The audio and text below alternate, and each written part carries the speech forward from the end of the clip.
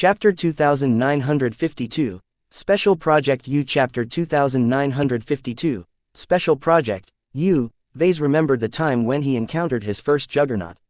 At the beginning of his career, he left the Bright Republic for the first time and traveled to the Friday Coalition in order to take part in a contest. When Vase first toured the campus of the Limar Institute of Technology, he beheld the partially restored remains of a mechanical war machine that dwarfed every mech he had seen by a huge margin. The size, mass and other properties of the defunct juggernaut were so exaggeratingly big that not a single visitor remained unimpressed. It didn't matter if the model was horribly outdated or if it was ruined beyond any chance of restoration. The juggernaut represented the pinnacle of size in mech engineering and had altered the course of the mech industry forever. Eventually, juggernauts fell out of use, but that was not because they were too weak. Just like how humans were woefully outmatched by mechs due to scale, anything that qualified as a juggernaut enjoyed the same advantage against regular war machines. Yet the costs were far too exaggerated to make them viable on an economic and industrial level. They not only demanded much more resources to build, but also demanded tougher and more expensive materials in order to ensure their enormous structures didn't collapse under their own prodigious weight. The infrastructure required to support them was too onerous. An entire chain of specialized juggernaut pilots, juggernaut designers, juggernaut mech technicians and so on had to be especially trained to service this extravagant industry. Not only that, but juggernauts were so huge that only dedicated fleet carriers with huge internal volumes were able to transport them from star system to star system. Eventually, enthusiasm for these giant machines faded, especially when people realized that their immense height made it too easy for the enemy to attack them from a distance. It was a lot more efficient to spend the money it took to field a juggernaut on deploying a couple of 100,000 regular mechs instead. This was why no mech designer expected to deal with juggernauts in their career. The concept had been tried numerous times in several different forms, yet their size always made them impractical to be used on a larger scale. Who says that juggernauts are dead, though?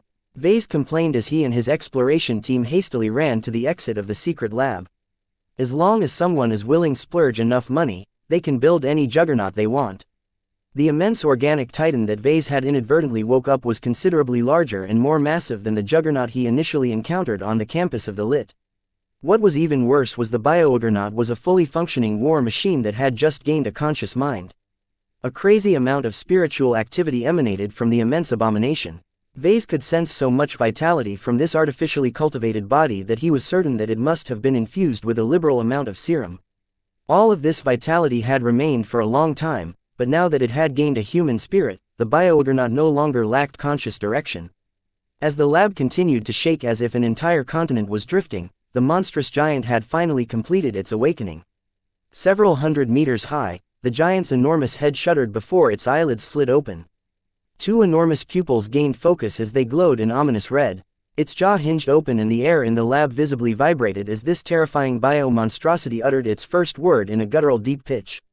U-U-U-U-U-R-R-R-A-A-A-A-N-N-N-N-U-U-U-U-U-S-S-S-S-S-S. The roar released by the bio-juggernaut may have originated several hundred meters above, but the entire lab floor shook at the vibrations elicited by the sound waves. Vase and the rest of his team practically collapsed and fell onto the shaking flesh carpet as their armored bodies were buffeted by the raw power behind this gutturally loud roar. If their combat armor weren't so good, their ears and the rest of their bodies would have shaken apart from being so close to the bio-juggernaut as it unleashed its sonic attack. In fact, its roar was so powerful that the octopus pet had practically exploded into pieces after getting buffeted by the powerful pressure waves. Many of the lab equipment also exhibited signs of damage. Vase groggily tried to regain his senses. I guess now I know what the letter in Special Project U stands for. The Supreme Sage didn't have to announce it across the entire star system, though. The Larkinsons were so suppressed by the exaggerated presence of the humongous juggernaut that they were barely able to pick themselves up and resume their desperate flight. Fortunately, the huge biotitan did not pay any notice to some trivial humans.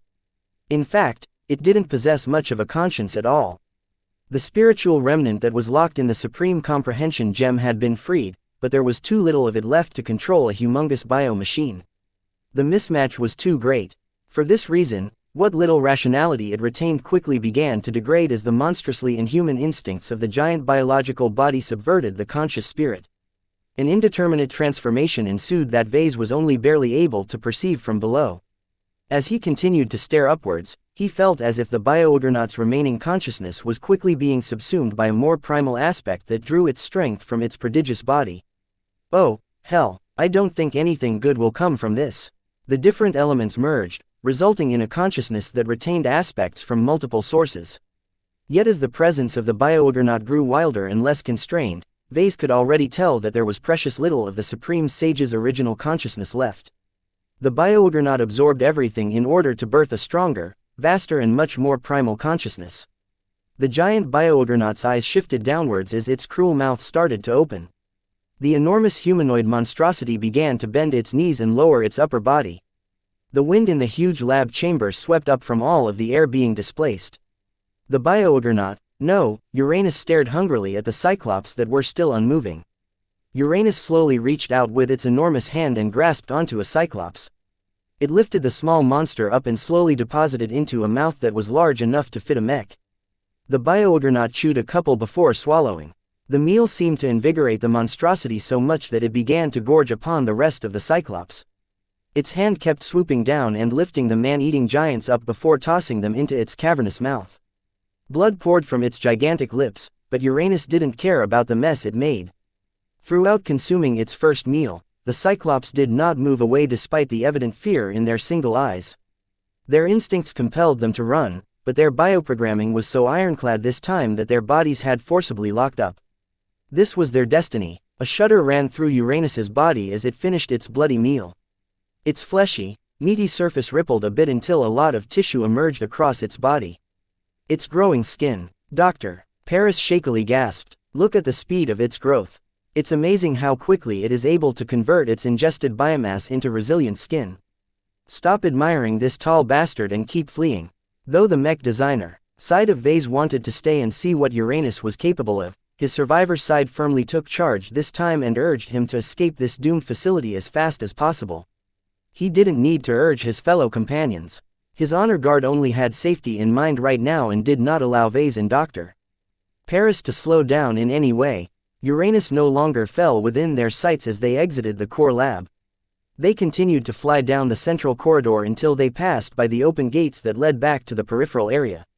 Their sights continued to blur a bit as they navigated through several corridors. Once they reached the teleportal portal, they quickly activated it before passing through. Fortunately, the changes that took place did not invalidate their access passes, so they were still able to enter the fourth floor unimpeded. The haggard exploration team continued to make their way to the portal that led to the fifth floor. Once there, they urgently fled to the original escape tunnel and passed through the final portal. In the meantime, Uranus had finished growing its new skin. Its tall body now looked a lot more human, though whether that was a good thing remained to be seen. Short black hair even emerged from the top of its head. The strands were thicker than several human bodies pressed together and oily in a way that made them look like fuel pipes. If not for its humongously exaggerated scale, Uranus wouldn't have looked that much different from an uncovered biomech or even an athletic human body. The only shortcoming was that it lacked a reason to wear a codpiece. Uranus was completely unique, initially conceived as a way for the aging and decrepit researcher to develop a superior replacement of his failing body. The special project morphed into something more over the decades. The Supreme Sage poured so much time and resources on this monster project that he considered it perfect in many ways. He wanted to design and create the ultimate biomech in order to gain power beyond imagination and attain true immortality. Whether the former leader of the LRA accomplished his goals or not, this great and terrible biouggernaut was the culmination of his entire career. It contained the best aspects of all of his best research without any compromises. The biouggernaut's eyes glowed brighter as the titanic monster's energy levels continued to rise. Its body released so much heat that the entire core lab became stuffed with cloying mist. Uranus slowly looked upwards and lifted its entire arm in the air. The enormous limb grew hotter as its hand spontaneously transformed into an open cavity. The unprecedented huge monstrosity roared yet again as an immense amount of energy accumulated within its shoulder. Hoo-ah! An exaggeratingly wide and powerful teal energy beam soared from its arm cannon and collided against the tall ceiling of the core lab.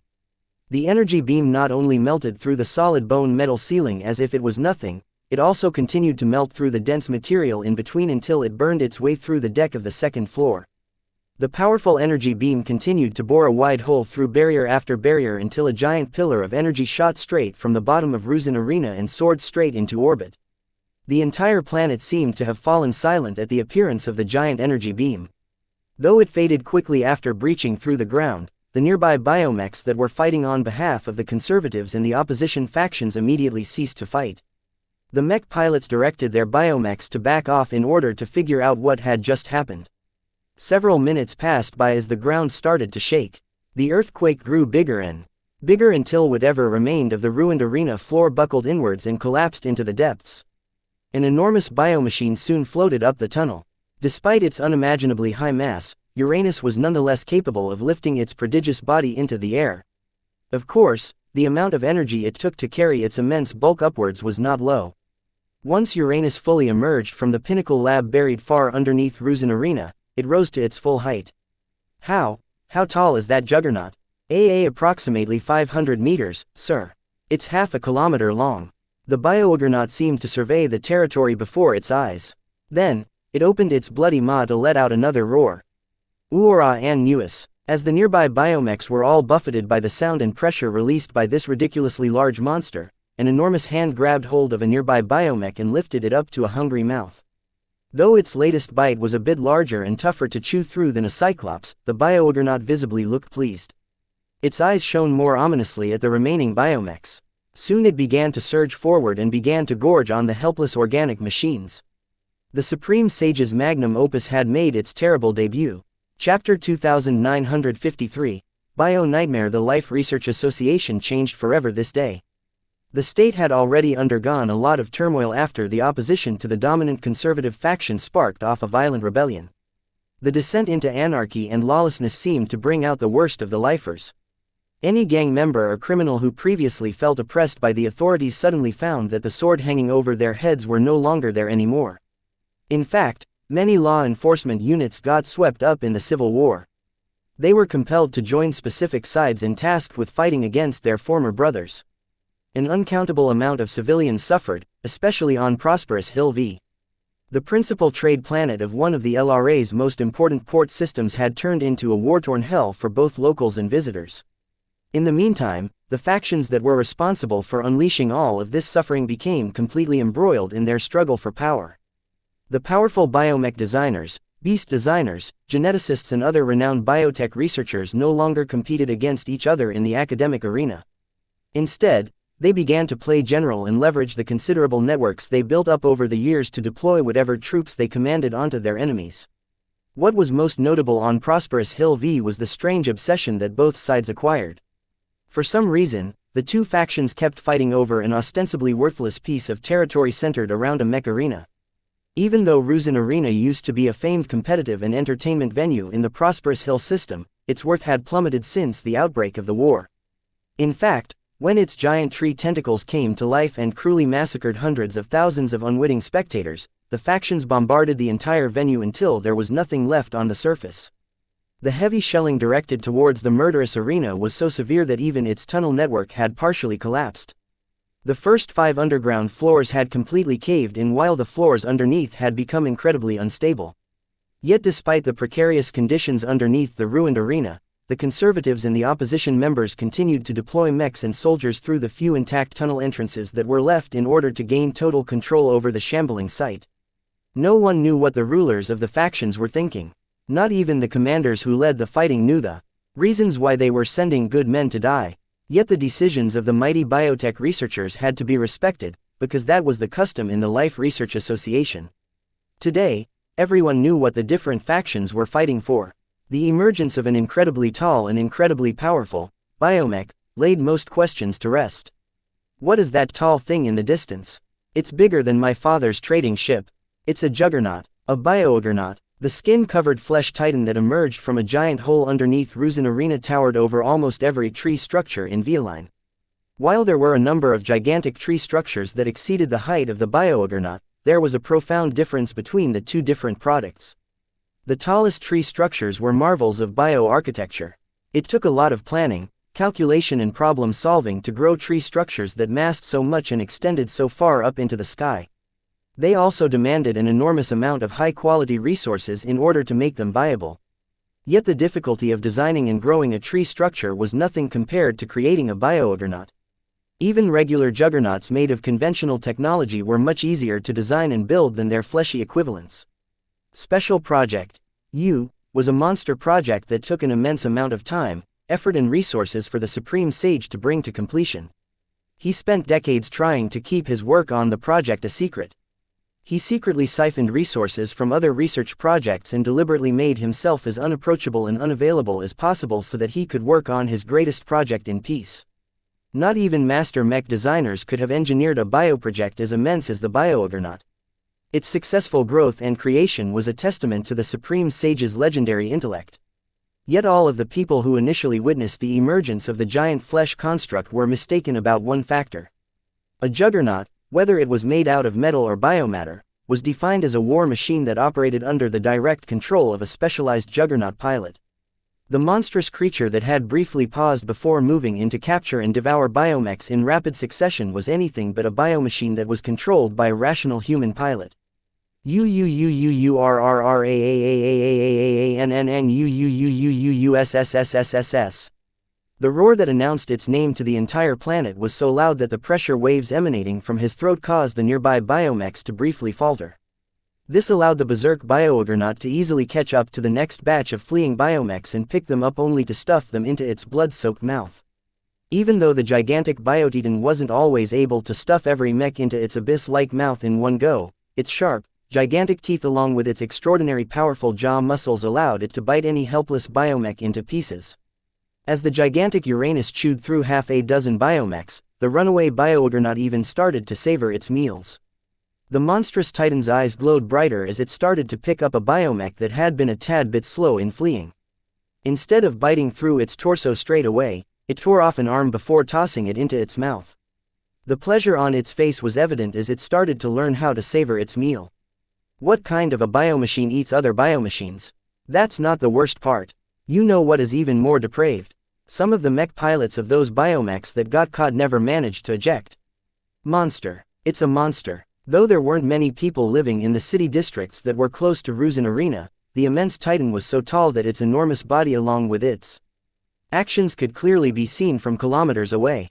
Millions of citizens and refugees in Vieline watched on with horror as the greatest and most sophisticated biomech, produced by the Life Research Association, also happened to conform to one of their worst fears.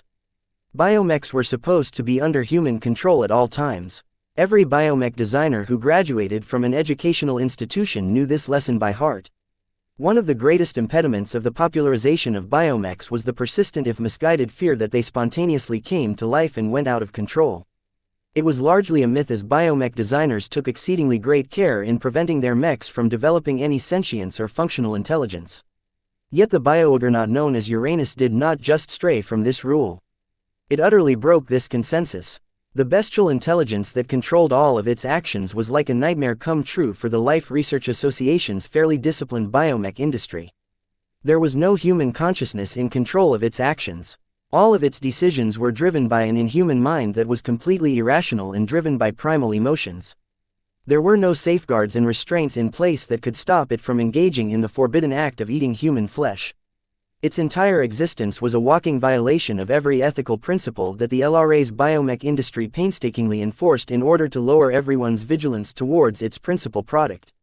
When footage of this rampaging biotitan would surface on the galactic net, which will assuredly happen, the biomech designers who observed this calamity already knew that their industry was ruined. No one in the star sector would consider buying biomechs again. The entire biomech industry, and not just Majestic Teal but every other star sectors across human space where biomechs were sold, would suffer an enormous setback after this man-made disaster spread far and wide. Even though this unfolding tragedy took place in a rather marginal state at the edge of human space, the horrifying size and majesty of the bio-juggernaut was so awe-inspiring that it was already assured that it would enter into the galactic news cycle. Forget about being mentioned in renowned regional news portals such as the Rimward Star Herald. It was already certain that snippets of dramatic footage would show up in Galaxy News 1, the most bland but widely watched news portal of humankind. Even the colonists exploring the Red Ocean would know about this terrifying new bionightmare within 24 hours. Meanwhile, the person responsible for reviving and unleashing this terrifying experiment gone wrong was grinning like a shark. After he and his team barely managed to make it back to the warehouse complex before the final portal in the entire Pinnacle lab collapsed, Vase had lots of reasons to celebrate. I hit the jackpot. Safely ensconced within his unending regalia were 5 vials of high-grade life-prolonging treatment serum. Though Vase already knew that the Supreme Sage must have synthesized more serum over the years, much of it had already been expended on Special Project U. It was actually an unexpected surprise that the Supreme Sage had that much spare serum left. Evidently, even though he constantly complained in his research notes that the yield was too low, he did not suffer a shortage of expert pilot bodies. Vase completely disregarded the fact that his loot was tainted. The Supreme Sage was the one responsible for defiling the bodies of heroes, not him. The ancient bastard deserved all of the blame for being the biggest hypocrite in his own state. I'll make good use of your products. Don't you worry, he chuckled under his breath. An arguably even bigger harvest from his loot run was that he also managed to secure all of the research files pertaining to Project Cain and Special Project V, along with a handful of other related research projects. Though Vase was sure he missed a couple of essential projects that were housed in the upper floors of the Pinnacle lab, he knew for certain that Cain and Vita were the key projects that the Larkinson clan absolutely needed in order to reconstruct the production product one day. While Vase was already dreaming about secretly breaking the monopoly on high-grade life-prolonging treatment serum, Drive, Paris looked completely hollowed out at this time. The successive revelations and impacts she received was too much for her to bear. Though adrenaline had managed to keep her together when they were venturing in the Pinnacle lab, now that she made it back, she collapsed onto the floor. What have we done? Fear, guilt and other negative emotions roiled through her mind. The final part of their exploration impacted her especially hard. Unlike nearly everyone else who would soon learn of the feral bioargonaut, she happened to know some of the truth about the consciousness that drove it to slaughter and devour every biomech within reach. Uranus was supposed to be the Supreme Sage's replacement body. If all went well, the founder and leader of the Life Research Association should have ascended into a greater kind of existence by transferring his consciousness to a titanic vessel. This godlike body should have created the perfect biological life form according to the Supreme Sage. As long as he was able to transfer his entire mind, knowledge and intellect to the most powerful physical humanoid body he had ever created, the combination between the two should have resulted in a new form of life that completely transcended the human race in every possible aspect. If this experiment succeeded, would that mean the Supreme Sage attained immortality? Dr. Paris didn't miss the principal reason why the legendary researcher worked so hard to grow such an exaggeratingly huge body. Though she hadn't been able to access too much documentation about Special Project U, she nevertheless managed to infer that the main reason why Uranus was so huge to begin with was because it possessed amazing vitality. The implications were just as massive if the Supreme Sage actually succeeded in his risky consciousness transfer procedure. Sadly, it didn't work out. The Supreme Sage failed at the most crucial juncture. The ground suddenly shook. Half of the people milling about in the ruined warehouse complex almost lost their footing. What is going on? Are we under attack? Look over there. A huge cloud and shockwave spread out from the direction of downtown Vieline. Soon enough, the Larkinsons began to hear distant roars and explosions. Several bright teal energy beams soared in various directions. Some launched straight into orbit, but others swept across the surface, destroying thousands of tree structures and killing lots of hunkered citizens at once. One energy beam even came awfully close to sweeping the current location of the Larkinson air fleet. If not for the distance from the disaster site being a bit too far, thereby causing the energy beam to fly over everyone's head due to the curvature of the planet, the air fleet might have suffered horrendous casualties. Alarms began to ring throughout the air fleet. A calamity had set upon prosperous Hill V and everyone needed to flee as far as possible from the city. Chapter 2954, Unsurpassed Energy. A vast swath of land around Vieline descended into hell. The entire city district disappeared in flame and ashes as an energy beam that was as powerful as the main battery of a warship swept across the war-scarred tree structures.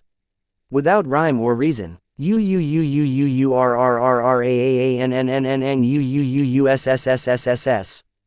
bioargonaut cried as it became swept by its overpowering emotions. The creature showed no inkling of self-control at all. It was like a newborn designer beast that was just learning how to cope with its new existence. The only difference was that Uranus was at least 100 if not 1,000 times bigger than a typical designer beast. When Uranus grew hungry, he devoured every juicy biomech within range without caring for what side they were on.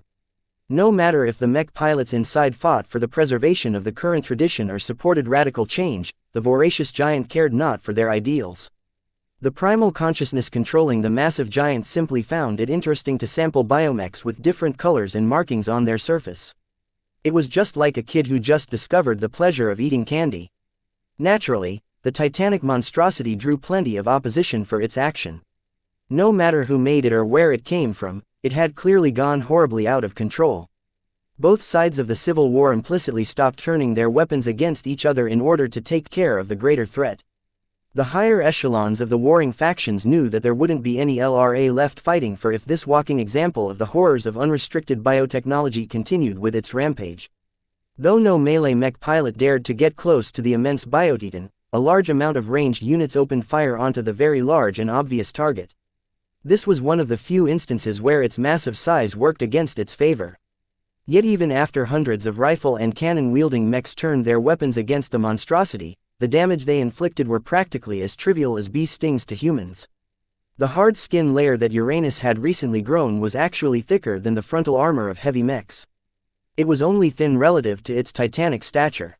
Perhaps a warship-grade cannon might be capable of penetrating its surface layers straight away, but the biomechs that looked like toys in front of the massive horror were simply too weak to inflict serious damage onto its enormous mass. What does it take to make it bleed? Concentrate our fire, goddammit. Focus on the throat or the joints. Contact the enemy and get them to coordinate our fire. We're not getting anywhere if we're spreading our attacks. The Biotitan might possess unsurpassed strength, but speed was not its forte.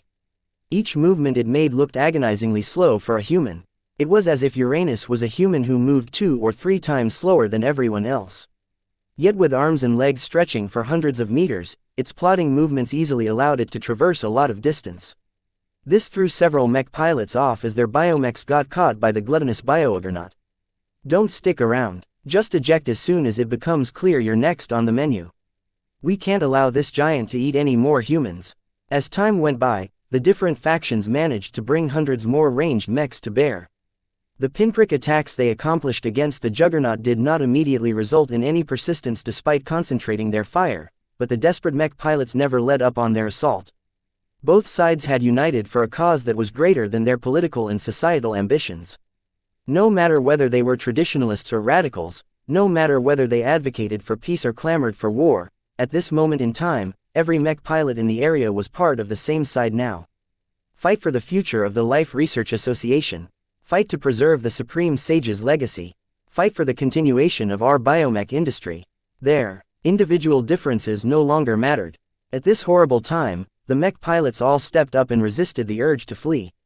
Their duty to their state compelled them to stay and do their best to stop the calamity from unfolding any further. It was too bad that bravery and heroism alone wasn't enough to stop a biomonster whose physical strength and capabilities vastly exceeded that of a second-class biomech. The Supreme Sage poured decades worth of high-quality resources into its growth process. Though only a small fraction of the materials consisted of low-grade first-class exotics that were extremely hard to come by, the sheer amount of high and medium-grade second-class exotics stuffed inside its huge and dense body magnified its power beyond belief. Are we fighting against a mech or warship? The awesome resilience and disproportionate power exhibited by the bio-construct known as Uranus was exactly why ambitious but unsatisfied mech designers originally came up with the Juggernaut concept. Some of the people who invested in this ambitious new war machine sought to challenge the supremacy of warships. There were even rumors that the MTA aimed to challenge the hegemony of warships when it came to top-end destructive war potential with this radically new mech classification. Though the sheer amount of practical problems eventually caused the supporters of this initiative to give up their plans, technically speaking, the Juggernaut concept was never proven weak. As long as someone was crazy and obsessive enough to spend an endless amount of money in making a Juggernaut, the results were literally mind-blowing. Damn, it's continually regenerating its wounds. Just look at how fast it restores its broken skin. We can't slack off our attacks at all if we want our attacks to cut deep. Compared to other Juggernauts, the gigantic biological monster solved one of the greatest shortcomings of its type. Its enormous size made it easy to attract concentrated firepower, so damage kept accumulating at a rapid pace. Yet with the high-speed regeneration technology applied to its enormous frame, the Biouggernaut was constantly able to negate the incoming damage, thereby ruining any attempt at wearing it down over time. As long as Uranus continually fueled its rapid healing process by ingesting more flesh, it could continue to persist even if the entire planet turned its guns against the monster. Though every biomech in the vicinity had long flown out of the reach of the hungry beast, there were other kinds of high-energy foods available to the undiscerning Biotitan. Its enormous eyes gazed across the lands before its feet. The advanced biosensors and other detection systems integrated in the protected eyeballs and other organs embedded into its frame rapidly recorded and processed a lot of data. Soon enough, the juggernaut took a few steps before bending down. It punched through the surface of a ruined tree structure and pulled out a fleshy orb that used to be an industrial organic power generator. As soon as it ingested and digested the food that ended up in its stomach, the juggernaut's wounds healed at a much more rapid pace than before. The mech pilots who turned their guns onto this monstrosity began to despair as they saw their efforts come to naught. "Don't stop firing," a desperate commander shouted on an open communication channel. "We can't give up. No matter how many times it regenerates its wounds, there has to be a limit. We'll fight day and night if we have to. We'll exhaust every single one of its cells as long as we persist." Yet Uranus soon showed why their plan of trying to exhaust it over time was likely to fail. After enduring continuous pinprick attacks from opponents that were too distant for it to reach in a short amount of time, the Biooggernaut proved once again that it did not lack any weapons. It stretched out its arm while causing it to morph into a different shape. After a slight moment of aiming, it unleashed a powerful energy beam that instantly slammed into a distant formation of artillery mechs. That wasn't all. While the arm continued to unleash enough energy to wipe out an entire city, the tall biomonster rapidly tilted the arm in many different directions. A tracking program had taken over the energetic limb as it precisely directed the arm cannon to wipe out a succession of different ranged mechs units. No matter whether they were on the ground or in the air, Uranus exhibited a disturbing degree of accuracy as its advanced targeting and firing systems allowed it to destroy distant targets with great efficiency. If the Biooggernaut was piloted by a sane, obedient human, then this could have been used to great effect in any war or conflict. Yet now that this capability was being harnessed by an inhuman consciousness, the damage it dealt went far beyond eliminating the ranged mechs that caused Uranus to feel pain. As the powerful energy beam kept sweeping from area to area, anything in its path was laid to waste. Entire city districts turned to ash or became swept by flames as the excessive energy was too much for the tree structures to bear. Millions of citizens burned or vaporized from existence as the uncaring Uranus did not exhibit sympathy for the plight of the ants beneath its gaze. As Veoline and its surroundings exhibited long burned scars that were so large and extensive that they could be seen in orbit, the Biooggernaut finally ceased fire. Though it possessed considerable internal power generators that were able to restore its energy levels, it could not squander its power without limits. Its hunger had re-emerged stronger than ever. The Biooggernaut strolled over the areas it hadn't burned to a crypt and began to dig through the ruins for any high-energy biomachines. No matter whether they were power generators, industrial production equipment or anything else, as long as they held a sufficient amount of energy, they were edible in the giant monster's mind. The ground shook with each step it took. The few survivors who were unfortunate enough to survey its rampage up close had to hold on to nearby furniture in order to prevent their bodies from flying all over the place due to the miniature earthquakes the half-kilometer-tall giant generated by walking. In fact, the mass of the giant Biooggernaut was so immense that the Supreme Sage had to exaggerate the size of its feet in order to prevent it from caving in the ground too easily. As it continued its process of hunting down rich energy and nutrient sources, the Life Research Association's counterattack had finally come. While the forces in the service of the political factions may have failed to fell the giant biomonster, there was a stronger force present in orbit and on the surface of Prosperous Hill V. After someone issued a command, thousands of laser beams descended from the skies and struck the Biooggernaut and the land around it. Even though all of the air in the way reduced the integrity of the energy beams as they passed all the way from high orbit to the surface of the planet, the sheer volume of fire still caused Uranus to heat up at a worrying rate. Soon enough, an enormous salvo of fiery hot kinetic rounds bombarded the entire area occupied by the Biooggernaut.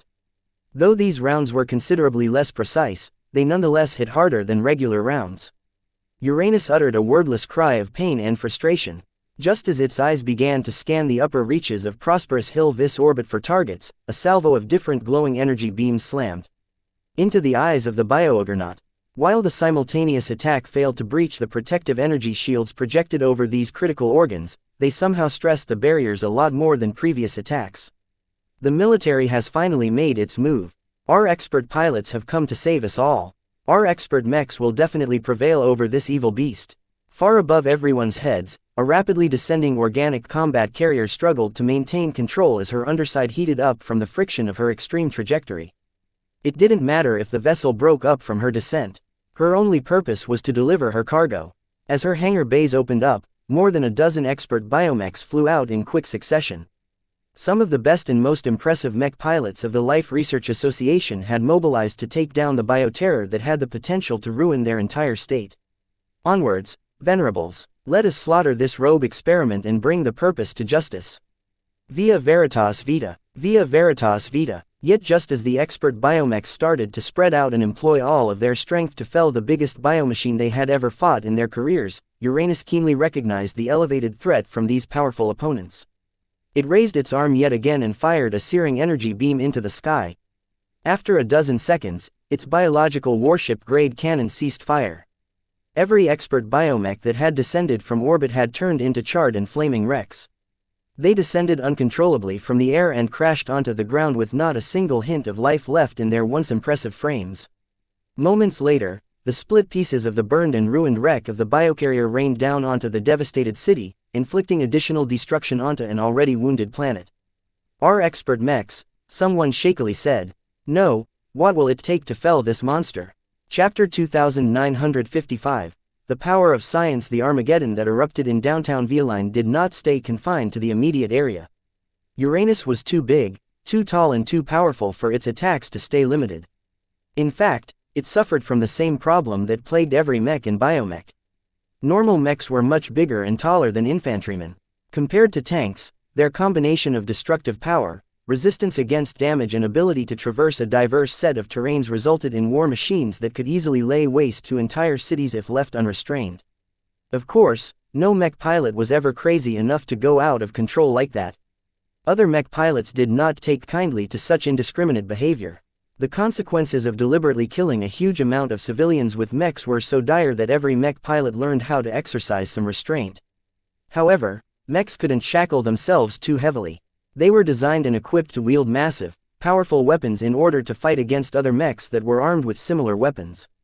If one side went too far with restricting the use of its weapons, then the other side would most certainly gain the upper hand as long as it didn't follow suit. Therefore, in order to allow mechs to retain their usefulness, mech pilots learned to fight according to a specific set of rules that explained how much force they were able to bring to bear in many different scenarios. The rules of engagement differed from state to state, star sector to star sector and so on. Yet they were almost identical in most areas because those were the standards that the MTA heavily encouraged everyone to adopt.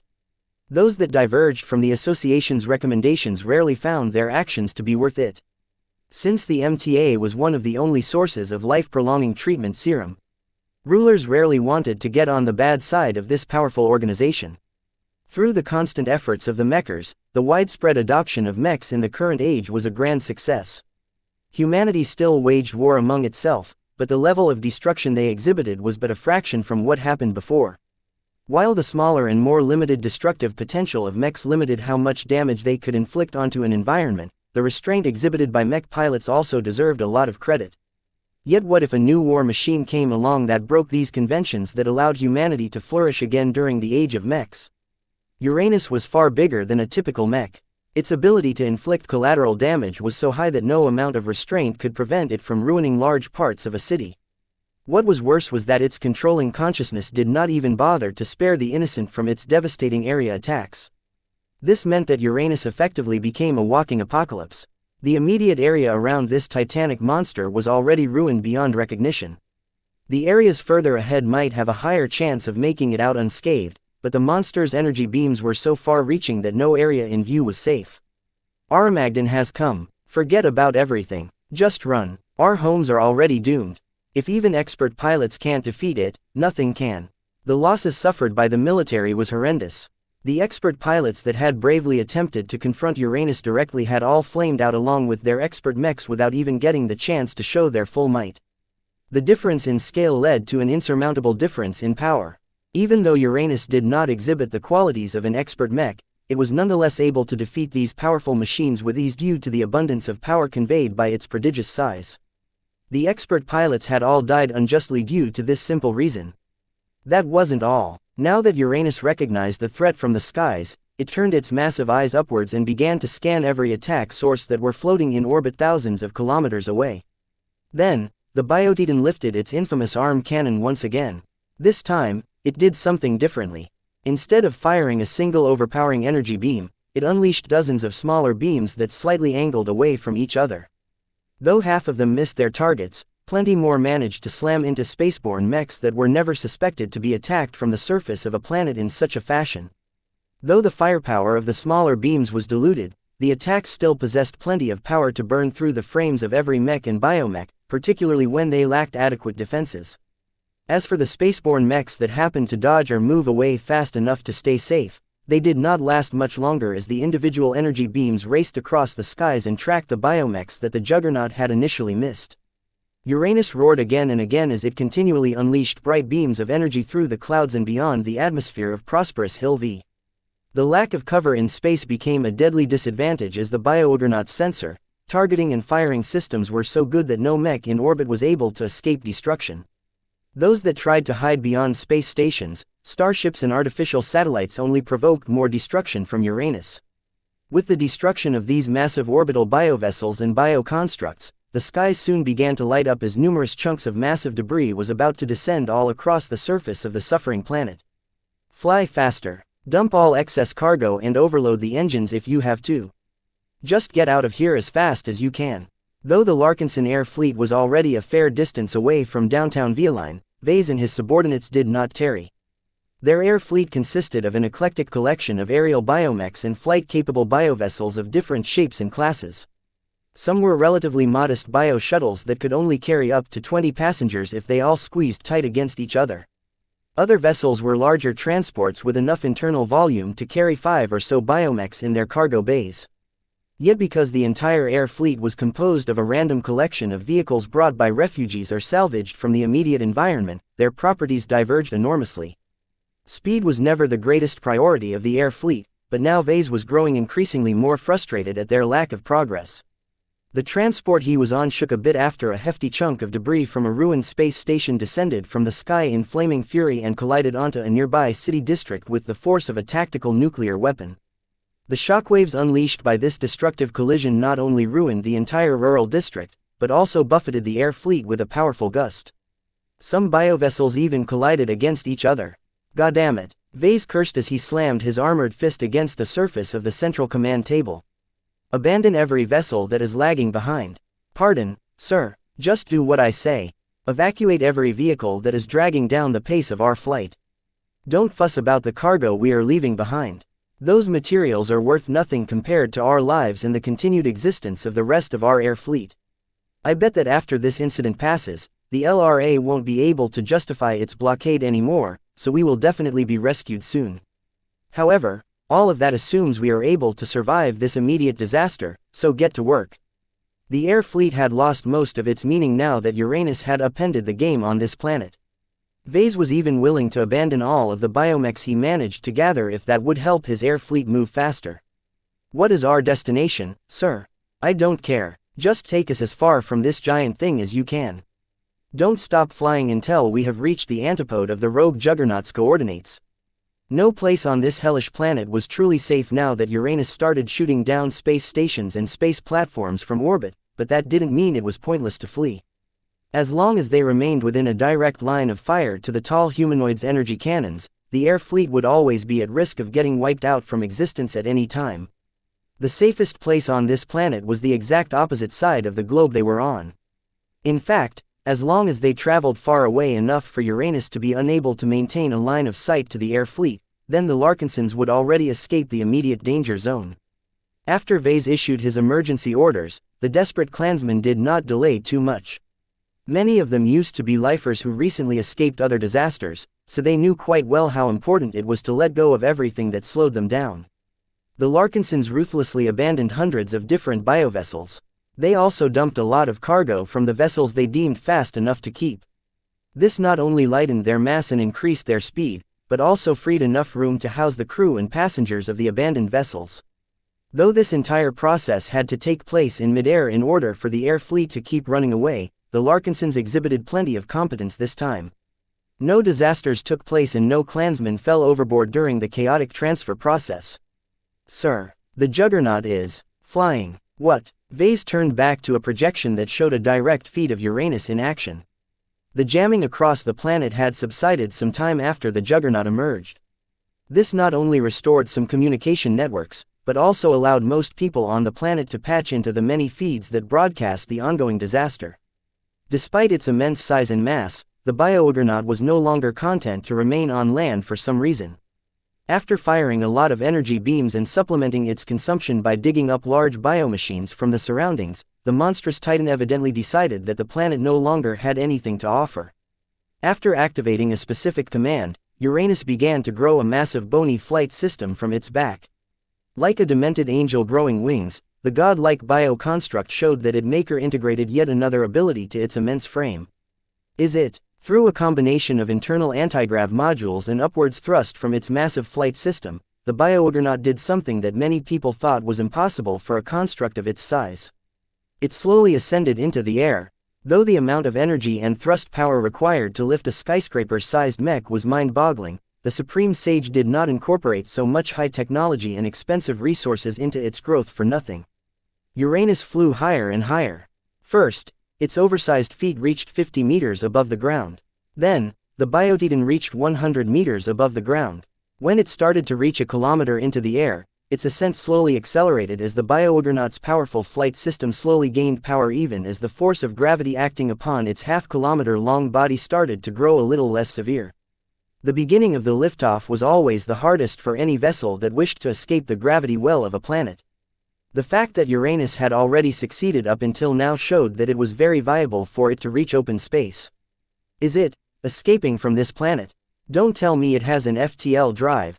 Damn, I bet it has. Unlike an ordinary mech that needs phase water in order to gain FTL capability, this Bio-Juggernaut is so immense that it could easily fit a cruiser-grade FTL drive inside its stomach. Ha ha ha ha ha. Behold, you fools, this is the power of science. No one can surpass the greatest invention that our state has ever created. Embrace its might and worship its perfection, for you are witnessing the ascension of our new god. What would happen if Uranus entered deep space and fled from this star system? Nothing good, probably. A rogue god-like Biotitan that was driven by a primal, violent consciousness had the potential to be an enormously powerful space marauder. We have to stop it before it can get away. How? Much of our military assets are gone. Even if reinforcements make it back in time, they stand no chance against this terror. Will the LRA be able to stop Uranus from getting away? No one knew for sure, but everyone began to fear the worst. As long as this rogue Bio-Juggernaut escaped the star system, the chances of catching it and defeating it would surely go down. Chapter 2956, The Sins of the Life Research Association, UUUURRRAAANNNUUUUSSS. The Life Research Association suffered an unprecedentedly huge calamity today. A bio-creation that the lifers undoubtedly developed in secret had not only gone out of control, but also turned against its own creators in one of the most devastating manners possible. This day could have only gone worse for the citizens of prosperous Hill V if Uranus sought to continue its spree of destruction. Instead, after wiping tens of thousands biomechs on the surface and in orbit, after destroying a huge amount of surface and orbital infrastructure, after slaughtering millions of citizens with the excessive collateral damage it inflicted on its surrounding, it apparently had enough. Whatever bestial consciousness was driving its titanic body seemed to figure out that sticking any longer on this planet would only put it in greater peril. That, or it simply got bored with the current locale. Since the moment it began to ascend in the air, many people guessed that it not only had flight capability, but also FTL capability. A monster as humongous as Uranus might look like a biomech that was horribly scaled up, but that also caused its properties to resemble that of starships. One of the benefits of its horrendously oversized frame was that it could actually hold an FTL drive. At first thought, this was an absurd notion. Why would a bio-construct as large as this be able to maintain independent operation and perform interstellar travel? Yet the notion that mechs were not supposed to travel in space without a mothership was no longer an absolute notion. Ever since the MTA announced the new mech generation, the mech industry recently began to release mechs that were capable of performing FTL travel with the help of the newly developed and popularized mini drives. While it was true that something as advanced as phase water and mini-drives had yet to proliferate across the galactic rim, the Mech that was attempting to ascend into orbit did not need to rely on high technology when it was already the size of a mid-sized sub-capital starship. If a ship as small as the Barracuda possessed the capability to transition into FTL travel, why shouldn't a juggernaut that outsized the Corvette to a large degree not be able to do the same? At this moment, every lifer who was watching Uranus escaping the planet of its birth felt despair. They knew that if the rogue biojuggernaut truly managed to get away, the reputation of their state and biotech industry would become completely tarnished. In fact, their reputation had already been thrown into the toilet, but it could still be pulled out before it was too late.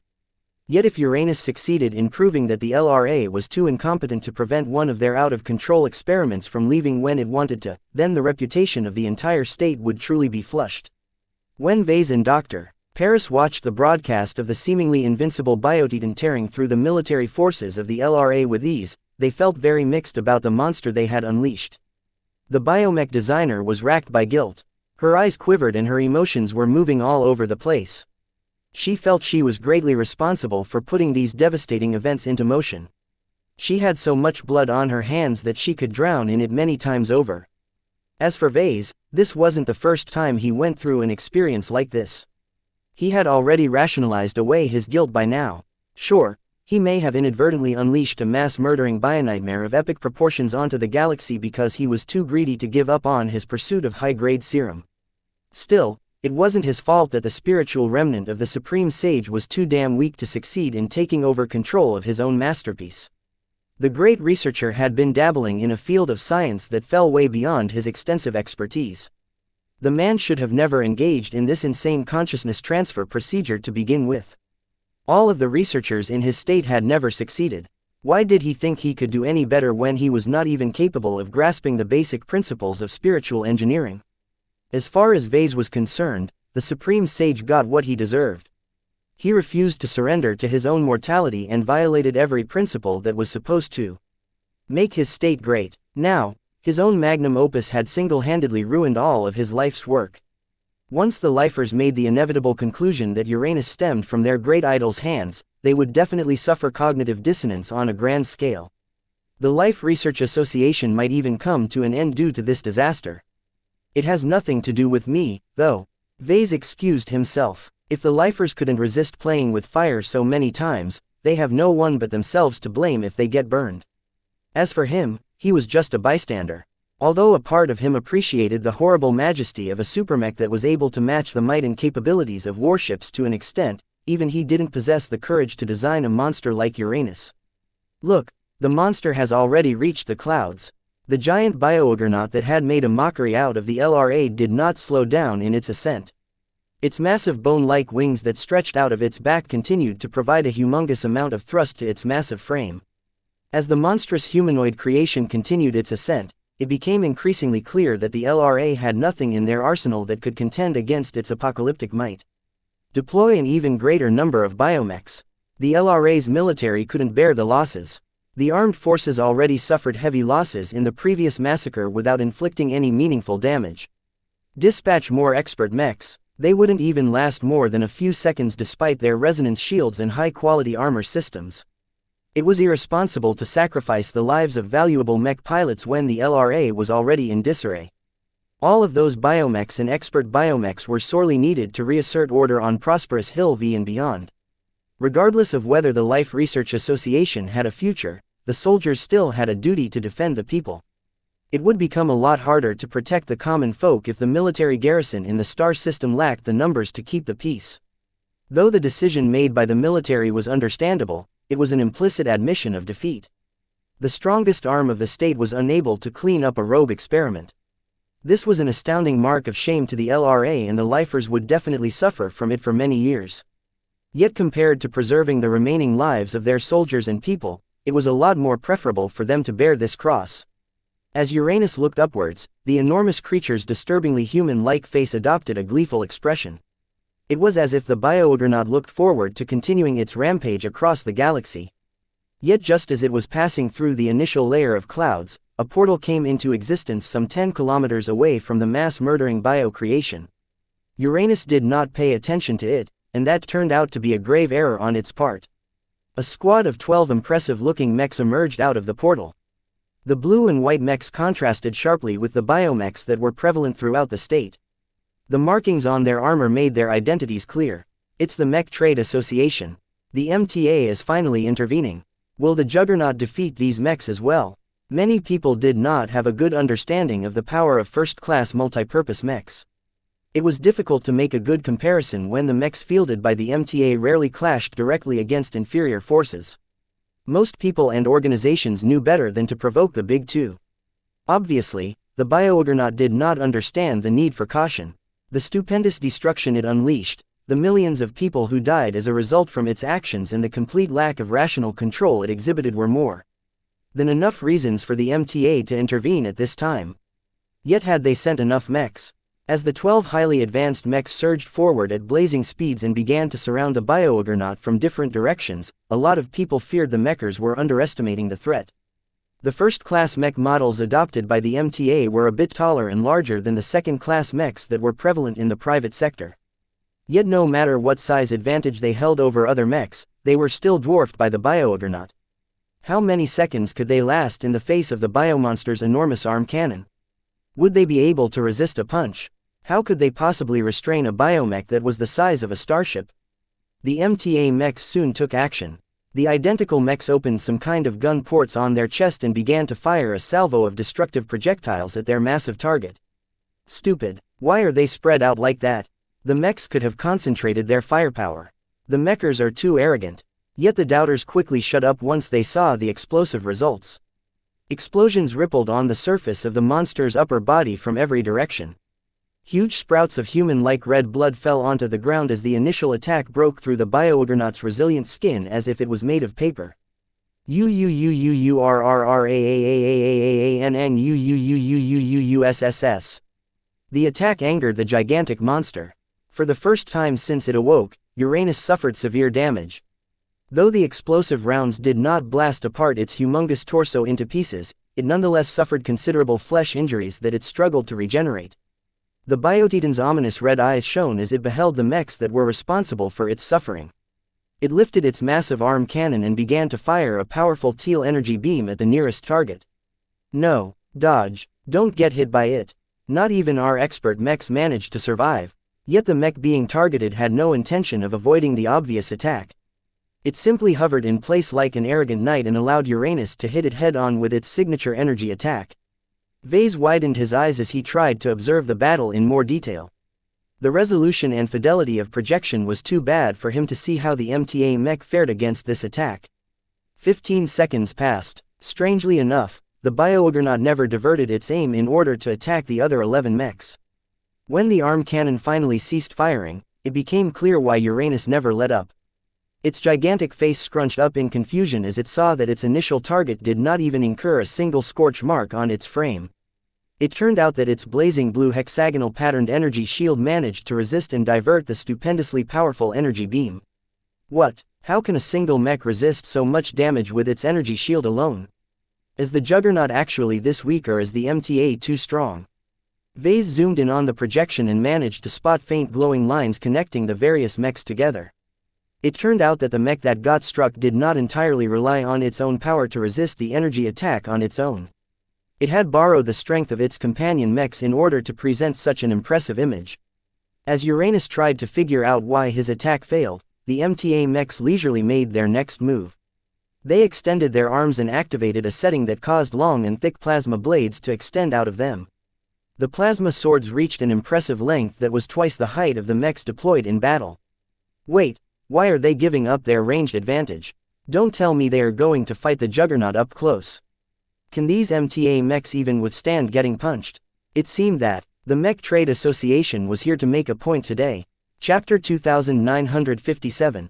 Size doesn't matter. Chapter 2957. Size doesn't matter. Who am I speaking to? A dutiful female voice asked. My name is Vase Larkinson. I would like to report a crime. Please describe the nature of the incident in question. A squad of mechs is in the process of bullying a giant. The former is beating up the latter to such a great extent that the latter doesn't stand a chance. Oh dear, how horrible. This certainly goes against common sense. Unfortunately, I am unable to process your report any further. What? Why not? Because I work for the MTA. Though this conversation did not happen in reality, it might as well be considering how domineering the MTA acted at this time. 12 resplendent metallic mechs succeeded in doing what no LRA biomech managed to do before. They were hurting the rogue biouggernaut. This was already quite impressive. After everyone witnessed Uranus withstand the collective bombardment of entire mech regiments worth of biomechs, they began to believe that only warships were powerful enough to put a dent on its massive frame. Yet right now, a trivial amount of mechs whose sizes simply could not compare against that of the unleashed Bionightmare were clearly making a mockery of their target. Though it was not wise to make light of an opponent in a battle where anything could happen, the MTA mech pilots were so confident in their own strength that they did not even treat this battle seriously. When their first-class multi-purpose mechs deployed their expanded plasma swords, they looked like toys that projected an unrealistically large weapon. If Vase attempted to design a mech that projected that much plasma at such a difficult length, then the power systems of the machine would probably collapse in seconds. Yet these MTA mechs extended these massive high-heat blades with no concern for the strain they put on their frames. The mechs moved into action. They danced and circled around Uranus like nimble flies. They not only exhibited a lot of speed, but also demonstrated their agility. While they looked like medium mechs, their mobility parameters vastly exceeded that of Ferocious Piranha or any other second-class light mech. It was practically surreal to see mechs perform this impressive in a star sector-like majestic teal. The people who live here had never personally witnessed a first-class mech in action. How could they know how far behind they were in comparison to one of the apex powers of the galaxy? After today, no one would doubt the MTA's power anymore. Just 12 ordinary MTA mechs possessed the courage to confront Uranus up close, whereas the Lifer mechs never even made a serious attempt to do the same. At first, the MTA mechs relied on their superior mobility to perform simple but effective hit-and-run attacks. Each time they made an attack pass, they easily evaded the slow and clearly telegraphed attacks of the biouggernaut. As soon as the first-class mechs flew close enough, they slashed their plasma blades against their humongous fleshy target, burning lots of biomass and inflicting horrible burns that inflicted more stress on the monster's high-speed regeneration capabilities. Uwag, Uranus didn't seem so tough now that it was absorbing the hurt instead of dishing it. The feral mind that was in control of its humongous body didn't possess much of a tolerance of pain. The more it got hurt, the sloppier it moved. If you disregard its size, the juggernaut is actually very clumsy. Each punch took at least 10 times longer to pull off compared to that of a normal mech. Though its immense scale came paired with an even greater degree of strength, its agility and mobility hadn't caught up. It took so much time for Uranus to move around its limbs that the nimble MTA mechs easily danced around its reach like mosquitoes. As the mechs continued to perform their attack runs, their plasma blades were slowly adding more and more burns onto the large and vulnerable frame of the biouggernaut. It was as if the MTA mechs were torturing the bio-creation for its many crimes. After getting hit again and again, the monstrous creation slowly lost altitude as it had to divert energy away from its flight system in order to take care of other priorities. It desperately tried to speed up its kicks and punches, but there was only so much it could do to combat its own sluggishness. In fact, at some point, Uranus did succeed in hitting one of the MTA mechs with its considerable might. Yet this was by design. One of the 12 biomechs deliberately flew in front of the biouggernaut's face and maintained a stationary position relative to the descending biomonster. The MTA mech was just asking to get punched by maintaining this position, and Uranus readily obliged. Frustrated at its continued inability to hit the small metal mechs, the biouggernaut reared back its fist before launching it forward with so much might that the air around its arm seemingly whipped up a storm. An arm that was bigger and most certainly a lot heavier than all of the MTA mechs put together rammed directly into one of them without missing. A loud crunchy collision ensued as the MTA mech that got struck flung backwards by 100 meters or so. Yet despite its inability to maintain position, the powerful first-class mech managed to withstand the powerful attack. Its energy shield was so strong that it only looked slightly stressed after resisting the direct blow. In fact, Vase doubted that the first-class multi-purpose mech would incur any significant damage if it deactivated its energy shield. He knew how hard it was to damage first-class armor and was confident that the MTA mech could have taken the hit directly. The only troublesome part was that it was a lot more difficult to prevent the enormous force slamming into the frame from affecting the internals. Vase was sure the MTA had solutions for that as well, but he wasn't fully up to date with all of the modern innovations the association stuffed in its mechs. Regardless, Uranus failed to achieve its desired result. The giant looked both pained and confused. Its partially charred form shook as the juggernaut began to feel an emotion that it never experienced before.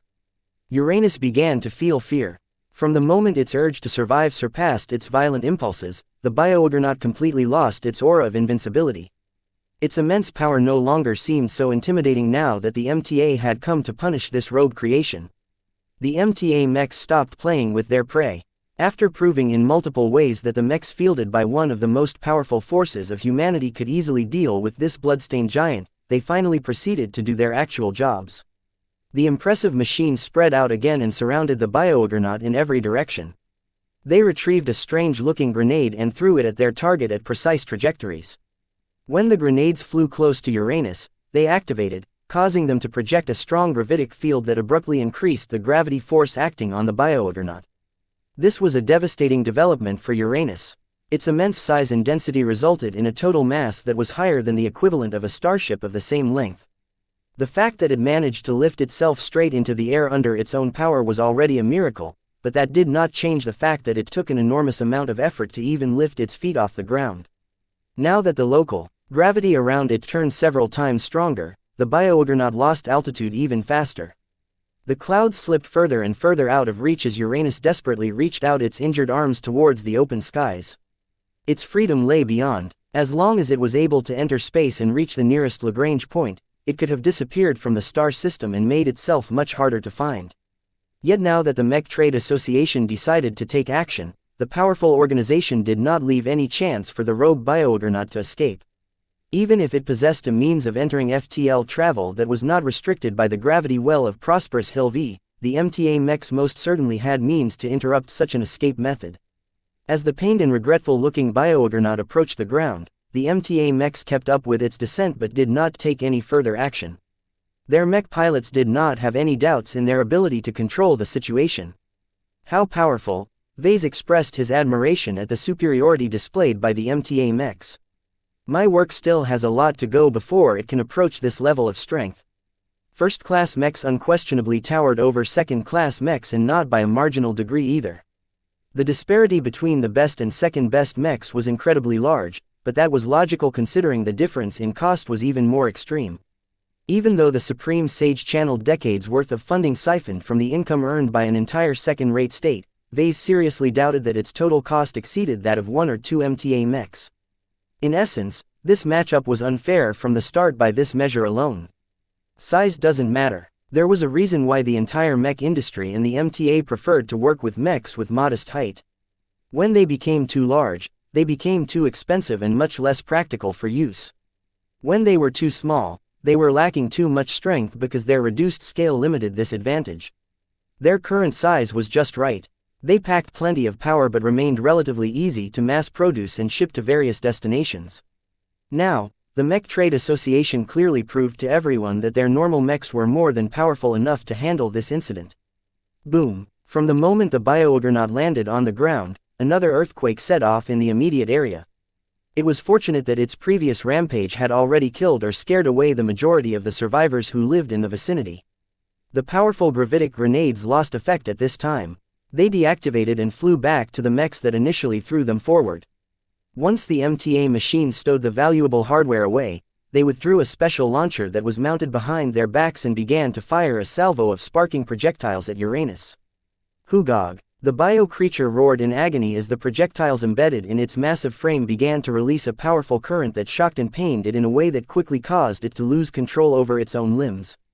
Boom! The ground shook as it fell to its knees. Boom! The earth quaked a third time in rapid succession as its upper body fell over, causing the once frightening bio-nightmare to lie flat on the ruined ground. A few intact tree structures flattened under its immense bulk, but no one cared about this triviality at this time. The giant has been felled.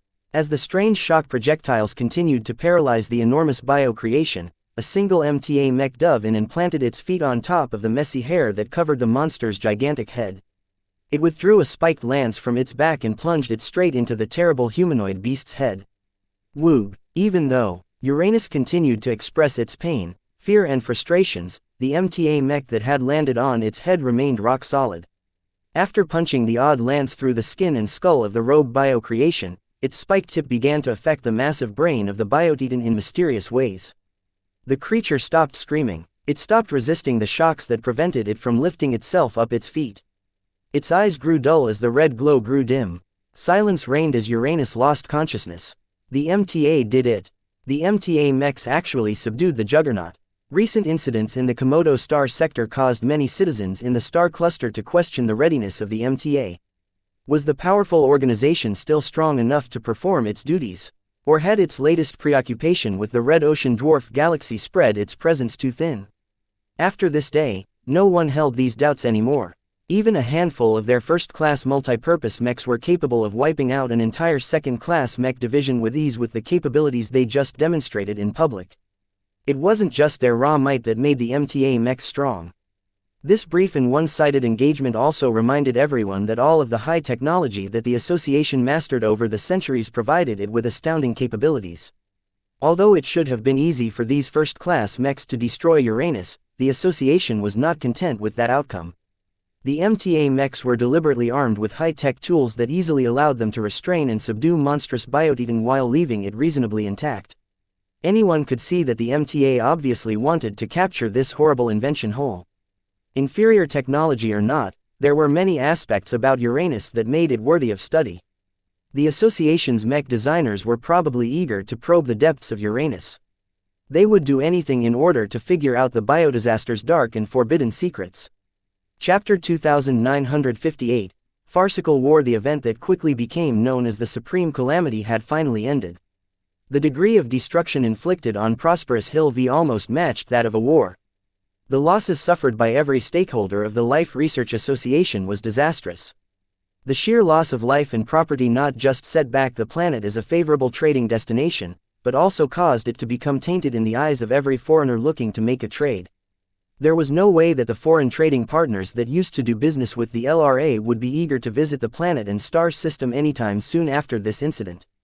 The reputation of the LRA and its once renowned biomechs had truly been flushed through the toilet. The fact that the MTA bailed them out and prevented the monster that the lifers had birthed from disappearing into space did not avail them much. The MTA's intervention just proved that the LRA was just too weak to take care of its own mess. A lot of condemnation and accusations circulated across the galactic net. Even if the officials of the LRA attempted to jam communications and put out their own spin on the calamitous incident, it was too difficult to shut up all of the people who were close enough to witness the Biojuggernauts rampage up close. The mass destruction that Uranus inflicted on the planet and orbital infrastructure caused many of the devices that were responsible for blocking communications to disappear. The few jammers that were left intact were unable to cover all of the holes that emerged. This allowed plenty of people to transmit their data to distant fleets. In fact, even if the jamming network was still intact, there were still numerous organizations on the surface that were still capable of sending signals off-planet. The only difference was that the lifers could no longer control all of the people who wanted to get their word out for various reasons. Some wanted to get the word out and inform the public. Others tried to process their grief at the loss of their friends and family. A few citizens even wanted to tear down their own state and ruin its future forever. Now that the month-long tragedy on Prosperous Hill V was finally over, the traumatized lifers unleashed many of the emotions they held inside their hearts. The newly recruited Larkinsons in the air fleet were no different. They spontaneously erupted into tears or collapsed onto the surface as they tried to work out their heavy feelings. "I don't want to stay in this state a second longer than is necessary," someone muttered. "The Supreme Revolution is a giant farce. The conservatives, radicals and all of those other heartless researchers and politicians were just playing a game with our lives. They never cared about us since they began to fight among each other. We're just collateral damage to them. Their only goal from the beginning was to take control of that walking disaster." Whether these assertions were accurate or not, there was no doubt that a lot of lifers that were lucky enough to survive the Civil War and the emergence of Uranus developed a great degree of disillusionment towards their state and its rulers. For the first time in centuries, many lifers started to doubt their leaders. The biotech researchers who mostly remained in their ivory towers and rarely mixed up with the common citizens were completely absent throughout these difficult times. No one offered them any sympathy. No one made attempts to rescue the weak. Too many citizens had to fend for themselves and escape the ravages of war without any preparation. Yet even during the most chaotic moments of the Supreme Revolution, the majority of lifers still maintained their faith in biotechnology. Until now, Uranus was probably the greatest and most powerful product of biotechnology that they had ever witnessed in their lives. Yet this immensely powerful creation was not used to defend the state against foreign enemies or perform some other noble purpose. Instead, the massive biouggernaut that was clearly developed in secret in the LRA turned against its own side and made all of the worst fears of biomech designers come true. The crisis of confidence that this singular event sparked caused the entire state and its people to question their existence. The survivors of the calamity and those who witnessed from afar were both beginning to question many of the assumptions they once took for granted. It was clear that the LRA was on course to undergo a revolution. The only difference was that the change would no longer be driven by the leaders of the conservatives and other political factions. The people themselves sought to come up and implement their own answers. Though this inevitably meant that the most ardent reformers among them would unite into a brand new faction, it would take many years or decades for the Life Research Association to recover from this disaster if it managed to survive all of the condemnation. Of course, the foreigners who were unlucky enough to get embroiled in this series of disasters didn't care about all of that. The Larkinson clan were utterly done with the state. It didn't matter whether the locals expressed an explosive increase in their willingness to leave their state. None of the Larkinsons wanted to stay any minute longer in this state. Vase most of all expressed his desire to leave. As the person who was definitely not responsible for unleashing a rogue biouggernaut that killed millions of people and wrecked half the planet, he felt very concerned about getting caught up in follow-up investigations. If the authorities happened to hold up the Larkinsons on the surface, there was a considerable chance that people would find out that Vase stole 5 whole vials of life-prolonging treatment serum from the Pinnacle lab. The fact that their air fleet occupied the warehouse complex that served a secret escape route for the same lab could not be hidden. Once someone who was aware of this connection looked everything up, Vase and his fellow Larkinsons would definitely enter hot water. The only consolation was that this secret route should be very obscure. The Teak Order and the Ultralifers may have learned of it somehow, but Vase seriously doubted that the main players of the Civil War were aware of its existence. If someone as powerful as Master Klein of the Conservatives or Master Brixton of the Combinants learned of another entrance in the Pinnacle lab, they would have descended upon it with at least an entire mech battalion. Since this never happened, it meant that the amount of people who could tie Vase and the Larkinsons to the Pinnacle lab, Special Project U, and Special Project V, should not be a lot. This gave Vase an ample window of opportunity to get away before those fellows acted on their suspicions. After all, it is still a bit far-fetched that the Larkinsons were able to find the secret entrance, enter the Pinnacle lab, overcome the soldiers employed by both sides and overcome all of the high security that prevented outsiders from intruding into the core labs. Still, I can't take anything for granted, he murmured. I need to get as far from this state as possible. In fact, I should lead the entire expeditionary fleet out of Majestic Teal just to be safe. There was still a possibility that the Lifers would dispatch forces in order to persuade Vase and his Larkinsons to return to the LRA in order to cooperate with an investigation. He had no stomach for that, so getting out was his highest priority. He was willing to abandon any further gain he could make by sticking around in order to safeguard his freedom. If there was one lesson he learned from this experience, it was that the Lifers couldn't be trusted. After the final disaster, the LRA's credibility was completely shot. No one took the Supreme Revolution seriously anymore. Even the soldiers who fought for the Conservatives or the Radicals felt that they were being played. Naturally, the inexplicable blockade that the Lifers maintained for such a long time could no longer be enforced. As soon as people on the surface heard that a few space-capable vehicles managed to ascend into orbit and fly into deep space without getting destroyed, the floodgates had opened. Fly away from this terrible planet. We're never coming back here again. Thousands of vehicles and bio-vehicles ascended into the skies at once. More were being prepped and loaded for space travel as well, so the exodus was only growing bigger over time. No one cared about the monopoly of the prosperous Hill transportation service anymore. In fact, a significant proportion of transports that were ascending into orbit were originally property of the much maligned service. Though the initial wave of leavers mostly consisted of foreigners, there were plenty of locals who also decided to leave their home planet. Their numbers added to the flood of shuttles and transports that tried to get away, giving everyone the illusion that the entire planet was being emptied. A significant portion of the Larkinson Air Fleet blended in with the outbound traffic. Since vessels rated for intersystem space travel were in short supply, the Larkinsons had to leave a lot of vehicles behind. This forced the remaining clansmen to cram into a smaller number of vessels. The Larkinsons also abandoned all of their biomechs. They were not suited for long-range travel and did not add any value to the Larkinson fleet. Their inclusion into the Larkinson clan would only complicate its logistics further. The only mechs that Vase was willing to bring back to his fleet were the original Larkinson mechs that he had initially brought to the surface. Any of them that had survived the campaign on the surface were still useful, particularly the Piranha Prime. Vase stood inside his temporary cabin while looking at a projected view of Prosperius Hill V growing smaller and smaller in size. The thousands of vessels that had joined the Larkinsons in getting off this forsaken planet stuck fairly close to each other. Every crew and passenger aboard those vehicles was a survivor. That caused them to develop an invisible bond among them that caused them to maintain a united front. The vessels all flew through loose flying debris and dodged rapidly orbiting shards that had been flung into space after Uranus destroyed much of the orbital infrastructure. Only a couple of hundred military biomechs flew in the vicinity of the escaping vessels. They did not stop the vessels from leaving even if lots of them were clearly stolen property. The Life Research Association could hardly afford to provoke another controversy. It was in the best interest of the state if all of the survivors who developed the most negative opinion about it left on their own accord. Well, it's been a long day, right Lucky? Meow.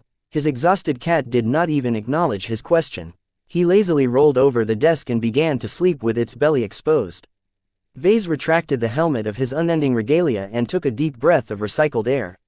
While he did not remove his combat armor from his body quite yet, he already felt a lot safer now that he was no longer on that blasted planet anymore.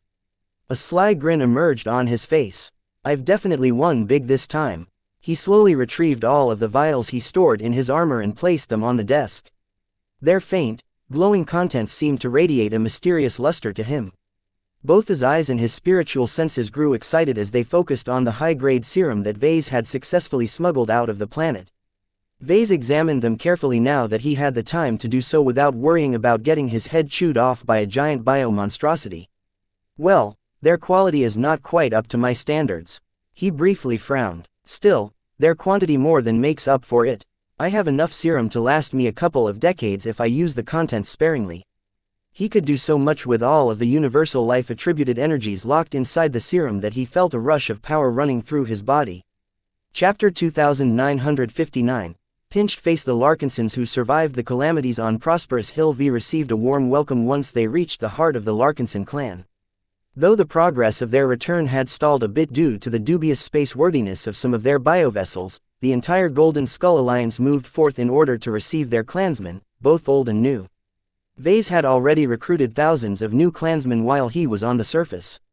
Each of them had pledged an oath to join the Larkinson clan, but they never really developed a good idea of what they were getting into while they were all stuck on the surface. All of that changed now that they beheld the massive fleet that would become their home now. Though the former lifers among them felt rather disturbed by the abundance of metal objects and lack of organic machines, they had already received plenty of forewarning about this situation. Anyone who made the decision to leave their state had to grapple with the reality that biotechnology was not ubiquitous in the rest of human space. They had to do their best to adjust to the galactic standard and be able to stay cool even when surrounded by cold, hard metal. Fortunately, there were a few sites in the expanded fleet that gave the lifers some comfort. The Larkinson clan had not been idle while its fleet lingered in the Life Research Association. Even when its patriarch remained inaccessible, the various leaders who stayed behind continued to work on fulfilling the priorities they set before. They not only continued to recruit a lot of mech pilots and biotech experts, but also managed to expand the fleet by acquiring a small number of quality biovessels. It was easier than usual to acquire them during the Civil War. The devastation that had taken place on planets like Prosperous Hill V not only led to massive loss of life, but also ruined a lot of companies. So many of them went bankrupt that a considerable number of their bioships were put up for sale. Though the difficult times had put a premium on the price of starships, it was not that difficult for the clan to outbid the locals who were all earning less due to the war. General Verl did not go crazy, though. He only decided to acquire a total of 5 organic combat carriers and 10 organic support ships. This was a relatively hefty flotilla to normal people, but trivially small to the Larkinson clan. Of course, these sub-capital ships were not enough to impress the lifers. The Golden Skull Alliance already possessed a handful of capital ships from the beginning. The Spirit of Bentime, the Indigo Tremor, the Hemington Cross and the Antonio Cross all served as the anchors to hundreds of sub-capital ships. Yet compared to a month ago, the fleet welcomed 2 new Void Giants to the fold. After trading away the valuable but risky Orlis that the Larkinsons had managed to capture from the Fredaman, the clan received 2 second-hand but decently serviceable capital ships in return. The Graveyard turned into the new flagship and headquarters of the military wing of the Larkinson clan. Since she came into operation, she not only housed the Military Bureau, the Hall of Heroes, the Mech Pilot Management Bureau and several other military institutions of the clan, but also entered the Larkinson fleet's battle line due to her prodigious defensive properties. Of course, all of that mass on her hull caused her to become quite ponderous, but there was little that anyone could do about it. The lumbering defensive ship single-handedly dragged down the average sub-light travel speed of the entire expeditionary fleet.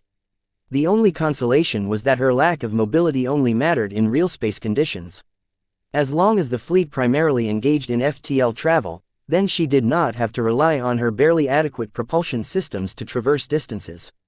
This meant that the fleet would not suffer any slowdowns as long as it hopped from star system to star system without bothering to approach any planets.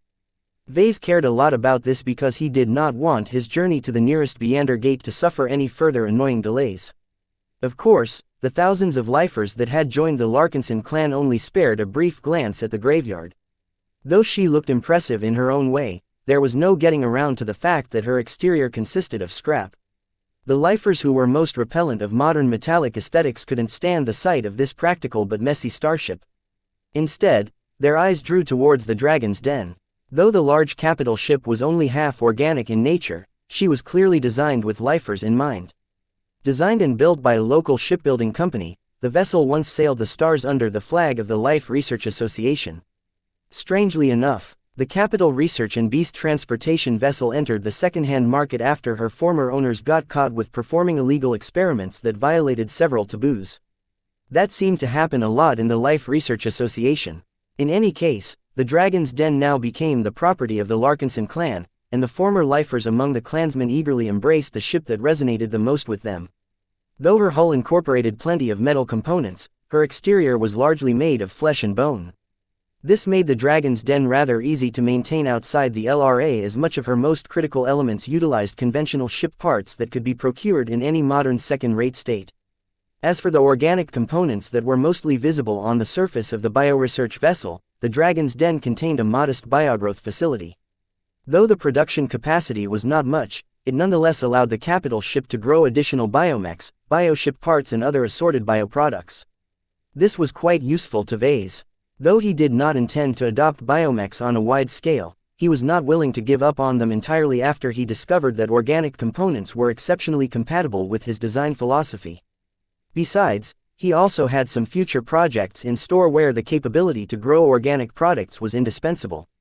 He already started to grin when he thought about combining those ambitious experiments with the serum in his hands. Wow, is that going to be our new home? You betcha. I told you that the Larkinson clan welcomes anyone. We're an open-minded bunch of people. We even make room for different faiths. I'll miss my home, but I wouldn't want to miss this opportunity. I'm about to travel to an entirely new galaxy.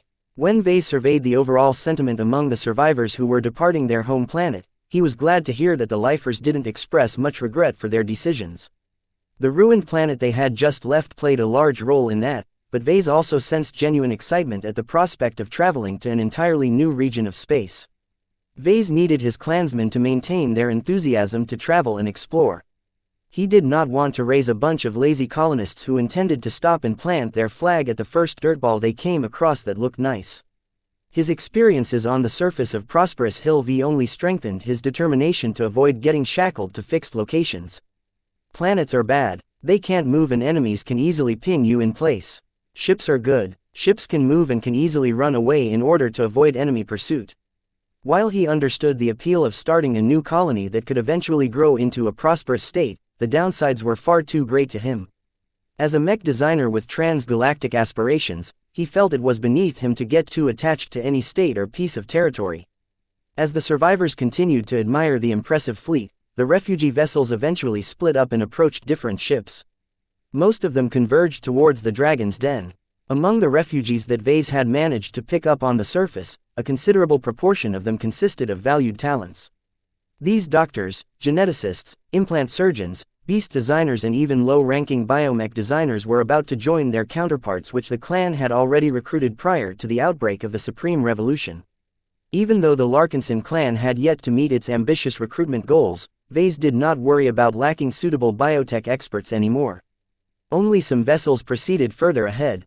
A handful of transports slowly approached the Spirit of Bentheim and landed in one of her hangar bays. When Vase stepped out with his bodyguard, he finally felt he had returned home. The air of his own ship along with the familiar glows of the LMC mechs stored nearby caused him to relax for the first time in a very long time. He comfortably walked forward, luxuriating in the feeling of wearing more normal clothes. Back when he was still stuck on the surface, he did not dare to shed his unending regalia for fear of losing his life due to a moment of incaution. He even slept in his armor. Though he had designed his combat armor for the possibility of long-term use, it was not comfortable by any means. Humans weren't adapted to wearing the same bulky suit of armor for weeks and months on end. Now that he had returned a place he considered to be a lot more secure, he was finally able to regain a sense of normalcy. Vase, a female voice uttered. His wife awaited his return. She had dressed up a bit this time. She wore a frilly purple dress with a long shawl and other accessories that accentuated her femininity. As soon as Vase came close, they hugged and kissed each other with no regard to what kind of impression they made to other clansmen. A light floral scent wafted in his nose as he luxuriated in the warmth that he had missed nearly every day. Though his relationship with Gloriana wasn't always smooth, they were still bonded by love. "Never do that again," she growled even as she tenderly stroked his smooth-shaven cheek. "Do you know how much I have suffered while you were gone? Each day, I had to face the prospect of hearing about your demise. Do you know how many people got killed in Vieline and the surrounding regions? Every time, I feared that you would be one of them. Don't put me in this position again." Gloriana even pinched his smooth and hairless cheek to express her dissatisfaction. "Honey, don't do that." Vase removed her soft and small fingers from his aching face. "I made it back. Shouldn't you feel happy about that? Let's leave aside the nitty-gritty details for later. For now, I just want to enjoy your company and take a long break." While husband and wife reacquainted themselves with each other, their pets also reunited. Meow. Clixie, who was wearing a cute pink bow above her head, looked upwards with a curious expression. Lucky wasn't moving under his own power this time. Instead, Vase supplied his pet with a small lifter platform which the lazy cat used as his portable bed. Mew www. Clixie jumped on top of the platform and began to lick Lucky's hard face. None of it helped the gem cat recover faster, though. Only time could restore his energy.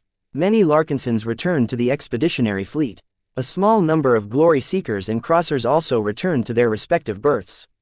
The Infinity Guards, who hadn't been able to play much of a role during this crisis, were still under contract, so they performed their protective duties as if nothing special had happened. "Your orders, sir. You know the plan. Let's get out of here." After abandoning the biovessels that the Larkinsons had borrowed from the surface, the Larkinson fleet flew straight to the nearest Lagrange point and transitioned out of the star system pronto. Even though several government authorities wanted the Larkinson clan to stay in order to cooperate with some investigations and inquiries, there was no way that Vase would agree to that. This marks the end of our visit to the Life Research Association. What happens next in this stupid state is none of our business. Let's leave this place behind as soon as possible before something else blows up in our faces.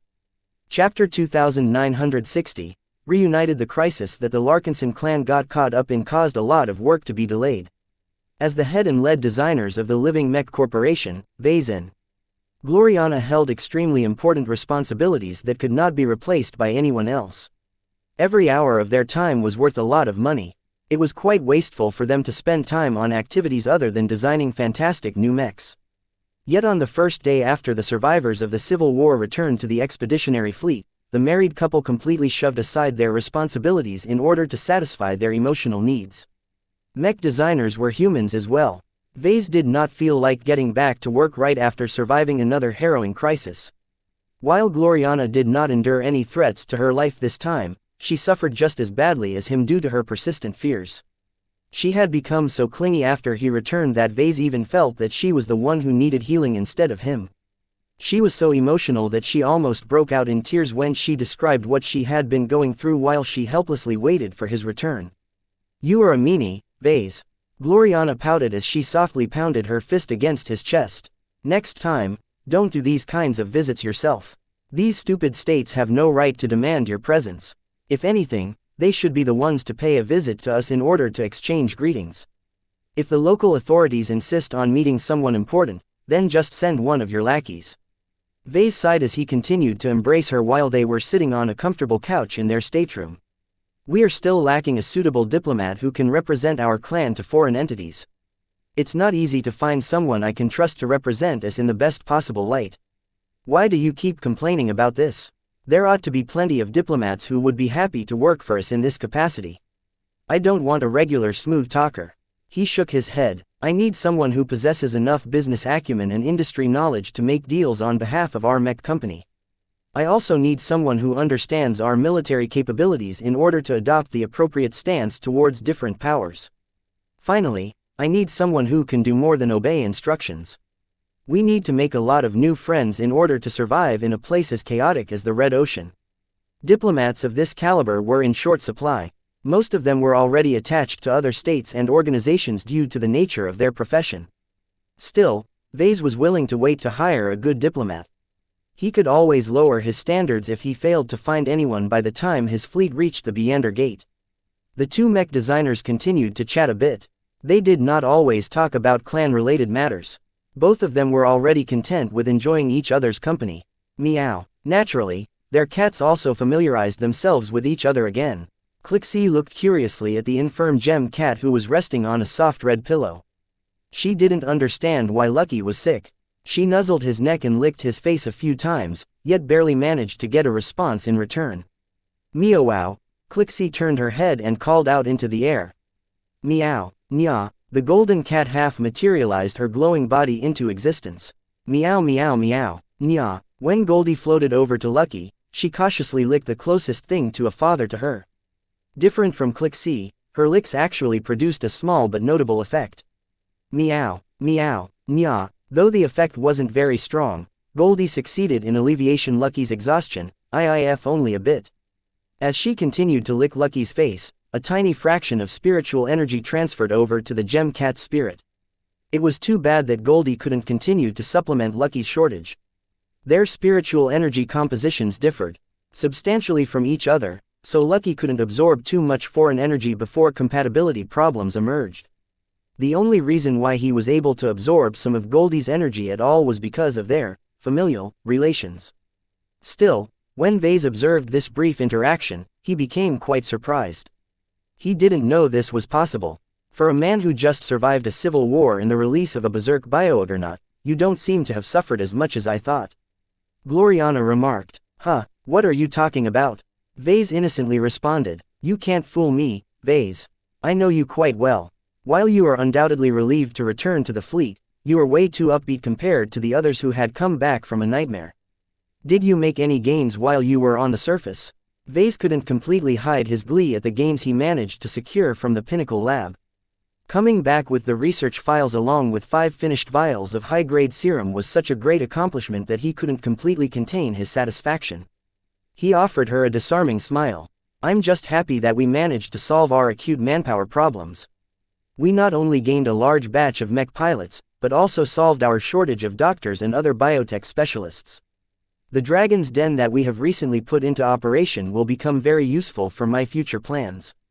I'll be sure to make good use of the research vessel's large habitat areas over the coming years and decades. Are you planning to raise some bestial proto-gods?" He coughed. "It's difficult to obtain good design spirits that can offer unique benefits to my mechs. After I discovered that exo-beasts and designer beasts have the potential to expand my collection of design spirits, I think it's worthwhile for us to dedicate an entire capital ship to the growth and breeding of mutated beasts. As long as I can obtain more creatures like Arnold, I can empower my future mech designs with a greater variety of abilities." "That sounds great, but are you sure it will work? The Dragon's Den is a significant burden to our clan at the moment. She's not only fragile and lacking in defenses, but also requires us to divert more attention, funding and resources to biotech research. This is not an area that our clan is good at, Vase. We don't have to do everything ourselves. If you really want to obtain more mutated beasts, then why not shop around and leave all of the hard work to the professionals? How could Vase explain that he intended to leverage his high-grade serum to try and create powerful next mutated beasts who could also serve as his next generation of design spirits? Though he thought about revealing some of the truth of what he had gained from Prosperous Hill V, he eventually felt it was best to keep quiet. She did not need to know everything. This was his business alone and she didn't possess the capabilities or expertise to assist him in this aspect. Her cousin Rania was able to offer a lot more assistance in this aspect, so he deliberately chose to fill her in on some of his core secrets. It was not that he distrusted Gloriana. As his wife, she had proven her loyalty to him on many occasions. They had already collaborated on many different endeavors. He just felt it was a good habit to avoid spreading his secrets too much. He could already foresee that he would engage in even more secret projects as he became more adept in spiritual engineering. Just like the Supreme Sage, there were some projects that Vase didn't mind cooperating with lots of other people, but there were certain activities that he needed to keep as isolated as possible in order to avoid unpleasant repercussions. This meant adopting a more structural approach to divulging information. Those who weren't directly involved in his secret projects didn't need to know anything about what he was doing behind closed doors. Fortunately, Gloriana did not press him much on this topic. This was a day of relaxation for them both and the last thing they wanted to do was to start another acrimonious argument. "Where do you intend to take our fleet next?" she idly asked as she raked her hand over his black hair. "From what I've heard, we're heading to the border of the Winged Serenade star sector. Do you intend to pay a visit to one of the highly developed star systems over there?" The Winged Serenade star sector was the center of the Yena star cluster and essentially functioned as its capital. A lot of fancy headquarters were based over there. Not only that, the development level was also the highest among the surrounding star sectors, so any visiting fleet could pick up a lot of high-quality ships, mechs and trained professionals as long as the money flowed. Yet Vase shook his head. "I don't plan to stop for an extended time over there. I don't want to get bogged down by too many pit stops. Our primary objective is to reach the Beander Gate that is situated in the Antilla star cluster. We have to travel through many star sectors and we can't afford to treat this trip like a pleasure cruise. It's possible that we will be leaving this region of space forever, you know. It's highly questionable if we'll ever return. We should at least make some new memories along the way. Of course, we'll only make landfall and visit planets that don't regulate how much mechs we can bring to the surface. I don't think it's a good idea for us to ever step foot on a restricted planet ever again." He chuckled. "I think so as well. But as much as I would enjoy playing tourist, we have more important priorities. The Red Ocean is constantly evolving. I'm not satisfied with staying in this boring corner of the Milky Way anymore. It's a backwater, Gloriana. Just because some places of this rural part of the galaxy are a little more interesting than other places doesn't change the fact that all of it is backwards compared to the rest of human space." Maybe you're right. Winged Serenade was only impressive by local standards. There were many more star sectors in the galactic heartland that were at least 10 times more developed. We won't stop recruiting or picking up goods along the way, he clarified to her. However, our fleet will always keep moving. If I have my way, we'll just pass through the rest of the Yena star cluster and cut right through the Bardo star cluster until we reach the Fermi star cluster. We'll only stop for an extended amount of time once we get close to the Smiling Samuel star sector. Smiling Samuel again. What is it with you in this strange star sector, Vase? Why do you insist on visiting a bunch of xenophobic dwarves? I have business over there. It's difficult to explain. I hope it won't take too much time for me to complete my task. Vase wasn't able to explain why he insisted on visiting the Vulcan Empire to everyone, so he simply brushed aside this matter. As the Patriarch, he had the right to make decisions. It didn't matter if no one understood his intentions. Actually getting in and retrieving the prize that he had buried over there was easier said than done, though. He had yet to hear back from Master Willix about a way to enter Smiling Samuel without getting a horde of angry dwarves on his back. By the way, Vase, my dynasty back home isn't doing too well these days. The Komodo War is putting more pressure on the hegemony. The Glory Seekers have already welcomed a couple of batches of Hexers, and more are on their way. Don't be surprised if more Hexers rendezvous with our fleet in the coming weeks. Oh, okay. Just take into account that our expeditionary fleet won't slow down for anyone, so this window of opportunity won't last forever. Chapter 2961, Grand Return. As much as Vase wanted to continue to enjoy his break and do nothing productive for a couple more days, he really had to get back to his duties. Since Gloriana hadn't formally started any of the next design projects as of yet, Vase mostly spent his time on sorting out clan matters. After enjoying breakfast with his wife, he entered his private office inside his stateroom and encountered a familiar face. "You're back, boss. Hey, I missed you too, Benny." Vase grinned as he sat down while putting a sleeping Lucky on his desk. "I guess I have a lot of updates to catch up to. Let's start with the most important issue. How many people did we recruit in total?" Gavin Newman briefly references his data pad.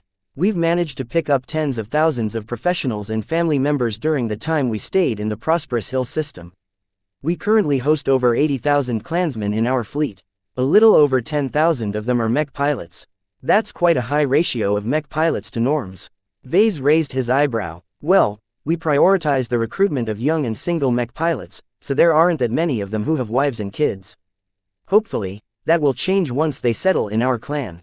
Has our fleet become more crowded with the addition of so many new recruits?" "No, we have already planned ahead and put the appropriate systems in place. We are quite experienced in this already, so you don't need to pay too much attention to this. In half a year, you'll hardly be able to tell the difference."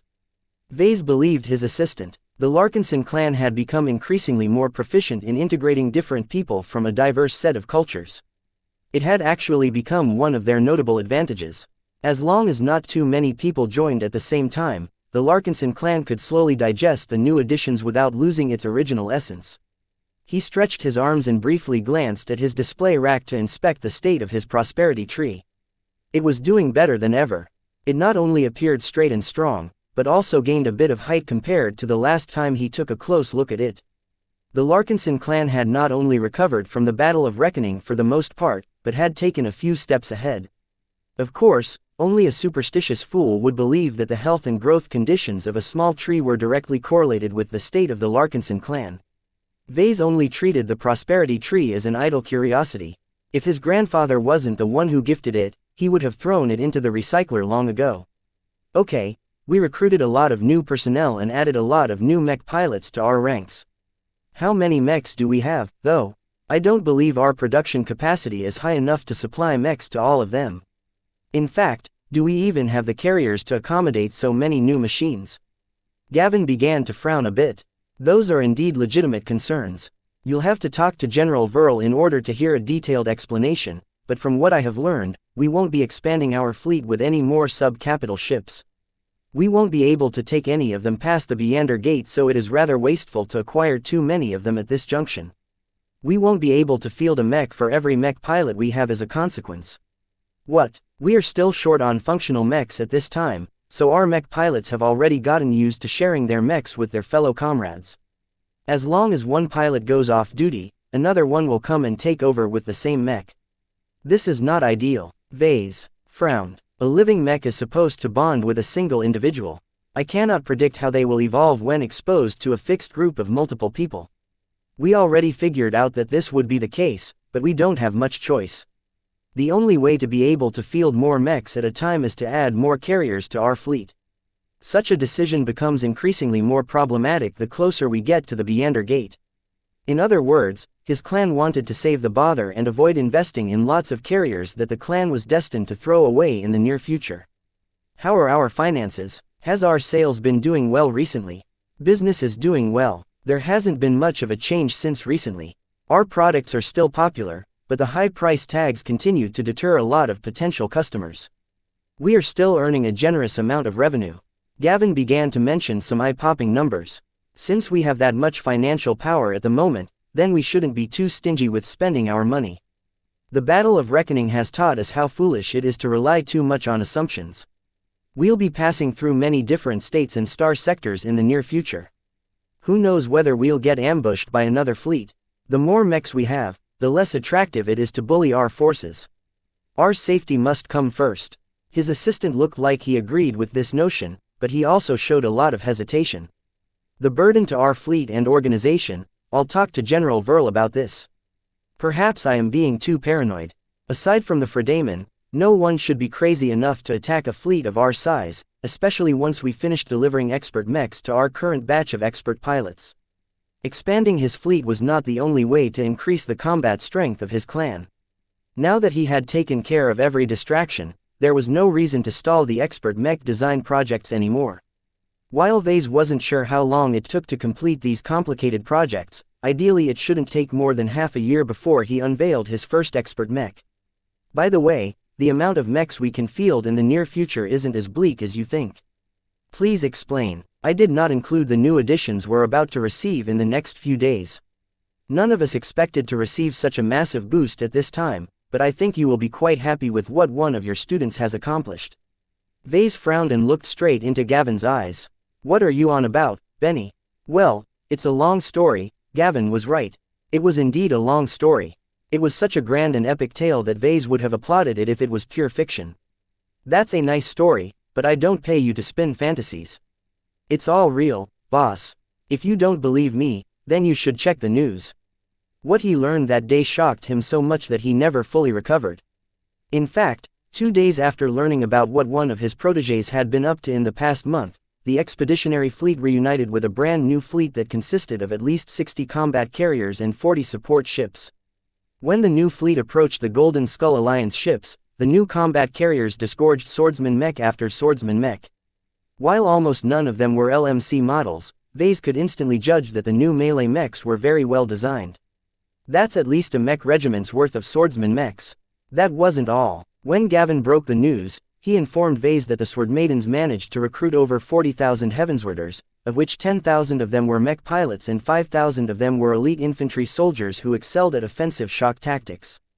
Vase almost had a heart attack when he heard how many people Kedis was bringing back from the Heavensward Association. How the hell did she manage to hoodwink so many people into joining the Larkinson clan?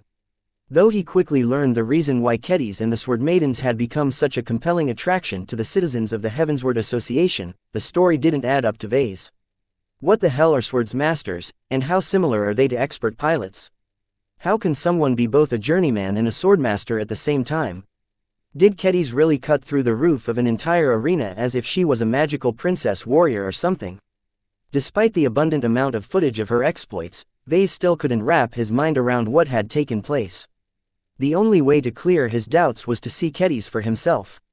He patiently waited as the new fleet of Sword Maidens awkwardly joined up with the rest of the Larkinson fleet. Obviously, the Larkinson clan's burden had increased a lot after absorbing this latest batch of new recruits. The established clansmen already had their hands full in trying to integrate the former lifers into their new lives. Now, an even larger batch of former Heavenswarders had to undergo the same process. Vase was sure that General Verl and the rest of the clan leadership were already tearing their hairs out from the gift that the Sword Maidens had brought back from the Heavensward Association. Still, there was no way that he wanted to turn away all of these new people. As long as his clan could cope with the enormous influx of people, it would quickly grow stronger and more formidable than ever. This gave Vase a lot more assurances that he would be able to start off on a stronger footing once he reached the Red Ocean. As the new Sword Maiden ship and mech assets fell in line, a single shuttle flew towards the Spirit of Bentime. Vase and Gloriana had moved down to the hangar bay in order to greet the return of the victorious maiden. When the shuttle hatch slid open, a small procession of Sword Maidens armed with great swords ceremonially stepped out. Next, an old man wearing a distinguished uniform came out next. The old man looked curious at his new surroundings, but he did not exhibit that much awe. All of his respect was directed towards the young woman who appeared next. Vase almost rubbed his eyes when he beheld Kedis stepping out while adopting an imperious posture. Compared to the young and casual woman from before, the Kedis that appeared this time looked completely different. She wore a ceremonial white military dress uniform that boasted some exceptional-looking badges and markings on its surface. The white cape that billowed behind her back enhanced her stature even further, not that she needed the help because her pure and steely force of will already ensured that no one would make light of her presence. Her boots clanked across the metal deck as she continued to approach. Her sheathed greatsword floated gently behind her back, but Vase also managed to spot another sword attached to her hip. "You've returned." "I have," Kedis responded with a firm and confident voice. "You've grown stronger." Kedis nodded. "Could you cut that out already?" You're not being yourself. Kedis frowned. Damn, what gave it away? I can sense your amusement. I know you too well. The swordmaster sighed. She turned around to grab her greatsword before doing something that restrained her forceful presence. She appeared more approachable now that she shunted Sharpie over to Bloodsinger. Vase did not miss this interaction. His eyebrow rose. He already had hundreds of questions he wished to ask his student. Is that better? Much. Let's head inside and talk about everything that has happened. I have heard a lot of astounding stories about you during your time in the Heavensward Association, and I can see now that they are not as absurd as they sound. Gloriana cleared her throat. We should also talk about your new role in the design department. You plan to continue to design mechs, correct? Kedis used to lower her head in the presence of the other woman. No longer. This time, she possessed ample enough confidence to keep her head high in the presence of Ves's wife. I'm still a mech designer. That hasn't changed. Just ignore my swords. They're not dangerous as long as you don't give me a reason to cut your limbs. Kedis, don't say stuff like that. Oh, I'm sorry. I spent too much time in the Heavensward Association. Give me time to adjust. Chapter 2962. Between two tigresses. Kedis returned from the Heavensward Association as a new woman. She had undergone such a drastic metamorphosis that Vase and Gloriana still exhibited some difficulties in adjusting to her new status. The principal reasons for that were the dual identities of the Larkinson clan's latest superstar. To the utter bafflement of them both, Kedis somehow managed to elevate both of her professions to an extraordinary level. This should have been impossible. When Vase figured out that swordmasters were analogous to expert pilots, he felt it was even more incredulous for Kedis to break this rule. Journeyman mech designers reconfigured their spirits into a mysterious spiritual construct which he labeled as a design seed. Expert pilots, and by extension swordmasters, fused spirituality with their willpower to form what Vase called a force of will. Both design seeds and force of will were powerful spiritual phenomena that only came into existence after exceptional people pushed their abilities to their limits. When the prodigious daughter returned to the expeditionary fleet, Vase invited her over to a lounge aboard the Spirit of Bentime in order to explain herself.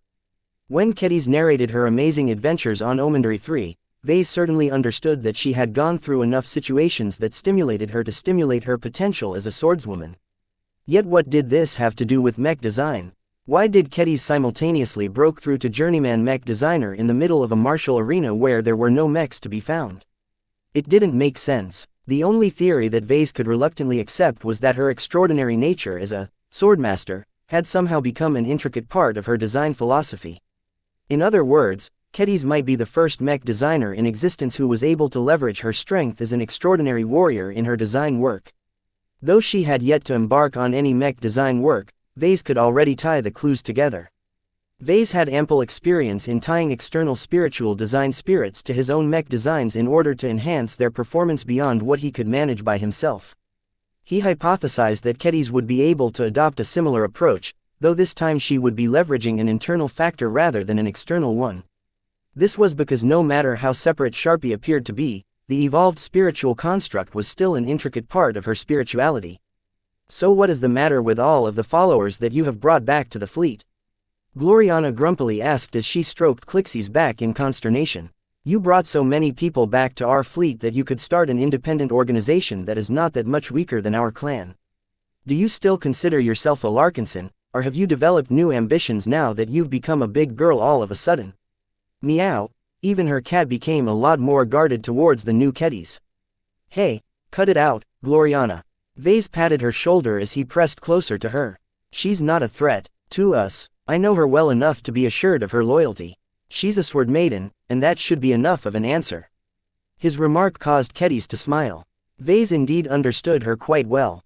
As a sword maiden and swordmaster, she took her oaths seriously. She pledged to join the Larkinson clan and had no intentions of reneging on that promise.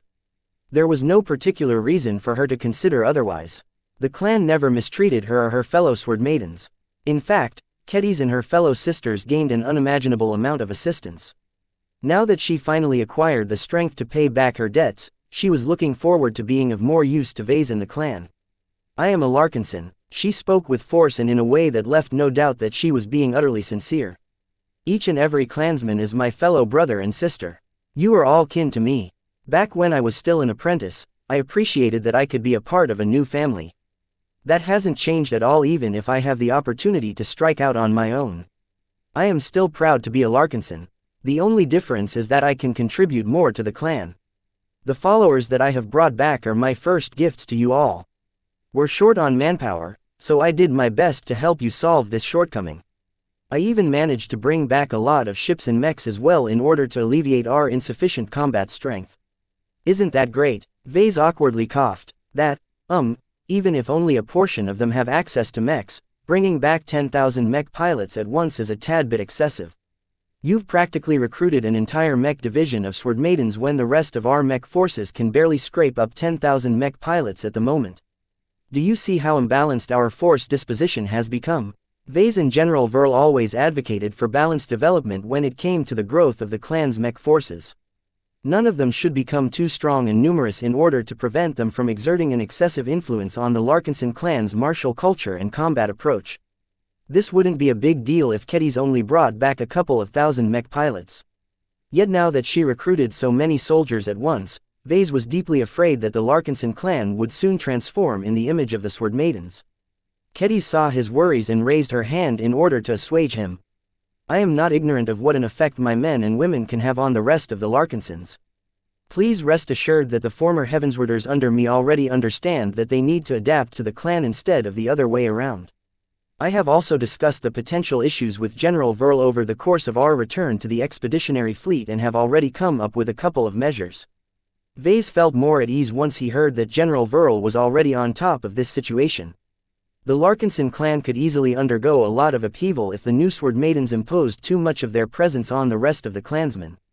After asking several more questions, it became clear that Kedis did not insist on exerting sole control over all of the new people she brought back from the Heavensward Association.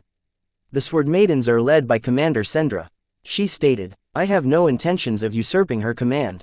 As much as my followers all look up to me, the Larkinson clan needs soldiers, not sheep. The Sword Maidens should have confidence in their own strength. Otherwise, they won't live up to the tradition of our original sisterhood. What about these so-called sword schools of yours? Vase asked. You told us that you have also brought some other Heavenswarder organizations with you, the Annihilator Sword School in particular. Many of their members happen to be men as well. Will they become affiliated with the Sword Maidens? Not necessarily. She shook her head. Whether they are men or women, the Sword Disciples will not necessarily join the Sword Maidens if they graduate.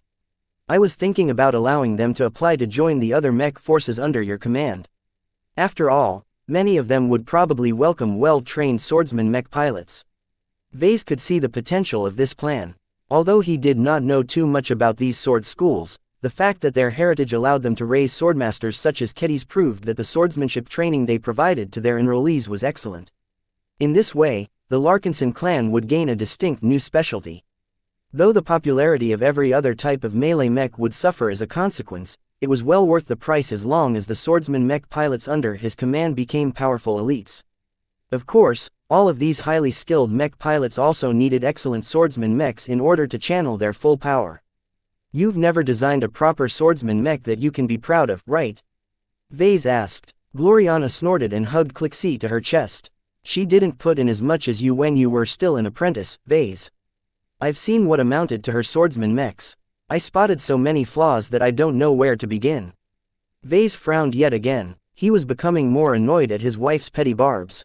It was clear that she felt threatened by the new Kedis and wanted to assert her dominance over the younger journeyman. Unfortunately for her, Kedis did not back down at all.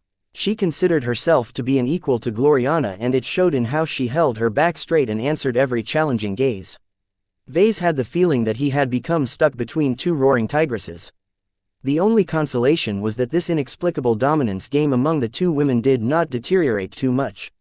Everyone in the lounge knew that Kedis had hooked up with Venerable Joshua. Her breakthrough shouldn't have changed that. In fact, their pairing became more perfect in everyone's eyes. They had become the second most prominent pairing in the clan after the miracle couple.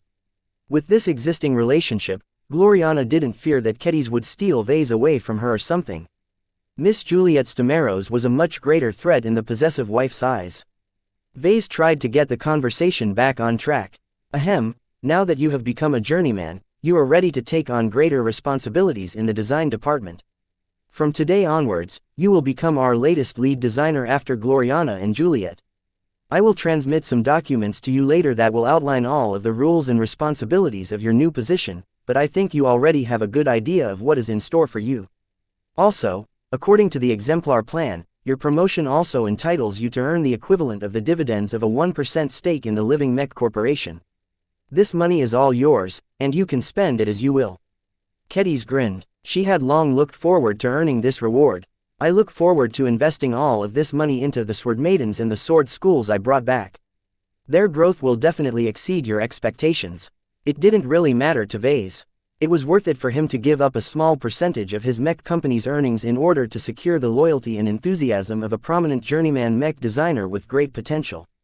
Besides, if Kedis flooded the Sword Maidens with money, the clan administration would just dial down the budget allocated to them in response. Do you have any ideas on your next design projects? He asked. Right now, the design department's main priority is to prepare for the next round of design projects, which all happen to center around expert Mech designs. I'm sure that you can contribute a lot to the projects that center around designs that incorporate the weapons that you are familiar with, but you also have the right to start your independent projects if you wish. I plan to take advantage of that. Kedis spoke with conviction. Both of you are right that I have never designed a decent Mech by myself. I intend to change that. I am not proud of my current track record. I have studied a lot and improved very rapidly because of that. Now that I have broken through, I feel that my ability to design a Mech has become a lot more mature. I need to know what I am capable of, so I intend to design a true swordsman Mech that reflects my own abilities. I prefer not to collaborate with the two of you. I will work on my own design by myself from start to finish.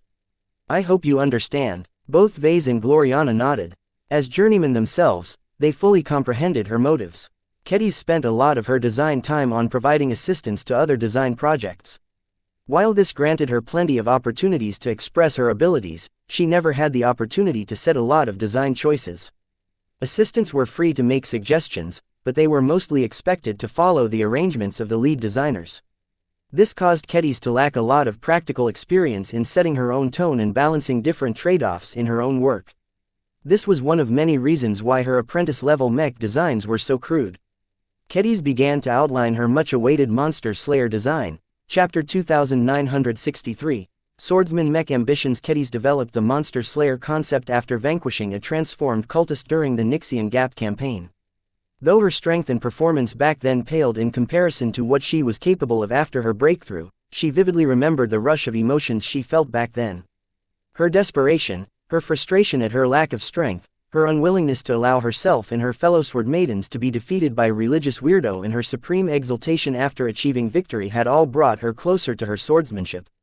If not for experiencing this difficult battle, Kedis believed she wouldn't have been able to make as much gains in her trip to the Heavensward Association. After the Battle of Ulimo Citadel, Kedis fleshed out her initial ideas and developed an elaborate draft of a landbound swordsman Mech that could replicate the fight approach that she adopted at the time. Yet she had always been dissatisfied with what she managed to come up with. As an apprentice Mech designer, she was barely able to empower her work with her own charm. The lack of power caused her to feel that she wasn't doing the Monster Slayer justice. She decided that she would rather shelve this passion project and wait until after she had broken through before coming back. Now that she had solved her lack of ability, she finally gained the confidence that she could turn the Monster Slayer into a proper Mech design that did not lose out that much to other LMC mechs. You're designing a landbound Mech. Gloriana frowned as she briefly raked her eyes over the projection that Kedis had activated. All of those Mech pilots you brought back are waiting to pilot a good Mech that can help them contribute in the battles to come, which will mostly take place in space. It is not worthwhile to waste too much of the capacity of our carrier vessels on mechs that are solely designed to fight on land. Kedis held up her hand. I am not asking for the Sword Maidens or the rest of the Larkinson clan to adopt my Monster Slayer on a large scale. Its purpose is much simpler. First, it is a trial for me to see how much I can do on my own. I deliberately do not want to involve Vase and turn it into a living Mech, because that would make it harder for me to see where I stand. I don't mind if the end result will be weaker and possess less potential because of this. I am firmly convinced that my Mech designs have more than enough value to stand on their own. Vase was glad to hear that Kedis did not insist on forcing the clan to adopt an unsuitable Mech design. In any case, it was not up to the mech designer to make this decision. General Verl and the individual mech commanders were in charge of this aspect. They had a responsibility to prepare their mech pilots as best as possible for any battle they might face in the future. They shouldn't be stupid enough to get dazzled by an interesting new mech that nonetheless possessed the wrong configuration for the job. I also want to keep the Monster Slayer pure in order to offer a pure swordsmanship experience to those who value it. The youngest journeyman added, the former citizens of the Heavensward Association value this a lot. The trained swordsmen among them are accustomed to fighting duels under relatively simple conditions. They spar against each other every day with their bodies, and they do so with their feet planted on the ground. I think that the potentates among them will highly appreciate the opportunity to exercise their swordsmanship while piloting mechs that can give them a similar kind of experience. This was something that Vase and Gloriana didn't fully understand. They only heard stories about the Heavensward Association but never immersed in its culture like Ketty's. They had no choice but to take her word for it on this matter. What are your plans after you finish this project and see the results of your work? Vase curiously asked. What else? I want to design a battle-ready swordsman mech for the Sword Maidens. While the Bright Warrior's swordsman mech configuration is doing a decent job so far, I think I can do much better. This time, I won't refuse your help. I want my sisters to be able to pilot the very best that they can get, and I won't let my selfishness get in the way of that. Once we pool our abilities together, I'm sure we can design a mech that will define the Sword Maidens for years to come. Several mech forces already possessed their own signature mech models. The Penitent Sisters had the Valkyrie Redeemer and the Eternal Redemption, while the Ilvanins became known for the Transcendent Punisher. These mechs were tailored exclusively to their respective target groups. While this design choice heavily limited the applicability of the iconic mech models, their degree of utilization became extremely high as a response. They were like custom mechs, but targeted towards a specific group rather than an individual. That was just right for the Larkinson clan. While the Bright Warrior Mark I version B already served as an excellent versatile mech platform that could cover most of the needs of the mech forces, it was still a bland and boring choice that did not satisfy the needs of more advanced and skilled swordsman mech specialists. Vase did not have any options at the time. He needed to design a standard Larkinson mech that was as compatible as possible to all kinds of mech pilots. In order to make sure his Bright Warrior was accessible enough to less skilled mech pilots, he had to limit the complexity and upper potential of the Bright Warrior in order to keep everything as simple as possible. Vase therefore welcomed this future initiative. As a Sword Maiden herself, Ketty's was by far the best person to design a new mech that could fully accommodate the demands of her fellow sisters. It was hard to say what Ketty's should do after that. The situation of the Larkinson clan might look completely different at the time, so it was pointless to make too many plans. She did mention a couple of overall goals. The Sword Maidens and the other swordsman mech pilots in the clan won't be satisfied with just one specific type of swordsman mech model. There are different sword styles and different piloting styles. A one-size-fits-all approach won't allow most of them to perform at their best, so I intend to continue to design different designs that work well with specific sword styles. On top of that, I also want to publish some of my work on the mech market. It doesn't matter if they are third-class or second-class designs. I feel it is necessary for me to learn how to meet the demands of swordsman mech pilots who haven't been exposed to a rich swordsmanship tradition. The Heavensward Association was an anomaly. Most swordsman mech pilots in the galaxy, including many in the Larkinson clan, adopted a more modern and sober approach to this specialization. The swordsmanship training passed on to these modern warriors was relatively sober and based on scientific studies. It was relatively devoid of outdated traditions and superstitions that the Heavenswarders emphasized to a great degree. I don't look down on the modern approach, Ketty's clarified. While it isn't possible for people to become swordmasters by following the modern approach, it doesn't lock them into specific paths that don't completely fit their inclinations. Every expert pilot that emerges among them is completely unique and is completely free to develop his or her own fighting style. This was something of a common refrain of the Mech Trade Association. As an organization that prized research and innovation, it benefited them a lot because there were a lot of expert pilots trying out different things. If all of them followed the paths laid out by their predecessors, then there wouldn't be as much variety among expert pilots. Of course, modern swordsmanship training also imposed less demands on those who followed it. Unlike the sword schools which all demanded lifelong commitment from their disciples, modern mech academies were already content if a mech cadet was able to master the basics after a few years of study. The modern approach was efficient, practical, adjustable and most importantly unpretentious. Though it became harder for anyone who trained under these circumstances to rise above the masses, the majority did just fine. After their discussion continued on for an hour, all three journeymen gained a new understanding of each other. The rise of Kedis had definitely changed the hierarchy of the Larkinson clan. Though she was ostensibly just a lead designer, the respect she commanded from so many new clansmen could not be ignored.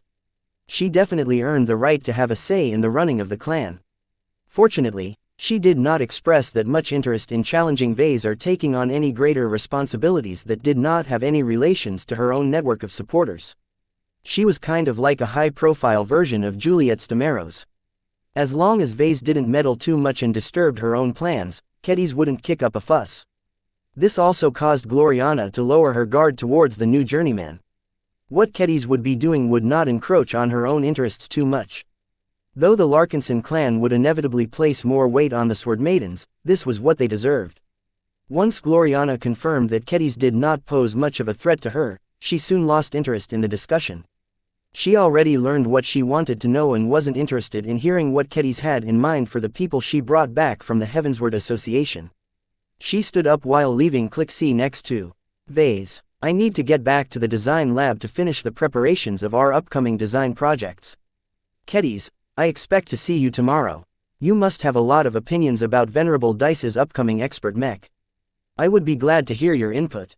Gloriana subsequently left the lounge. She did not exhibit any concerns about leaving Vase alone with Kedis. She had left her trusted companion behind to make sure that her husband did not do anything funny. Meow. Clixie glanced up at Vase with a guarded expression. Vase reached down and scratched the Rubarthan sentinel cat's head. Hey, you don't need to look at me like that. Though Clixie had a good impression of Vase, that did not stop her from performing her duty. He shrugged and ignored the pet in favor of studying Kedis and her peculiar greatsword. Now that she is gone, we can speak. Please like and follow the Cultivation Audiobooks channel more freely now. I guess my wife has already noticed that I wanted to speak. Please like and follow the Cultivation Audiobooks channel to you in private. You want to know how I did it, right? Correct. You have to admit that your existence is an anomaly. That's what the MTA said as well. It doesn't change the fact that I am here. To be honest, I owe all of this to you. When you brought Sharpie to life in my mind, I never expected that it could grow to this extent. You've given me a magnificent gift. Without Sharpie's existence, I would have never been able to pursue my ambition of becoming the best swordswoman and swordsman mech designer in existence. Those were some very big goals. Vase liked that Kedis had a lot of spunk, but it was easier said than done to reach the highest levels in two completely separate professions. Well, it was fine for her to dream big. Will you allow me to take a look at Sharpie? I'd like to study my old work and see how it has changed under your influence. From all of the will that your sword is emanating, I have already developed a theory why you are able to accomplish the impossible. Sure, Kedis happily acceded to his request. I can use your advice as well on how to develop Sharpie further. I'm not sure what to do now that it evolved into this form. Chapter 2964, The Sharpie Experiment. Vase carefully held the unsheathed form of Bloodsinger in his hands. The original CFA greatsword that he had modified and upgraded with unending alloy was not an unfamiliar weapon to him. Kedis had taken good care of it even though it was already built to be resilient to most forms of corrosion and decay. Meow. During this time, Clixie had moved herself from his lap, but still kept a watchful eye over him. As long as he did not behave improperly, she had no reason to take action. What a remarkable weapon. When Vase first held the sword by the grip and its broad blade, he could feel the attachment that Kedis put into her weapon. Even without Sharpie, the weapon was well on its way to becoming a bonded weapon, particularly due to the assistance of unending alloy. In fact, Vase could already see that the unending alloy had managed to absorb bits and pieces of her spiritual energy. It was still a trivial amount of energy compared to the strong presence of Sharpie. When Vase inspected the living spiritual construct, he could not help but admire his own handiwork. You have grown so much, Sharpie. Swish swish. Compared to his initial form, Sharpie had grown at least 1,000 times stronger. Not only that, its spiritual makeup and construction had also grown vastly more complex. It was as if Vase had made a crossbow one day, only for it to turn into a highly advanced positron rifle a year later. The transformation was too extreme and the power boost that Sharpie gained in the process was too massive. As Vase continued to run his spiritual senses over one of his original creations, he struggled to recognize bits and pieces of his original design. The spiritual construct had evolved to a different, stronger form that went way beyond its initial form. In fact, Sharpie's existence actually exceeded a degree of complexity that Vase could understand. There were so many unfamiliar aspects about his current spiritual configuration that Vase didn't even know where to begin. It was pointless to deconstruct these mysterious aspects. Sure, if he studied Sharpie long enough, he might be able to replicate it, but without Kitiz's willpower, it would never be able to match the real deal. Sharpie was a unique existence that had grown to its current form because of Ketiz. Vase had given it the capacity for growth. This was one of the major pillars of his design philosophy and one of the reasons why he felt his mech designs could bring something unique and valuable to the mech industry. Yet what Sharpie had gone through was a level of growth that he had never thought was possible. It wasn't just the growth in power that astounded him. What truly baffled him was how little time it took for Sharpie to grow from a freshly created spiritual construct into the vessel of Kitiz's force of will. Ketiz had managed to do all of this without relying on any external supplements. She did not borrow any spiritual energy from a design spirit or relied on any other source to accelerate Sharpie's growth.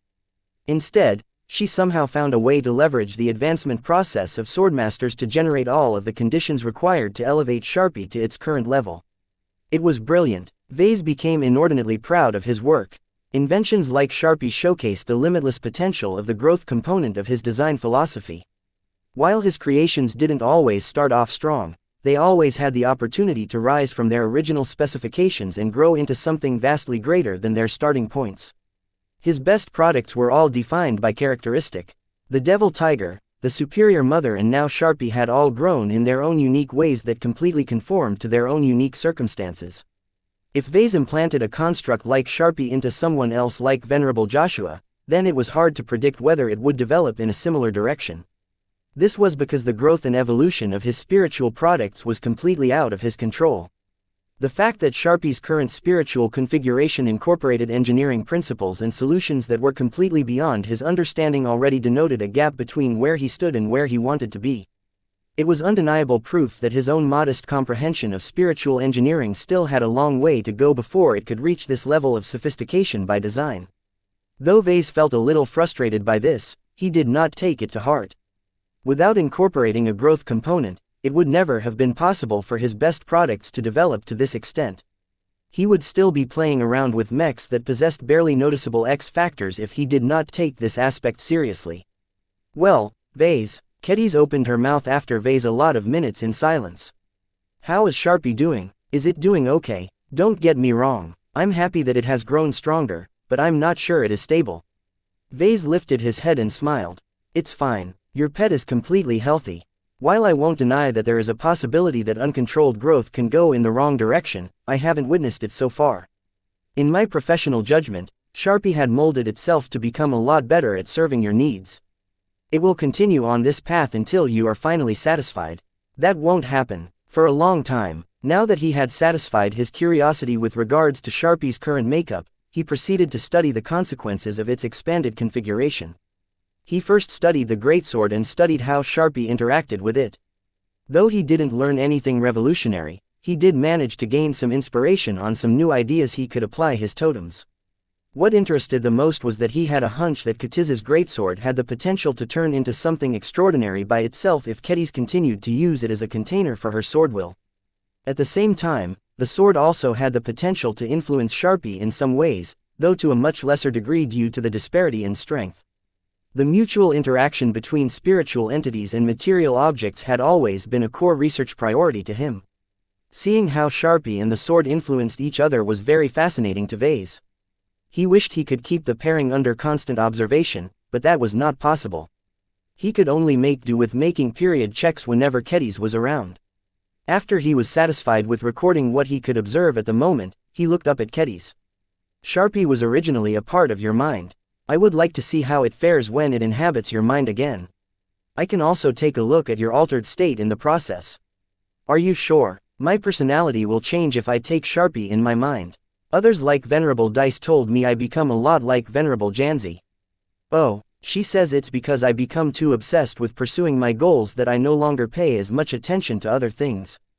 I get too tunnel-visioned, which is good for my focus but not that great at making me approachable. That sounded interesting. Vase already established a correlation between obsessiveness and drastic personality shifts in expert pilots. It explained how Venerable Joshua and Venerable Tusa were relatively laid back while someone like Venerable Janzi transformed into a different person who was always on the job. It sounded as if Kedis had taken an unfavorable turn in her evolution, but fortunately her trick with Sharpie allowed her to avoid most of the repercussions. It's fine. He dismissively waved his hand. Just do it. If I can handle Venerable Janzi, I can handle a more serious version of you. Besides, I don't think it is healthy to leave Sharpie out of your mind all of the time. It is a part of you, and your body and mind needs its presence in order to get accustomed to the strength it wields. If it grows too powerful while it stays outside your body, it will become a lot harder for you to encompass its presence. Do you understand? Kedis slowly nodded. I get it. I need to make sure that I grow with it, and I can only do that by getting used to its presence. She took a deep breath before taking back her greatsword. She sent a mental command to Sharpie that caused it to return to her mind. The young swordmaster's presence immediately grew stronger and more forceful. Vase eagerly observed the transition and recorded all of the subtle changes. It was as if Sharpie's return caused her to develop a steely spine. The sharpness in her eyes, the lack of levity in her expression, the rigidness of her posture and the will that drove her onwards were all indicators that she had become a much more serious person. Are you happy? She asked with a lot less friendliness than before. I can see why Dice thinks you have come to resemble Janzi in this form. If I put the two of you together, I have a feeling that you would either become the best of friends or the most horrible enemies. The latter possibility was more likely, he thought. He felt it was better if the two never met while Kedis was in this form. Vase studied Katiza's current condition without any restraint. Yet when he tried to probe inside her mind, he met a considerable degree of resistance before she voluntarily lowered her guard. At her current level of strength, she was fully capable of resisting his spiritual inspections, but she did not choose to do so because of her trust in him. In any case, even if he did anything malicious to him, she would be able to sense his intentions beforehand, so she did not show that much concern. In any case, Vase was the expert in this kind of matters. Kedis was fully aware that she could have never made these kinds of attainments without his intervention, so allowing him to take a peek in her mind was just one of the ways she could pay back her debt. Interesting. What did you find, Vase? I understand a bit better now how a construct like Sharpie is able to coexist with the rest of you. You are correct in saying that you are a mech designer first and a swordmaster second. Though both are equally strong presences in your mind, your native identity is definitely a mech designer. The swordmaster part of yours is just tacked onto the side. Will that have any negative consequences? I can hardly say, but I have always found that life finds a way. Even if I don't have any solutions, Sharpie won't evolve in a way that will harm you, I think. I'll have to make frequent checks on you to be sure, though. Once he made enough observations about how a construct as strong as Sharpie was able to exist in Katiza's mind without blowing up her head or creating new compatibility problems, Vase took a step back and thought about the wider applications of living constructs like Sharpie. Seeing how many benefits Kedis gained from its existence caused Vase to grow quite jealous at her good fortune. The largely inert spiritual fragment of Gloriana that Vase had deposited in his own mind was practically a dummy in comparison. He was already thinking about how he could apply the results of the Sharpie experiment on a wider scale. What if he implanted similar living constructs in the minds of other people? Was this another way for him to mass-produce extraordinary people? The possibilities were endless. In fact, the greatest use of this experiment was to apply it to himself. Vase dug up one of the many plans he shelved in the back of his mind. He always wanted to create a replacement of the Grand Dynamo with his own version. Perhaps the best way to go about it was to model it after Sharpie. Chapter 2965, Paving the Way. Chapter 2965, Paving the Way. Vase obtained a fruitful harvest after studying Kedis and Sharpie conditions. As a researcher who constantly pushed the boundaries of what he was capable of, nothing made him happier than to see one of his experiments flourish in the wild. In fact, based on the results he had seen so far, the Sharpie experiment massively exceeded his initial expectations. He felt as if he was a farmer who just planted some random seeds in a field before going away, only to come back and encounter a lush field of fruit trees. The best part about this development was that Vase did not do any of the hard work of elevating Sharpie to his current level of strength. Vase only designed the seed and planted it into Ketiza's mind. Once the seed fell into fertile soil, it grew under the persistent efforts of Ketiz. Even though Vase never programmed any specific instructions on how Sharpie should grow, its existence was highly flexible and adaptable by nature. It took advantage of existing natural phenomena to evolve far beyond its initial state. This was a crucial gain for Vase. As a spiritual engineer who lacked a heritage, he had always been groping around in the dark. Now that the course of nature presented him with an example of a very advanced application, he could finally derive some useful lessons from his observations. Though the degree of complexity and mystery of Sharpie's current nature of existence was far beyond his current comprehension, Vase was already happy if he could figure out 5% of his structure. As long as he applied what he learned in his future spiritual products, their starting point would become considerably higher. This was very relevant to Vase. Seeing how Ketiz managed to transform her life with the help of Sharpie caused him to develop a burning desire to gain the same level of benefits. Of course, this did not mean that he wanted to create a replica of Sharpie and copy his exact benefits. He was a mech designer. While becoming a swordmaster made complete sense to someone like Ketiz who wanted to dedicate herself to designing swordsman mechs, Vase had no reason to limit his range or products to such a narrow degree. He welcomed variety and always sought to explore new and different mechs. If he kept designing the same type of mechs over and over again, he would quickly go crazy with boredom. Therefore, his design for his personal living spiritual construct or augment could not be allowed to follow in Sharpie's footsteps. It was okay for him to take inspiration from Sharpie's development, but his needs were very different from that of his student. Besides, I have no desire to become a swordmaster or an expert pilot. The latter was something of a theoretical possibility. As a child of the age of mechs, there was no way that Vase could resist fantasizing about becoming a dashing and heroic expert pilot who was capable of wielding reality-defying powers in a powerful expert mech. Yet there were two big problems related to this fantasy that quickly dispelled this unrealistic dream. First, how could he become an expert pilot when he lacked the most fundamental requirement to pilot a mech? Genetic aptitude was not a spiritual hurdle that Vase could magically solve by tinkering with his own spirit. Many mech pilots did not possess any significant spiritual strength yet managed to develop extremely high aptitudes. Becoming an expert pilot was completely unrealistic if Vase didn't improve his abysmal genetic aptitude first. Second, even if he was able to solve these problems in some way, was it really wise for him to dedicate himself to a warrior profession so late in his life? I'm a mech designer. I chose this path early on and never flinched from it. Why would I want to start over in a completely dispensable profession? There was no reason for him to become a mech pilot when his Larkinson fleet already had tens of thousands of them who could already fulfill this role. Even if he did everything he could to polish his skills and turn himself into an expert pilot, so what? He was nothing like Patriarch Reginald Cross who had to pursue martial strength above all else. The Larkinson clan did not blindly worship expert pilots like the Cross clan. Him trying his best to become a powerful high-ranking mech pilot was as pointless as a Hexer matriarch trying her best to become good at repairing mechs. Rather than using the opportunity to implant a living spiritual construct in his mind to create a new competency or plug one of his weaknesses, Vase would rather choose a different direction. I should strengthen my specialization.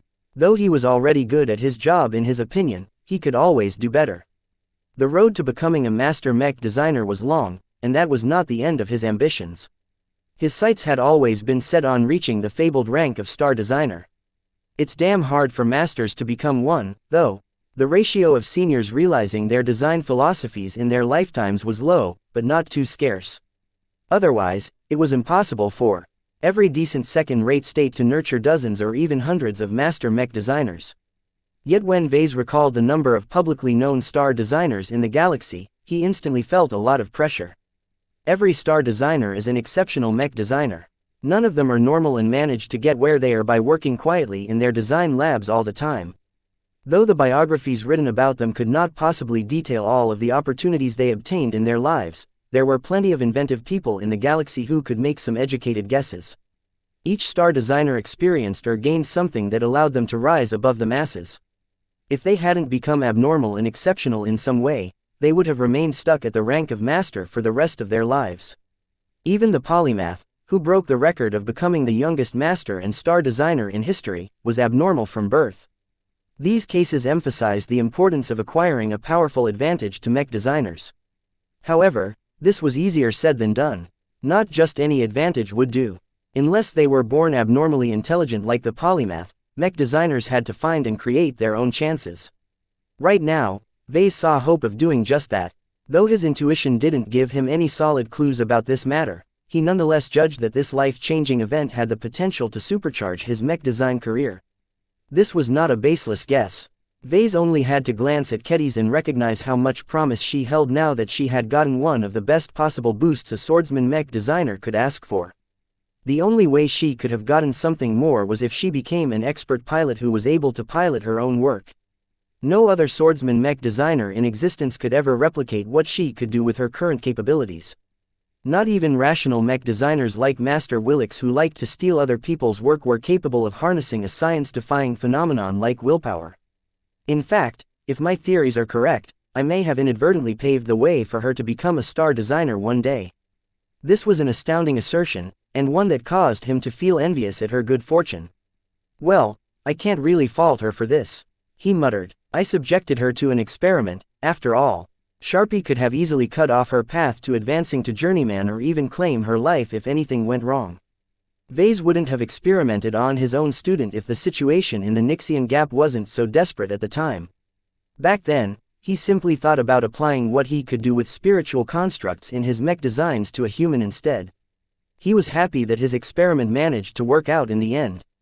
Though his theoretical framework on living spiritual constructs still possessed a lot of gaps, he was too impatient to wait a couple of decades before he knew exactly what he could do. Since he relied so much on autonomous growth for his products to grow in strength, he didn't have to design a mature spiritual construct right away. He just had to put all of the building blocks together into a good enough seed and let time and nature do the rest. There was another reason why he felt confident enough to proceed with this experiment on himself in the short term.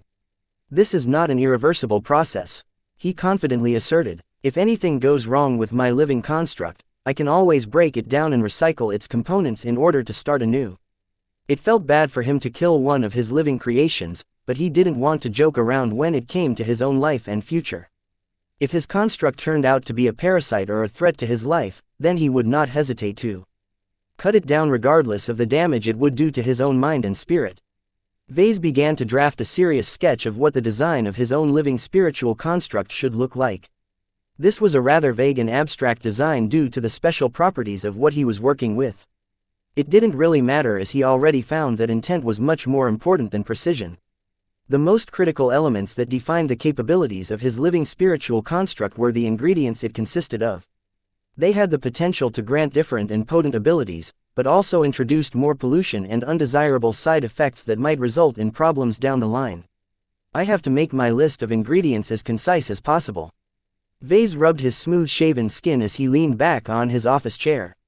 At the same time, I don't want my companion spirit to be too simple and one-dimensional. Companion spirit was the new term he invented for this new category of spiritual products. It was a much more convenient way to refer to existences like Sharpie than using the phrase living spiritual constructs. They were not as alive and independent as design spirits, but they weren't completely irresponsible and mechanical as ordinary spiritual constructs. This was enough of a reason to classify them in their own category. The implication of using the word companion was that they solely existed to help the person they were attached to. There should never be a case where Sharpie existed on its own unless Kedis had perished or something. As Vase listed out the ingredients he had in mind, he selected 3 core ingredients that served as the essential foundation of his companion spirit. First, he had to donate a copious amount of his own spiritual energy. It was not only responsible for providing his companion spirit with the spark of life, but also defined much of what it could do to assist him in his endeavors. Second, he planned to use up a portion of the Unending One's spiritual fragment. Vase had long planned to acquire the deceased Dark God's ability to absorb and digest heterogeneous spiritual energy. While Vase wasn't sure if he could use this ingredient to turn his companion spirit into an actual energy generator, it was already sufficient if it was able to function as an energy converter. If the latter is the case, then I can just demand tribute from my own design spirits, he muttered under his breath. Third, he planned to extract some of the universal life-attributed energy from one of the vials of high-grade serum he had just obtained to elevate the quality and power level of his companion spirit. This ingredient did not just function as an immediate supplement, but also increased the potential of anything it affected. Vase suspected that this was one of the vital reasons why Sharpie was able to grow past its limits so easily.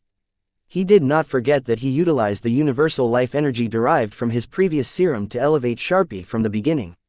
Since I'm stronger than Kedis at the time and not lacking in serum at the moment, I can make much more liberal use of this ingredient. Although he planned to make sparing use of the high-grade life-prolonging treatment serum he obtained from the LRA, he was too selfish to remain stingy when it came to augmenting his own capabilities. He wanted to obtain a strong companion spirit with lots of potential right from the beginning. His eyes glinted as he thought about all of the potential benefits he could obtain. If possible, he wanted to obtain an immediate boost so that he could quickly apply his new gains to his upcoming expert mech design projects. I'm not going to shelve this experimental procedure any further this time. If I want to give my first true expert mechs an extra push, then I have to pursue this opportunity. Chapter 2966. Hey Arnold. Since Vase wanted to fully dedicate himself to creating his own companion spirit, he made a difficult request to Gloriana. Why do you want to delay the start of our new expert mech design projects? Gloriana frowned as she sat elegantly behind her terminal in the design lab. Do you know how long I've waited to begin our work on them? I have already tried to be patient when you were stuck on Prosperous Hill V for a month. Now you want us to delay the next round of design projects by 3 more weeks. Are you crazy? Vase innocently raised his hands. Honey, please don't be mad. Look, there are way too many issues that require my attention at the moment. I won't be able to concentrate on my mech design work as long as I keep getting distracted by all of the fires I have to put out. Our clan has changed considerably and our member roster has more than doubled in a very short amount of time. Do you think we can just absorb all of the clansmen without any worries? If I don't nip all of the potential problems in the bud, we might get into a lot of trouble in the future.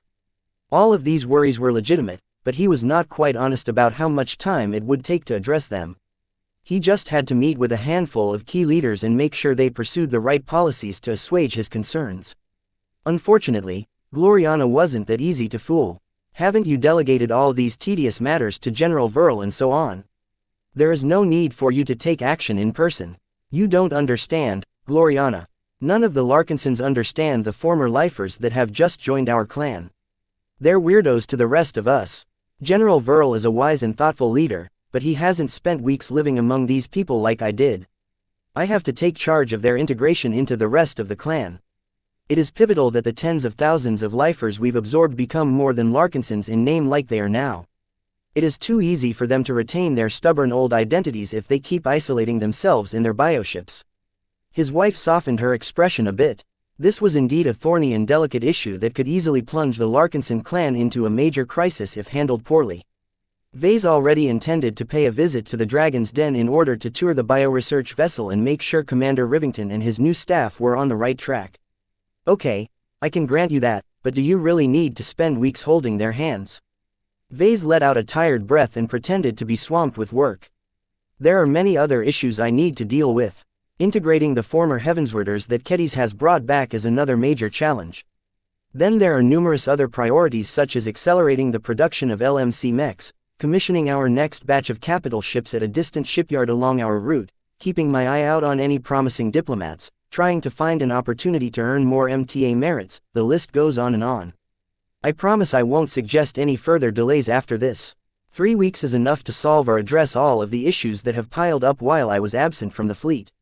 All of this sounded reasonable, though that did not diminish Gloriana's annoyance at having to wait for him yet another time.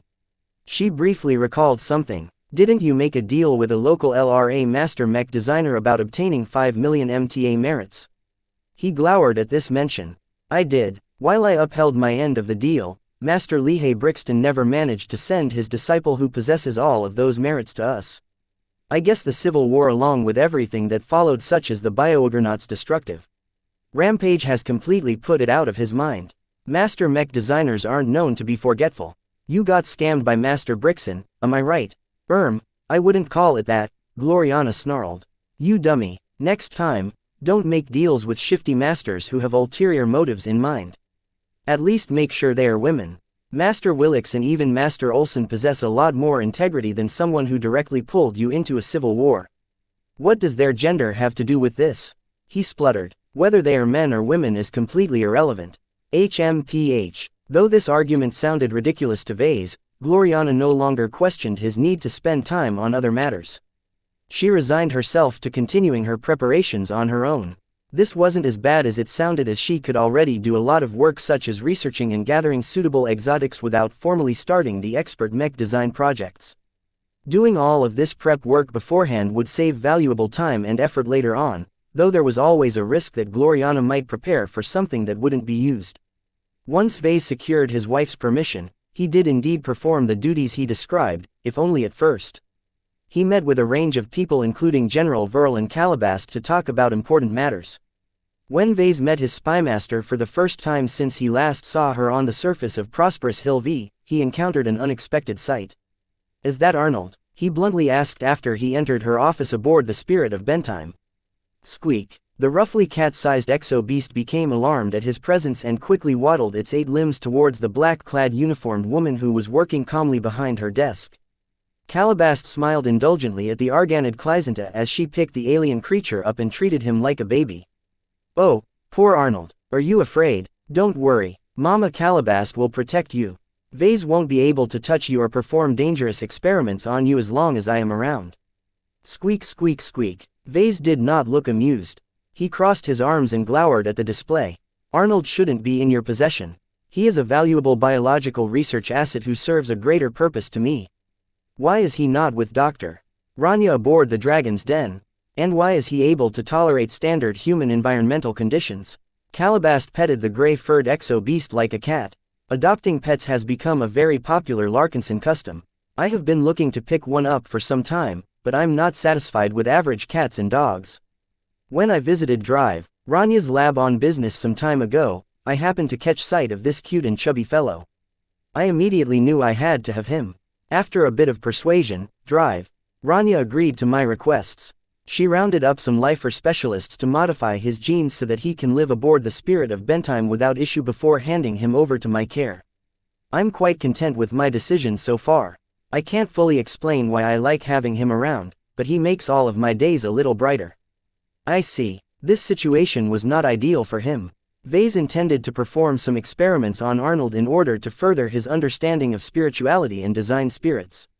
Now that Calabast claimed him as her pet, he probably wouldn't be able to go through with his original plans. Mutated beasts who developed spiritual potential like Arnold were quite rare. Now that Vase and his fleet had left the Life Research Association in a hurry, he didn't have access to a huge and highly developed market for exo-beasts and designer beasts anymore. While he could still pick up all kinds of beasts in other states, there was no way he'd be able to enjoy the same conveniences as he once did. In the LRA. Oh well, Calabast seems happy and Arnold was not an indispensable asset. Vase was confident he could get his hands on more mutated beasts in the future. Besides, it wasn't as if Arnold became useless now that he had become her pet. He was rather surprised that he was tame and harmless enough for Calabast to let him crawl around. He was anything but a domestic animal, but as a sentient exo-beast he possessed enough intelligence to know what he needed to do to survive. He no longer paid any attention to Arnold. Instead, he proceeded to discuss the matters he originally wished to talk about. "What do you think about the tens of thousands of lifers and heavenswarders we've absorbed? They're quite the handful, as I'm sure you are aware of," Calabast said as she switched back to work mode. She put Arnold down on the ground and allowed him to sniff her boots while she continued to explain her views. "Both of them have the potential to change the Larkinson clan in ways that we couldn't have imagined. Even if we do our best to minimize the impact they have on the rest of our clan, I still foresee a great increase in swordsmanship and biotechnology. Those are my thoughts as well. I don't reject all of the changes, though. It is good for the Larkinson clan to develop an excellence in swordsman mechs. In addition, as long as the lifers settle down and set up an advanced biotech industry in our fleet, we don't have to rely on external doctors or implant surgeons or other related specialists anymore. I welcome those changes as well, but we should keep up our guard as well. That is a given. Do you have any more specific concerns?" Maybe, she said. "Let me show you 2 different people." She manipulated her terminal and projected an image of a trio of familiar-looking clansmen.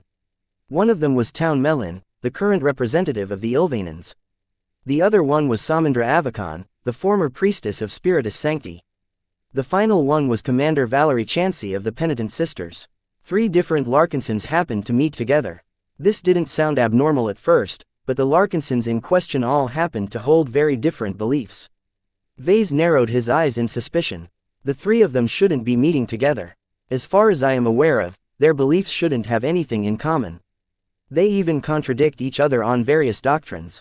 You are right that it is customary for different faiths to clash over conflicting beliefs. A lot of wars in human space are being waged because of this.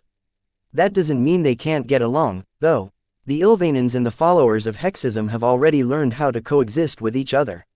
Now, they have taken the initiative to foster the same degree of tolerance and coexistence with the lifers who believe in another faith. Why? Calabast smiled. Though their respective beliefs do not match, that has never been much of an impediment in our clan.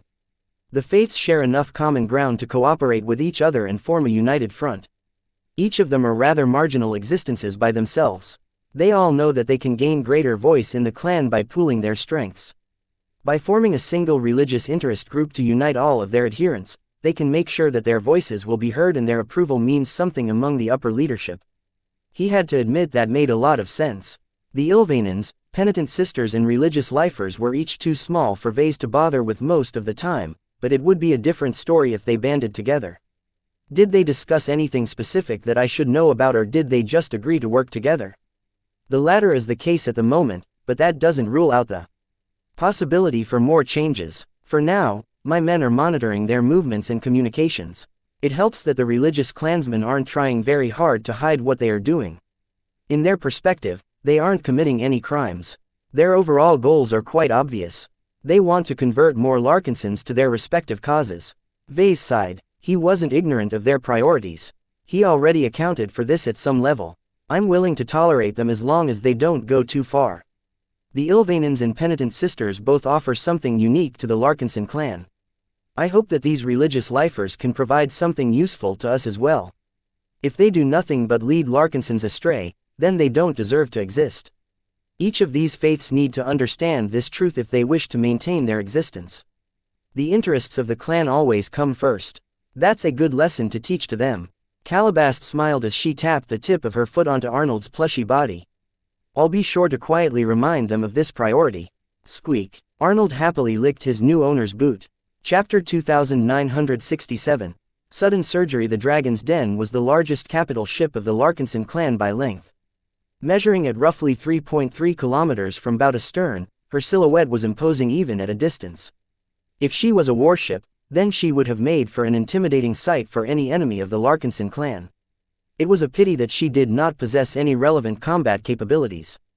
Her hull armor was as thin as any non-combat vessel of her size, and very little of her internal space was dedicated towards carrying mechs. The design philosophy behind this vessel was different from that of the Spirit of Bentheim. If Vase had a choice, he would have chosen to make the Dragon's Den more robust in order to increase her ability to resist various dangers. Fortunately, the addition of the heavily armored graveyard compensated for the weakness of this vessel. In the combat plans of the Larkinson fleet, the Dragon's Den should firmly huddle behind the bulk of the defensive capital ship and not move away until the danger had passed. When Vase studied the bioresearch vessel as his shuttle approached the new capital ship, he felt quite hopeful about the benefits she could provide. Once the lifers settled into their new lives and positions, the Dragon's Den should hopefully become a microcosm of the Life Research Association. As his shuttle entered the hangar bay of the Dragon Dens and touched down onto the deck, his honor guard stepped out first before his boots touched the bone metal deck. He immediately felt as if he had turned back the clock. The aesthetics of the hangar bay closely resembled that of what he was accustomed to back on Prosperous Hill V. The bone metal material that the lifers appeared to be fond of was practically ubiquitous on this ship. He knew that the inner structure of the vessel consisted of normal fabricated metals, but anything that humans could see was fully made out of organic materials. When he looked to the side, he could see a handful of familiar-looking biomechs. Their quality left much to be desired, but the lifer mech pilots that the Larkinsons hired all preferred to pilot something made out of flesh and bone. Not even witnessing Uranus going on a rampage could change the minds of these stubborn LRA-born clansmen. "Sir, welcome aboard the Dragon's Den," a female voice called. The two leaders aboard the bioresearch vessel stepped closer. "Doctor." Rania looked a little more stressed and tired than usual, but that was a given considering that she must be having her hands full trying to manage the huge influx of new people. Commandeer Rivington fared a little better, but he still possessed a bewildered look on his face. His job description had expanded enormously compared to what he was before the war. His experience as a competitive team leader did not avail him much now that he was put in charge of all of the biomech units. The rapid changes along with the challenges they had to face was one reason why Vase felt the need to pay a personal visit. Touring the Dragon's Den was another reason.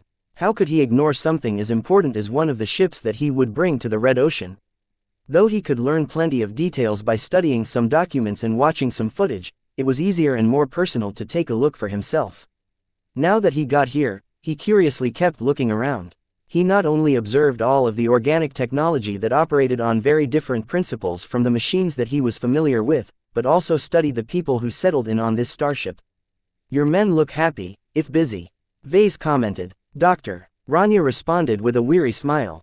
"This ship and these lifers are quite amazing. The Dragon's Den is practically the perfect research vessel for my needs. Although I have long issued a request for the clan to acquire a dedicated research ship where we can conduct high-quality bioresearch, I never expected you to invest in a capital ship straight away when other capital ship roles are in higher demand. We didn't have much choice when we offered to trade the Orlis." Vase shrugged. "You're wrong on one point, though. Bioresearch will not remain a side activity within our clan.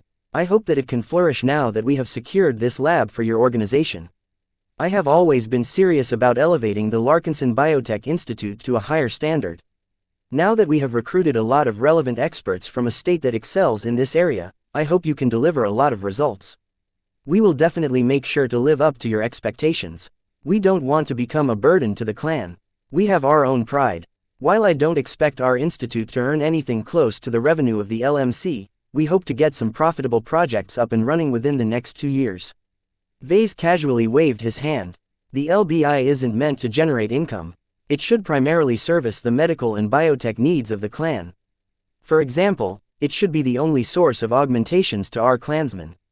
If there is any profit to be had, then it should come as part of some collaborative projects with the design department of the LMC. Some of the work that is being done on this ship will become relevant to some of my mech designs in the future." "Doctor," Rania nodded in understanding, but she did not retreat. "Be that as it may, our clan cannot afford to rely on selling mechs as its only source of income. A bit of diversification never hurts, and I believe that all of the lifer researchers that have joined our ranks can definitely prove their worth." Vase raised his eyebrow as they left the hangar bay and ventured into the bowels of the Dragon's Den. "Are the lifer researchers really that good? Many of them are more qualified than myself, even though we haven't hired any high-level researchers," Rania frankly admitted. "Their theoretical foundation is richer, their research abilities are stronger, and don't get me started on their enthusiasm. I even feel that I should stop bothering to conduct research myself. What I can do, a relevant expert can do at least 3 to 5 times better." This was an enormous difference. Though the bulk of the biotech experts that the Larkinsons managed to pick up were mainly low in rank, with only a small proportion of middle-level researchers, their collective capabilities were already impressive by non-LRA standards. Despite this, Rania did not sound too threatened by the influx of all of these superior lifer biotech scientists. This was because she was smart enough to figure out that Vase would continue to put her in charge of this entire division. Vase didn't trust any of the lifers yet. He especially did not trust their scientists and researchers who were mostly too full of themselves. He had witnessed the hubris of their ilk firsthand when he was stuck in their former state. From a governance perspective, replacing Rania with a respected lifer was counterproductive. Elevating such a person would send a signal that the old LRA pattern of allowing the best researchers hold the most authority would continue to remain a custom in the Larkinson clan. He had a lot of objections to this stupid practice, so letting a relatively junior and inferior biotech scientist like Rania remain in charge was a good way to signal that the Larkinsons intended to do things differently. Besides, there was an even greater reason to keep Rania in her current position as the director of the LBI. He trusted her. After filling her in on the existence of spirituality and roping her in on helping him research a couple delicate matters, she had become a part of his inner circle. None of the former lifers who joined the clan could match her status in his eyes. As long as she stayed in place, Vase felt assured that the research teams under her wouldn't perform any rogue and dangerous experiments. He had seen enough of that in the LRA to know that these lifer researchers needed to be collared to an extent.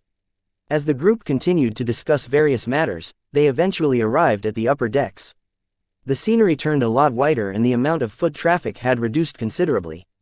In fact, aside from the size of the compartments and corridors, the interior reminded him a lot of the Pinnacle lab he once entered. The upper decks of the Dragon's Den mainly consist of research laboratories. Rania introduced. This is where most of our researchers can be found when they are on duty. For now, there isn't much to see here because our men are still settling in.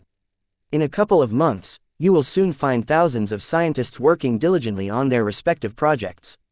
They briefly entered a couple of biolabs. Some of them were empty, others only featured a bunch of organic lab equipment. Cargo bots kept hauling different goods and equipment to the labs under the attentive supervision of the scientists who would soon be making use of the facilities. They soon entered another section of the upper decks. They briefly entered a section that was dedicated to treating humans. To his surprise, Rania led him to an ongoing operation on a very familiar-looking human. He could feel her force of will from the observation window. Is that Ketty's? What is she doing here? Didn't she tell you? Rania raised her eyebrow. She is currently undergoing an operation to install her new implant in her brain. From what I have heard, the head of the Heavensward Association personally gifted her with an implant redeemed from the MTA. Ketty's never told him of this gift. This is reckless. Can these implant surgeons be trusted? We are far from the days where a lone saboteur such as the doctor who I shall not name can single-handedly botch an operation. Each implantation operation is carefully planned and conducted by at least half a dozen highly qualified lifer surgeons. I even requested Calabas to thoroughly test loyalties of the doctors and nurses who are currently performing this procedure. If anyone doesn't do their part, the security systems will restrain them one way or another. If that doesn't work, the Sword Maidens will take action. There were numerous armored soldiers in the operation chamber. Though their presence clearly wasn't welcome, the Sword Maidens didn't care. Ketty's was the most important member of their sisterhood. The operation had to succeed. Though Vase didn't intend to watch how the implantation surgeons cut a hole in Katiz's skull before they carefully inserted a small white device inside her brain, he couldn't move away. He stayed for an entire hour. He felt he owed it to his student to watch the doctors and nurses carefully and constantly gauge their emotions to know whether they had any ill intent. Fortunately, the operation went completely according to plan. No complications had occurred and Katiz's brain fully embraced the sophisticated implant without any signs of rejection. The head implant surgeon transmitted a brief report to Rania. The news is all good, sir. Ketty's is stable and her brain is accepting all of the new neural connections that the implant has formed. Of course, we owe much of this success to the highly advanced nature of her implant. The MTA does not cut any corners when it comes to their products. Vase briefly frowned. Have you checked and verified whether the implant is safe and free of bugs? That is natural. Ketty's wouldn't have chosen to proceed with this operation if she was uncertain. Due to their sensitive nature, the programming and design of these implants are always an open book to us. Despite the high-tech nature of the implant in question, its functioning is completely clear to us. We have even spent the equivalent of billions of hex credits in order to obtain the judgment of at least a dozen different highly respected implant specialists across the galaxy. We have found nothing suspicious. MTA implants are very popular in human space. If they were suspicious in any way, then we would have heard about it already. It won't do the association's reputation any good if they are caught with tampering their own products. Oh, Rania didn't know the true face of the MTA, but that was fine. He believed her for once. It was beneath the MTA to turn any implant they sold into a listening device. Trust and credibility was one of the association's most valued resources, so it would be incredibly stupid for the Mechers to risk all of their hard work because they wanted to spy on some mech designers. As much as Vase felt uncomfortable about this, he had to accept that he couldn't be around to do everything in person. He had to teach himself to trust his subordinates to do their jobs. How long until Ketty's recovers? She should be up and running in a week at best, though we might hold her back for another week or two as a precaution. Chapter 2968, Manpower and Organization concerns. Every capital ship possessed a unique charm. This charm profoundly affected the way that people lived their lives aboard a given vessel. The Dragon's Den was a vessel designed to conduct research on the go. She possessed all of the facilities of a traditional ground-based research center, but made certain adaptations to make researchers feel more at ease.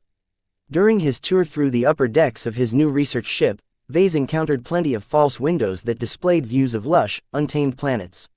He passed through relaxation and socialization areas which were filled with greenery and possessed high ceilings which depicted a very realistic illusion of an open sky, complete with wind blowing in people's faces. Researchers are humans as well. No one except the spaceborne can endure living months and years on end while staying confined in metal or metal-like boxes all the time. Dr. Rania explained as they observed dozens of off-duty researchers and other personnel relaxing in the garden area. These lifers possess a great appreciation of nature and natural environments. The Dragon's Den devotes quite a lot of internal space to compartments like these. Because the lifers who built this ship are aware that regulating mood and stress are vital to keeping scientists healthy and productive. The Life Research Association developed a highly enthusiastic and competitive culture towards biotech research. This produced good results as many scientists worked hard and did not shy away from innovating. Yet it also led to a lot of burnout and extreme behavior that could fell even the most promising academics. As scientists, these lifers were aware of the dangers and performed extensive studies on how to mitigate these negative consequences. The various design elements of the Dragon's Den reflected the measures that the lifers had developed to stave off burnout. Not every problem can be solved by allowing our scientists to enjoy a break. Vase remarked. One of the shortcomings I've noticed about them during my time on Prosperous Hill V is that they are too isolated. They don't interact with people of a lower station than theirs. Certainly, they are proud elites who have the potential to become the ruling class of the LRA, but they spend so much time looking up that they don't even know that the ground beneath them has grown rotten. This is one of the many reasons why the Supreme Revolution resulted in so much chaos. As the herder of all of these scientists, Rania took his warning quite seriously. I did notice that these lifer scientists tend to behave more snobbish around lower-ranked clansmen. It appears the hierarchy they are accustomed to is a lot more vertical than ours. I'll try my best to pull them out of their ivory towers and mix them up with other Larkinsons on a more frequent basis. They'll probably get annoyed whenever they are forced to spend time outside their labs, but it will be for their own good. You have my full support. As long as you don't make any blatantly unreasonable decisions, I will stay behind you. Vase voiced. Thank you, sir. I will act more firmly if that is the case. In moments like these, it was important for Vase to establish his stance. He explicitly granted Rania the authority to implement whatever measures she felt were necessary. Of course, giving her such a wide latitude was also a test of her leadership capabilities. If she somehow botched this task, then Vase would simply appoint someone else in her stead. From what he had seen so far, Rania did not want to let go of her current post as the director of the Larkinson Biotech Institute. Even though it did not amount to much in the past, now that it absorbed so many lifer scientists and practically took possession of the Dragon's Den, she wielded a huge amount of power despite her younger age and lack of qualifications. The scope of her responsibilities grew too quickly. He wasn't certain that she could keep up with the growing demands of her job. The only way to know if she was ready was to let her plunge into the pool and see whether she would sink or swim. In any case, the LBI had yet to blow up under her reign, and Vase had good hopes for her. She was a Woden, and if she was anything like Gloriana, then she would never slack off on the job. After they finished touring the upper decks, they moved to the middle decks where most of the ship's operations took place. The bridge, the engineering bay and the crew cabins were all sandwiched in the middle of the capital ship. Vase found this to be a rather odd design choice. I would have thought that the lifer shipwrights would place the laboratories in the center of the Dragon's Den. Knowledge is valuable, but lives are more important, Commander Rivington said as he felt more in his element in this part of the capital ship. Don't get me wrong, it will definitely hurt to lose the research laboratories, but as long as our vessel is still spaceworthy, we can still escape enemy pursuit and limp back to safety.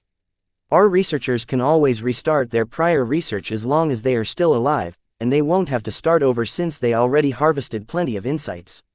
They can also rely on backup data stored in the safer sections of our ship to restore their prior results. That made a lot of sense. As Vase toured through the various core sections of the Dragon's Den, he noticed that the structure here was tougher and more robust than elsewhere on the ship. In other words, her citadel was stronger and tougher than what was usually the case for non-combat vessels. This meant that while the Dragon's Den was easy to scratch, it was a lot more difficult to take it down entirely. Vase was glad that her designers included at least some survival measures. Commander Rivington began to speak. Please like and follow the Cultivation Audiobooks channel about his own responsibilities during this part of the tour. For now, our new mech force is headquartered here since there is lots of space here, but we hope to get a dedicated combat-oriented capital ship in the future. We are still in the process of setting up everything from scratch, so you don't have to rush. Vase pressed his lips. I think you are overestimating the Larkinson clan's financial capabilities. We aren't rich to the point where we can hand out capital ships like candy. The Larkinsons and their allies only had a limited quota of capital ships they could bring with them to the Red Ocean. What was worse was that the shipbuilding industry on the other side of the Greater Beander Gate was flooded with orders. There was no way a relatively small and unknown player like Larkinson clan would ever be able to get priority unless Vase was willing to pay an insane amount of money. The commander and Vase continued to discuss the particulars of the new mech force that the former was trying to set up. He was not making quick progress. We have the mech pilots. We have the officers. We have the support personnel. We have the biomechs. We have the organic carriers. What we don't have is the organization and structure of a paramilitary outfit. Since we are starting from scratch, we aren't burdened by outdated rules and customs. The downside is that there is so much we need to take care of that it will take a long time before we become more than a mob. You should have plenty of help from the rest of the clan. Vase pointed out, the military bureau is not for show. Last I spoke to General Verl, he mentioned something about sending experienced officers and planners to you in order to act as your consultants. Is that working out for you, Commander? They're definitely doing their jobs, but our lifer mech pilots are used to serving in a different system. We are still trying to adjust to many new customs and traditions.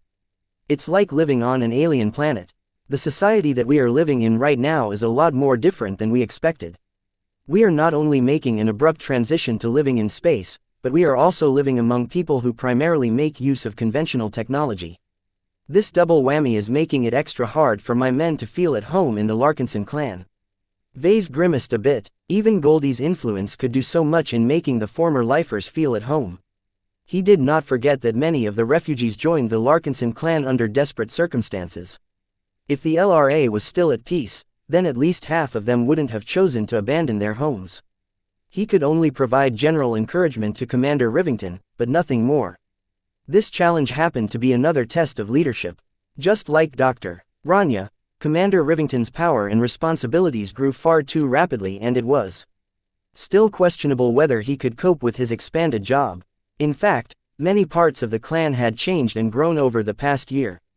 The clan had just exceeded 100,000 members, and this was an enormous change from the time when it just consisted of less than 1,000 Trueblood Larkinsons.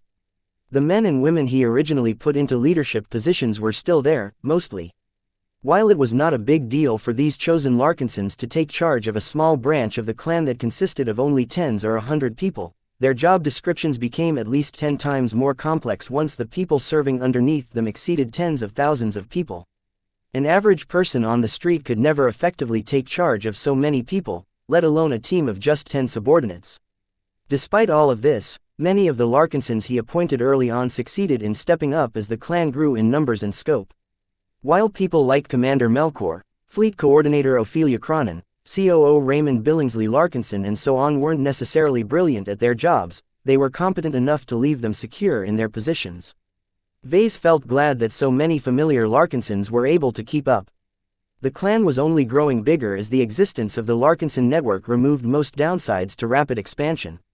As long as the clan was able to digest the tens of thousands of people that had just joined, he would most certainly welcome even more people before his fleet entered the Red Ocean.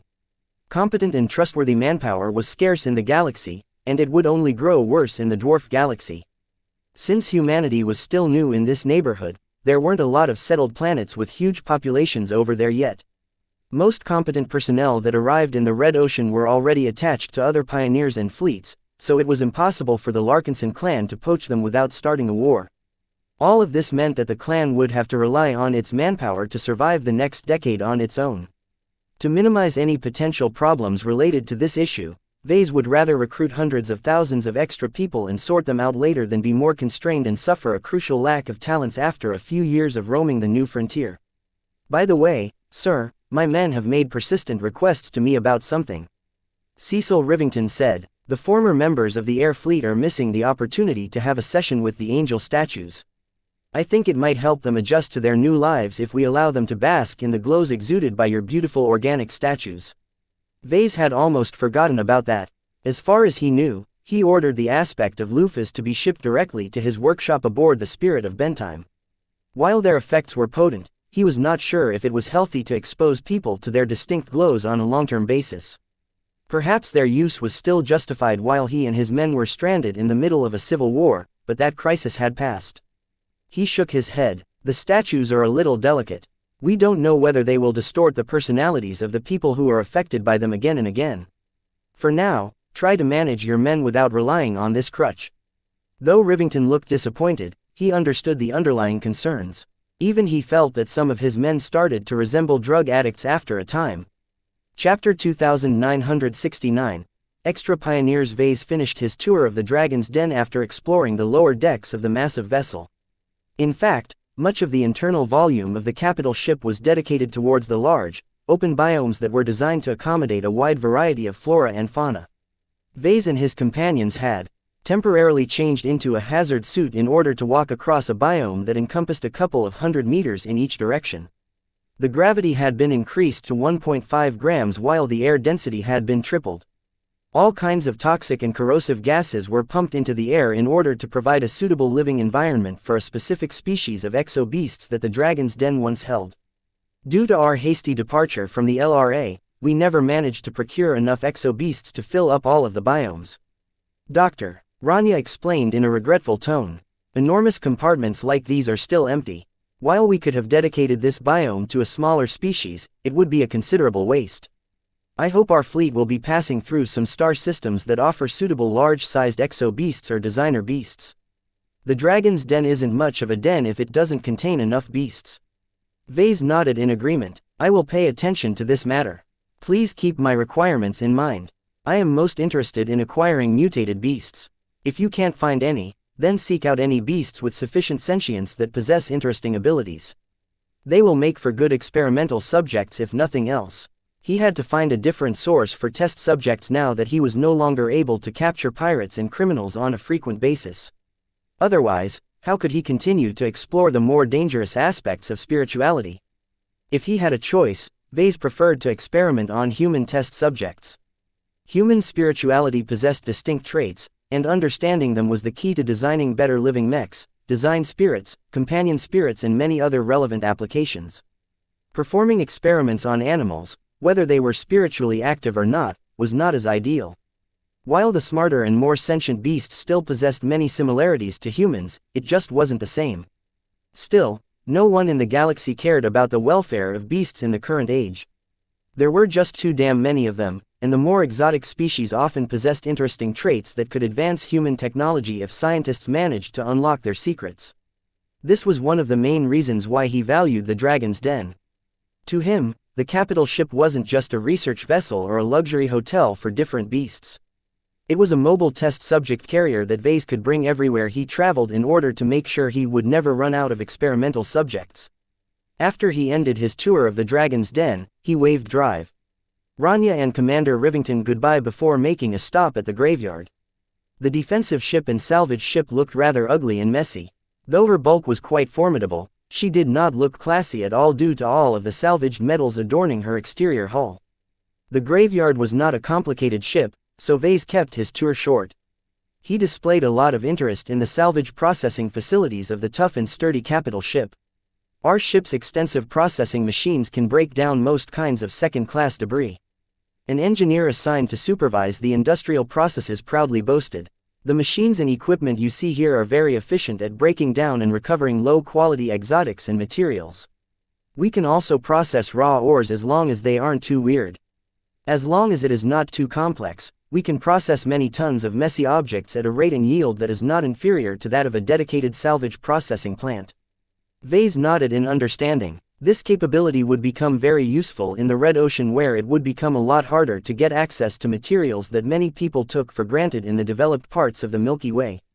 How well can the graveyard process higher quality exotics? He asked. While being able to recycle bulk materials is essential for a fleet as large as ours, many of our mechs and a lot of advanced ship systems can't be built without premium materials. I hope we can become as self-sufficient as possible in this regard. The engineer's expression became less confident. Our facilities are not as good in this area. The graveyard did not come supplied with the processing machines that are necessary to increase our efficiency in this aspect. While we have some machines that are capable of processing a decent variety of higher quality materials, their working speeds are low and their yields and recovery rates are also not up to par. Trying to extract more volatile and energetic exotics from a mech wreck will typically result in a loss of 60 to 95%. It was a lot harder to extract volatile exotics out of a product than putting it in. This was because they had been permanently processed and combined with other materials. Trying to break these bonds resulted in a lot of damage, causing these valuable exotics to lose some of their potency and extraordinary factors that made them special. This was a rather deep and complicated topic. There were too many variables to count, and even someone who possessed a higher than average understanding of salvaging processes such as Vase couldn't guarantee he would be able to recover every exotic from a piece of debris. I'm not satisfied with the current capabilities of the salvage processing capabilities of the graveyard. Vase plainly spoke. I'll discuss this matter with some people and order them to upgrade some of these machines before we enter the Red Ocean. If possible, I want this ship to become capable of processing first-class materials, if only the most low-end ones. That's impossible, sir. While there are some second-class machines that are capable of processing cheaper first-class salvage, those are usually restricted models that are not available on the market. The only other choice we have is to procure a first-class equivalent, but they cost as much as the graveyard if not more. That sounded troublesome. There were many other spending priorities that ranked vastly higher than a better salvage processing machine. As much as Vase wanted to shore up this weakness, he would rather invest in additional capital ships or a higher quality expert mech. Well, I hope that you and your crew will be able to find alternate solutions. Even manual solutions that don't rely on any huge industrial machines are acceptable. When we reach the Red Ocean, it becomes critical for us to be able to replenish our raw material reserves by ourselves. I hope you know that and do your part in alleviating the supply situation.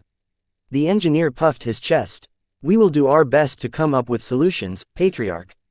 The graveyard is more than just a damaged sponge. I am confident that her processing capabilities will bring the most benefit to our fleet. It was an honor to be assigned to a capital ship. There were hundreds of sub-capital ships in the Larkinson fleet, but they weren't anything special. Only the mighty kilometers-long vessels conveyed enough prestige to make their crews proud of serving aboard one of these titanic beasts. Besides, capital ships were also a lot tougher and more defensible as long as they were properly crewed and supplied. This was also why Vase and Gloriana did not hesitate to abandon the Stellar Chaser in order to take up residence aboard the Spirit of Bentime. Before he ended his tour of the second capital ship that the Larkinsons recently added to their fleet, he briefly visited the newly renovated section of the Military Bureau. We finally meet in person again.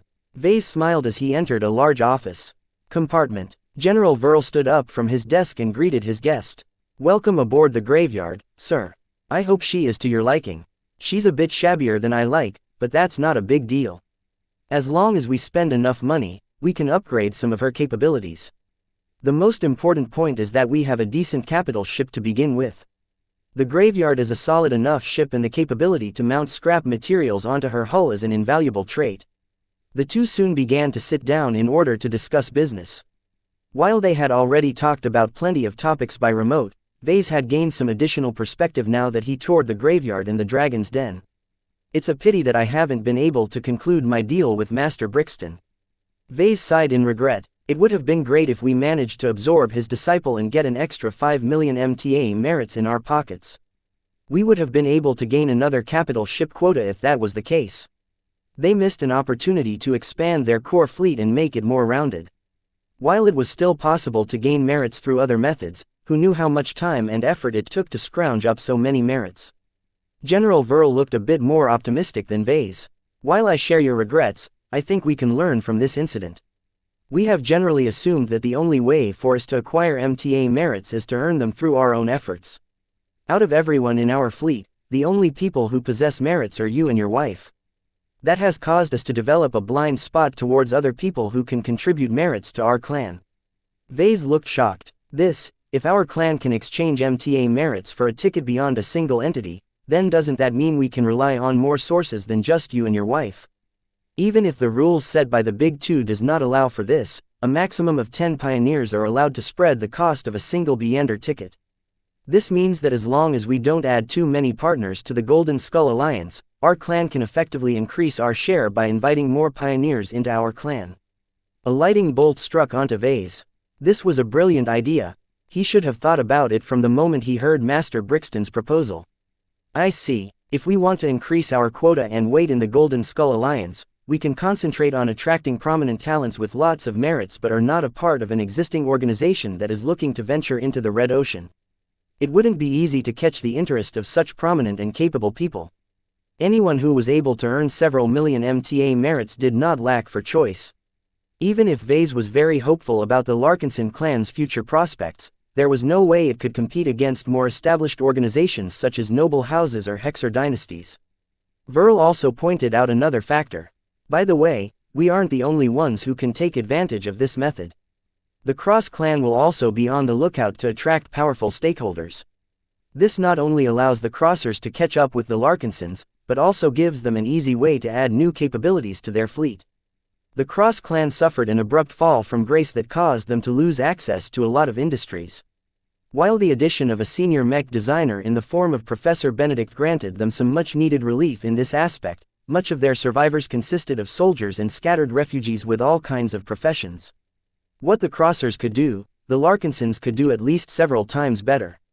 While both clans recruited outsiders in order to expand their manpower, the Larkinsons were much less constrained in this aspect due to the existence of the Larkinson network. If this pattern continued, then the Cross clan would continue to fall behind in comparison to their ally and partner. This was intolerable to a proud leader like Patriarch Reginald Cross.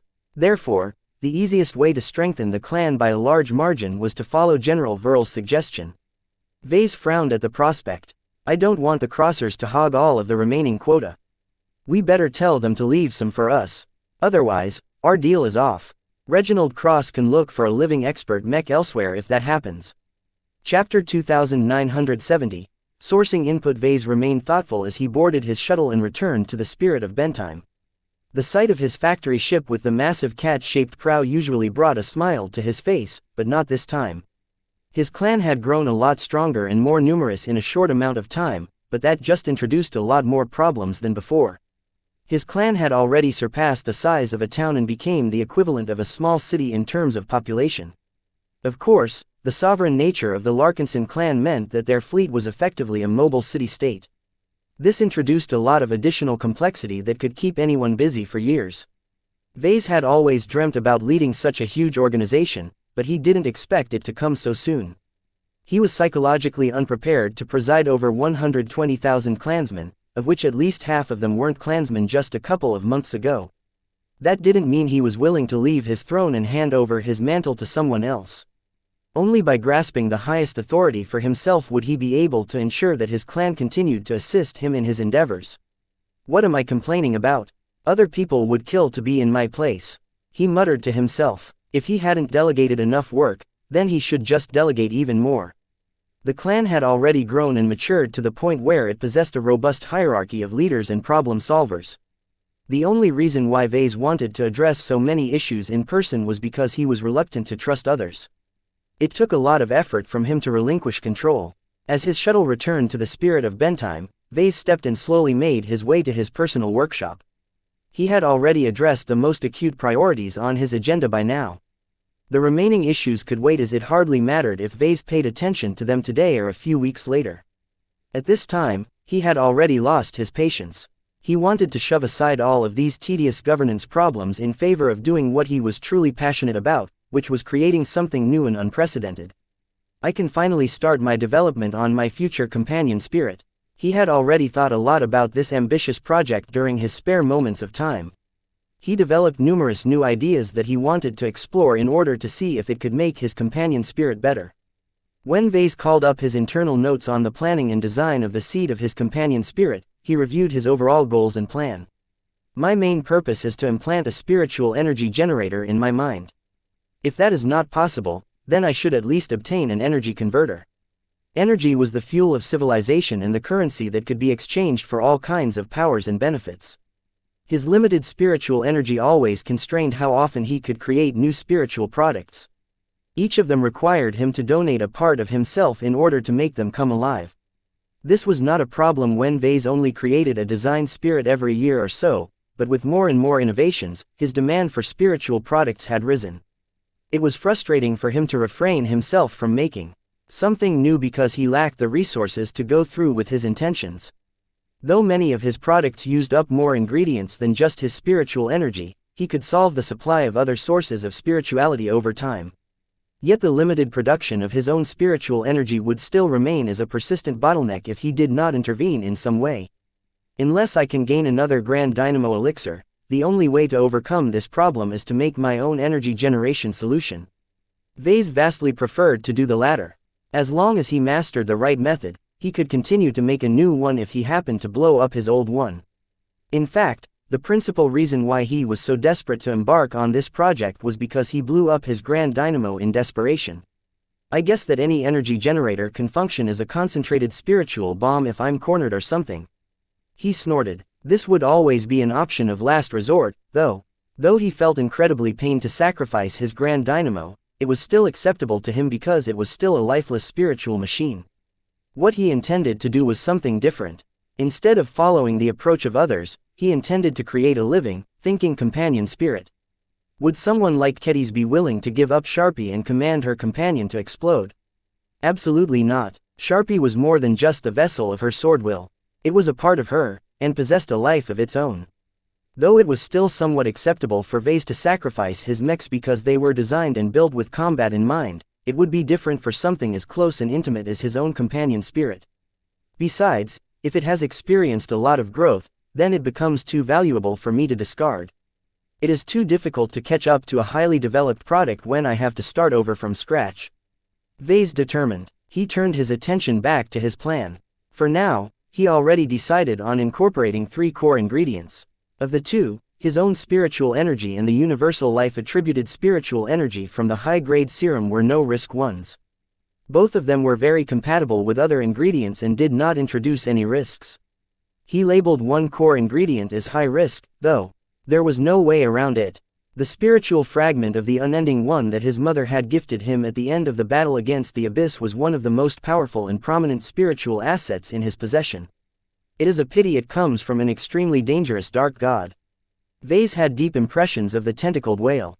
The powerful dark god not only managed to threaten his entire task force at the time, but also backstabbed his fellow dark gods before subsequently absorbing all of their spiritual energy at an astounding pace. This was an incredibly ancient, cunning, cruel and resourceful spiritual entity. Vase had only lived a fraction of the years the giant whale had experienced, so how could he be confident that his spiritual prowess and techniques could ever match up against an alien that literally had eons to refine his powers? The only reasons why he didn't shy away from using this high-risk ingredient was because the main consciousness was dead and because the reward was far too great for him to ignore. This is the key ingredient. I can't abandon it when it is my only hope of solving my chronic energy shortage. Throughout his professional career, Vase had become accustomed to chasing after rewards even if there were lots of risks associated with his decision. This was nothing different. I can still try my best to lower the risks and mitigate the dangers as best as possible. He consoled himself. I have plenty of time to make my preparations. I'm not in a hurry like last time. I have plenty of opportunities to develop different solutions. Technically speaking, he could start with processing and combining his core ingredients into a brand new spiritual companion right away if he wanted. Yet rushing to do so without making any precautions or adding extra useful ingredients was folly. The entire point of asking Gloriana to give him 3 weeks to himself was to spend all of that time on minimizing the dangers of his risky experiment. He wanted to build up a thorough model for his new seed and add as much structure while imposing as much control to as many dangerous variables as possible. Of course, the fickle nature of life meant that it was impossible for him to control everything, but at the very least he had to make the starting point as smooth as possible. He had some hopes that it would work out, though. The merger of the crystal golem and the spiritual fragment of the blinding one did not result in the resurrection of a dark god. Instead, his old design spirit attained a qualitative and quantitative upgrade that was so drastic that Vase started to call it the illustrious one. The process of transforming dead ingredients into a new form of life seemed to have wiped away all of the associations of the former. Every newborn spiritual entity started off with a clean slate.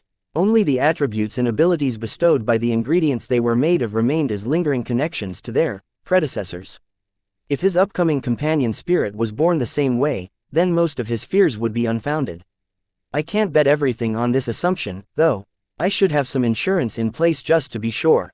Aside from planning how to protect himself from any dangers that might arise from the procedure, Vase also wanted to spend his time on finding ways to integrate other ingredients in his companion spirit. The problem was that their inclusion had to make sense. Each extra ingredient increased the number of variables that could go wrong and also reduced the purity of his spiritual product. He only planned to add up to 1 or 2 extra ingredients in order to give his spiritual companion some extra oomph. He quickly listed all of the potential choices he could make. Well, every design spirit in my collection is a viable option. The 2 most prominent ones were the Golden Cat and the Superior Mother. They both stood out because they were more than regular design spirits. He called them ancestral spirits because they oversaw different populations of people. As long as they received enough respect or worship from their subjects, they derived quite a bit of spiritual energy. The practical reason why Vase considered including them was because he theorized that he might be able to divert some of that spiritual tribute to himself. Wouldn't this be a great way to supply an unending amount of fuel to my energy converter? The Grand Dynamo supposedly derived its energy from the rotation of the galaxy. There was no way that Vase could replicate such a complex, high-level feature with his shallow understanding of spirituality. He had to resort to a simpler and more primitive solution, and one of them was deriving spiritual energy directly from one of the most readily available sources, other humans. He suddenly came up with an interesting idea. Why stop with just Larkinsons and Hexers? No matter how large these groups of people become, they are still too small and specific. If something happens that causes them to almost go extinct, then the output of my companion spirit will collapse. The Komodo War wasn't going so well lately, so there was a considerable chance that the Superior Mother would not be doing so well in the near future. Vase was not desperate enough to compete with his birth mother for a much more limited source of spiritual energy. Besides, I don't think that blending any Hexer influence in my own companion spirit will do me any good. He depreciatingly said, instead of trying to harvest spiritual energy from some humans, why not try to harvest tribute from all of them? The amount of humans alive today was so many times greater than the population of the Hexadric hegemony that Vase would probably drown in spiritual energy if he managed to convince at least 1% of them to provide him with their tribute. Ha ha ha ha, this is much more effective, Vase excitedly exclaimed. The difficulty was persuading a significant group of people to donate their spiritual tribute to his companion spirit. This was quite difficult, to say the least. While Vase was somewhat confident that he could persuade his own Larkinsons to do so, the feedback they could provide would barely be enough to keep his companion spirit busy for more than a couple of seconds. He frowned. I need a more compelling attraction that can appeal to a greater number of people. I also need to start with the right target audience that is receptive to my methods. He already had a readily available target audience in mind. Sales of his mechs had been going well. So many customers enjoyed the experience of piloting his mechs that they had become his lifelong fans. It would probably be easy for him to hoodwink his loyal customers into diverting some of their tribute to a spiritual vessel that eventually passed on the influx of spiritual energy to his companion spirit. Yet what kind of spiritual vessel is suitable enough for the purpose and has widespread appeal? His eyes inadvertently strayed towards the 4 aspects of Lufa that he had left behind in his personal workshop. Chapter 2971, Repurposed spiritual energy possessed all kinds of mysterious and profound effects. Some of these effects seemed to bend or break the laws of physics. Yet Vase thought that was merely because his understanding of spirituality and how it functioned as part of the fabric of reality was incomplete. As far as he was aware, spiritual energy obeyed the first law of thermodynamics, just behaved like any other kind of energy. Otherwise known as the law of conservation of energy, this law stated that energy didn't magically come from nowhere. No matter how many transformations or movements a given amount of energy underwent, there should be just as much energy at the end, just in different forms due to the processes it underwent. If for some reason any extra energy showed up from nowhere or a bit of energy was missing at the end, then the model applied to understand what was happening was either flawed or incomplete. In any case, what this meant to Vase in his current situation was that he needed to find an input source in order to get his power generator working. When cavemen created fire, they used wood as their input or fuel. When ancient industrialists started changing old earth, they used coal to fire their steam machines. When the first human spaceships started to explore the Sol system, these vessels relied on a variety of synthesized fuels to propel themselves forward. At this point in time, human civilization had reached a point where it developed many sophisticated means of energy generation to power all of the technology it depended on to dominate the galaxy. Yet what pained Vase the most at the moment was that he could not rely on all of this known body of knowledge to design his energy generator. It's not like I can go down the cargo hold of the Spirit of Bentime and pour a glass of high-density ship-grade reactor fuel in my mouth. He depreciatingly said to himself. Augmented body or not, ingesting all of that highly toxic fuel would definitely result in his death. He pressed his palm on his face.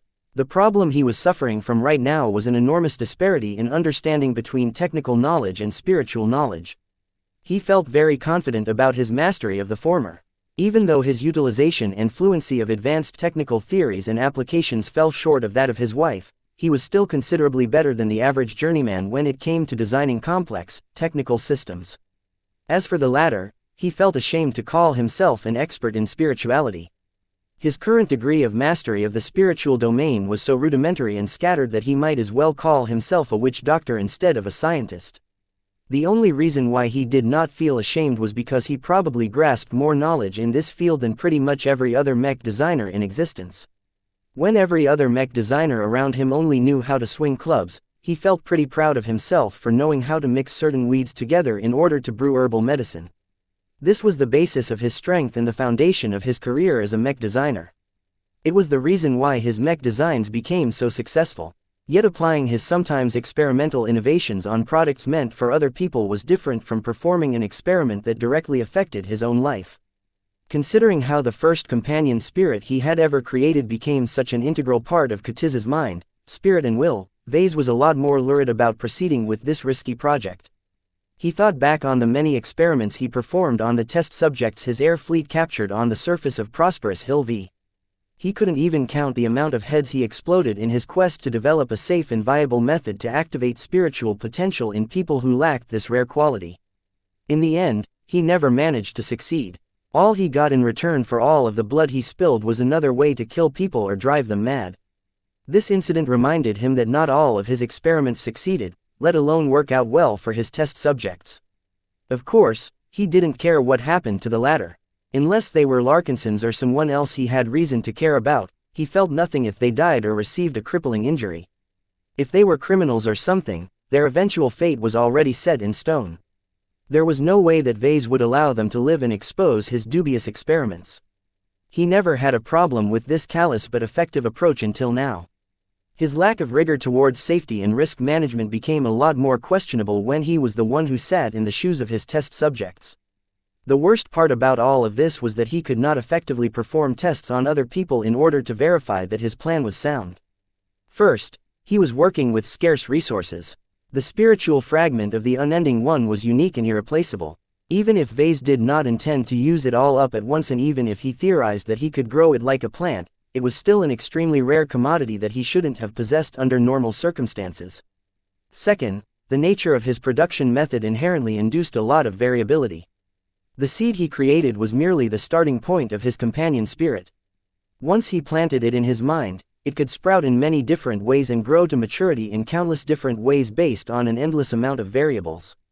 In other words, performing an identical experiment on a different Larkinson would probably yield a drastically different companion spirit, not the least because the ingredients and the person it bonded to had already changed from the beginning. Did this mean it was useless to perform an experiment on another person? Not exactly. I can still use this opportunity to verify whether some of my assumptions on companion spirits are realistic. He had several weeks of time to plan, study, experiment and learn a couple crucial lessons. Yet before he considered this option, he turned his attention back to his previous preoccupation, which was deciding what extra ingredients he should add to make his companion spirit. An energy generator required a lot of spiritual energy as input, and he had a number of sources he could choose from. The most ambitious choice he had so far was to try and harvest spiritual tribute from as many humans as possible. He stood up from his chair and approached the 4 aspects of Lufa stored in his personal workshop. The organic statues looked as radiant and exceptional as ever. The texture of their skin and the fluffiness of their feathers made them seem as if they were actual angels who just happened to be put in a form of eternal stasis. If not for the fact that Vase knew for certain that the statues each possessed solid inorganic cores, even he would have doubted whether they were more than ornaments. The fact that even I am affected by their charm means that their attraction to ordinary people is even greater. The aspect of tranquility and the aspect of healing had proven to be enormously popular among the lifer refugees that had joined his air fleet. Of course, this was not entirely reflective of how other people in the galaxy would react to them. Organic statues appealed a lot more to the citizens of the Life Research Association than other people. Even so, I can just make a conventional statue if that is what it takes to attract people. The only problem involved with this was that he had to craft the statues by himself in order for them to function as valid totems. If he simply ordered the spirit of Bentime to mass-produce a large batch of statues of Lufa, they would not possess any intrinsic life and possess any connections to his angelic design spirit. Vase frowned. This is a troublesome bottleneck. How can I mass-produce a vessel that can compel people to donate their spiritual tribute to Lufa? The more input Lufa received, the more the design spirit could supply fuel to his companion spirit. An idea suddenly came to mind. Wait a second, don't I have a design available that is suitable for mass production? Vase activated his comm and pulled out one of his finished mech designs. A projection soon came into existence which displayed his sanctuary mech. Despite completing this design a long time ago, Vase always hesitated in publishing it onto the market. Selling a third-class mech that was able to counter his existing LMC mechs would definitely result in a lot of upheaval in the mech market. Once it began to enter circulation, the sanctuary would definitely make a lot of existing customers unhappy, so it was not wise to put it up for sale without greater considerations. For now, Vase had ordered the design to be held back from release unless there was a suitable reason to put it out. One scenario where the sanctuary could be useful was to suppress any counters published by his competitors. That did not happen yet. While the Fredaman managed to come up with some limited counters to his glows, the solutions developed by Master Olsen were too expensive for the third-class mech market. As long as this did not change, it was not necessary for the sanctuary to see the light of day. Yet what if he had another reason to put it out onto the market? What if he repurposed its primary function from countering glows to providing psychological comfort? His eyes shone. This idea has a lot of potential. Previously, Vase always treated the glows of his design spirits as supplemental tools to enhance the combat capabilities of his mech designs. This meant that he always imagined how glows affected both friendly and hostile mech pilots on the battlefield. What they did off the battlefield was of little concern to him. Mechs existed to fight. Every mech designer had been trained to think on how they could maximize the combat performance of their products. A mech model that looked pretty in parades but fell apart at the first blow in a combat scenario was not worth the money it took to produce a copy. What if, looking pretty is the main point? What if the combat application of the mech is secondary to its ability to attract spiritual energy donors? This was a great idea. Unlike his statues and other totems, he didn't have to craft his mechs in person for them to become alive. Otherwise, all of the millions of mechs the LMC sold so far were overpriced by at least 30% if they were all lifeless. Vase did not have to task the marketing department to perform any in-depth market research in order to know that his sanctuary would definitely be able to catch on as a peaceful tool to provide mental comfort. While he knew that there were bound to be drugs and all kinds of other treatments that could induce similar effects to humans, their different mechanisms meant that the outcomes would always be different. The advantage of his sanctuary was that it acted directly on the mind and spirit without fail. There were no side effects to worry about and the physical condition of the people in question was completely irrelevant. He did not believe that the medical community had a better and more convenient way to calm or heal someone's mind. Even if such solutions existed, the treatments were probably so high-end that it was only accessible in more advanced states. As for his sanctuary, it was just a third-class mech model. Its production cost amounted to around 1.5 million hex credits under normal conditions. This might be a hefty amount of money to a third-class organization, but it was very cheap by second-class standards.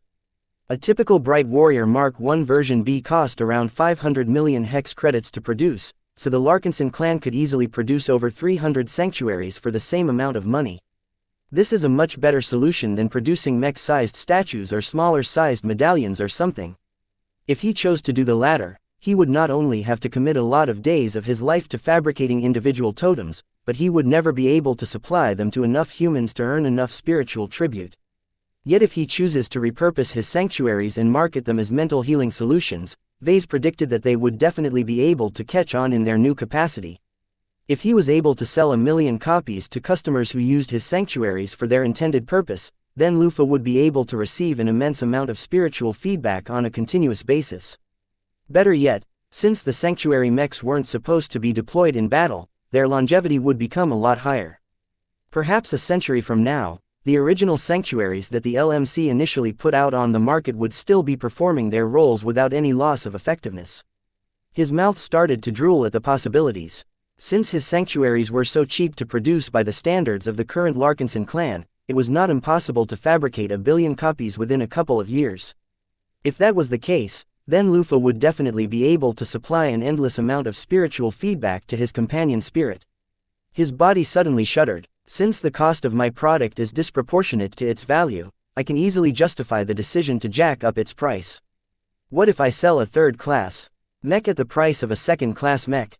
Perhaps earning a huge amount of spiritual feedback wouldn't be the only profit he could earn with this radical plan. Chapter 2972. Picking ingredients. The plan he had just come up with sounded like the greatest scam he had ever conceived.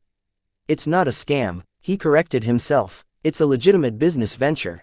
Vase only had to recall how eager the lifers wanted to bask in the glows of the aspect of tranquility and the aspect of healing to know there was an enormous market appeal for the unique services he could provide.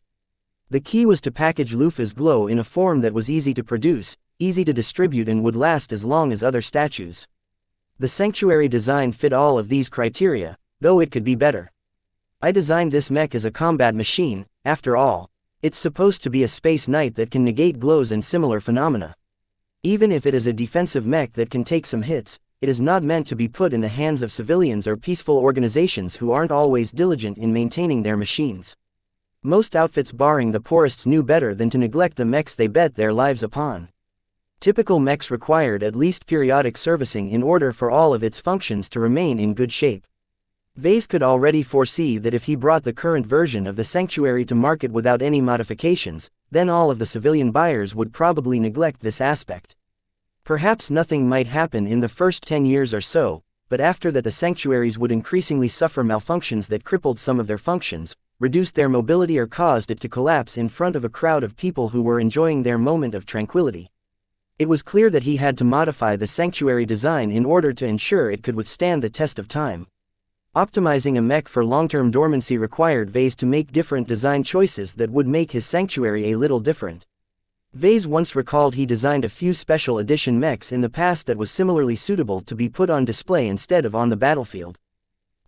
If I am going back to the drawing board in order to modify the sanctuary for peaceful use, I might as well overhaul some additional factors in the process. He intended to make 2 mech versions of the aspect of tranquility and the aspect of healing. It was no problem for him to tweak the glows so that they induced the right effects. He also contemplated adding in some safety precautions in order to prevent people from developing severe addictions to Lufa's influence. These aren't the only changes I intend to make. What Vase truly cared about was to improve their external appearances so that they became more effective at attracting spiritual energy donors.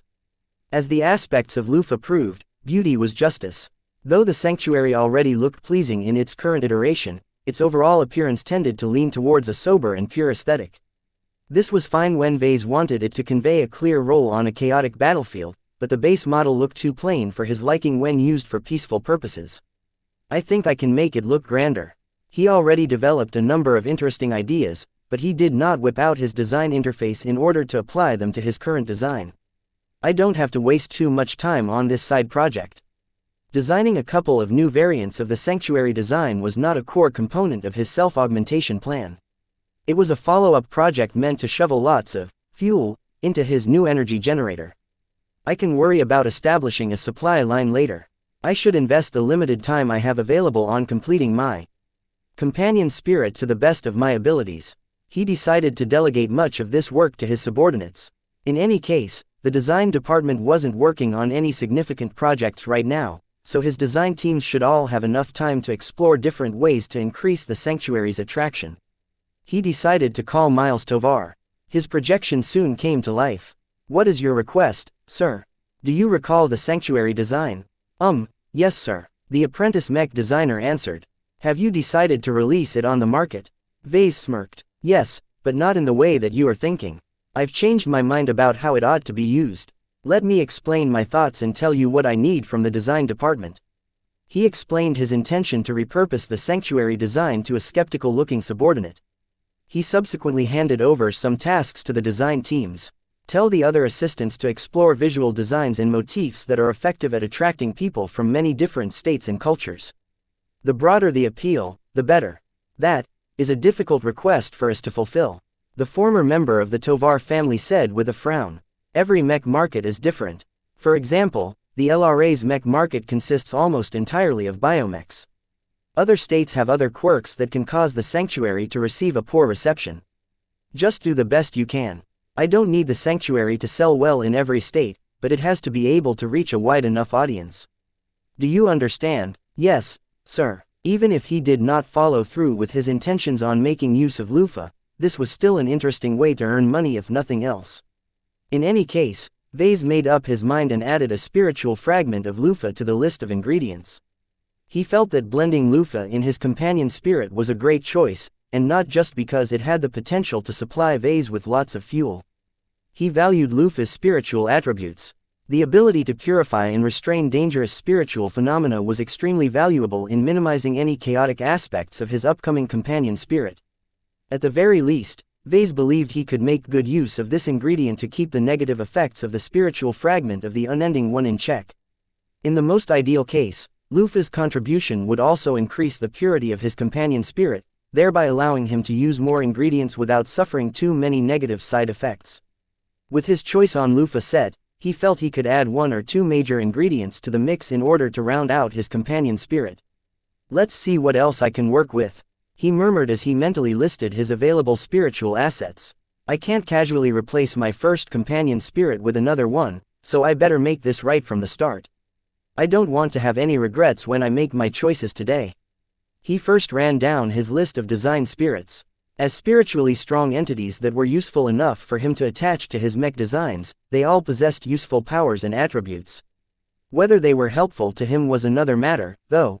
Veskas. I already forgot about this one. Solemn Guardian. Hell no. Pursuing duty above all else is the most important reason I parted ways with the Larkinson family. Bravo. Pass. I'm already a man. The Golden Cat. He paused at this choice. He did not necessarily need to rely on her to supply with fuel when loofah had the potential to tap into a much greater population of humans. There wasn't much left aside from this benefit. Goldie was still young and immature, so she did not possess a lot of strong traits. Vase couldn't really figure what concrete benefits she could bring if he borrowed her strength to create his companion spirit. Maybe my new companion will take the form of a cat or something. This was actually a nice outcome to Vase, but he did not want his companion spirit to become influences by the Larkinson values that the Golden Cat espoused. The Larkinson clan was the Larkinson clan. Vase was Vase. They were two separate entities who both operated in different ways. After a bit of thought, he decided to make use of Goldie as a minor ingredient. He only really wanted to borrow a portion of her strength in order to turn his companion spirit into a cat and to develop a small connection to the Larkinson network. Let's continue down the list. Zygra. No, I don't need to pour any more fuel on the fire. My reckless tendencies are already bad enough. I'll probably become outright suicidal if my aggression increases any further. Zygra was an uncontrollably angry design spirit that did not have the best impression of Vase. The pride, fury and aggression of the former crown cat might be suitable for warriors, but mech designers didn't need these traits. Ilvain. Nope. Keelankso. Her protective and space manipulation abilities were very formidable. The Exo-Beast was one of his most powerful and definitely the oldest design spirit in his collection. Vase felt very tempted to request another spiritual fragment from his friendly spiritual ally. If he was able to make good use of this fragment, he might be able to unlock some of those protective abilities himself.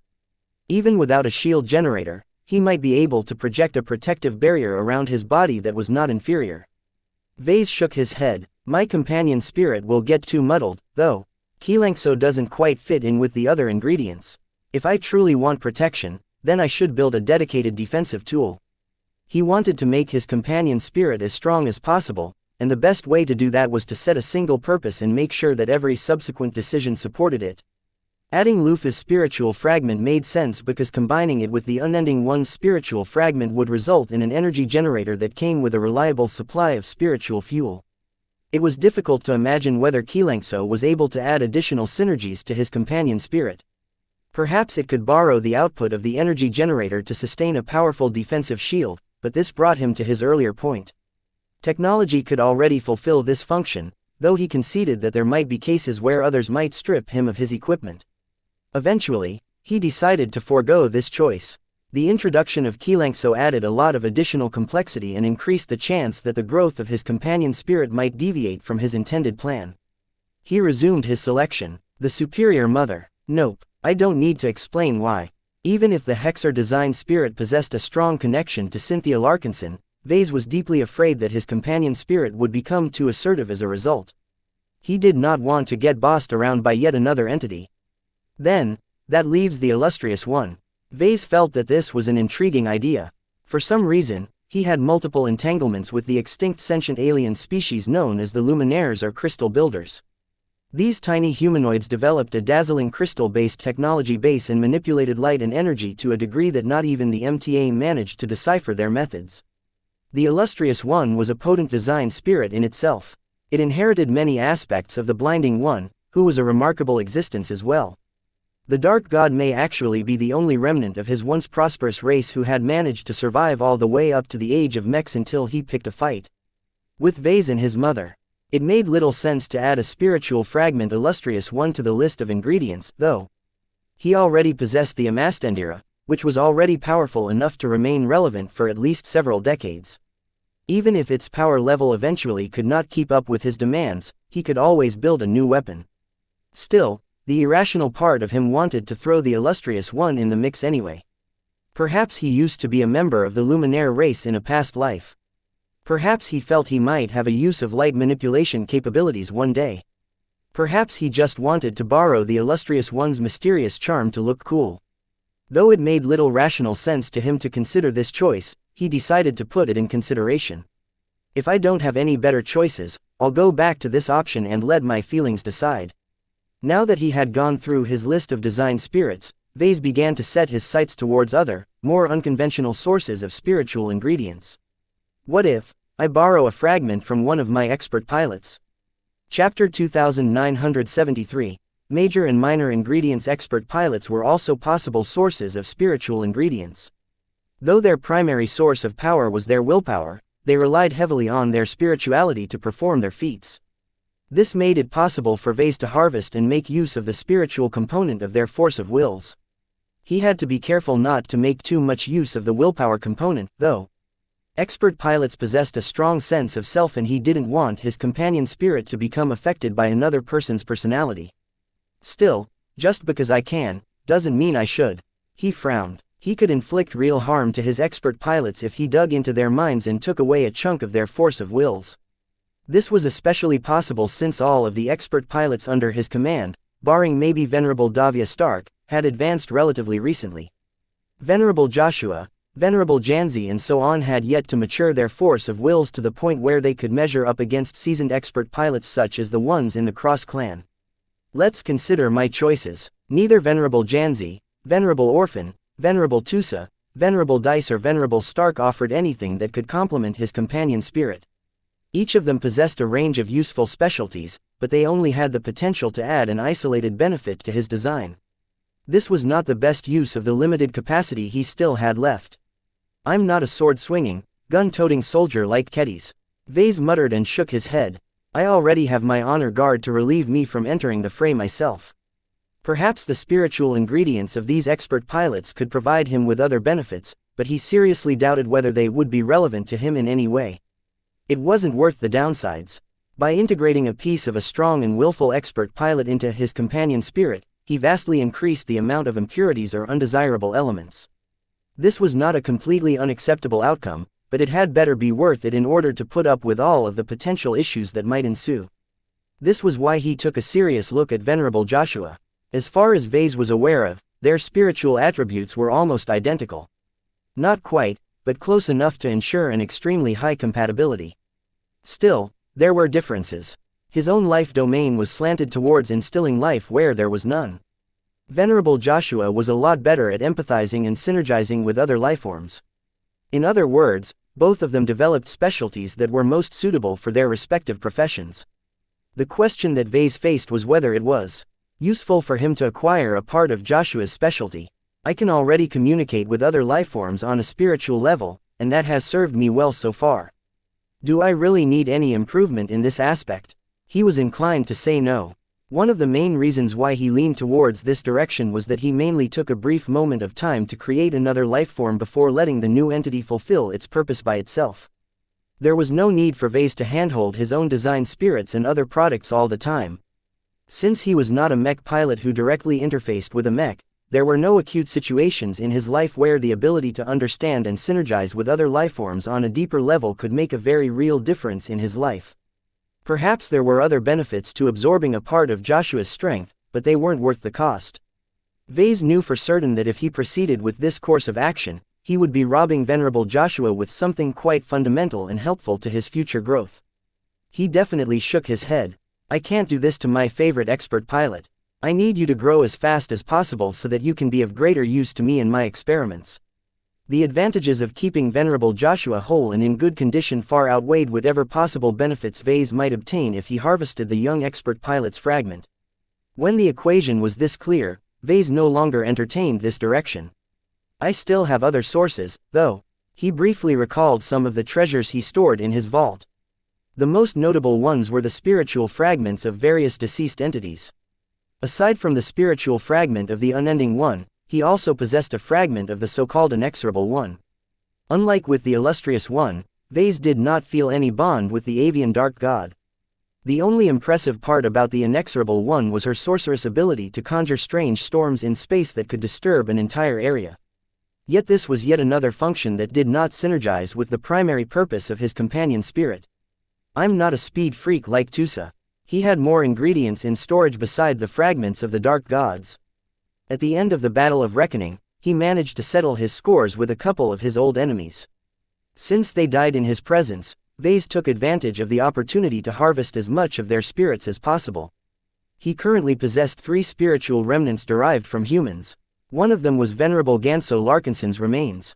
Vase immediately scowled when he thought about the loathsome blood relative. He did not have anything kind to say about Ganso, but even if he disregarded his personal bias, the dead expert pilot did not introduce anything relevant. His next choice was Venerable Relia Foster. Unlike Ganso, whose spirit was already collapsing by the time Vase was able to preserve what was left, Venerable Foster maintained her complete spirit and will before they were harvested. Her spirituality still possessed a strong and lingering will component, which was a testament to the powerful Vision expert pilot's unwillingness to die that day. However, just like before, Vase didn't think that using a portion of Venerable Foster's surviving spirituality would introduce anything useful aside from making him more stubborn and pig-headed. I have plenty of that already. I don't need to amplify this character trait any further, he muttered. The 2 ingredients he just dismissed were dangerous elements that required a lot of thought before he was willing to put them to use. He felt that there were definitely some good uses for them, but for now he couldn't come up with any useful ideas. Perhaps he would use them to create other companion spirits for other people, though Vase wasn't sure if this course of action was entirely safe. He shrugged. Oh well, it won't be me who will suffer. There was one more spiritual ingredient where Vase had to put serious thought in its use. He carefully contemplated the possibility of integrating the dormant design seed he had managed to scavenge from Lady Aisling Curver's mind. Unlike his previous choices, Vase recognized a lot more potential benefits to making use of this unique ingredient. Curver may have been a crazy and obsessive woman when she was alive, but she is still a competent and capable student of a genuine master mech designer.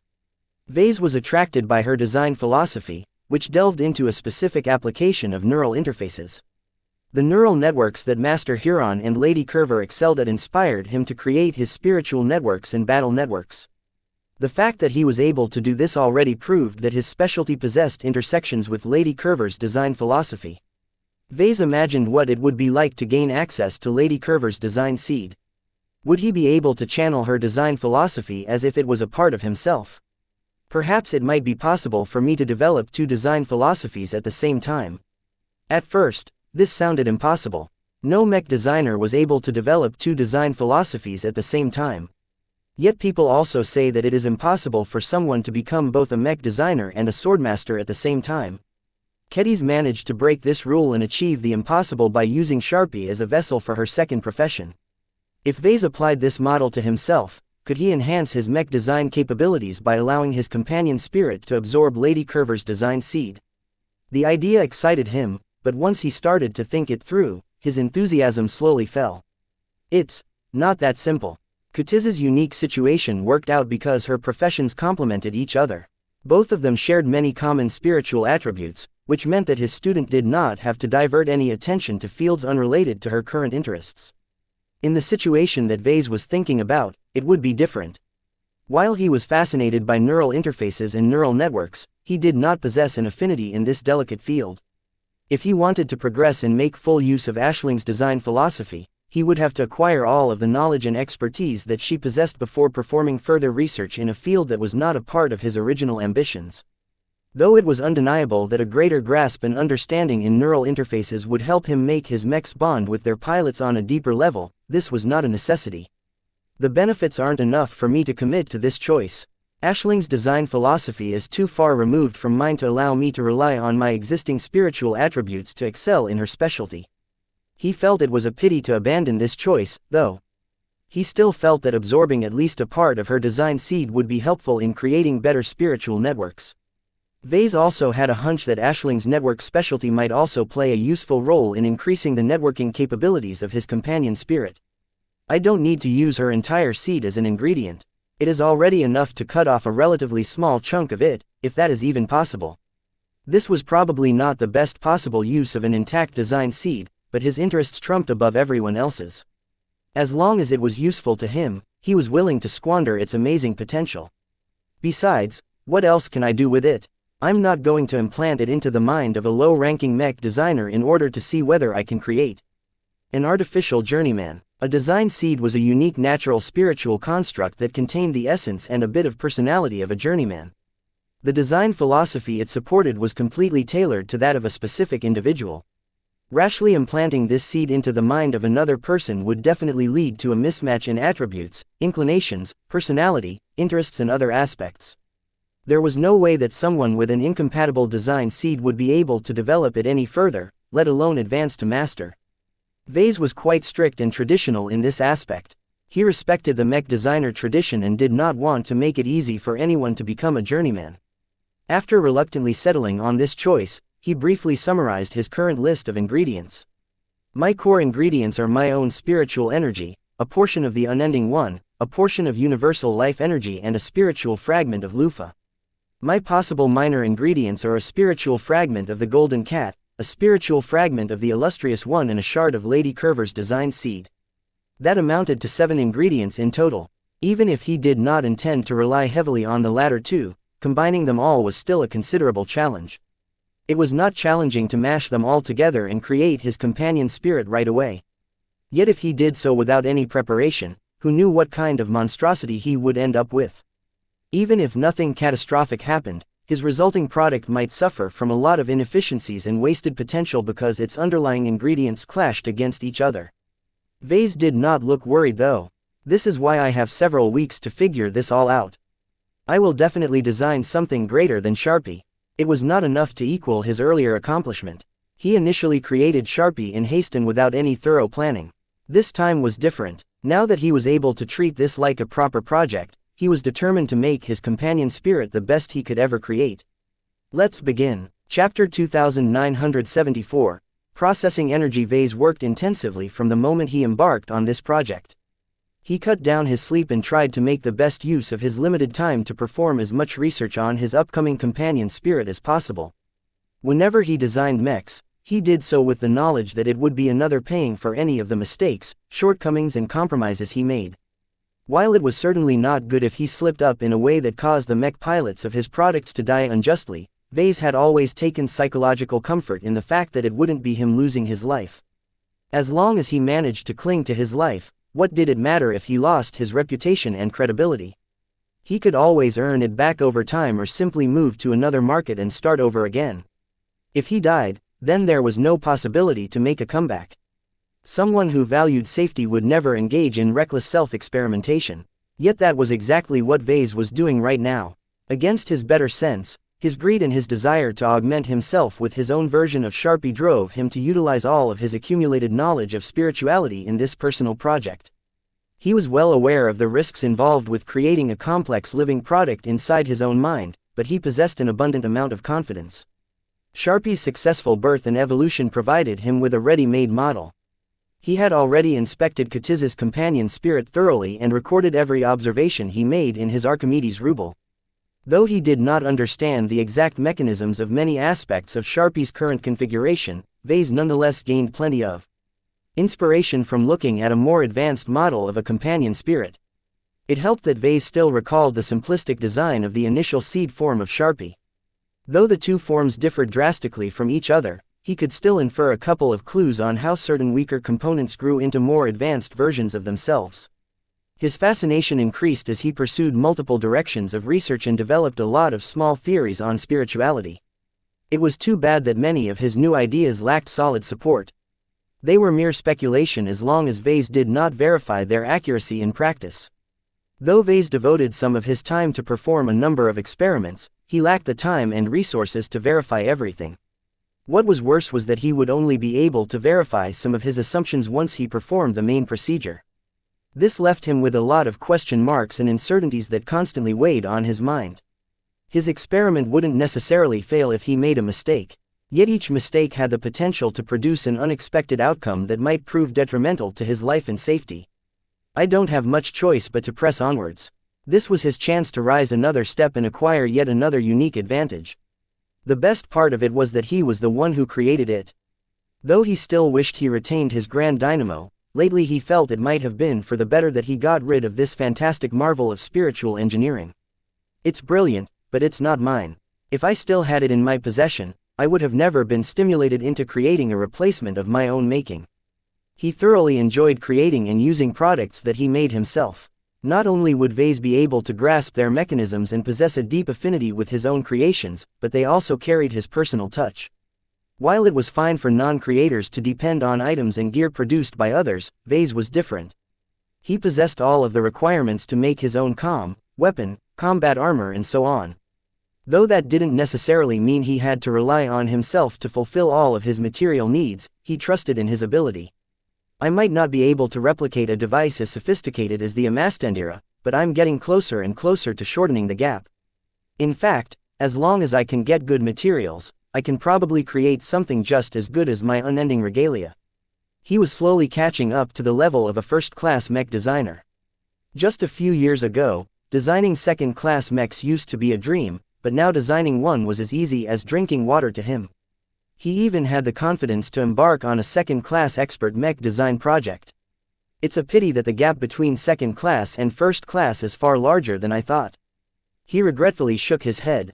The sight of how Uranus managed to squash all native opposition on Prosperous Hill V with ease only to get toyed to submission by just 12 MTA mechs made Vase recognize reality. If transitioning from second class to first class was easy to accomplish, then Uranus should have been able to put up a better fight against the MTA mechs. Even if the association fielded mechs of a higher quality than those deployed by first-rate states, that still did not change the fact that Vase still had a steep hill to climb. He shrugged at the thought. I have plenty of time, at least. With hundreds of years of time, I don't believe I'll stay stuck as a second-rater forever. Many citizens of second-rate states tried to overcome this gulf, but few succeeded.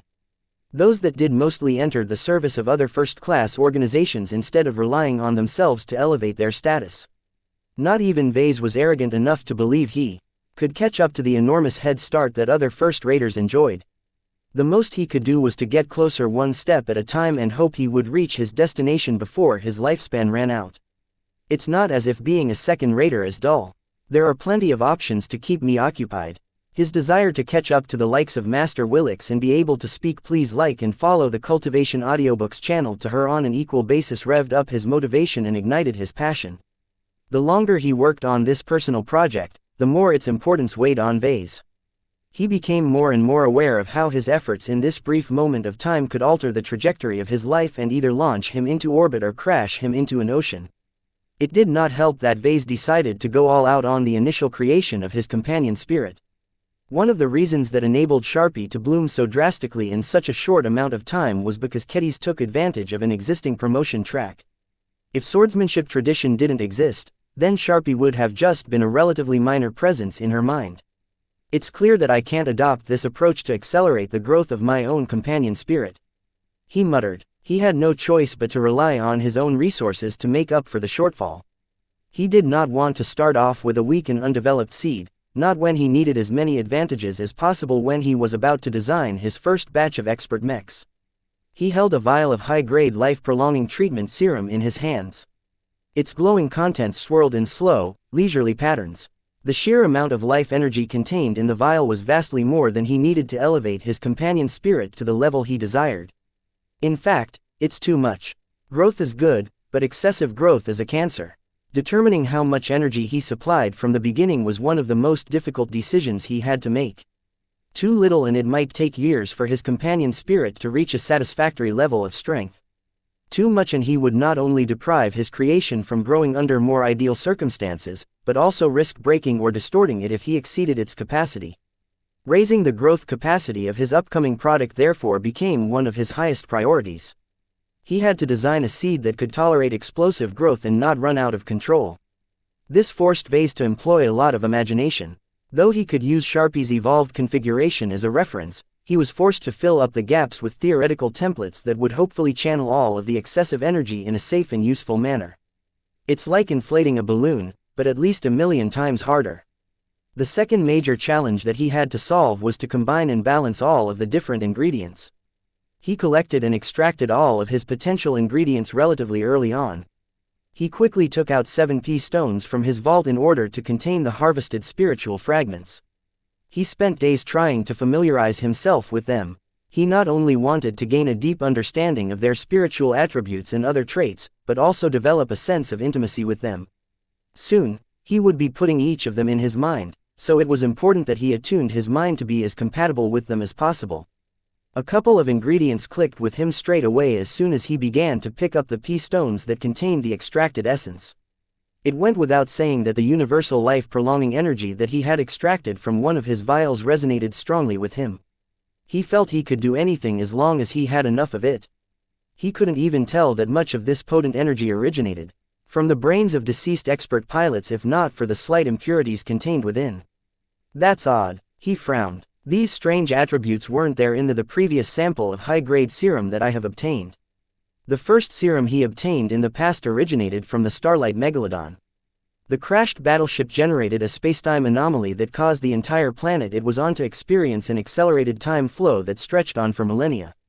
Yet despite enduring such a long passage of time, the aged serum still retained a high degree of purity and potency. In fact, Vase guessed that it hadn't deteriorated at all over time. This meant that centuries ago, the CFA's production method was already far superior than what the Supreme Sage managed to achieve. He looked thoughtfully at the P stone that contained the slightly impure universal life energy. Is this one of the reasons why the Supreme Sage failed his consciousness transfer procedure? Could these remnants of deceased expert pilots be the reason why Uranus developed such a savage and bestial consciousness? Though he had no proof that this was the case, the implications were dire if his guesses strayed close to the truth. Fortunately, it was not that big of a challenge for him to remove these anomalous elements with his existing spiritual capabilities. The only downside was that it took quite a bit of time to remove the impurities due to his lack of fine control. Perhaps the Supreme Sage would have reacted with shock if he saw how easily Vase managed to solve this problem, but it was too bad he was no longer alive. He processed the equivalent of 30% of the energy contained within a single vial. This was a hefty amount of energy and probably more than what he needed to grow his companion spirit. Vase was actually a bit confused why each vial contained so much concentrated life energy. If all of it was channeled into the mind and spirit of a typical old geezer, their heads would be filled with so much energy that their heads would have burst apart many times over. One explanation made sense to Vase was that much of the life energy was diverted to activate other processes.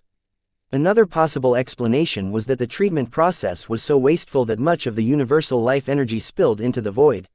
Regardless, all of this meant that Vase had plenty of energy to last for a long time. He even thought about using 1 or 2 vials to apply the treatment to himself and his wife if there was no other pressing need for all of that energy. Of course, I should purify their contents as well before I do so. I'm pretty sure these weird trace elements don't belong here. Vase trusted the CFA's technological prowess a lot more than that of the Supreme Sage.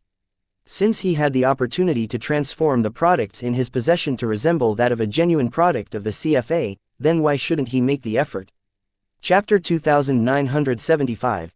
Irrational Intimacy. Vase was sure that the serum synthesized by the Supreme Sage had a lot of secrets that he had yet to grasp. Due to lack of time and lack of comprehension in anything related to biotechnology, he had not gone over the research files of Project Cain and Special Project V. Instead, he tasked Drive, Rania and Dr. Paris to work together on deciphering them in secret. Since much of the data and theory contained in the files related to extremely high-level research, the 2 young biotech experts were far from capable of grasping all of the knowledge. He did not expect any quick results, but that was fine. He did not need to know all of the ins and outs on how the serum was produced to make use of its amazing properties. After purifying and doing his best to develop a bond with the universal life energy he reserved for this experiment, he moved on to attuning himself to his other ingredients.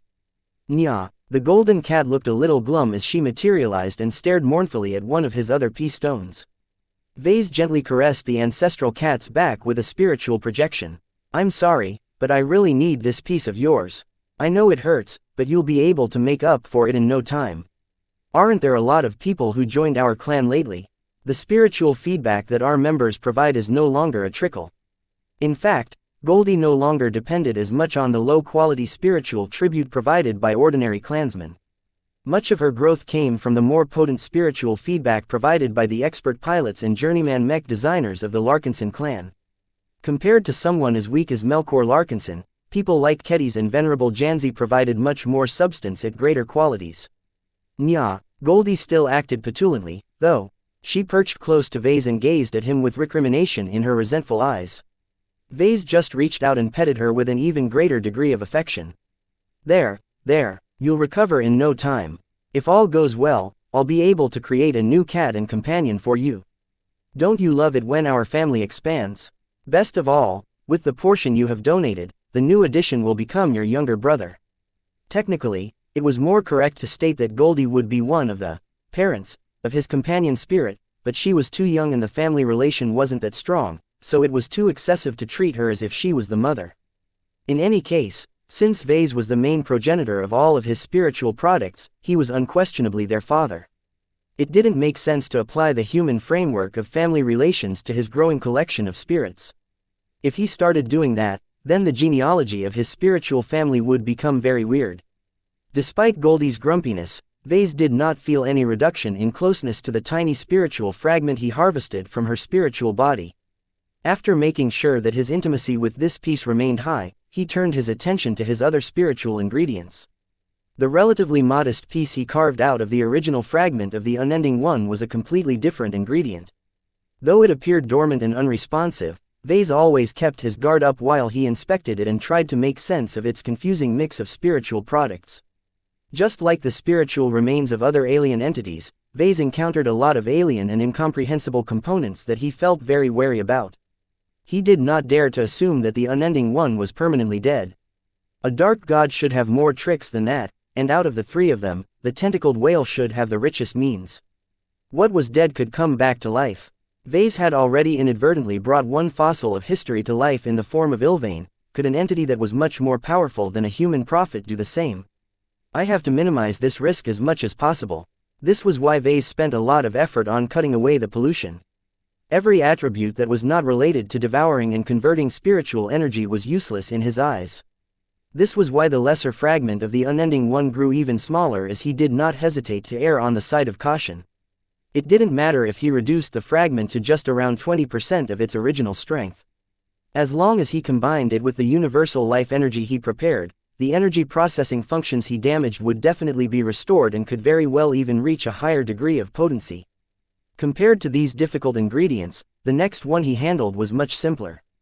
Lufa was one of his more recent spiritual products, so he possessed a high degree of understanding on how he worked. The spiritual fragment Vase requested from this design spirit actively cooperated with him when he wanted to cut out some unnecessary components. The shard he carved out of Ashling Curver's design seed was much more unfathomable. It took quite a lot of force in order to damage the orphan design seed in the first place, and Vase guessed that he only managed to achieve this much because the mind it belonged to was no longer alive. It's quite hard. He was sure he may have damaged something in the process, but Vase didn't care. He got the ingredient he wanted. The only problem was that Vase couldn't figure out how to process or purify it any further. The dense but inert chunk was a different form of spiritual energy than he was accustomed to handling. Still, it was fine if he kept it like this. The shard was so small and weak that it shouldn't have a major influence on his companion spirit. The final spiritual ingredient that Vase had to process was the spiritual fragment that he had obtained, the illustrious one. Though the transformed design spirit was not very communicative, it acquiesced to his request without any fuss. The moment he held the pea stone containing this special fragment in his hand, he felt an unexplainable closeness to it. Much to his surprise, he did not even have to do anything to develop an immediate intimacy with the illustrious one. Out of all of his design spirits, the illustrious one was a bit more special than most. Its origin along with its drastic upgrade caused it to undergo a drastic evolution that caused Vase to feel less and less familiar with what he initially brought to life. Do I have a special relation to the Luminaire race? Sure, he may have stumbled upon one of their ruins and raided some treasures by chance, but was that enough for him to develop any strange thoughts about this extinct race? This is irrational. There is no reason why I should feel so close to the illustrious one. Though he doubted his judgment, a part of him nonetheless insisted on making use of it. He was already happy with his other ingredients. Each of them brought something solid to the equation. The only exception was the fragment of the illustrious one. Even though he only harvested a lesser fragment, its unique and different qualities caused it to become a wildcard in his hands. If he handled it correctly, he might be able to augment his companion spirit with a powerful new function that complemented its functioning. If he handled it poorly, it could easily cause his companion spirit to mutate in an undesirable direction. Should I take this gamble? Who was he kidding? Of course he would. He was not ignorant of all of the ways this decision could backfire on him, but he was confident he could deal with them. As long as the creation process did not go out of control like it did during the time he created the Superior Mother, then he would definitely be able to intervene before the situation blew up in his face. After he finished all of the steps from designing the initial seed to preparing all of his ingredients, he was ready to proceed with his experiment. Though he originally thought about creating a more modest companion spirit for another Larkinson in order to test whether some of his assumptions were accurate, he decided to skip it because it was too cumbersome. He already spent several weeks preparing for his companion spirit. How could he devote so much time and labor to benefit someone else? Though he thought about experimenting on his wife, he eventually dropped this idea. There is no way I will let Gloriana overtake me. I have to stay a step ahead of her. I can't let her run the entire show once we begin our work on our expert mech design projects. With time running out, Vase decided to put an end to all of his preparations. When he had to decide where he wished to perform this crucial procedure, he chose to shuttle over to the Dragon's Den. He did not have to perform his spiritual experiments in an isolated mech workshop anymore. His options were much better these days.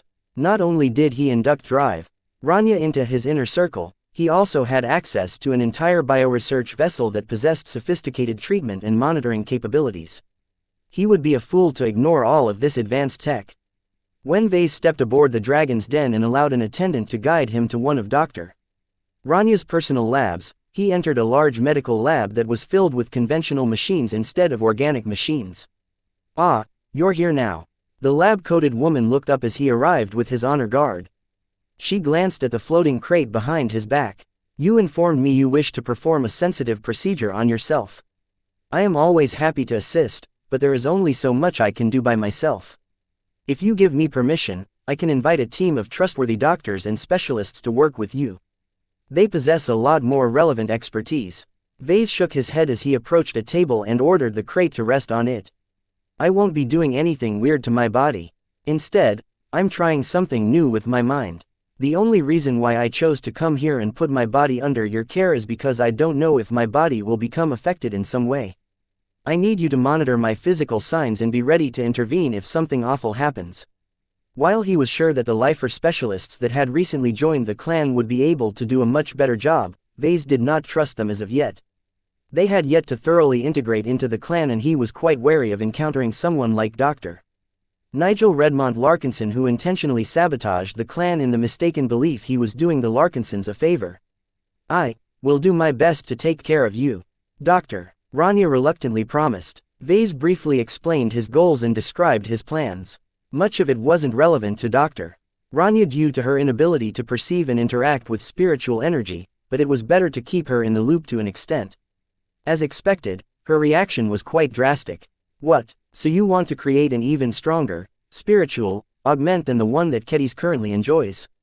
And you intend to perform this experiment right now when much of your model is untested?" Though Rania had a lot of objections, Vase overruled them all. He was determined to make progress today, and nothing would stop him except for suffering failure. He changed his clothes and prepared to undergo a thorough physical examination. "This isn't the first time I have done something like this, Doctor. This is the right moment for me to augment myself. I have already waited weeks for this. I don't want to wait any longer." The examination lasted a couple of hours before Vase was free to start his experiment. Chapter 2976. Vase the test subject. When Vase was about to embark on his experiment, he laid his body down on a comfortable operating platform. The chamber he was in was well lit and completely cleared of any bugs and monitoring equipment. He and his guards had already swept the entire lab beforehand to make sure that no one would be able to hear him scream or something. Just to be sure, Vase even took the initiative to disconnect communication lines and isolate wireless connections. This wasn't as difficult and time-consuming as it sounded, as the private lab was already configured with confidentiality in mind. It seemed that the previous owners of the Dragon's Den were quite meticulous about this aspect. They had to be in order to perform illegal experiments without alerting the authorities. Vase briefly wondered how they got caught when their precautions were already so thorough. He could only conclude that they had probably been ratted out by a traitor who they mistakenly trusted. This guess caused him to feel even more justified in his decision to put his trust in Rania and no one else. He already had a good judgment of her character. Vase was her greatest patron and the only person who supported her as the director of the Larkinson Biotech Institute. She stood to lose all of these benefits if she acted against Vase in any way. A rational person would never screw up such a fantastic deal. "Everything is green, sir. I will continue to monitor your life signs and refrain from intervening unless they spike. You can proceed at any time." "Then I will do so right away," Vase said as he continued to lay flat on the platform. He had already placed the pea stones containing all of his ingredients a short distance to his left. With his spiritual capabilities, he did not have to reach out and pick them all up in order to proceed with the first phase of his creation process. He simply formed a spiritual projection and yanked out the spiritual ingredients from their containers one by one. In order to prevent them from decaying or floating away, he rapidly stuffed them all into his own mind. This was a very rash action to make. The insertion of even a single foreign element in his mind without performing any adjustments had the potential to cause a lot of upheaval in his head, but the disturbances in his mind were not as bad as he feared. He grinned. All that time spent on attuning with these ingredients paid off. They're behaving quite well. Everything that consisted of spirituality was alive in some way. Even if the fragments did not exhibit much activity, it was still helpful for him to befriend them. This not only caused him to get used to their presence, but the respective ingredients also did not react with hostility when put into his mind. Of course, that didn't mean it was healthy to have all of these ingredients floating around. They were still foreign elements, and unlike Gloriana's spiritual fragment, their attributes and roles were too dissimilar. He had to process them as soon as possible in order to forestall any compatibility issues. "I'm beginning the critical process now," he loudly announced for Rania's sake. "Once I take this step, I will have passed the point of no return. I will have to direct all of my concentration to directing the process that I have started, so I won't be able to pay any attention to outside matters. Don't try to pull me out unless the situation has grown too dire." "Understood. Good luck, sir. I hope you succeed." "Thanks. If this procedure goes well, I may start rewarding companion spirits to other clansmen. If you do a good job, then you are also eligible to receive this boon." This was definitely a great opportunity for anyone. Since Kedis managed to transform her entire life with the help of Sharpie, then many other people might be able to elevate themselves with the help of a companion spirit. Vase did not pay any more attention to Rania. He instead concentrated his mind and began to ready his spiritual hammer. Shatter. He violently slammed his ingredients in quick succession, causing them to lose so much integrity that they split into many smaller shards. While many of these loose elements started to fling in different directions, Vase devoted enough concentration to keep them all contained.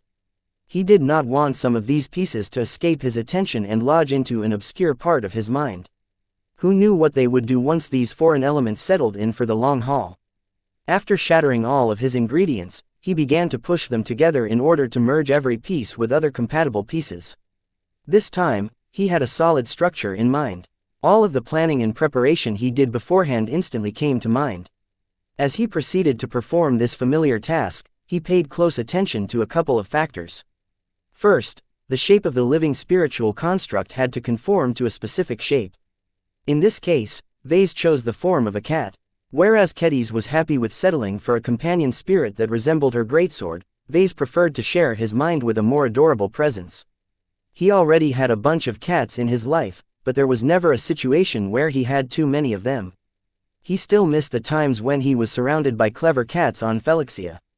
His progress wasn't fast. Even though he knew that time was critical, his work was slower than usual because he had become a lot more selective on which kind of shard he chose to merge with another shard.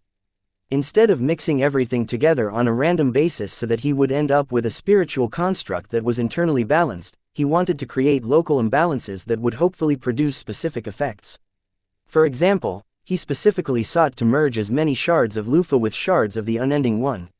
This was quite difficult as their attributes actually repelled each other to a degree. Vase had to press them together and force them to play nice with each other. While this was not an ideal situation, Vase believed in his theories. It made a lot of sense to put the shards from these two ingredients together. One of them was responsible for establishing the crucial energy generator. The other took care of the supply of input materials. On another level, Lufa's light and positive attributes effectively cancelled out the Unending One's dark and negative attributes. If Vase did not use elements of Lufa to suppress the undesirable elements of the Unending One, then Vase was quite afraid that the latter might claw his way back from the dead. Fortunately, there was no sign of that as the process went on. The shards of the Unending One did not exhibit any strong fluctuations that might suggest that his worst fears might come true. Phew, let's continue. He merged shards of Ashling Curver's design seed with the shards of the Golden Cat. Both of them possessed strong associations with networks, so Vase hoped that he could amplify this trait if he combined them together in his upcoming companion spirit. The only ingredient that did not pair exceptionally well with any ingredient was the shards of the Illustrious One. Vase merely merged them across the entire body of his spiritual companion. He did not set out to achieve anything specific with them, but was willing to take a chance that something might come good out of this, though it was hard for him to predict the final result. I can't foresee every detail, especially since this seed will grow once it comes to life. He infused his own spiritual energy and bits of universal life energy into the shards and growing amalgamations whenever possible. He relied a bit more on the former than the latter. He was saving up the latter for a later phase. Slowly but surely, his companion spirit took shape. The intangible form of a brand new cat took shape in his mind. The more his future companion spirit gained definition, the more Vase developed an affection for it. If all went well, he would be spending the rest of his life with this animated and semi-independent construct. Of course, compared to Sharpie's current condition, the companion spirit that took shape in his mind was a lot weaker. This was fine to him as his highest priority was to form a solid foundation. Minutes passed as Vase continued to lie on the treatment platform. Standing inside an adjacent observation room, Drive, Rania nervously inspected all of the readings for anything unusual. His brain activity is continuing to increase. She whispered, "I hope it slows down. I don't know whether I have to intervene if his head keeps accumulating pressure." Vase was ignorant of her worries. After a lot of diligent effort, he had finally completed the most crucial phase of his creation process. The prototypical shape of his companion spirit had finally reached completion. As the life that Vase had infused in his new spiritual product started to take effect, the new cat finally opened his blazing bright eyes. Murrow. From the moment his spiritual cat truly came to life, a small shockwave emanated from his mind. Vase was amazed at what he managed to create. He had created numerous spiritual products throughout his career, but this was the first time he explicitly used a portion of his own strength to create a living extension of himself. The difference this made was palpable. His new spiritual companion clearly possessed a mind of his own, but he was also an inseparable part of his own spirituality. He took a moment of time to behold the initial form of his new companion spirit. Though his appearance didn't make it obvious, his new cat felt unquestionably male. This was a deliberate choice, as Vase did not want to deal with Gloriana's nonsense if she found out about his new cat. His new creation's appearance looked a bit strange, though. In his spiritual perception, he sensed that the newborn kitty exuded a shimmering purple vibe. Not only that, but shining sparkles of light flowed across his entire body. This strange light show reminded him of the random flashes that constantly flowed across the illustrious one's body. Just as with the Luminaire design spirit, the unexplainable light flashes added a lot of mystique to his new pet. As the newborn cat managed to get a better sense of his own identity, he expressed a feeling of desire and expectation towards his creator. Clever boy, Vase. You already know what comes next, do you? Well, before I proceed, let me name you first. Throughout the past 3 weeks, Vase came up with several possible names. From Leo to Aslan, each of these possible choices sounded elegant or grand. Yet from the moment he created his companion spirit piece by piece and built him up to his current form, all of those suggestions flew out of his ears. They didn't fit with the close and intimate sentiment he was feeling towards this animated piece of himself. He felt so much love and affection for his new cat that he spontaneously came up with a different name. From now on, you are Blinky, the star cat. Moreau Tilda. Blinky eagerly accepted his new moniker. Since the newly named cat was a part of Vase from the beginning, it was natural that he shared many of the same tastes and preferences. As much as he would like to bond further with Blinky, Vase still had one more step to complete. Are you ready for your power-up, my cute pet? Moreau. Then get ready, because this will not be easy for you. Absorb as much as you can. After checking that Blinky was okay so far, Vase decisively channeled large quantities of universal life energy into his newborn creation. MROW. Though Blinky immediately began to suffer as his body rapidly grew from absorbing so much highly concentrated life energy at the time, he still managed to keep himself together. Many portions of his spiritual body expanded according to a preset plan that Vase had already prepared beforehand. So far, so good. Vase muttered as nothing seemed to go amiss. However, it was at this time that he encountered the first true accident of the entire procedure. Blinky's bright and luminescent eyes suddenly turned dark. The purple shimmer across his spiritual body rapidly began to darken as something ominous expanded from within. Vase cut down the answer transfer as he reacted in shock at what was happening. In the end, no matter how many precautions he took, the worst had finally come to pass. Unending one, so you really did manage to claw your way back to life. Blinky's corrupted body released a flare of dark energy that instantly caused Vase to feel a spike of pain in his head. Ah, goddammit. Chapter 2977. Vicious cycle. Many humans in the galaxy tried their best to avoid dying. Death was not pleasant, and no one knew what happened once their time in the material realm ran out. The fear of death was such a deep and primal fear to people that it was no wonder that old geezers were willing to do almost anything to gain an extra century of life.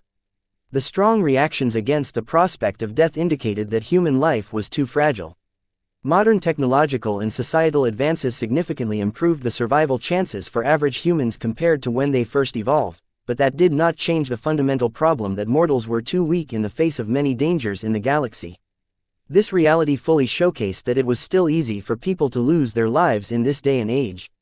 Human civilization made many advances, yet it had yet to progress into a utopia where absolute power and perfect control allowed its people to live their lives in total comfort and security. Even Vase was still immortal, though he sometimes acted as if this was not the case. Many members of the Larkinson clan who he trusted and befriended, such as General Verl, Melkor, Juliet Stamaros, Gavin Newman and so on, would eventually become memories to those who had ways to cheat their own mortality. The scarce supply of life-prolonging serum made it impossible for every clansman to live as long as those who could earn it. While Vase didn't want to think about it, he knew that he would definitely lose friends left and right if he managed to live long enough. Humans were too weak. It was as if a single gust of wind could cause someone to collapse. Yet, there was another class of existences that suffered from the opposite problem. They were dead, yet they did not disappear from the material realm. These powerful spiritual existences somehow managed to grasp a method that allowed them to cling to life when by all rights they should have been dead. No matter how much pressure they endured, these undying people and aliens relied on their individual strengths to cling to life even when their mortal coil had already decayed into dust. Was this bad? Not necessarily. Vase would have never been able to reunite with his mother if she was not a powerful spiritual sorceress. He would have never been able to join hands with Keelangso and enter into a mutually beneficial pact with the so-called sacred god. Ilvain, annoying as he was, provided critical aid in the form of foresight that relieved several crises. Vase felt very ambivalent towards these existences. On one hand, they fought against the natural order and put up a ferocious struggle against their actual fate. On the other hand, these entities were all friendly and helpful to him, so he had a strong interest in enabling them to stave off their final end. The problem was that hostile entities were also capable of staving off their permanent deaths. The three dark gods that Vase fought against were clear examples of this. Just like Keelangso, they used to be living beings with real bodies in the past. After their fleshy containers expired, their spirits not only lived on, but grew vastly stronger over time. Vase already anticipated that it was difficult to deal with these entities. Though he succeeded in merging the spiritual fragment of the Blinding One with one of his older design spirits without any issue, the Unending One was different. Back during the battle against the Abyss, Vase had a clear impression of all of the dark gods. The Unending One was clearly the more powerful, more senior and more wily of the trio. Would such a cruel and self-serving bastard be resigned to dying for real? No. A spiritual entity with that much power and that much time to develop all sorts of brilliant methods should never be easy to take care of. Even an inert and highly purified spiritual fragment of the Unending One managed to come back to life. Ah, damn, I should have cut more pieces out of you, he screamed as he fought back against the forceful invasion and assimilation of the resurrected remnant of the Unending One. He didn't know how, but the Unending One managed to restore and retain his identity even when Vase was using his shards to birth another lifeform. This should have been impossible.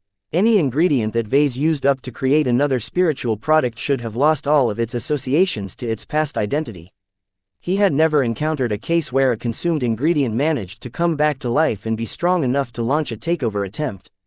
It was like Vase eating a chicken sandwich, only for the spirit of the dead chicken to wake up inside his stomach and try to take over his body. The consequences were extremely dire if the Unending One managed to corrupt the newborn Blinky. Since the new companion spirit was actually an extension of Vase, the powerful and greedy dark god would not hesitate to use this unbreakable connection as a springboard to take over a much more useful human.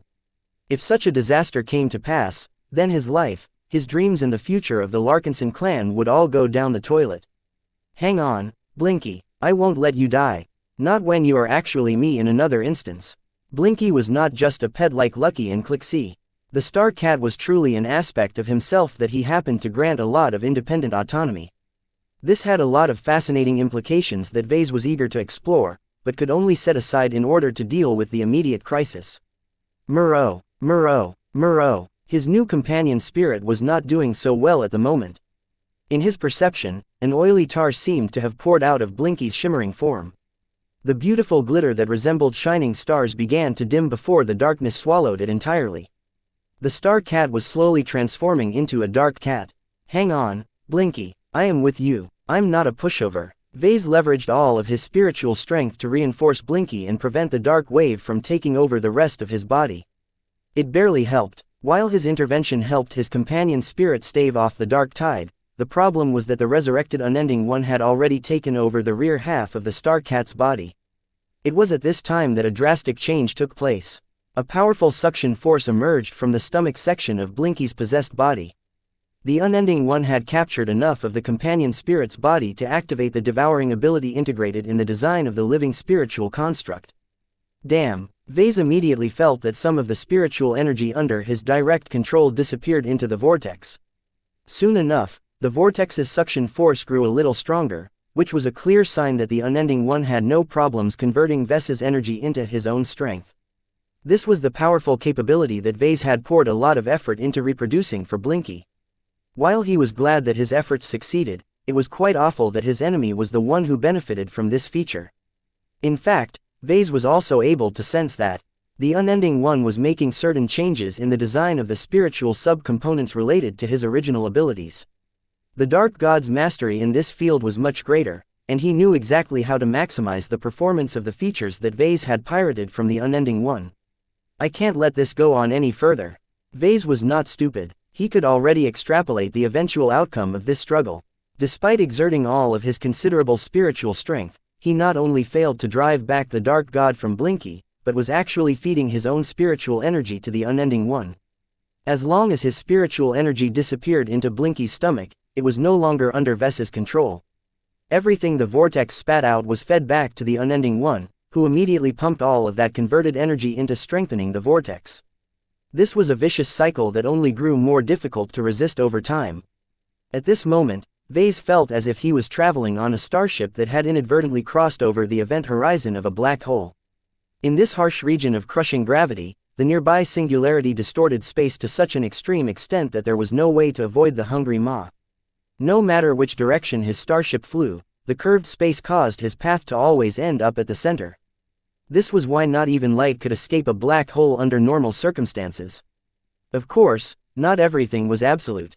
There were several instances where light and matter were able to defy the common conception of black holes. Sometimes, they spat out powerful beams of plasma that stretched on for thousands of light years due to the extreme rotations of electrically charged matter. In addition, energy at the edge of an event horizon sometimes did weird stuff and caused some light photons to be ejected outwards. This was why Vase did not despair despite having the illusion that he was caught up inside the danger zone of a black hole. His face began to snarl even as the pain on his body and soul grew harsher. You think I haven't prepared for your resurrection?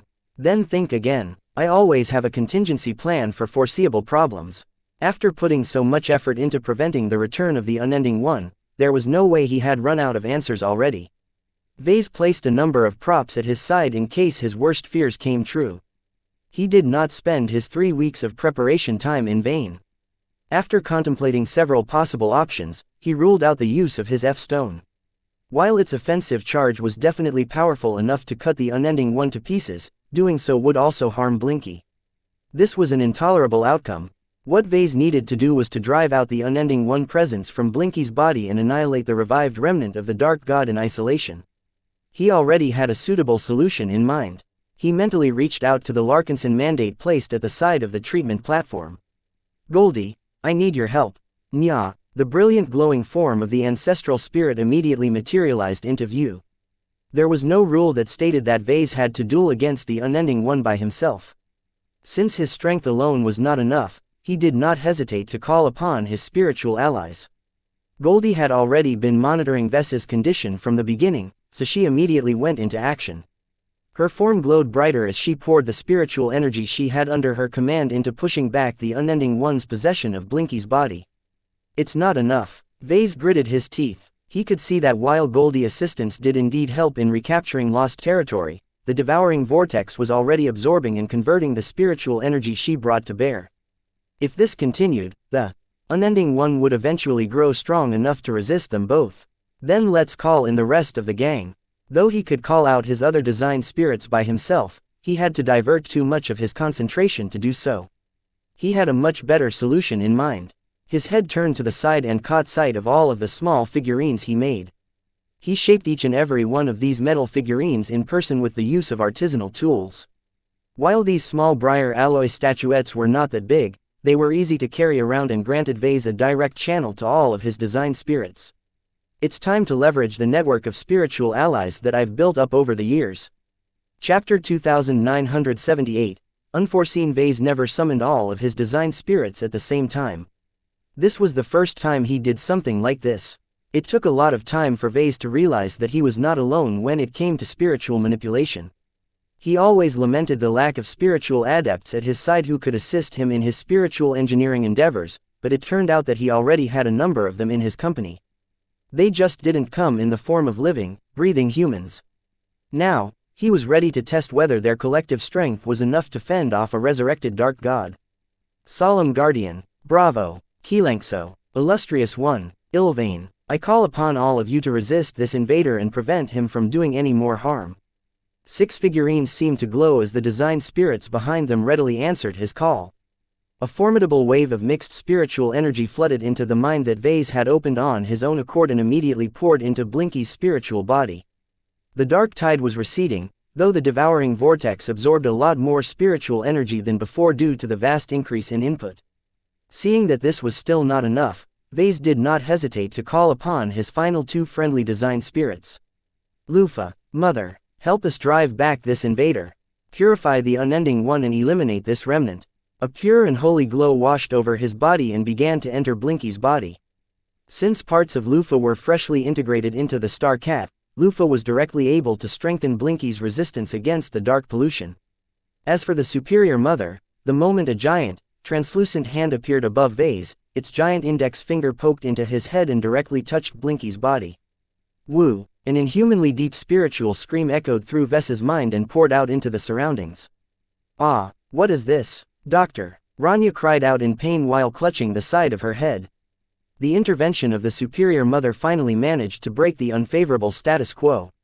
Against the entity that was connected to a spiritual sorceress who excelled in devouring energy, the Hexer ancestral spirit was a lot better prepared to fight against their current foe than the other design spirits.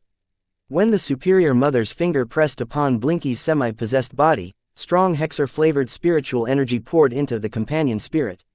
Under the superior mother's exquisite control, the energy she commanded first reinforced the Star Cat's unpossessed portions and formed an impervious wall that completely blocked the dark pollution from advancing further.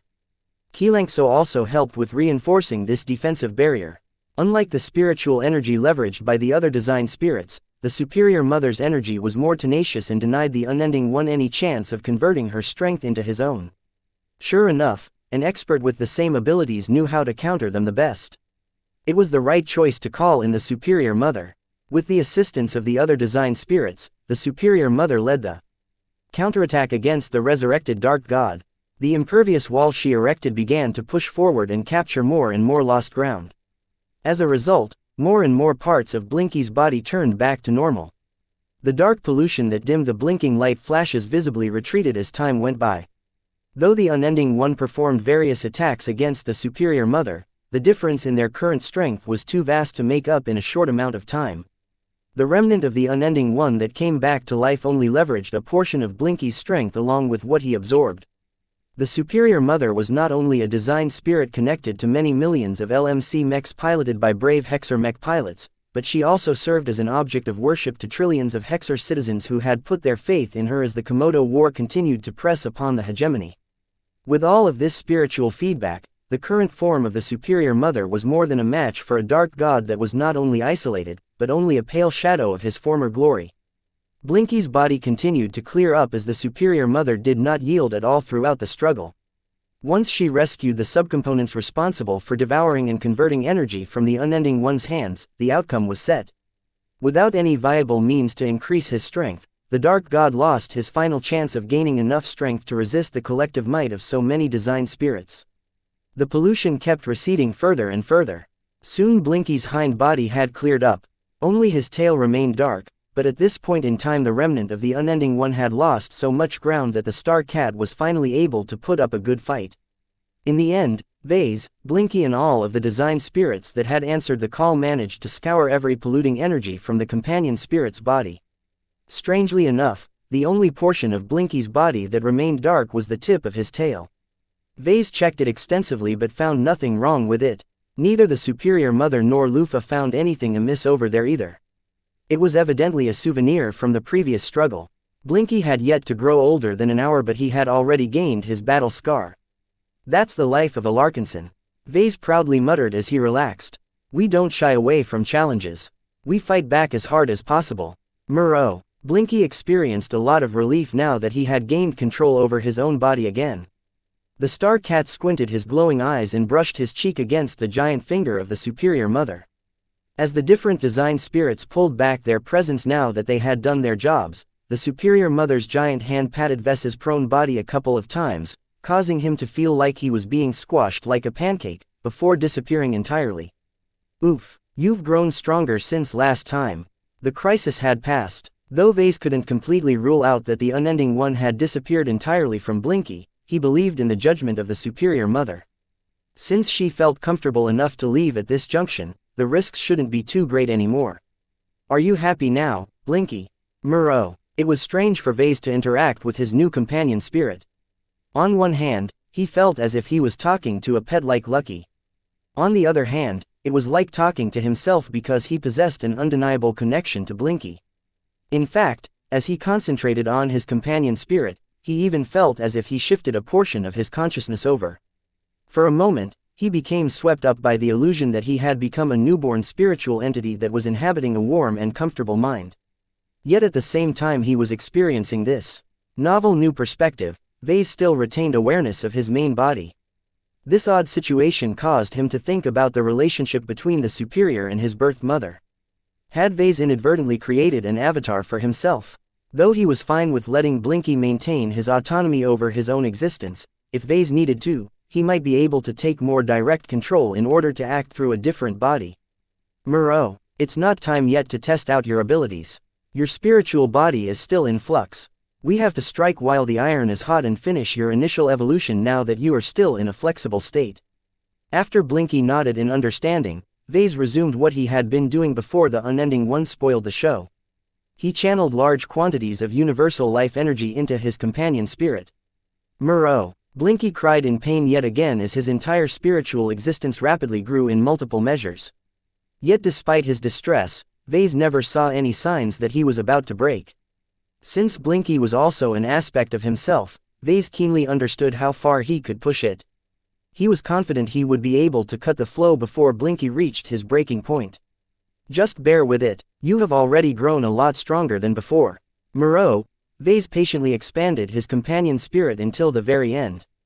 At some point, Blinky's entire spiritual body had absorbed so much universal life energy that it simply could not integrate any additional strength. Blinky had reached saturation. Seeing that there was nowhere for the remainder of the universal life energy to go, Vase stopped spilling it in vain and left the remainder in its P-stone. As Blinky slowly adjusted to his greater power level, Vase estimated that his companion spirit had almost but not quite caught up to Sharpie yet. There was still a small gulf that separated the two, but Vase was already satisfied with the eventual outcome. As long as Blinky finished adjusting to his current state and completely digested all of the energy poured into her body, Vase believed he could gain a lot of use out of his companion spirit. Sir, are you okay now? Your life signs have stabilized, but are you feeling well? Vase finally paid attention to Dr. Ranya's persistent questions. He smiled wryly and lifted himself to a sitting position. I'm good now. A complication had taken place during the procedure, but I managed to fix it before it did any significant harm. I already foresaw this problem, so I was able to apply a countermeasure that I already prepared beforehand. That sounds great. Will you agree to another physical examination? I cannot tell whether your experiences have affected the functioning of the rest of your body. It is best to be safe and perform an immediate examination in order to determine whether any of your body functions have changed. Though Vase wanted nothing more than to return to his workshop and experiment with Blinky, he knew it was a good idea to cooperate with Dr. Ranya. Then let us get it over with. He answered. Great, you can just lie over there while I put my scanners to work. As various devices began to hover over Vase in order to identify any anomalous, he began to relax in order to recover from his previous exertion. He had lost a considerable amount of spiritual energy during the procedure. Some of it was locked inside Blinky, so it wasn't really lost, but he also expended a lot of energy in trying to resist the unending one's invasion. Fortunately, he had not lost enough energy to enter into a low mood. He simply felt a bit weary, that was all. He would probably be able to return to his peak a couple of weeks later, but Vase wasn't willing to wait that long. You'll help me top off my energy reserves, won't you, Blinky? Muro tilde from the way that the unending one managed to leverage Blinky's energy devouring and digestion capabilities, he was already assured that he had met his most important goal. Though Blinky's energy production capabilities were doubtlessly not as advanced and sophisticated as that of the Grand Dynamo, Vase didn't care. Blinky was his own creation and not a black box to him. Though the companion spirit's rapid growth meant that the relevant spiritual subcomponents had evolved far beyond what he could understand at the moment, he had all the time in the cosmos to decipher each and every spiritual mechanism. Just as Vase started to bask in his success, Blinky suddenly grew alarmed when his connection to Vase resulted in a strange reaction. A part of the companion spirit connected directly with a portion of Vase's body. Your heart rate is spiking and your stress levels are rising. Doctor, Rania called out in alarm. Your body is heating up and the scanners are saying that a lot of pressure is building up in your chest at the moment. What? Vase could feel the heat and pressure emanating from his chest. Had the unending one left a final surprise or something? Was there something with Blinky that caused his body to exhibit an adverse reaction? As he tried his best to study his body, he did not perceive any unusual spiritual fluctuations except for one strange phenomenon. He managed to perceive a strange spiritual connection between Blinky and the high-level energy cycle that had been running through his chest for a long time. What the hell? Muro. Chapter 2979. Escalating danger. Blinky didn't know what was going on, but a part of him seemed to resonate with the energy cycle somehow. Whatever he was doing was causing the energy cycle generated by his Jutland organ to fluctuate. It was starting to grow unstable for some reason. Damn it, of all of the events that could go wrong, how come I got this? I didn't prepare for this possibility. Throughout many of his adventures, Vase never had any issue with his Jutland organ and the energy cycle it established. Though it was disconcerting to run around in this state, after months and years of no notable activity, Vase had instinctively begun to dismiss their existence and peculiarities. The high-level energy generated by his Jutland organ was not spiritual energy and something he was able to harness. Since that was the case, it might as well not exist. Yet this time was different. Vase couldn't explain why Blinky was able to interact with this energy cycle, but he knew that it was critical that he prevented the situation from going out of control. Yet how could he do so? Blinky was clueless at what was going on and Vase instinctively felt that cutting the odd spiritual connection would lead to very unpredictable consequences. What other means did he possess that could allow him to get this energy cycle under control before it burst his chest apart or something? A forgotten idea came back into his mind. Nida, he yelled. Yes, sir. His loyal bodyguard stepped forward. Go back to the Spirit of Bentime and retrieve the Werklaw crystal from my vault. Wait, that's too slow. Just order someone trustworthy to enter the vault and retrieve it on my behalf. I remember that the Cross clan traded it to us months ago, but I never had the time to study it. Move quickly. Since the private lab they were in right now prevented transmissions from going in and out, Nida had to leave the compartment in order to execute her orders. While the bodyguard went outside, Rania became increasingly more puzzled at the odd reactions that were taking place within Vess's body. There was no explanation for what was happening. The heat and pressure seemed to come out of nowhere. While the Patriarch's Jutland organ absorbed some of the energy building up within the chest, not all of it was solved this way. While she had not been able to provide any meaningful assistance during the earlier event, this was different. She might not be able to affect the cause for the current incident, but she was confident she could relieve the symptoms. Sir, with your permission, I would like to relieve the buildup of heat and pressure from the center of your body. Vase thought about it for a moment and didn't think it would cause an adverse reaction. Do it. Keep me informed of any dangerous signs. A pair of robotic arms extended from the ceiling and began to press on opposite sides of his chest. They did something that gradually directed the harmful heat and pressure out of his body, causing him to feel a lot more at ease. This was not a permanent solution though. When Vase studied the energy cycle with his extraordinary senses, he noticed that it was flowing faster and growing in power. Patriarch Vase, your Jutland organ has become 28% more active compared to its normal state. It is continuing to grow active as we speak. The Jutland organ that had pretty much replaced his heart had always presented a lot of mysteries to Vase. Even if a considerable amount of years had passed since the insane researcher planted it into his body, the doctors who examined it never managed to figure out all of its mechanisms. Though Vase managed to obtain some relief in the form of gene optimization treatments and a couple of other measures, the source of the problem still remained. It was difficult for him to pass the time it took to transport the Werklaw crystal from one capital ship to another. This was one of the downsides to choosing to perform this procedure aboard the Dragon's Den. Blinky, you're related to this issue. Is here any way you can stop yourself from disturbing my energy cycle?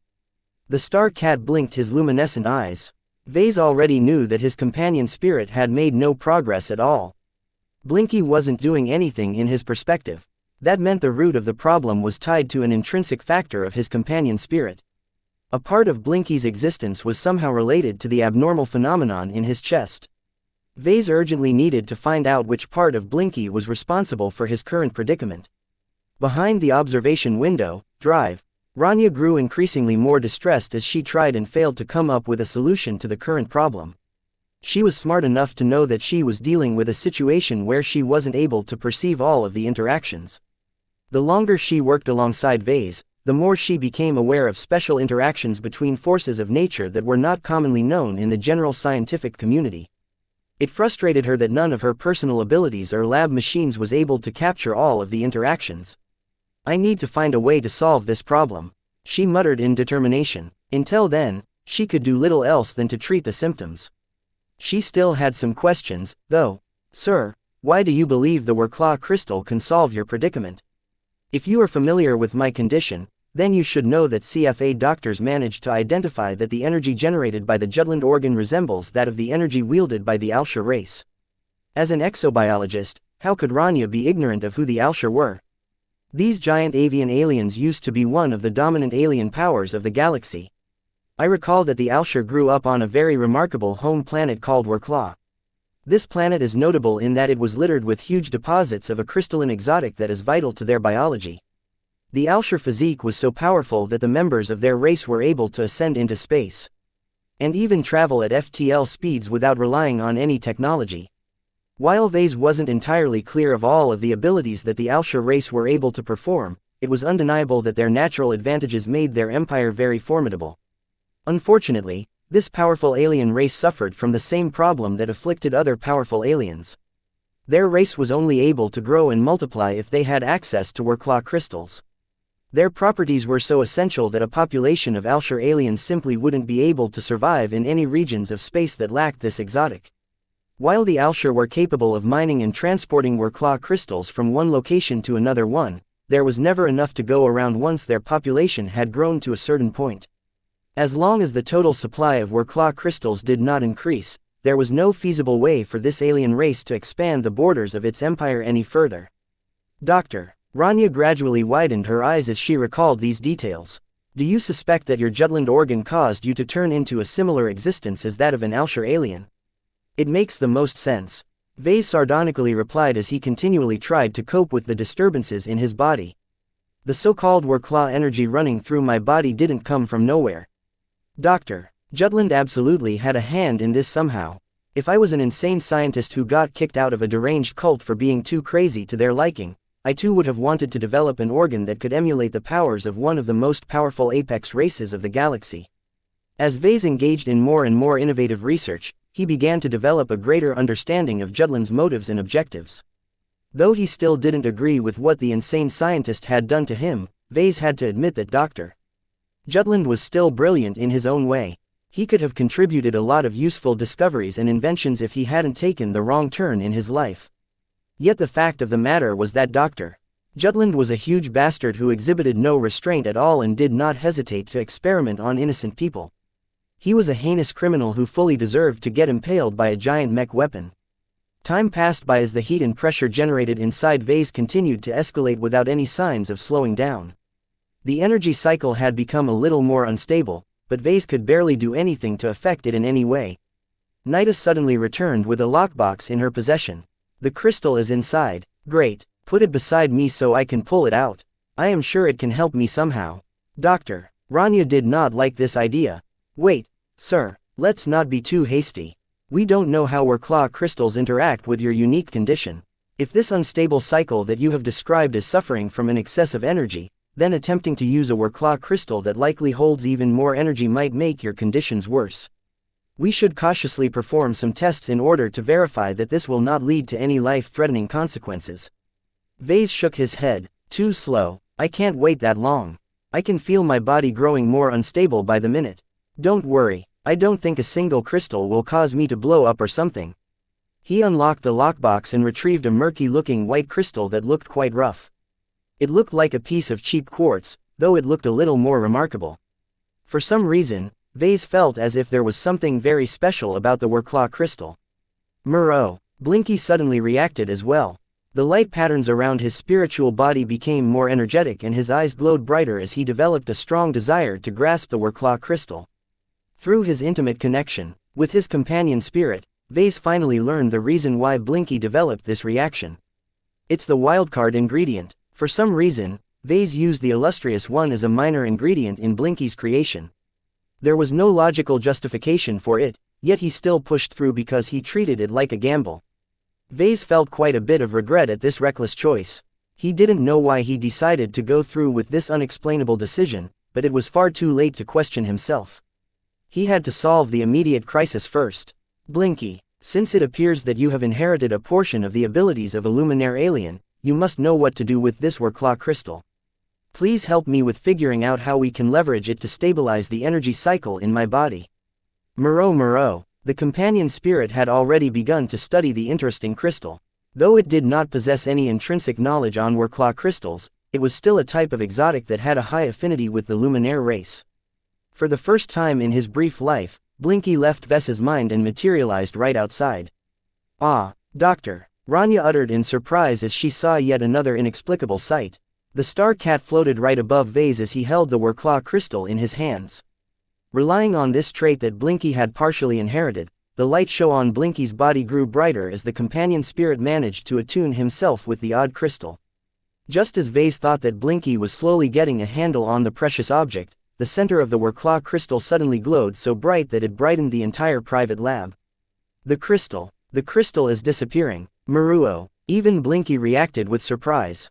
Even as he attempted to pull back his connection, the Warclaw crystal somehow broke down only for its pieces to enter another phase and gather onto the head of the hapless companion spirit. MROW. Fortunately, the strange transformation did not last long. A tiny diamond-shaped crystal appeared on Blinky's forehead. Moreau. The star cat cautiously lifted his paws and touched the miniature crystal, only to wince as it felt as if he was poking his own eye. Moreau. Vase frowned at this latest development. "I'm not sure what happened either, but we can find answers later. Right now, we can assume that since your body managed to absorb the Warclaw crystal and turn it into this form, you should be able to control it. Can you try and see if you can dampen the increasing energy cycling in my chest?" Blinky snapped out of his stupor and did as he was told. The cute star cat concentrated on Vess's chest. This time, the companion spirit wasn't as clueless as before. The crystal on his forehead glowed a bit before an immediate change took place. The buildup of heat and pressure had finally stopped growing. "Great job, Blinky, you're on the right track. It seems that the Warclaw crystal is truly the key to solving this problem." Moreau. Blinky proudly swished his black-tipped tail. "It's not over yet, though. Can you try and reduce the fluctuations in my body? We don't have to be in such a hurry now that you have relieved the immediate danger. Let's adopt a more steady approach." It took a few minutes of fumbling before Blinky was able to use his new capabilities to calm the energy cycle. Vase was saved. Chapter 2980. Substitute organ. The crisis had passed and Vase regained his normal condition again. After several hours of intensive physical examinations, he slowly eased his worries. His body and his Jutland organ no longer acted out anymore. In fact, he had grown a little more comfortable in his own skin. Though Vase had some close shaves earlier, he did not regret his decision to go through with the procedure. Blinky's addition to his life already made a substantial difference to his life. Though Blinky did not come with a manual that clearly explained what he could do, Vase felt it was more interesting to find out what his new cat could do through his own efforts. There were multiple facets to the young and elegant-looking cat. On the surface, the purple spiritual companion exuded an intriguing charm that looked quite attractive. Vase was not immune to this effect, so he figured that Blinky would look even more charming to others. The meaning of the strange blinking light pattern streaming over the surface of the companion spirit's body eluded Vase. It was clear that Blinky inherited this light show from the illustrious one, and while it did make the cat more mysterious, too much attention wasn't always desirable. "You're too handsome for your own good, Blinky. I bet that even if I cover you up in a coat, you'll still draw eyeballs." Moreau. Blinky's glowing eyes blinked as he comfortably settled in Vess's mind. Out of all of the places he could settle, he chose to rest next to Gloriana's dormant spiritual fragment. The new cat rubbed his cheeks against the fragment as if to pass on his scent. Fortunately, he didn't raise his hind legs in order to mark his territory. When Vase wondered whether it was necessary to neuter his new pet, a shudder ran through his back and his hands almost tried to cover his crotch. Though Blinky was an autonomous existence, he was also an empowered extension of Vase. Neutering his companion spirit was no different from emasculating himself. Moreau. The star cat possessed sharp instincts and already sensed a threat. Ha ha ha, it's nothing, Blinky. You just continue to relax. There is nothing wrong. This little exchange highlighted the asymmetrical relationship between owner and companion spirit. Vase was able to read Blinky's thoughts and could even take over direct control of his body. Of course, just like piloting a mech, this was much harder to do if his companion spirit didn't cooperate or actively resisted. Blinky wasn't able to do the same to Vase. The cat was a weaker and subordinate existence to him, so it would be absurd if the companion spirit suddenly took charge. This was a deliberate design choice. The purpose of companion spirits was to become the pets and helpers of the people they were attached to. In no circumstance should they ever usurp the original consciousness of the bodies they inhabited. Still, Blinky was not completely ignorant of what Vase was thinking. Since the cat inhabited a mind, he was able to sense the thoughts and emotions swirling around him. It was easy enough to judge the general direction of what Vase was thinking and feeling by observing what was flowing through his mind. In short, the relationship between people and their companion spirits was quite similar to that of a mech pilot and their mechs. As a mech designer, Vase did not see anything wrong with copying this model. The power balance was also similar, though a companion spirit possessed a lot more autonomy than a mech since they weren't meant to be directly controlled. It was in his best interest to develop a good relationship with Blinky's autonomous personality. Not only would they be able to cooperate to a greater degree, but also ensure that Blinky grew in a direction that was more favorable to Vase. If a companion spirit did not provide any value to the people they were attached to, then there was little point to their existence. Vase used up valuable ingredients to create Blinky, and he expected a good return on investment for his troubles. Your checkup is over, Doctor, Rania said as she entered the main chamber and looked at Vase with a curious expression. While there has been some change in parameters, none of it leads me to believe you are in danger. That sounds good. How is my Jutland organ? I do not fully comprehend it, so there is little I can say with confidence, sir. My overall judgment is that your Jutland organ has returned to its normal, stable state. From what I have observed, it is a powerful energy-generating organ that is likely part of a greater system. The reason why you are unable to control it is because drive. Jutland has likely refrained from implanting you with other organs that are able to do something with this energy cycle. Vase raised his eyebrow. That's quite a concerning guess. Do you have any proof of your assertion? I don't have hard proof, no, but the interaction between Blinky and your Jutland organ suggests that you may have inadvertently moved closer to Dr. Jutland's original design. If my guess is correct, then Blinky capabilities may allow him to substitute the follow-up organ of this larger system. This could be a way to channel and make use of the higher-grade energy running through your body. Her logic was sound. Vase was like a mech that possessed all of the basic functions but not much else. If he started off as a third-class mech, then drive. Jutland upgraded many parts of the overall frame to second-class standards while replacing the old power reactor with a massively overpowered first-class component. This caused a fundamental imbalance in Vase that never made much sense. After completing the graining mission, he tried hard to figure out how to use the Jutland organ and the high-quality worklaw energy it generated to his advantage. Unfortunately, the high-quality energy running through his body did not do much aside from forcefully improving his physique. It could even pose a threat to him, just like how the excessive power generated by a first-class power reactor could easily fry the power lines of a lesser mech. No mech designer was crazy enough to invest so much effort and resources to insert a very potent power reactor in an ordinary mech, especially when the machine in question did not possess any powerful weapons, shield generators or other modules that could put all of that energy to good use. This was why Vase became intrigued by Dr. Rania's guess. If she was correct, then drive.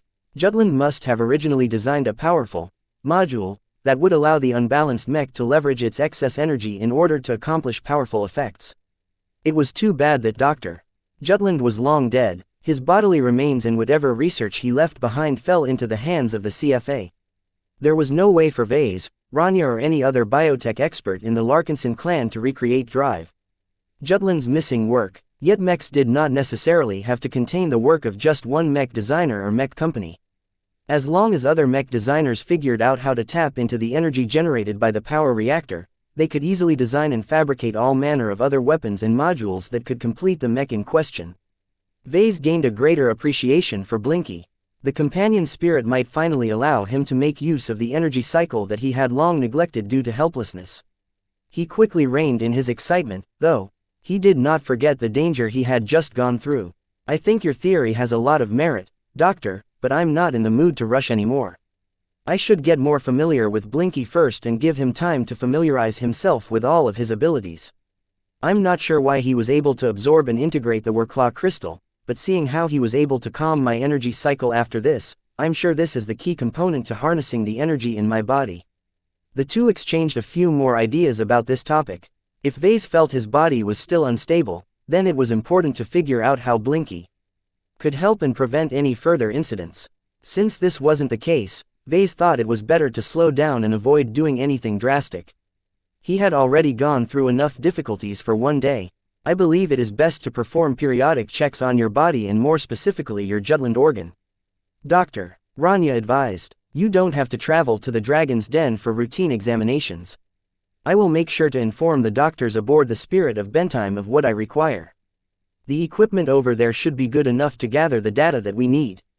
Alright, I will be working intensely on my upcoming mech design projects in the next couple of months, so I won't be able to pay much attention to this issue. I seriously doubt that it is relevant to my mech design work. They continued to discuss various concerns related to the procedure that Vase had just completed. Vase couldn't explain much, though, so he eventually bid goodbye to her and made his way back to his flagship. As he settled inside his shuttle, he continued to explore his new companion spirit. Blinky, can you come forward, Muro? The companion spirit exited his mind and materialized into existence. However, just like Goldie, Blinky wasn't completely able to enter the material realm. He just became visible to the naked eye and exuded a noticeable presence. Only spiritual entities were able to touch him. When Vase passed his hand on Blinky's body, it went right through. He had to leverage his own spirituality in order to physically interact with his new companion spirit. Come over here, please. The cat floated over until he landed on Ves's lap. His large, glowing eyes blinked upwards. Vase couldn't resist the cuteness and petted the lovely companion spirit. Though he felt like he was petting any other cat, a part of him had the illusion that he was patting himself on the head. He subtly shook his head. This is confusing. I need to get used to this double sensation. Keddies didn't seem to be bothered by this issue. While she was definitely aware that Sharpie was a part of her, she pretty much treated her living sword intent as a separate existence. Perhaps this approach was for the best. Vase couldn't keep on doubting his own identity whenever he did something with Blinky. As soon as he made this determination, much of the confusion in his mind faded away. As Vase turned Blinky over in order to rub the cute cat's belly, he did not feel as if he was babying himself. He, I am absolutely not rubbing myself. Nope, I am simply stroking my cat. That's all. Muro. Blinky quickly grew annoyed with the excessive pampering. He hissed and squirmed out of the reach of those touchy hands. Goldie, come out and meet your younger brother. Nya, a glowing golden form appeared in midair. Goldie soon locked eyes with Blinky. For a moment, Vase was concerned that they would begin to wrestle against each other or something, but his fears turned out to be unfounded. Nya tilde Muro tilde the two spiritual cats approached each other and bumped their noses.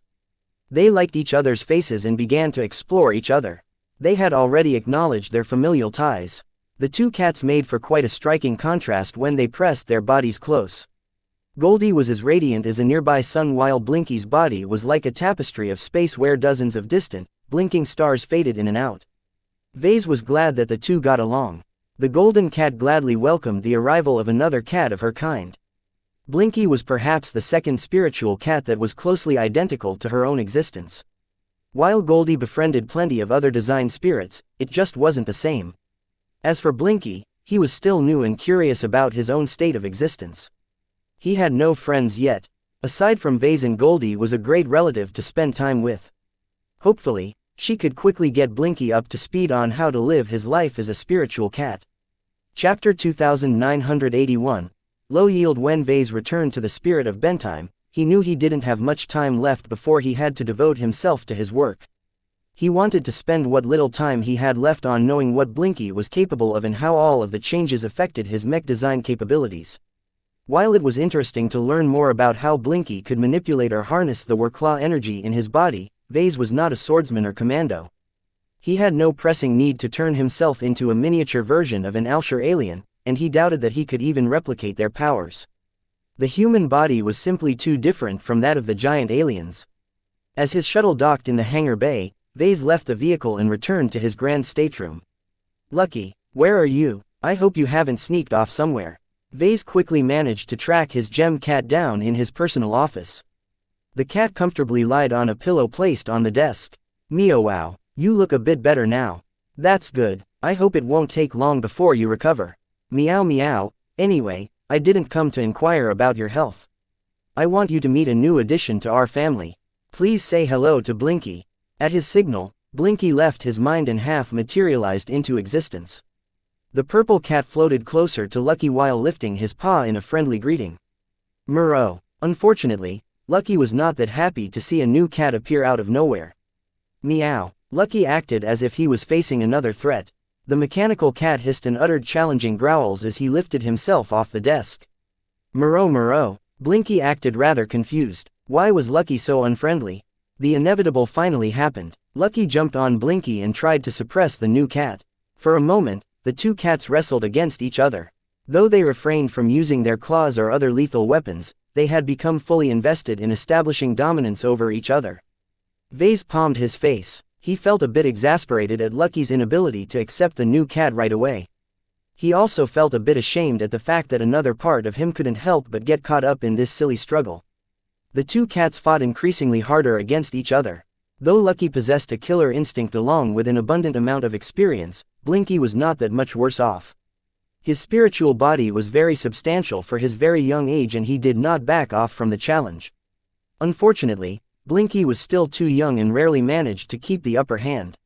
He was still strong enough to prevent Lucky from winning the bout entirely, so his performance was not that bad. Vase even thought that Blinky might excel in battle as he matured. Of course, the nature of his existence meant that he was only able to fight against spiritual threats, but the story might be different if he was able to harness Warclaw energy. In fact, one of the motivations for Vase to create companion spirits was because he wanted to equip himself and others with spiritual guardians. While Vase lacked the time and opportunity to explore his imaginary mech concept, he believed that companion spirits were able to fulfill this role to an extent. Having one was better than having none to most people, as they did not possess any active defenses against spiritual threats. Vase even hoped that everyone who possessed one would be better equipped to fight against oppressive enemies similar to dark gods.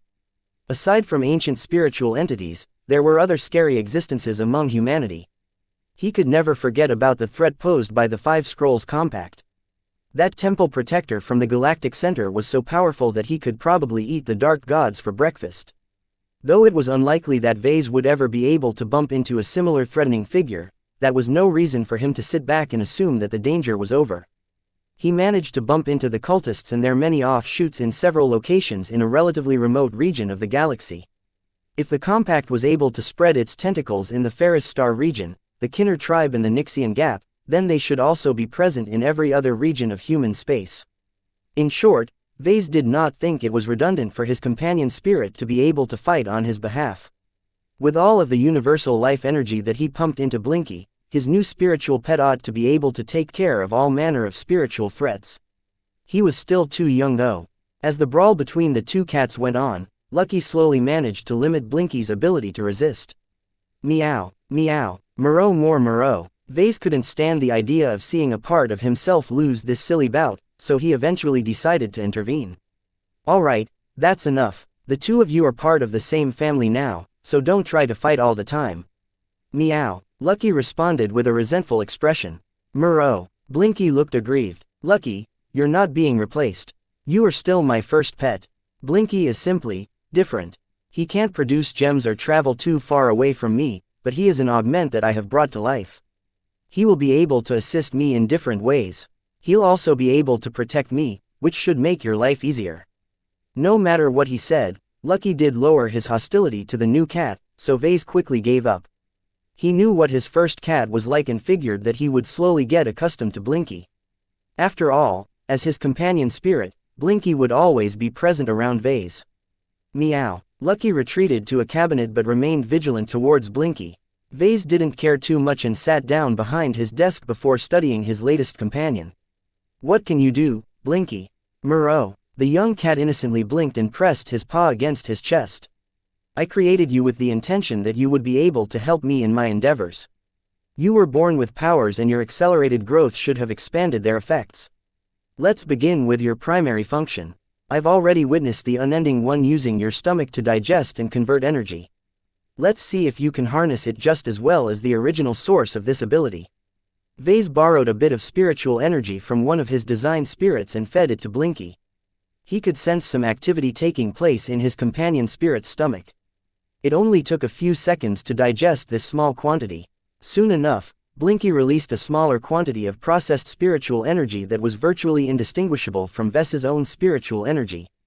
Yes, you can do it. Good job, Blinky. Vase affectionately rubbed his new cat's head. From this brief attempt, Vase confirmed that Blinky had not lost control over his spiritual energy digestion system. He was also able to ascertain that there was nothing with it despite temporarily getting hijacked by the unending one before experiencing rapid growth. Generating spiritual energy compatible with Vase was Blinky's primary purpose.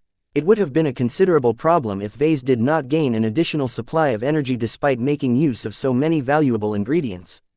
Vase began to borrow spirit energy from different design spirits and fed them all to Blinky. He noted the differences between input and output and methodically documented the most important parameters. Well, it looks like you are quite a capable boy. I am pleasantly surprised by your speed, though your efficiency could still use a lot of work. Muro. It was rather insane how quickly Blinky was able to digest heterogeneous energy. This was his greatest advance. Even if Vase shoveled a lot of spiritual energy inside Blinky, his companion spirit only needed a couple of minutes at most to break it all down and reconstitute it into a form that Vase could directly take over. In this regard, its potential output was far higher than that of the Grand Dynamo. Though the fantastic spiritual engineering product did not require any input from Vase, its output was too stable and fixed. There was no way for Vase to quickly supplement his spiritual energy. This forced him to inject a constant amount of spiritual energy inside his P-stones to steadily build up a reserve in the case of accidents or emergencies. I don't have to bother with that now. Vase grinned. I can just ask my wealthier design spirits to dump a lot of their excess spiritual energy into you so that you can fill up all of my P-stones at once. In fact, it wasn't strictly necessary anymore for Vase to build up so many spiritual energy savings. With how fast Blinky was able to digest different kinds of spiritual energy, Vase could just make use of this capability on the spot whenever he was working on a demanding project. The only downside was that Blinky's yield was quite awful. Though Vase somewhat expected it, he still felt a bit distressed by how much energy was ultimately wasted. The exact yield depended on how closely the input resembled the output. For example, Goldie's spiritual energy only had to undergo a moderate degree of processing before it turned into energy that was completely compatible with Vase. It was multiple times worse when Blinky processed spiritual energy that was very foreign. While Vase was happy that he at least had a way to convert less desirable forms of spiritual energy into a much more desirable one, he still wanted to improve this yield so that Blinky could do more with less. You still have a lot more room for growth, Vase stated as he gently rubbed Blinky's back. You should continuously try your best to improve your yield. An average of just 20% is just too wasteful. Muro. Vase proceeded to explore other possibilities. For example, he tried to see if Blinky could produce different kinds of spiritual energy. Do you recall my wife's spiritual fragment? Try and replicate the spiritual energy you have sensed. Let's see if you can produce different attributes. Muro. It turned out that Blinky did not have as much versatility as Vase hoped. The companion spirit was only able to produce one kind of spiritual energy and nothing else. This meant that Vase wouldn't be able to use Blinky to spare Gloriana from exhausting herself whenever she worked on special projects. Muro, it's okay. There is still a possibility that you can acquire this ability. You just have to work towards it. As long as you keep growing, there is always a possibility that you will be able to develop a new solution. Though Blinky couldn't do as much as he hoped, Vase was already happy with what he got. He couldn't ask for more, and the cat's current capability truly solved a serious problem. Well, this will doubtlessly be helpful in some design applications, but that is not enough. Let's see what else you can do. I did not put so many different ingredients in you for nothing. Vase continued to explore what Blinky could do. For example, he ordered Blinky to move as far away as possible. Blinky was only able to move around a couple of compartments away from Vase before bumping into a limit. This was actually the same distance limit of his remote spiritual projections and constructs. Damn, I can't send you far away and have you perform errands on my behalf like Lucky. Meow. Lucky grew smug. Vase was not too disappointed. What Blinky could do was already helpful. He could completely replace the functioning of his spiritual ear and spiritual eye. It took quite a lot of effort as well as conscious control in order to be able to make use of these simple spiritual augments. It was too bad that Blinky wasn't able to affect Touch Solid when he was out and about. Perhaps this was another capability that Blinky could acquire through his growth. Chapter 2982, Shameless Pet. Vase became fascinated with exploring what Blinky was capable of. He knew his own design well enough to know that Blinky could do more than what he had already discovered. I spent weeks refining a complex design and used up 7 different spiritual ingredients to establish your existence. I don't expect too much from you, but you are definitely not as one-dimensional as Sharpie. Compared to Sharpie, Blinky's nature was a lot more complex and multifaceted. While this should theoretically bestow the latter with more abilities, the downside was that they probably weren't too strong. Sometimes, simplicity wasn't a bad result. Sharpie was quite one-dimensional, but that caused it to become exceptionally good at its only function. It also managed to grow and develop new capabilities that fully suited Keddy's. Yet due to Sharpie's limited spiritual attributes, it was highly unlikely for it to develop any new abilities unrelated to swords. This was not what Vase sought. While he primarily created Blinky in order to solve his spiritual energy needs, companion spirits possessed a lot more potential than that.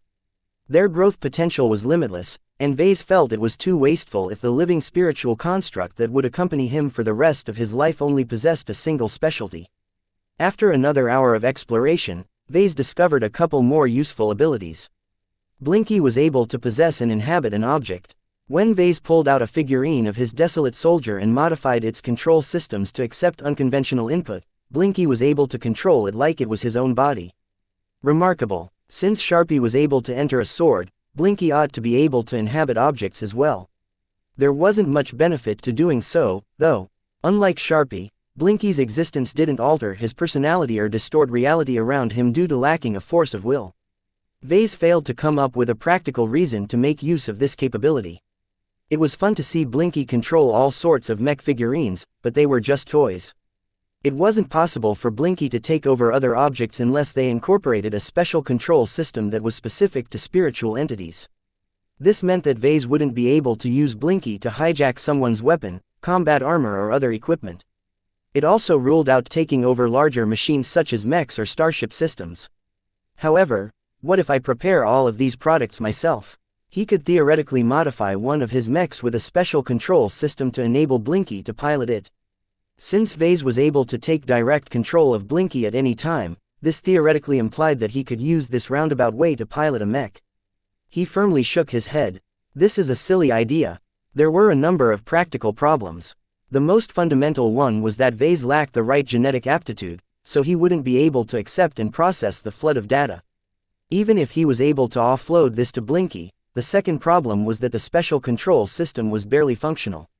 It was extremely difficult for a spiritual entity to transmit a lot of precise data to an electronic device, so the amount of control that Vase could exert through this ragged connection was very poor.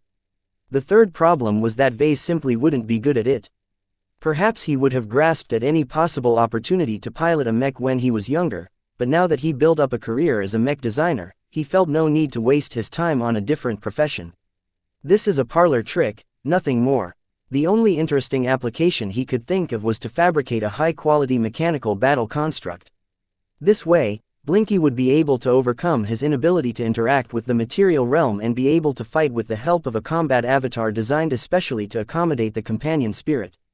Vase could make this avatar as large as a tiger or as small as a house cat. Though he preferred the latter, it was hard to stuff too many powerful components inside a tiny machine. If I have any free time, I'll just cobble something together so that you can contribute in battle in a different way. Is that okay? Muro. He failed to find out any further significant abilities, though Vase still speculated that there was more to Blinky. He didn't have the time to explore what Blinky could do with his ability to harness Warclaw energy, but it should definitely not be trivial. Vase also didn't forget about adding a portion of Ashling Curver's design seed into his companion spirit.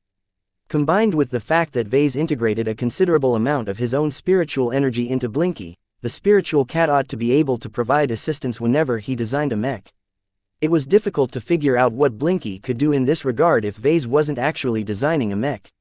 Oh well, I'll leave this for later. I'll return to work very soon, so you'll definitely be able to show how you can help. I designed you with this capability in mind. Muro. For now, you can play with Goldie or get lucky to accept you. I have to take care of some administrative work. He proceeded to handle the paperwork that had piled up in the last few weeks while allowing Blinky to fool around. Vase was able to maintain at least some focus on his companion spirit, which meant he knew exactly what Blinky was doing and what he was thinking. Blinky behaved like any young cat, though he was not as helpless as a kitten. Seeing that Lucky still looked wary towards him, the star cat circled around and tried to play with the gem cat. Meow meow, Muro, Muro, meow. Sadly, Lucky acted as if he was Gloriana, who just found out that Vase got a new girlfriend behind her back. It didn't take long before the two cats began to wrestle against each other again. This time, Blinky tried to leverage more strength. Muro Muro, nya. The golden cat materialized close by and observed the fight with a curious expression. Muro, nya. Goldie donated a splash of spiritual energy to Blinky. This soon allowed the latter to exert greater strength in his fight. Meow, nya. The antics of Blinky and the others became increasingly more nonsensical to Vase. A part of him couldn't believe that an extension of himself had become this stupid and irrational. He was picking fights against a stronger cat and even cheated during an honorable bout between two tomcats. What a shameless pet. Vase shook his head in exasperation. Eventually, Lucky and Blinky lost interest in continuing the fight. Lucky's spirituality was not as strong as that of the spiritual cats, but all of the minerals and exotics he ate over the years translated into a lot of growth. In addition, all of the battles he participated in turned him into quite a tenacious gem cat. As for Blinky, damage translated differently to spiritual entities, and Lucky wasn't very good at harming these kinds of opponents. It didn't help that the shameless companion spirit begged Goldie for a little boost whenever he was losing momentum. In the end, Lucky and Blinky acknowledged each other's strength, but that was it. Perhaps they would grow used to each other's presence this way, but it would definitely take a bit of time before they became bosom friends. Eventually, Gloriana returned home after a long day of work at the design lab. When Vase met up with her during dinner, he contemplated whether it was a good idea for him to reveal his new companion spirit. Since he wanted to try and see whether Blinky could help him when he worked, he decided it was best to inform his wife beforehand. She would find out soon enough, and there was no way to make this easier if he delayed. "Honey, what is it?" she asked as she directed an annoyed glance at Vase. She harbored quite a bit of resentment towards him for delaying their projects and staying away from the design lab for so long. "I was working on something else during this time. I did not spend all of my time on sorting out the issues of my clan." His wife snorted. "That's pretty obvious. You have been holing up in your man cave for weeks. The only reason you spend time over there is when you want to make something on your own. I guess this is the part where you justify your absence, is that right?" She knew him too well. Even though he dreaded her response, he continued to go through with his decision. I guess so. I succeeded, though. Then tell me what you were up to these days. What made you spend so much time off your schedule?" "Well, it's like this. When Kedis returned to our fleet after becoming both a journeyman and a swordsmaster, he quickly explained the backstory behind his experiment, but glossed out some facts about companion spirits. If he told her that he possessed a companion spirit while she did not, she might grow jealous and blow up in front of his face. He was not ready to grant her a companion spirit of her own. There wasn't enough time to design a proper seed, and he still hadn't verified whether Blinky functioned correctly over the long term. Right now, Vase considered Blinky to be a beta version of a companion spirit. Sure, he was more powerful and complex than what should be the norm, but it remained to be seen whether everything was fine. Vase had to observe Blinky over the long term in order to verify whether there were any serious problems with him. It might be possible that companion spirits imposed burdens in people's mind. They might also be draining the spiritualities of the people they were attached to in order to sustain their existences. Vase did not feel concerned about these possible problems because he could easily solve them once he found out anything amiss. This would not be the case for Gloriana, who was not only bad at spiritual perception, but could not consciously solve any issues in her mind. A part of Vase knew that he would only be making it worse for him if he postponed the threat. If Gloriana found out the truth about companion spirits a year from now after they completed all of their expert mech designs, she would probably be livid that Vase denied her the opportunity to leverage a powerful advantage to make their designs even better. The only ways to mitigate this disastrous explosion was to find a good excuse or design a great companion spirit. Well, those were problems for later. Right now, Vase lied about Blinky's actual state and simply presented his companion spirit as a solitary spiritual entity. So your new cat is similar to Goldie, right?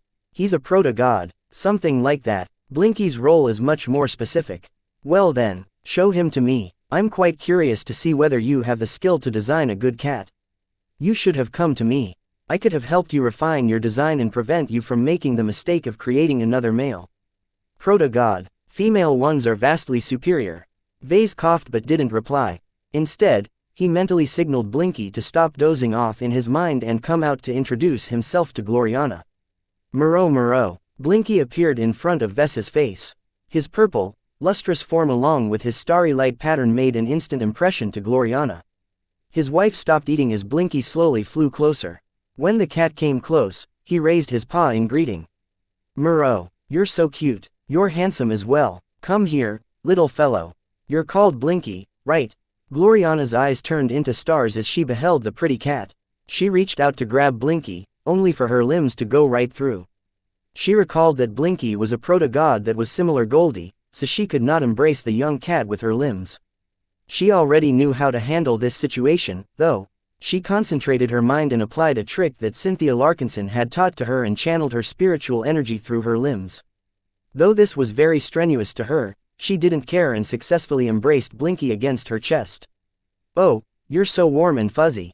I already love you so much. You're such a good boy. Moreau. Blinky was already showing signs of distress. Chapter 2983, Third round of mech design projects. The excitement surrounding Blinky died down. Since Gloriana accepted the star cat into her family, not even Lucky could shoo away the new addition anymore. After a good night's rest, Vase and Gloriana freshened up and strode into the main design lab with much more weight in their steps. Their pets quietly followed after them, aware that this was a special day for the Larkinson clan. Vase no longer paid too much attention to Blinky. Now that he had gotten what he wanted without any further repercussions, he could fully focus on the next major priority of the design department. As for Gloriana, she strode forward as if she was on a mission. She had waited so long for this day. After several delays, she could embark on the projects that she had dreamed about for a long time. 4 journeyman mech designers stood together and faced the crowd of assistant mech designers. Vase had been absent from the design lab lately, so he had to reacquaint himself with the familiar faces. He first noted the presence of Dr. Paris. She stood out from the rest because she was primarily a biomech designer. While she possessed sufficient knowledge to work on conventional mech designs, she obviously wouldn't be as passionate. He briefly swept through notable apprentice mech designers such as Miles Tovar, Oscar D. Martin, Duke French, Molter Ringer and Catherine Evanson and tried to gauge their progress by studying their spiritualities. None of them particularly stood out. Now that Keddies had left the ranks of assistants, Miles Tovar was the closest to becoming a journeyman, but it was hard to say whether the former scion of the Tovar family could advance within a couple of years. From what Vase recalled of the man, Miles and the rest of his Tovar relatives were steady, thoughtful mech designers. They possessed more solid foundations and were quite good at learning and applying knowledge. Yet this measured approach also caused them to lack the fire and passion of more emotional mech designers like Keddies. This was good for an assistant, but journeymen weren't meant to be lackeys. If someone wanted to cross the gap and become a mech designer that was fully qualified to lead projects on their own, they had to develop a bolder and more proactive mindset.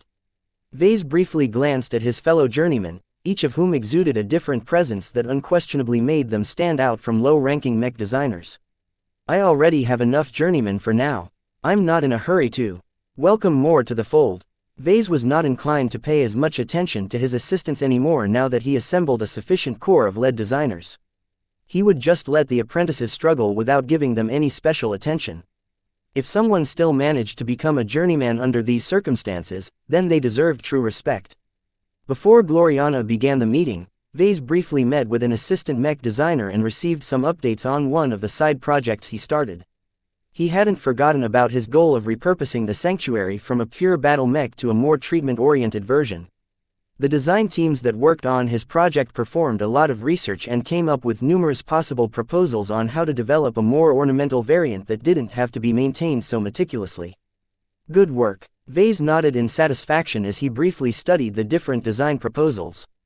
I can do the rest from here.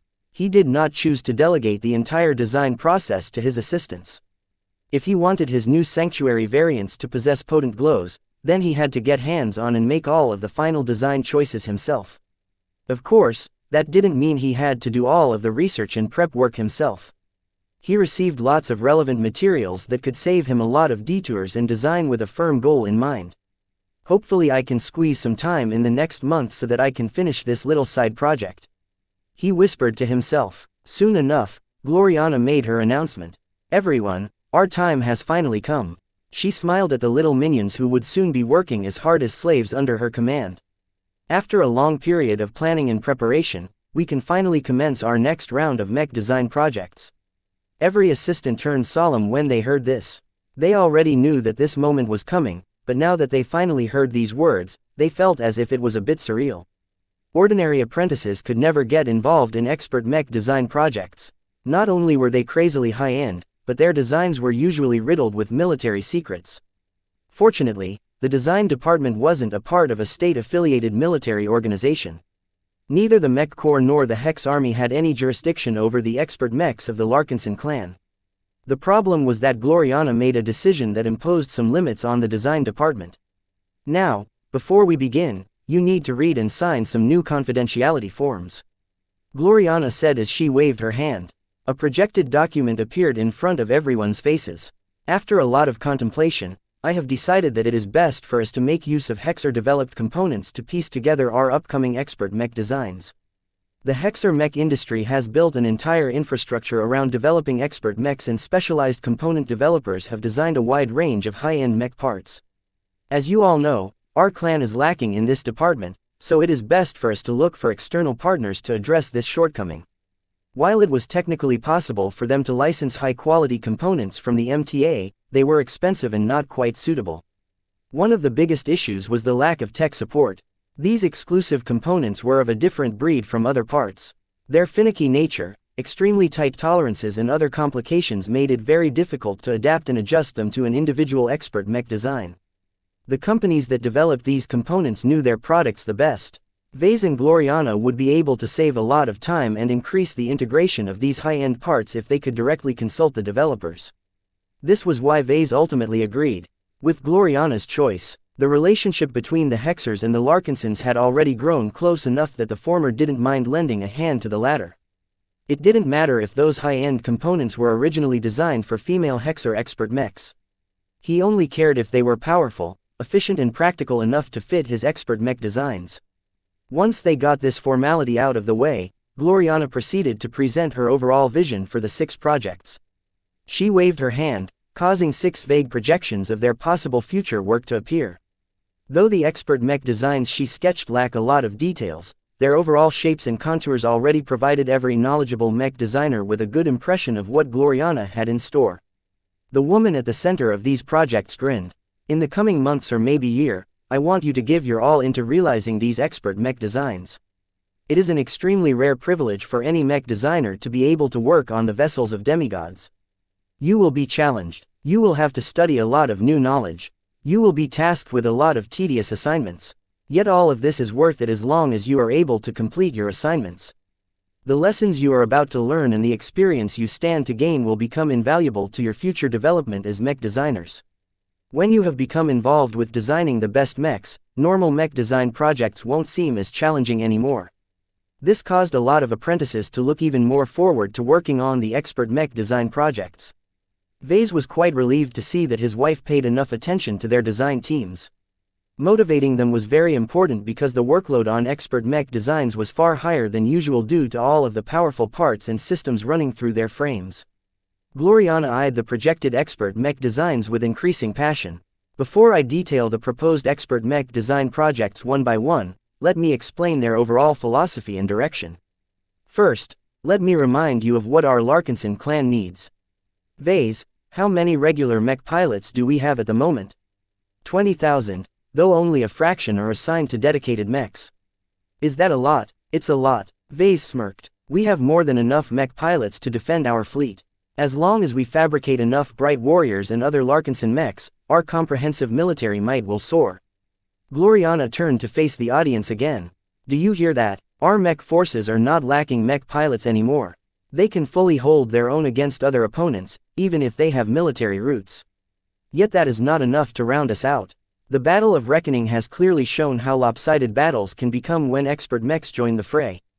The assistants here hardly needed to be reminded of that bloody battle. Each member of the Golden Skull Alliance lost a lot to take down the enemy expert mechs. I don't think that anyone in our clan wants to see a repeat of that tragic battle. Even if we are able to outnumber an opponent by 10 to 1, as long as we face a handful of expert mechs, our mech forces are guaranteed to suffer painful losses. Expert mechs are so powerful that every attack they inflict can easily tear through the armor of ordinary mechs and butcher the mech pilots inside. If these expert mechs are allowed to continue their killing spree without getting blocked, then our clan will suffer at least 100 mech pilots if not more to take any of them down. This was not the only downside to lacking expert mechs. Expert pilots and their powerful machines were able to exert drastic changes in morale. They were such notable presences that their appearance on the battlefield could even swing the outcome of massive battles between mech divisions. I believe you can understand what I am conveying to you. Gloriana continued. Our second-class expert mechs must excel in dueling and fighting against other expert mechs. They need to demolish the heroes and pillars of the enemy as quickly as possible in order to decrease the pressure on our men and push our enemies to their breaking points. In concrete terms, this means that our expert mech designs will incorporate more powerful weapons that excel at penetrating high-quality armor. This means there is less room left to integrate weapons that are geared towards inflicting destruction on a wider scale. There were always trade-offs, and Gloriana had already made her first one.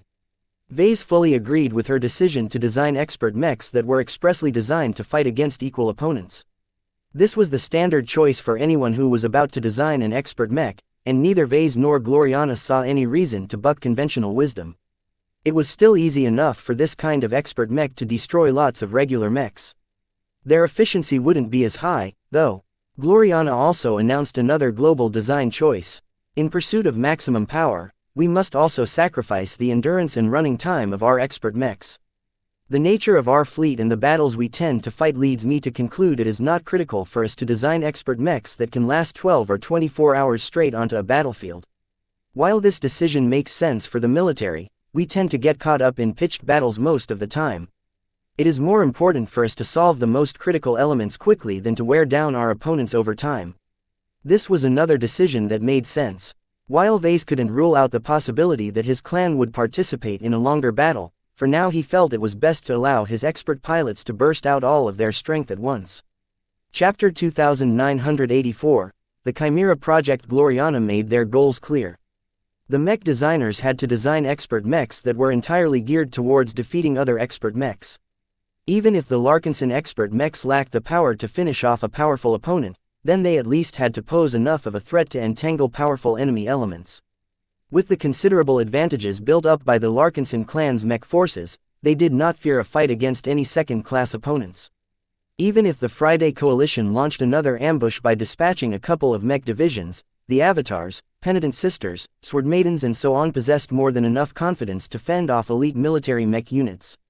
Yet this scenario became a lot trickier if those enemy mech divisions also brought their resident expert pilots.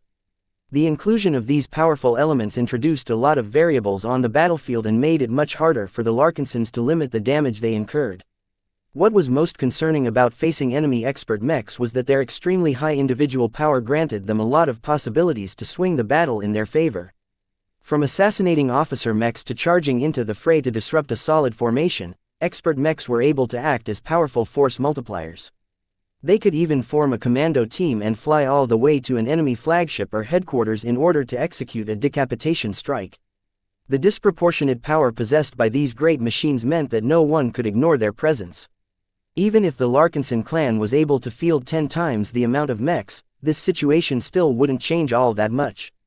Expert mechs are best handled by other expert mechs.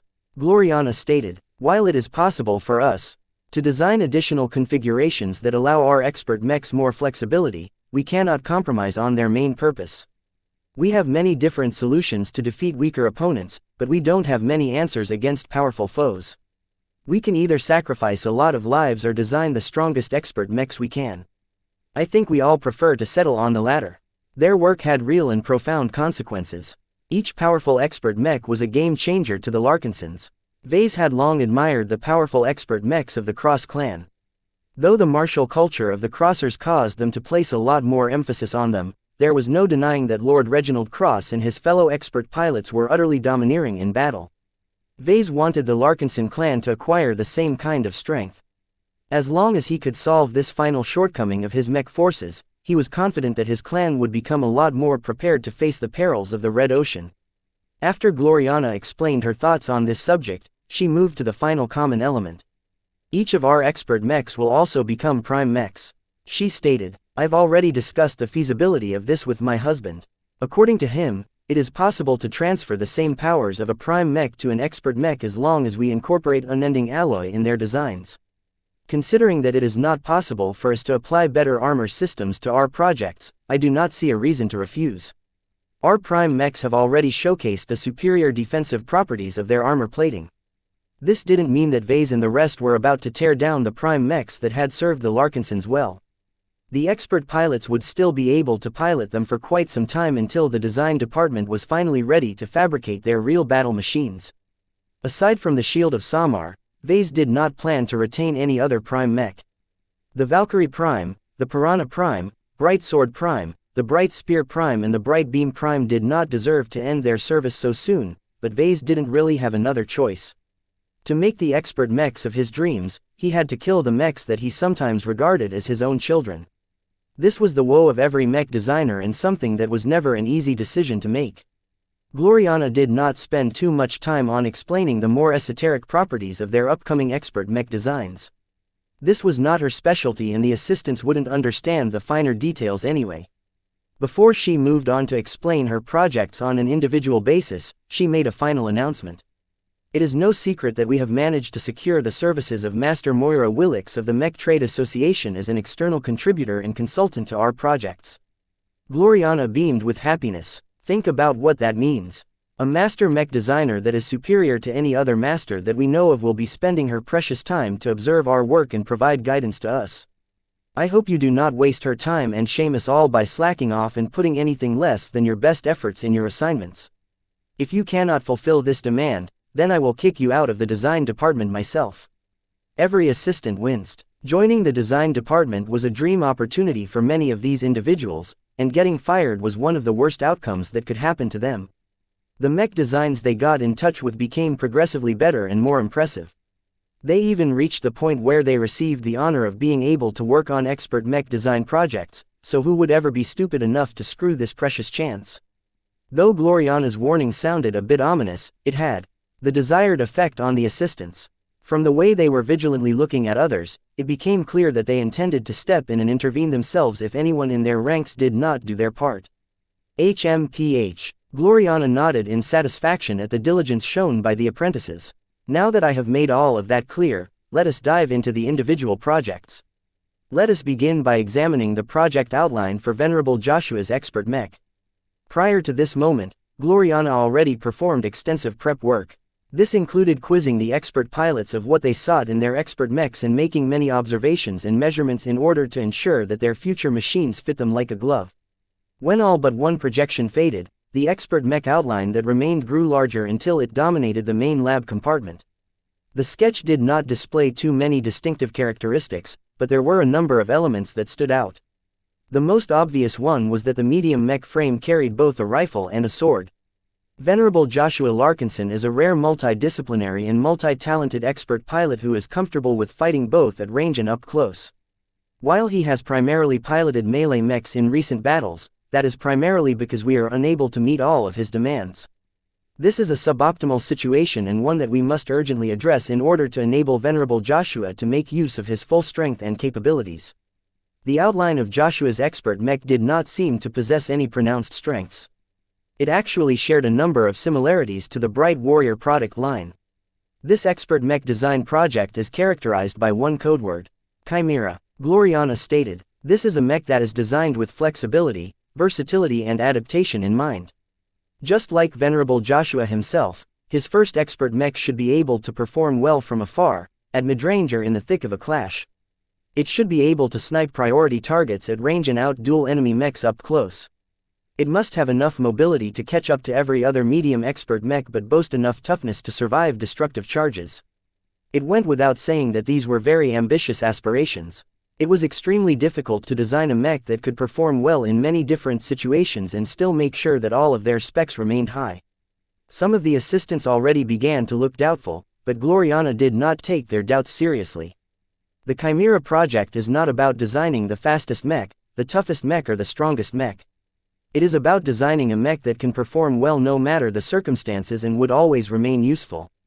In the expert mech lineup of our Larkinson clan, we need this stable anchor. To that end, Vase has also agreed to implement a variable glow to this design.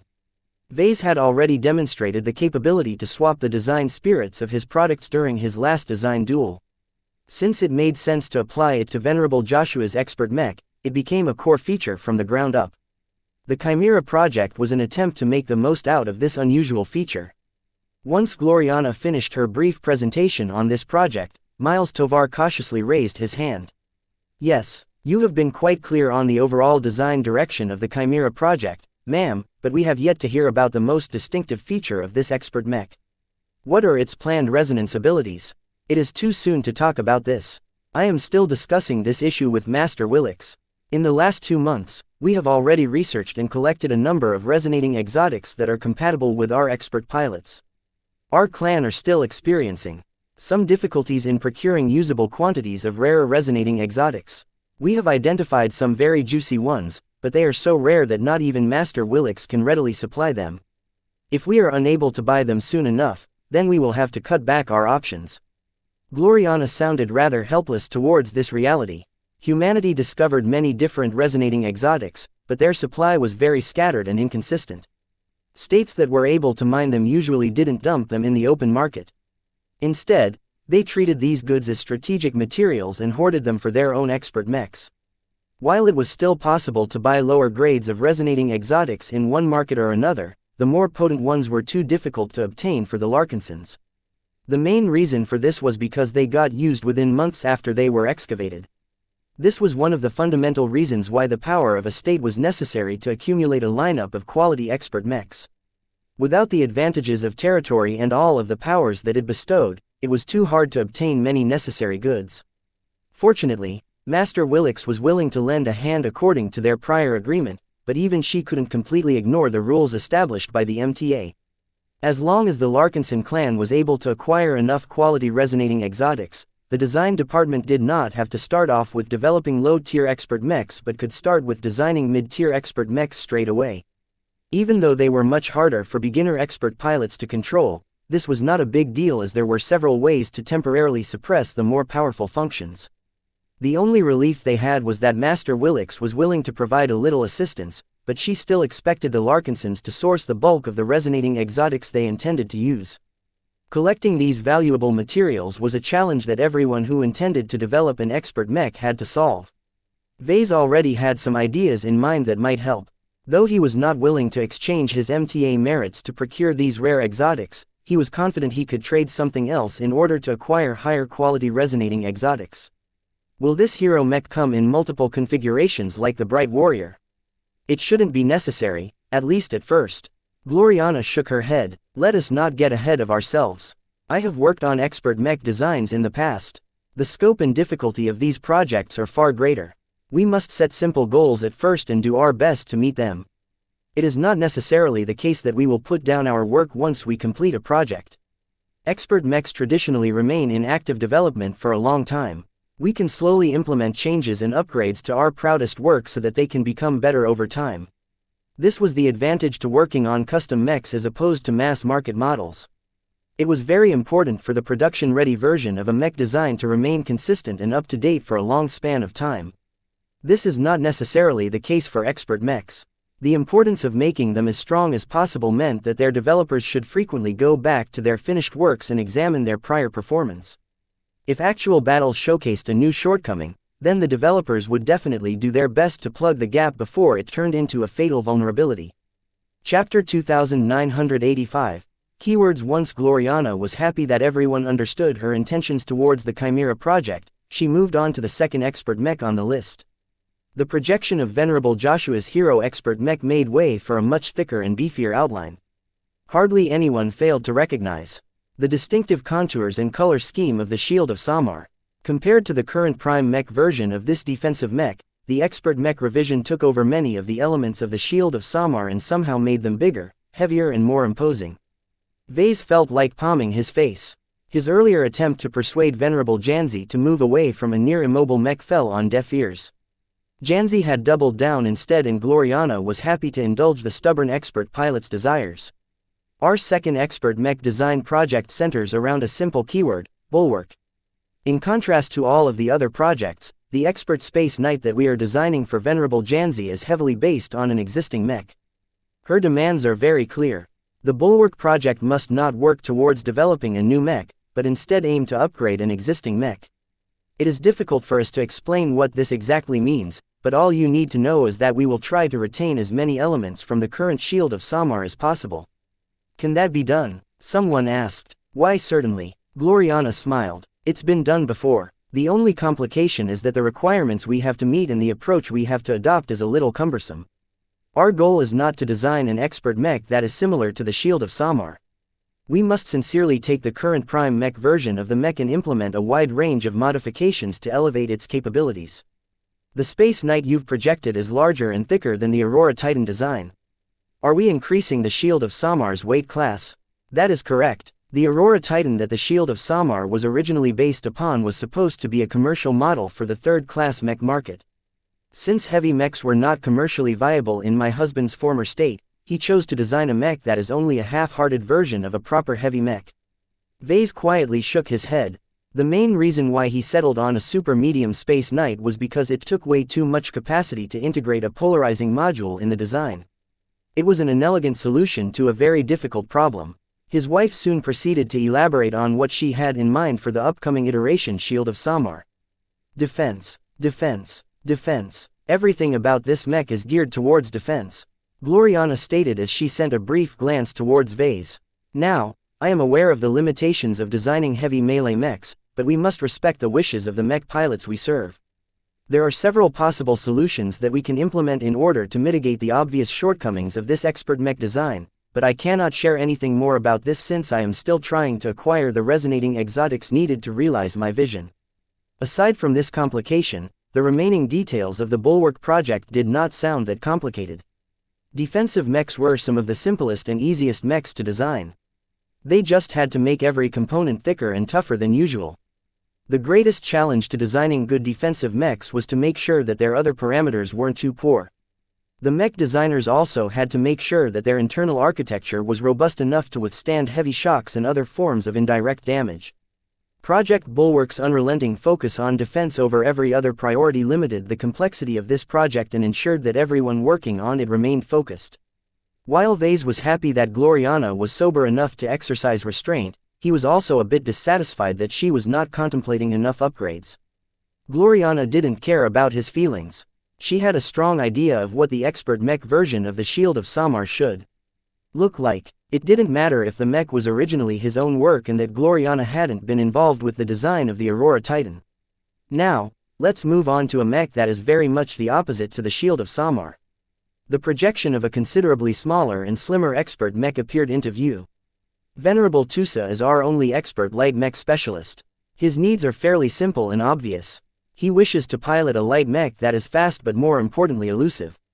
The expert mech that we will develop for him must possess the best mobility out of all of the projects we will be working on for this round. The outline of the expert light skirmisher that Gloriana prepared resembled the ferocious Piranha product line. Vase already knew that Venerable Tusa had become quite a fan of the Piranha Prime's properties. The only issue was that the Piranha Prime was still a bit too sluggish for Tusa's tastes. The base model was designed to be an offensive mech that leveraged its debilitating glow to wipe out weakened opponents with great efficiency. It was not designed to fight against unaffected enemies that could put up a good fight. In order to provide Venerable Tusa with the capability to duel other expert mechs, Gloriana had to implement some targeted adjustments. I have established an overall direction for this expert mech design after comprehending Venerable Tusa's piloting profile and listening to his own requirements. The keyword for this project is disruption. The light skirmisher he wishes to pilot has to be able to exert a great degree of pressure towards his opponents due to all of the possible ways he can disrupt their critical arrangements and spoil their master plans. While his expert mech is not meant to be a stealth mech, it should still be able to rely on its superior mobility to travel behind enemy lines and perform critical disruption missions. Venerable Tusa's expert mech had to be able to fend for itself. It had to be tough enough to withstand saturation bombardment, fast enough to outrun enemy pursuit and strong enough to complete its sabotage or assassination tasks without excessive delays. Gloriana pointed at the flight system of the proposed expert mech. If you look closely enough, then you might have noticed that the flight system and other mobility systems of the mech aren't geared towards straight-line acceleration. It is much more important for this expert mech to be nimble than to become the fastest sprinter. It has to be able to weave between a tight formation of enemy mechs and navigate through clouds of debris without slowing down too much. The superior evasion ability of the Disruptor project also has to be high enough to evade enemy expert mech attacks in the heat of battle. The expert light skirmisher therefore incorporated many miniaturized boosters that were pointed in many different directions. A mech that aimed to maximize its forward acceleration at all cost would have featured a lot of boosters oriented towards the rear. The Disruptor project instead placed these boosters to the sides or even the front of the mech. This allowed Venerable Tusa's upcoming expert mech to quickly dash back or to the side with not that much effort. Will Venerable Tusa's expert mech possess the same glow as the Piranha Prime, ma'am? Molter Ringer asked. Gloriana pinned the little assistant with a glare. Did you forget what I told you? What is the primary purpose of our expert mechs? To fight against other expert mechs. Correct. Now think about how glows work. They affect the minds of mech pilots, completely bypassing any mech or barrier that stands in the way. This means that the effectiveness of a suppressive glow can vary depending on the mental strength of the enemies subjected to it. How do you think an enemy expert pilot will fare when subjected to the ferocious piranha's glow? The answer was obvious. Molter lowered his head. The expert pilot will easily be able to shrug off the effects. Gloriana snorted. Took you long enough. Everyone else, don't make the same mistake. While we do not exclude our expert mechs from being used against cannon fodder opponents, they must not sacrifice their ability to fight against equal opponents. It is a waste of a glow to apply a suppressive glow to the Disruptor project. It is much better to make use of a supportive glow that aligns with Venerable Tusa's piloting tendencies because there is much less resistance that way. She made a good point. Expert pilots could easily block the influence of glows they didn't like, but they could embrace them as well if they saw no problem with it. This allowed Venerable Janzi to draw strength from Kilanjo's glow. What are the armaments of this expert light skirmisher, ma'am? Equipping it with 2 short knives or daggers sounds underwhelming. An expert mech should definitely be able to carry a larger weapon loadout. One of the reasons why light skirmishers always appeared comically underpowered was because every gram counted. Their mass had to be as low as possible and carrying heavier weapons only needlessly weighed them down.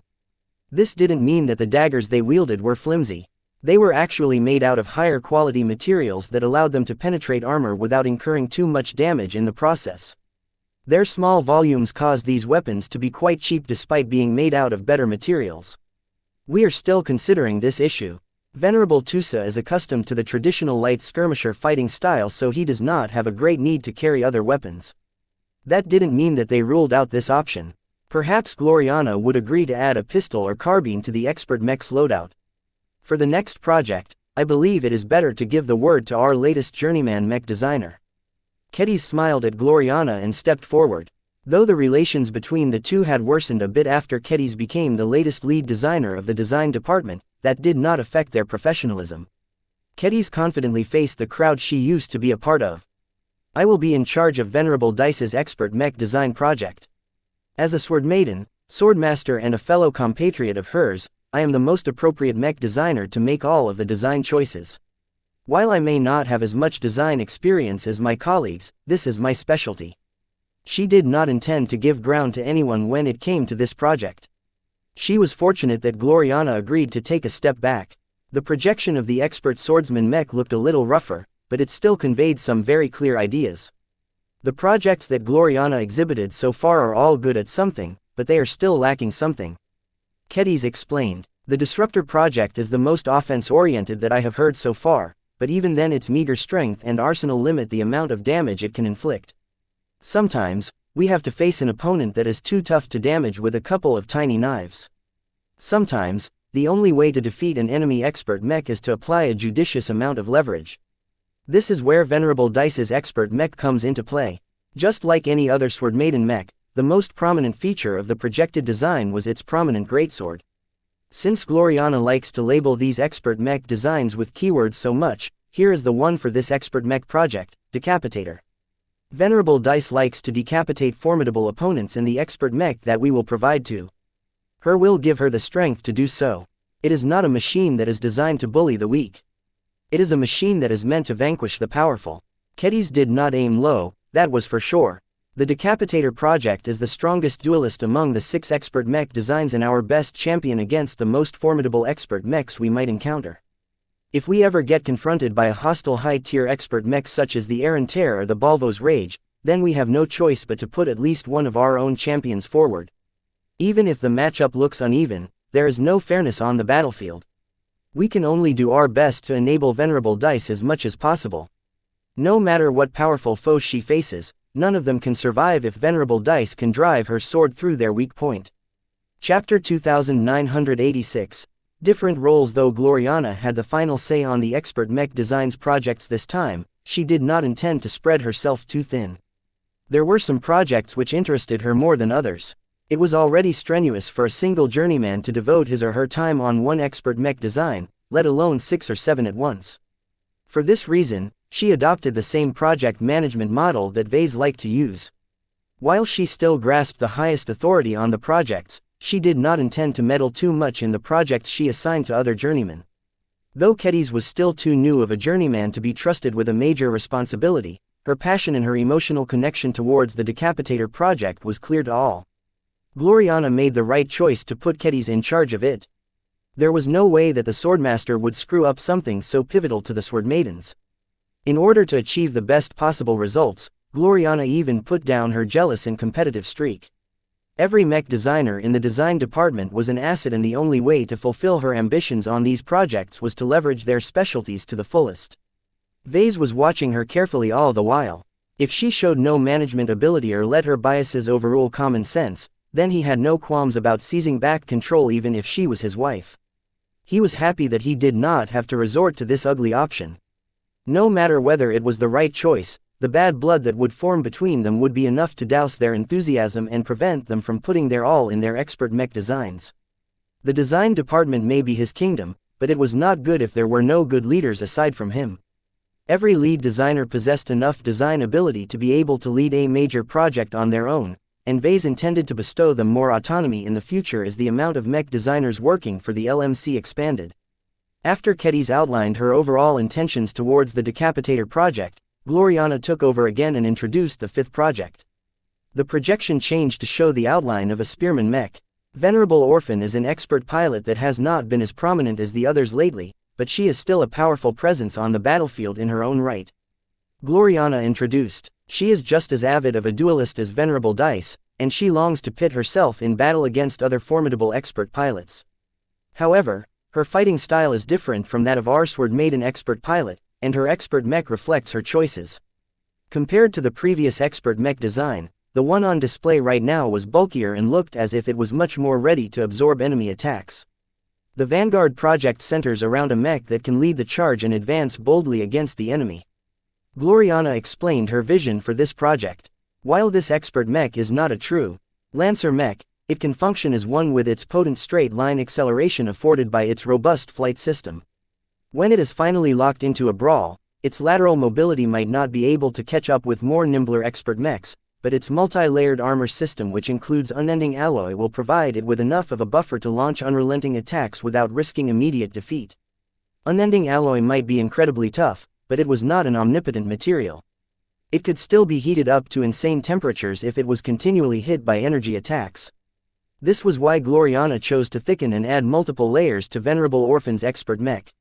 While this would inevitably increase its bulk and reduce its agility, it could withstand the most punishment out of all of the expert mechs aside from the Bulwark project. The Vanguard project was an all-out assault mech that eschewed flanking and clever maneuvering in favor of enhancing its breakthrough potential.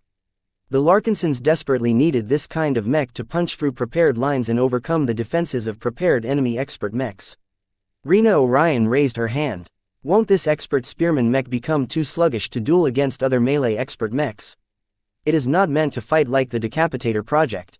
Instead of relying on agility, timing and skill to out-duel an opponent, the Vanguard project is explicitly designed to trade blow for blow and force enemy expert mechs into brutal clashes that will hurt both sides. With the unending alloy layer applied to Venerable Orphan's expert mech, we have great confidence that it will come out on top against any second-class opponent. This was not an indictment against Venerable Orphan's skill. The Vandal expert pilot would probably lose out in a duel against Venerable Dice, but she was no slouch when it came to her spearmanship. There were nonetheless situations where the Decapitator project was less suitable in certain matchups. If it faced a powerful expert pilot that matched or exceeded Venerable Dice's skill, then the duel might get dragged out for a long time. This was not what the clan wanted to see. Its mech doctrines were all geared towards explosive action and crushing the enemy as quickly as possible.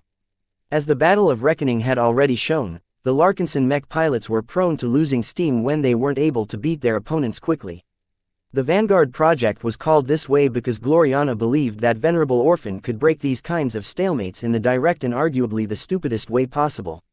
Even stupid solutions have their place. Vase whispered, "This is the best possible role for a short-sighted expert pilot like Venerable Orphan. The best way to solve the Gordian knot was to cut it in half." Gloriana evidently agreed with this direction, so her plan for the Vanguard project was to load it with plenty of defenses and damage mitigation modules. It was an expert mech that emphasized toughness over finesse. Once she finished explaining the Vanguard project, she moved on to the last expert mech design project. The projection of an expert spearman mech design made way for a more slender and fragile expert mech. Every expert mech shown so far did not excel at ranged combat. Though Venerable Joshua was able to fulfill this role due to his flexibility, he did not excel at it like those who lived and breathed marksmanship like Venerable Ganso and Venerable Brutus. The lack of dedicated Larkinson expert pilots caused a lot of consternation among the military leadership of the Larkinson clan.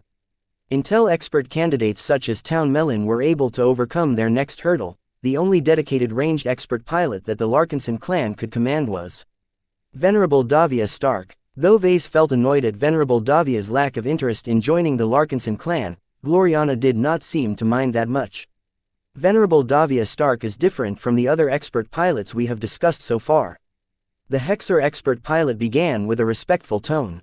While she is not a Larkinson, her life experiences and defeats she suffered have tempered her forbearance and wisdom. As the oldest expert pilot in our service, she may lack the brashness of her peers, but that makes her suitable to go on overwatch over our entire fleet. The expert mech on display might not resemble the Bright Beam Prime anymore, but many of its principles were the same. It was a purely offense-oriented mech. Just like Venerable Stark's Prime mech, it lacked an unending alloy armor system due to scarcity and only concentrated a relatively modest quantity on the main weapon. It couldn't be helped, there was not enough unending alloy to cover all of the expert mechs. Vase even felt tempted to return to the Nixian Gap in order to hunt other statues of the Dark Gods, but that was a bad idea for multiple reasons. Until he could find a substitute material that was both tough and spiritually reactive, there was no way the Larkinsons could outfit their subsequent expert mechs with prime mech capabilities. I am sure you have noticed the clear direction of this mech design. The Sentry project is equipped with a powerful modified dual-type energy rifle that is based on a model that has served many Hexer expert pilots well. It can fire positron beams that are notable for their high penetration and single-shot power when empowered by resonance. It can also fire more efficient and rapid laser beams that can also be split to intercept multiple incoming projectiles. This was a typical setup for energy-based rifleman mechs. Vase found it curious that Gloriana and Venerable Stark opted to leave out a kinetic option. Some opponents were much more vulnerable against physical damage than pure energy damage. While it was possible to equip the Sentry project with a specialized Gauss rifle, the entire design of the ranged expert mech was optimized towards maximizing its energy weapon capabilities. Perhaps Gloriana was banking on the hope that future expert pilots would be able to fill this hole in the Larkinson clan's expert mech lineup. Vase agreed with her strategy. It was better to do one job well than multiple roles poorly. In any case, they could still rely on Venerable Joshua and the Chimera Project to take care of this when necessary. His wife waved her hand, causing a projection of the Bulwark Project to reappear. During the Battle of Reckoning, we fought against the Corinthian Giants, an elite coalition reserve corps mech regiment that has adopted an unusual tactic of merging their ranged and defensive mechs together. During that same battle, the Shield of Samar and the Bright Beam Prime managed to utilize the same tactic, though their mechs weren't designed to mate with each other. Though there are many shortcomings to this tactic, the synergy it produces between two different mechs is quite great, so I intend to accommodate this mode of combat from the ground up this time. This will ensure the Shield of Samar will always be able to play a useful role if nothing else. No one was ashamed at the fact that the Larkinsons intended to steal the gimmick of one of their defeated opponents. It was incredibly effective against opponents that did not possess overwhelming firepower and were not capable of closing in on the Larkinson mechs quickly. While some might be able to argue that it was more effective to rely on bunkers or defensive ships to provide cover to ranged mechs, that came with its own downsides. Starships were big and valuable and no one liked to put them in harm's way. The best use of this tactic was to deploy the combination mechs away from the main fleet so that they could shoot at advancing enemies from an angle. This was also how Vase envisioned the Bulwark Project and the Sentry Project in battle. The different firing angle along with their isolated position could make it a lot harder for an enemy commander to choose how to approach and attack the Larkinson fleet. Gloriana spent a bit of time on how to facilitate the integration between the two expert mechs. Despite the large flight system mounted on the rear of the Shield of Samar, Venerable Stark's expert mech should still be able to take position due to some targeted modifications. Once the two powerful machines merged, the combination of the two would produce wonderful results. Not only would the Shield of Samar provide extremely powerful protection to the fragile ranged expert mech, but it could also lend its entire energy reserve. In turn, the defensive mech was able to absorb a lot of heat due to its enormous mass and bulk. This allowed the Sentry Project to fire its potent rifle at a much higher rate without worrying about overheating. The only complication was that neither Vase nor Gloriana had a good idea of how the resonances of the two expert mechs affected each other. They might cancel each other out to some extent, which would result in weaker overall performance. This was something that only Master Willix could solve. Gloriana finally ended her presentation. She clapped her hands and caused the projections to disappear. Well, that's it for our 6 projects. Do you have any questions? If not, I will announce which projects you will be working upon and issue your first assignments. Since we still don't know for certain which resonating exotics we will be working with, we will not be able to complete our mech concepts quickly. In the first couple of weeks, you will mainly be doing research in order to explore our options. Expert mechs don't follow the same rules as ordinary mechs. We can pack far more features in them, so don't hesitate to suggest new ideas. Let us make our expert mechs bloom. Chapter 2987. Limited access. The design department hadn't gone through any expansions lately, so there were only around 50 assistant mech designers. That was way too few. Expert mech design projects were only geared towards individual mech pilots, but their complexity vastly exceeded that of regular mech design projects. While the burden on the lead and contributing designers was far greater, they still required the support of a large amount of assistants.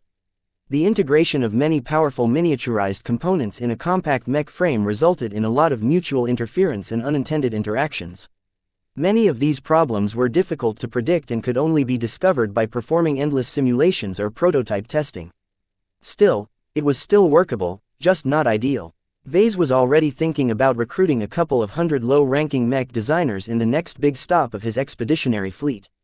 Though his fleet had just picked up a lot of talents from the Life Research Association, most of them were too accustomed to working with biomechs to fit in well with the design department. The only reason why Vase agreed to add Drive Paris to a design team was to keep an eye on her. She was in possession of a lot of secrets.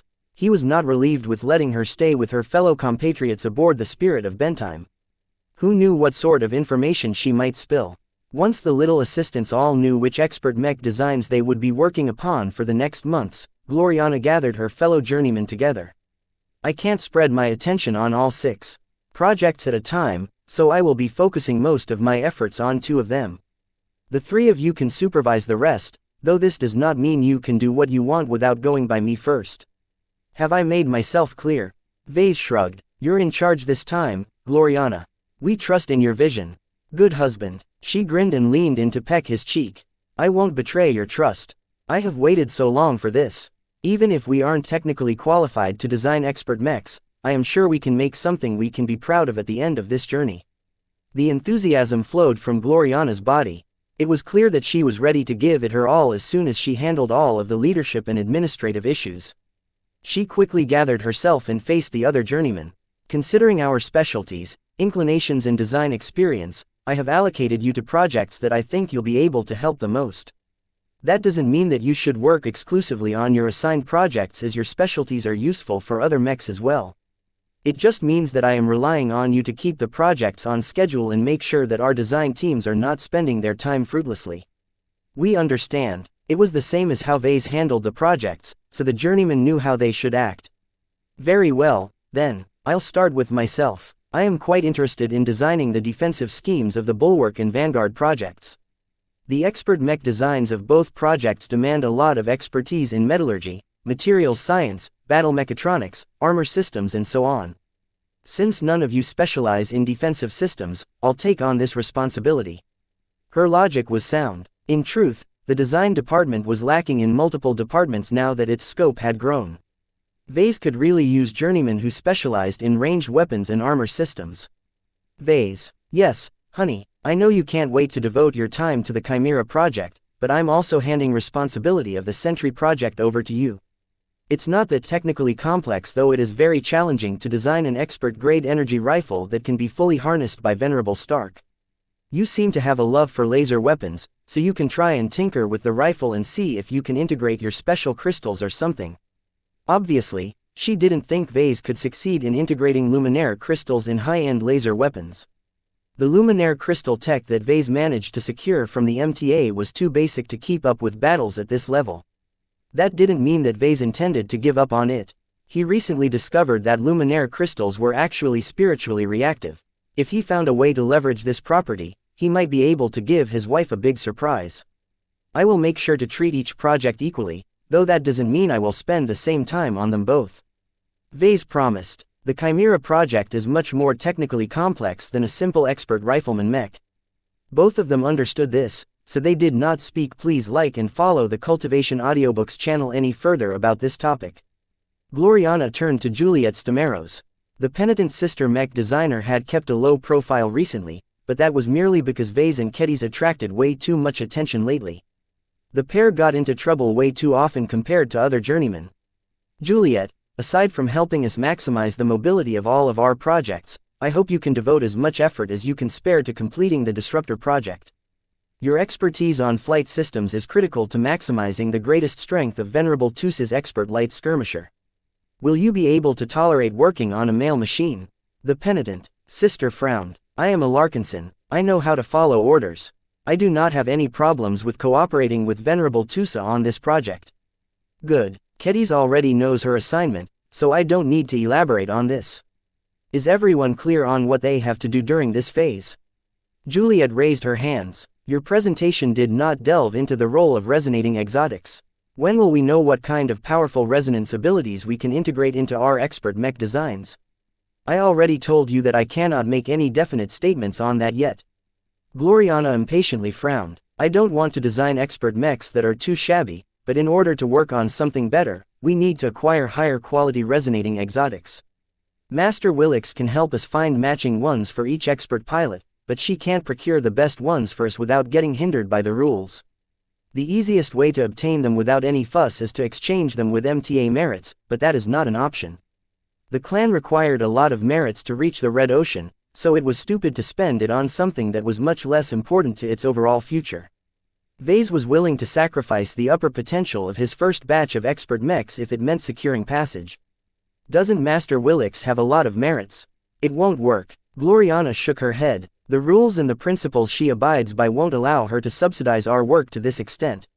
You have to realize that she is already providing us trillions of hex credits worth of value by putting her expertise at our disposal. She also warned me that her rivals within the association are paying much closer attention to her actions as of late. She ruffled a lot of feathers and is paying the price for that. We can't let her get into any deeper trouble because we are too greedy. Vase hadn't been speaking with Master Willix as of late, so he was not aware of these new developments. Does that mean we have to rely on our own efforts to procure the resonating exotics we need? For the most part, yes. His wife sighed. It's infuriating to contact a representative of a state and get cut off as soon as I make my request. States are way too stingy with their strategic materials. Why can't they just sell a batch of them to us at a good price? We have plenty to spare. Vase and the other two journeymen looked awkward. This isn't a problem that you can solve by throwing money at it. We need to raise our status and engage in long negotiations in order to get them to open their strategic reserves. This is a task that is better suited to a diplomat. At least leave the talking to someone else. Fine, she replied with a glum expression. We can discuss this problem in detail later. I will have my resonating exotics, one way or another. The design department soon turned into a hive of activity as various mech designers went to work. Since they were still in the early stages of the project, they were mostly performing research on what kind of modules they could add to their expert mech designs and what kind of quality materials they should make use of to maximize the potential of the expert mechs. The design department had plenty of money to splurge on expensive goodies.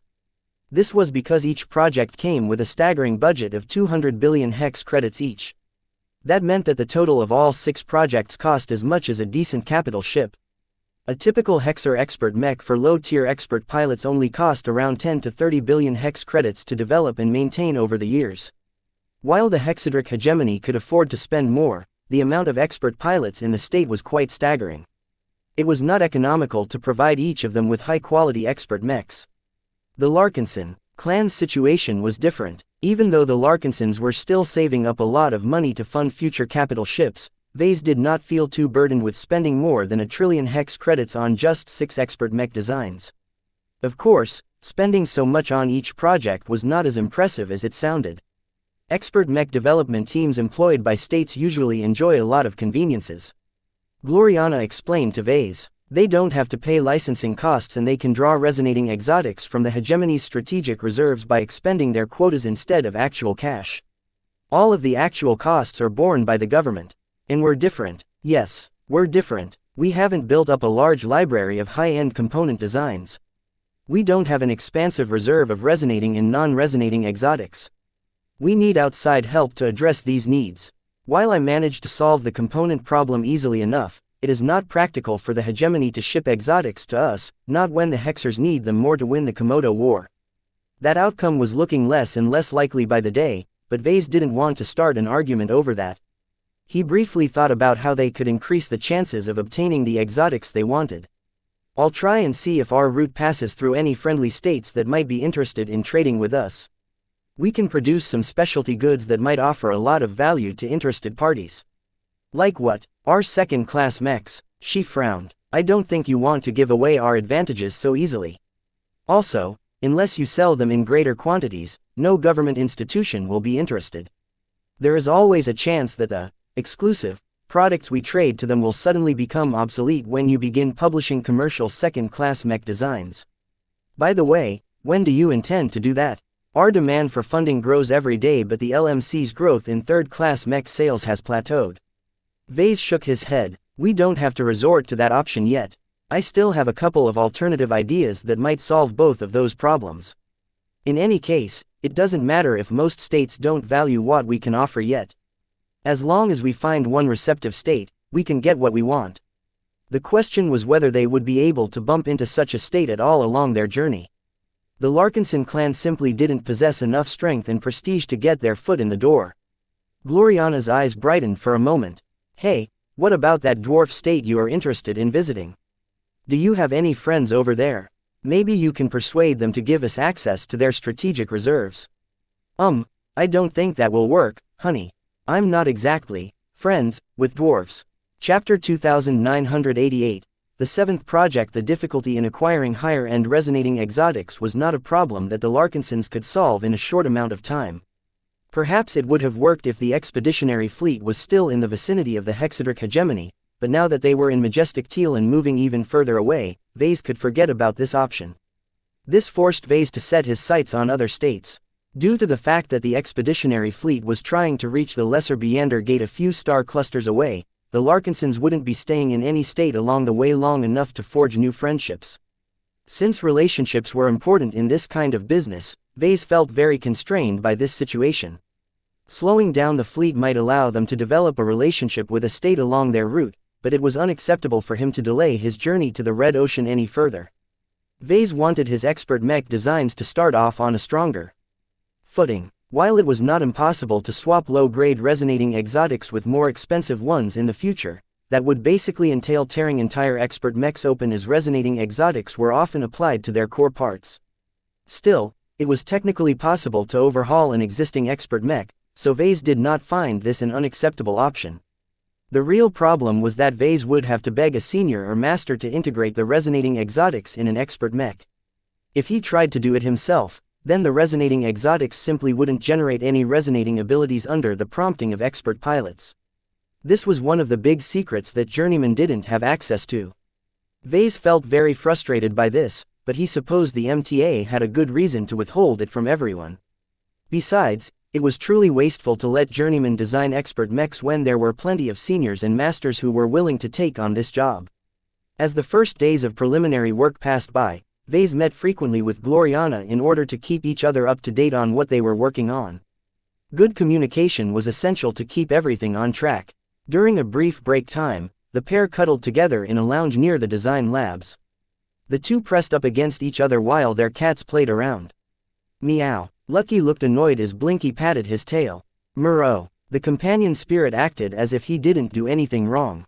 Meow. Clixie turned her head as if she wanted to request something to her daughter. Nya. Goldie flew forward and gently pressed Blinky away from Lucky. The two spiritual cats had become closer to each other as of late. Due to their spiritual forms, it was not easy for material existences such as Clixie to touch them directly. Both brother and sister enjoyed each other's company because they could do all of the cat things they liked without worrying about phasing through each other's bodies. Murrow. The star cat attempted to jump onto the golden cat, only to get kicked away by the latter. Nya. The two spiritual cats started to wrestle, which caused both Lucky and Clixie to look exasperated. Meow. Hee. Gloriana giggled as she rested her head on Ves's uniformed chest. They're getting cuter and cuter. You've got another cat, right? Why not summon him as well? Are you talking about Beagle? Vase frowned. He's an AI avatar. He's not a true sentient cat. Bring him out anyway. I'm interested to see what Blinky thinks of our electronic cat. Very well. He called out Beagle, who projected his avatar body into view. Mew. Murrow. Blinky stopped chasing after Goldie and looked warily at the new cat.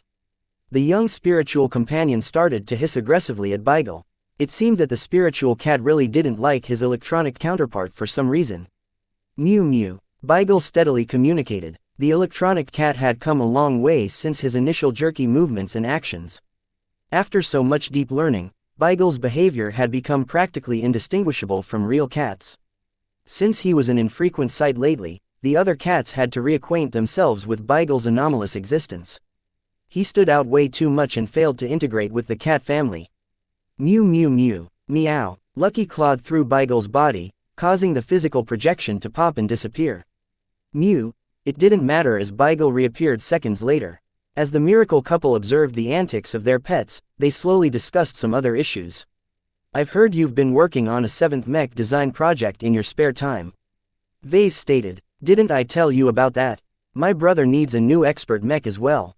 I'm adopting a different approach for his machine since it isn't a part of Master Willix's deal. I'm already cooperating with a couple of Hexer mech designers, so you don't need to worry about that. I only need you to contribute your specialty. I'll need to get involved for that. Gloriana. Do we have the time to spare on an extra project? Gloriana reached out and tilted his head so that he looked straight into her eyes. You will make time for me.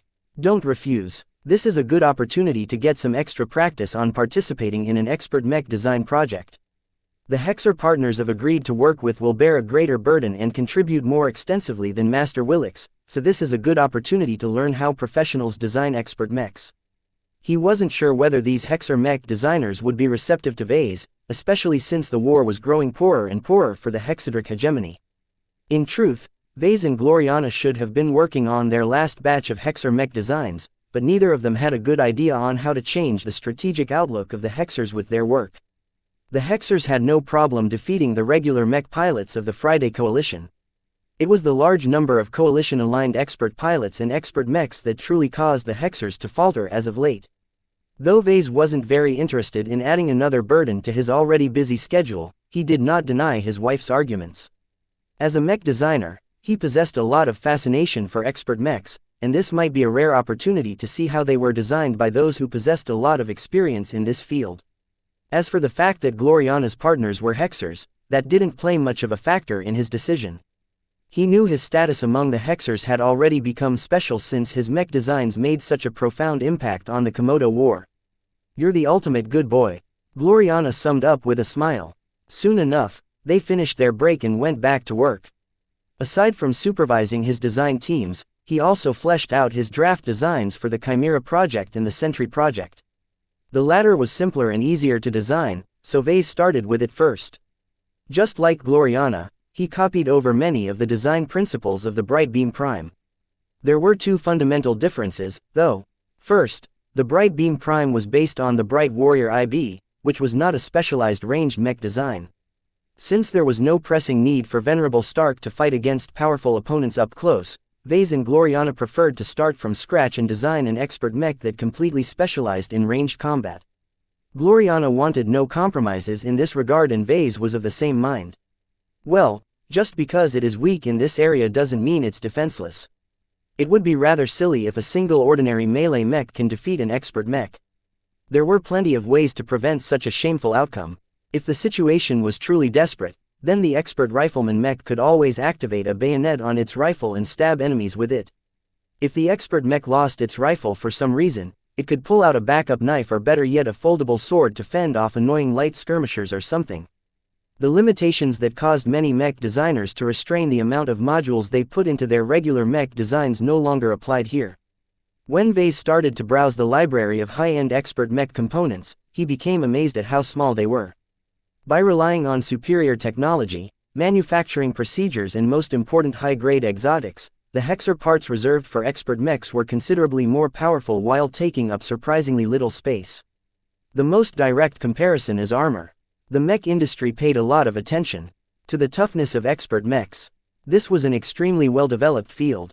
As long as someone was willing to pay the price, an expert mech could easily be clad with a thin layer of armor that was nonetheless able to withstand at least 10 times as much damage as an equivalent normal mech. What was even more intriguing was that the efficiency of expert mech-grade armor systems rose drastically when they got thicker. This was the greatest reason why heavy expert mechs had the courage to resist attacks launched by offensive expert mechs. This didn't even factor in how many useful resonating exotics could directly amplify the performance of the armor system or specific modules. It took a lot of effort and expertise to make these modifications work, though. This was why Gloriana was so eager to secure the help of component developers. It's too bad the Sentry project doesn't have that much capacity compared to other expert mechs. He sighed. He was able to stuff all kinds of goodies in Venerable Stark's expert mech design, but it was quite limited compared to what he could put into other expert mech designs. The biggest weakness of the Sentry project was its relative lack of armor. No matter what expensive armor system he chose to apply to this rifleman mech, its defense would always be subpar compared to other mechs at this height. It's enough to make the Sentry project a nightmare against regular mechs, but once it gets hit by resonate-empowered attack, I doubt it will fare well. This was also why Gloriana insisted on allowing the Sentry project to merge with the Bulwark project. Vase had to make a lot of adjustments to the front half of the expert rifleman mech in order to enable the mating process. In other words, the Sentry project revolved around a cover-based machine. Unlike Star Dancer Mark II that his wife intended to design for her brother, Venerable Stark wouldn't be able to dance and weave in open space without putting her expert mech at great risk. Though Vase wanted to make sure that the Sentry project was still mobile enough to reposition itself in battle, it was not designed to be a dogfighter. It's a sniper, pretty much. This meant that Vase had to prioritize precision, power and other offensive traits over defense and mobility. The payoff would be very great. During the Battle of Reckoning, Venerable Stark didn't fire too many times, but each time she did, her impact was enormous. Since she can do it once, she can do it again. Vase actually loved to design extreme mechs that completely focused on maximizing a single aspect. The problem was that he would always regret it later. The deficient mobility of the Aurora Titan and the Shield of Samar was a good example. He shrugged. Oh well, I'll just focus on the fun for now and leave the suffering for later. A ranged expert mech that excelled at long-ranged combat was a valuable addition to the Larkinson clan. No matter how poor it was in defending itself, it could always rely on cover to mitigate this shortcoming. Whether it took shelter behind the Shield of Samar or the graveyard, the Larkinsons offered plenty of shelter. Chapter 2989, Add-ons. Vase missed the process of designing a mech. Mech design was his chosen vocation, so he should be engaging in it as much as possible. It was just that recent events caused him to get distracted by all kinds of priorities. Now that he was able to return to the job his life revolved around, he felt as if he had finally come home. Every other priority faded from existence. The integration of the new Sword Maidens and the former's lifers, the upcoming establishment of an Ilvanan mech force, the crewing problems of the recently acquired graveyard and the Dragon's Den, the troublesome financing and order placement of the Larkinson clan's next flagship, the preparation of the new treatment variants of the Sanctuary, the search for more MTA merits, the acquisition of mutated beasts, the continuation of his experiments and so on no longer mattered as much to him anymore. That was not to say that he forgot about those priorities, but Vase recognized he possessed something of a one-track mind. He was bad at juggling multiple different priorities due to his tendency of becoming fully invested in a given project or activity. It was just how he worked. As a passionate mech designer, he performed at his peak when he became fully engaged in a mech design or experiment. If he had to do both of them at the same time, then his mind would easily become jumbled, thereby scattering his attention. The expert mech design projects were still in their preliminary phases. Everyone was tasked with examining and researching different possibilities to include in an expert mech design. The Hexer catalog of high-end components offered quite a lot of choice, so it was important to mix and match together the right modules in order to fulfill a coherent vision. On the day he decided to devote attention to the Chimera project, he invited Keddies and Venerable Joshua over to his little corner in the design lab. Meow, Murrow, Lucky and Blinky perched on opposite sides of a desk while staring at each other. The two cats still hadn't gotten along yet, though they were able to tolerate each other's presence without coming to blows. "Heya Lucky, heya Blinky." Keddies grinned at them as she strode closer to scratch both of them beneath their chins. As someone who possessed a companion spirit herself, the star cat's intangibility didn't hinder her at all. "Do any of you want some snacks?" "Meow, Murrow, hee. You guys are as hungry as ever." She pulled out a chunk of mineral from her pocket uniform and threw it over Lucky's head. The gem cat eagerly tracked the passage of the mineral and jumped straight into the air when it flew above his head. After a quick chomp, he floated down to the desk with a satisfied expression on his face. Meow Tilda, Blinky didn't eat normal food, but Keddies had a solution for that as well. She pulled out a pocket knife from her tool belt and lazily slashed in the companion spirit's direction. A small sharp sword energy wave slowly propagated towards the spiritual cat. Though the energy it contained was enough to cut through the desk material, Blinky did not take it seriously. As soon as the crescent-shaped wave came close, the star cat opened his maw and formed a suction force that quickly shrank and devoured the incoming sword energy attack. It didn't matter if the attack he absorbed was sharp and damaging. As long as it was made out of spiritual energy, it instantly turned into his food. Moreau Tilda Vase looked up from his desk terminal and eyed his companion spirit with a thoughtful look. They only discovered this interaction relatively recently.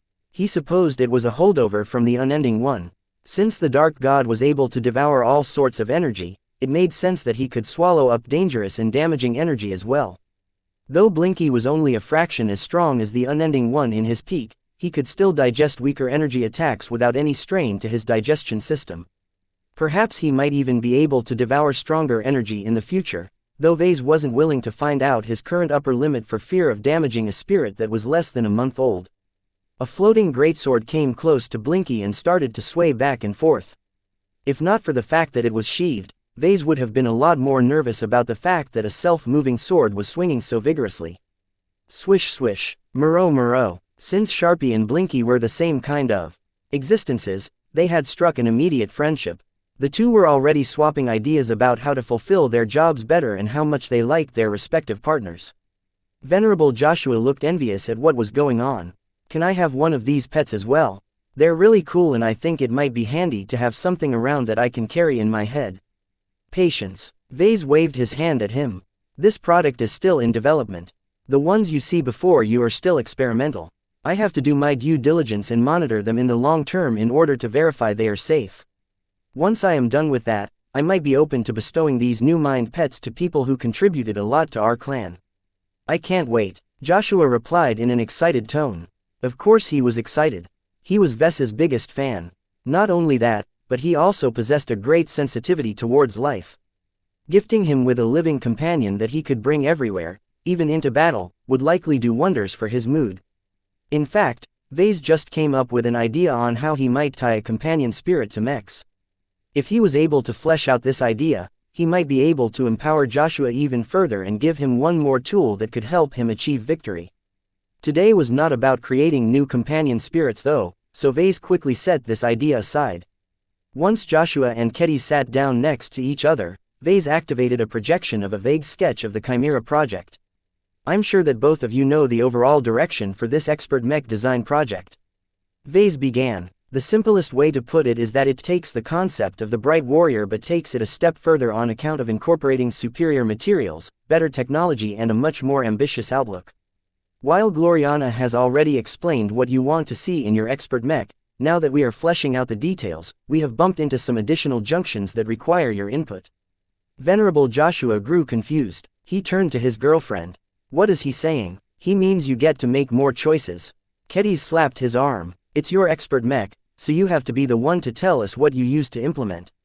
While mech designers like us can make many smaller decisions on your behalf, there are plenty of details that will have a profound effect on your battle performance. We can't assume responsibility over them, so that is why you are here. I see. I understand. Then ask away. Vase began to introduce the most pressing question. As I have said earlier, the Chimera project is multifunctional, just like the Bright Warrior. The difference is that the former is currently set up as a hero mech while the latter is a modular mech platform. What this means is that mechs such as the Quint can only fulfill one role at a time. In order to turn it from a swordsman mech into a rifleman mech, it has to spend at least half an hour if not more under the care of a maintenance crew in order to swap out the modular mech parts. Do you want to go through this trouble when you move on to piloting your expert mech? Venerable Joshua looked thoughtful. When I piloted the Quint, there were many situations where I would have liked to wield a rifle while I was wielding a lance. When I wielded a lance, I sometimes wanted to wield a sturdy shield as well. I could have done a lot more in battle if I had access to multiple tools on the battlefield. I understand your desire, but it is simply not practical for the Bright Warriors. Vase sighed. The modular mech platforms are already marked by a lot of compromises, but if I try to turn them into hybrid mechs that try to fulfill every role at the same time, it will turn into a bloated mess that can only deliver mediocre performance. There is virtue in specialization. The Valkyrie Prime that you are currently piloting is much stronger because it is designed to be good in its chosen role. I understand all of that. There are lots of mech pilots in the LMC who are looking forward to moving on from the Bright Warriors. What does this have to do with my expert mech, though? Vase smiled. We have already decided that you should adopt a flexible expert mech, but there are further choices you can make. The central question which I am trying to present to you is whether you wish to pilot a multi-purpose mech or a modular mech. A multi-purpose mech is like a hero mech but with several more options. A modular mech is like a Bright Warrior where you can swap out components to change its strengths. Keddy quickly explained. The pros and cons of both approaches should already be clear to Venerable Joshua. The problem was that he couldn't make a choice. Even though he piloted mechs for a living, he simply did not possess enough comprehension to make informed decisions on complicated technical matters. Vase decided to offer him a tip. Don't think about what goes on inside the frames of the mechs. That is a job for mech designers. Think about what will serve you better in battle. Do you want to have lots of choices when you are deployed in battle, or are you willing to sacrifice this convenience in order to gain greater performance in the configuration that you have chosen? The expert pilot looked genuinely torn. He could imagine plenty of scenarios where he would rather have one or the other. What do you recommend, sir? Well, Vase expected this question. Venerable Joshua was not yet accustomed to having so much choice. Prior to this moment, he piloted whatever mechs his superiors assigned to him. He never had much choice whether he was assigned to the Bright Warrior IC, the Quint or the Valkyrie Redeemer. One of his most notable strengths was that he was able to adapt to many different mechs, particularly if they were designed Vase. There was never a case where a mech would be adapted from the beginning of the design phase. Let me tell you what I think. Vase said, the Chimera project can go both ways, but I believe that too much choice and too many compromises is not a good thing. The reason why the base form of this project is a hero mech is because you can already do a lot with just 2 weapons. There may be cases where you can play a greater role if your expert mech turns into a lancer mech or a cannoneer mech or something, but in general you can already perform similar jobs by sticking to a hero mech type. So are you saying I should settle for a simple expert mech? Not quite. Vase shook his head. I know a thing or two about hero mechs. They seem a bit more confining to you. The idea I have in mind is to combine the 2 aforementioned choices by enabling your expert mech to mount sizable add-ons that can be shed at any time in battle. Think of the base form of your expert mech as a core and the add-ons that we can mount on it as temporary external accessories. While this is an expensive option, it is not a big deal for us to finance it as long as you can make the most of it. Are you interested in trying out this concept? Silence reigned. Neither Joshua nor Kedis knew what to think about this bold proposal. Chapter 2990. Mounted Wargear. Just after Vase presented his bold proposal, Blinky directed his shining eyes at Joshua and Kedis. Moreau. The couple looked quite confused. They never expected that Vase would propose a third option, and one that sounded a lot different from what they were accustomed to. They didn't have a good idea of what this proposal entailed. Vase only just came up with this plan, but he already became invested in it. The more he thought about it, the more he felt this was a great way to design a powerful expert mech. Of course, there were a number of issues as well, but he was confident he could deal with them. His goal was to turn the Chimera project into an expert mech that was capable of achieving greater impact at the start of any major engagement. He did so by moving beyond the traditional framework of mechs. Seeing that the 2 lovers failed to follow his train of thought, he activated a design suite and began to sketch extra modules around the projection of Venerable Joshua's possible expert mech. The expert mech still retained its hero mech configuration, but it looked like it just took on a half suit of heavy combat armor. In order to illustrate his point in the clearest terms possible, he chose to make a dramatic adaptation by mounting artillery cannons on the sides and rear of the hero mech. The entire ensemble looked so different from that of a normal medium mech that it shared a closer resemblance to a heavy artillery mech like the Transcendent Punisher. What is this? Joshua asked in a befuddling tone. You can do this? Yes. Vase smiled. It's technically feasible, though it entails a lot of work. The reason why you don't see this kind of solution in the Galactic Rim is because it's not efficient. The general approach to serving expert pilots is to identify their greatest strengths and design a single powerful expert mech that accommodates them as best as possible. This model works well for specialists such as Venerable Janzi and Venerable Tusa, but you're not a part of them. You're simply good at everything, though there are still gaps when we compare your performance to the expert pilots I've just mentioned. This was something that troubled Vase quite a lot when he started to think on how to approach the Chimera project. Venerable Joshua was his favorite expert pilot and he wanted to do something more for him. From the current direction of this project, Vase didn't feel as if he would be doing him any justice. He needed to turn Venerable Joshua into the most defining hero of the Larkinson clan. This would not only inspire his clansmen, but also make other parties pause whenever they felt tempted to attack the expeditionary fleet. How could he grant more power to Venerable Joshua without muddling up his expert mech design? How could he turn Venerable Joshua and his expert mech into the centerpiece of the Larkinson clan's mech forces? It was very hard for bland and balanced mechs to attract attention. Vase had always been an advocate of the idea that it was better to go for extremes than to do your best to shore up your weaknesses. Typical machines such as rifleman mechs and knight mechs possessed very clear strengths and weaknesses. They were good at some aspects and horrible at other aspects. Humanity found a way to cope with the latter while making the best of the former. Mixing and matching different mech types was the best way to draw out the strength of specialized mechs. This is why he came up with the concept of add-ons. Vase became inspired to adopt this solution after recalling his experiences back on Prosperous Hill V. The most memorable event was witnessing the Bioargonauts rampage. The way Uranus devastated an entire city and slaughtered thousands of mechs, including instantly killing several expert mechs, was an incredibly dreadful sight. It was an inspiring one as well. As a mech designer, Vase was able to appreciate the rogue biomonster's combat effectiveness at a much greater level.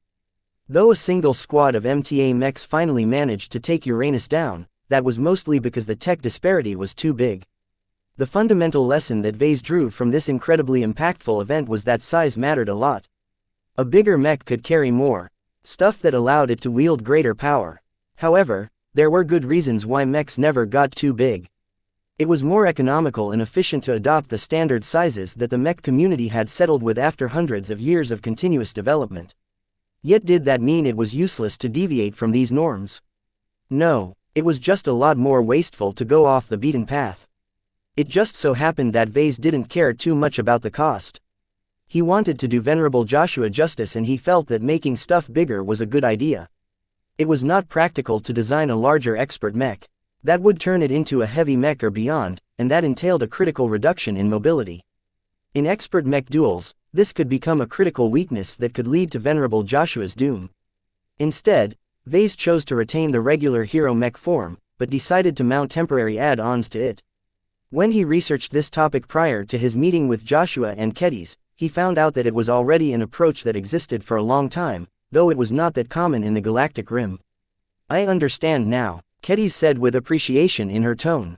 "Vase wants to do something special for you. I highly suggest you take it.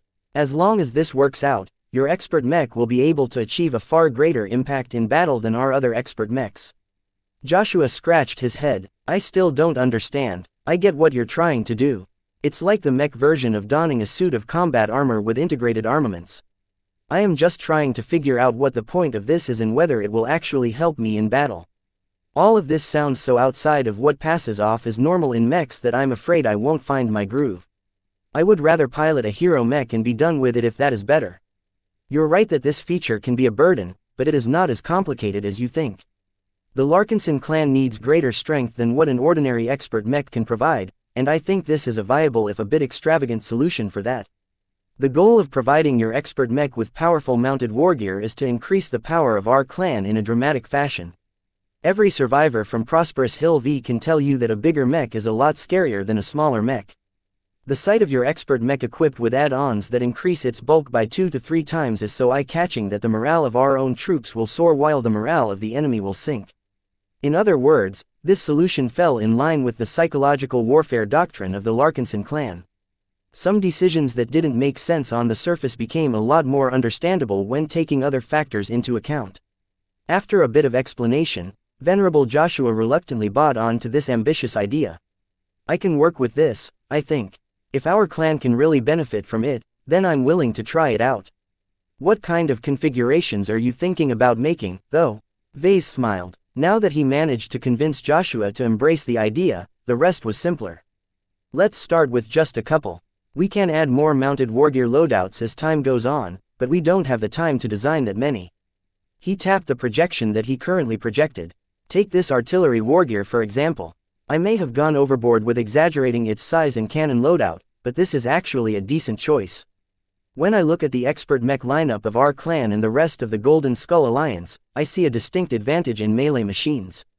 We don't have that many solutions that work at range, especially at the top end. In the near future, they could rely on just 3 expert pilots to provide ranged support. Venerable Joshua, Venerable Brutus and Venerable Stark were the only ones who could help, and only the latter 2 were truly capable of matching against other expert pilots who excelled in ranged combat. As much as Vase believed in Venerable Joshua's strength, his hero mech along with his broad specialties meant that he was at a significant disadvantage in this situation. So when Vase thought of a solution to this problem, he became inspired by Uranus. Just make everything bigger. Size conveyed greater power, which meant that adding more bulk onto Joshua's expert mech translated to greater strength, though not in any aspects. If you mount this wargear onto Joshua's machine, then it changes everything. Kedis noted with some concern. He won't be able to dogfight or maneuver quickly anymore. With how few extra boosters are added to this wargear, he won't be able to fend off any enemy expert mech that comes close. It's not an issue, Kedis. As long as no enemy comes close, Joshua will enjoy an absolute advantage in ranged combat. An expert artillery mech is a scary opponent to face. Just its existence is enough to cause a lot of dread in any powerful opponent. She wasn't satisfied, though. Will it be effective enough? What about the cost? More importantly, in order to make this additional gear worthwhile, it has to incorporate resonating exotics. I'm already hearing about supply problems. It will become even harder for us to obtain all of the necessary materials if you go through with this plane. How will you solve this problem? Vase raised his hand to stave off her barrage of questions. It's not as troublesome as you think. Let me begin by stating that this external wargear is meant to be expendable. That doesn't mean that Joshua should dump it into space as soon as it is spent. I would still like to get it back at the end of the battle. It is just not as important as the core mech itself. He fiddled with the design interface in order to make his point clear. He drew up a very simple battle where the Chimera project deployed with its artillery loadout. In the first 10 or so minutes, it fired its cannons with abandon. The integrated heat sinks and power supply meant that the mounted wargear was able to output a lot of damage without draining the core mech. Once a battle progressed and the wargear reached its limits, Joshua merely had to issue a single command to purge the spent equipment.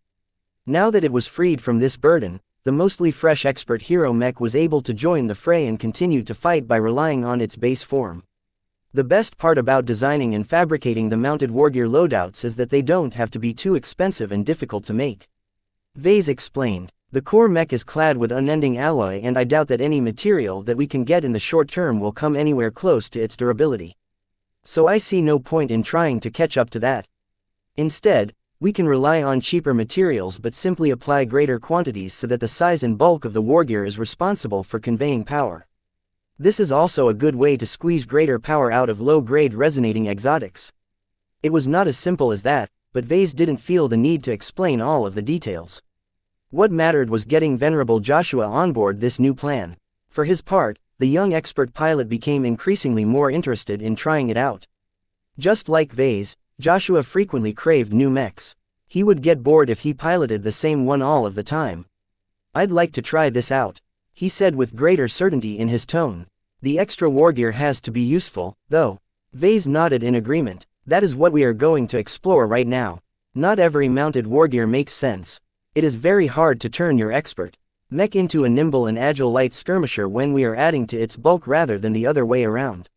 Let's see what you can do and what roles our clan is lacking.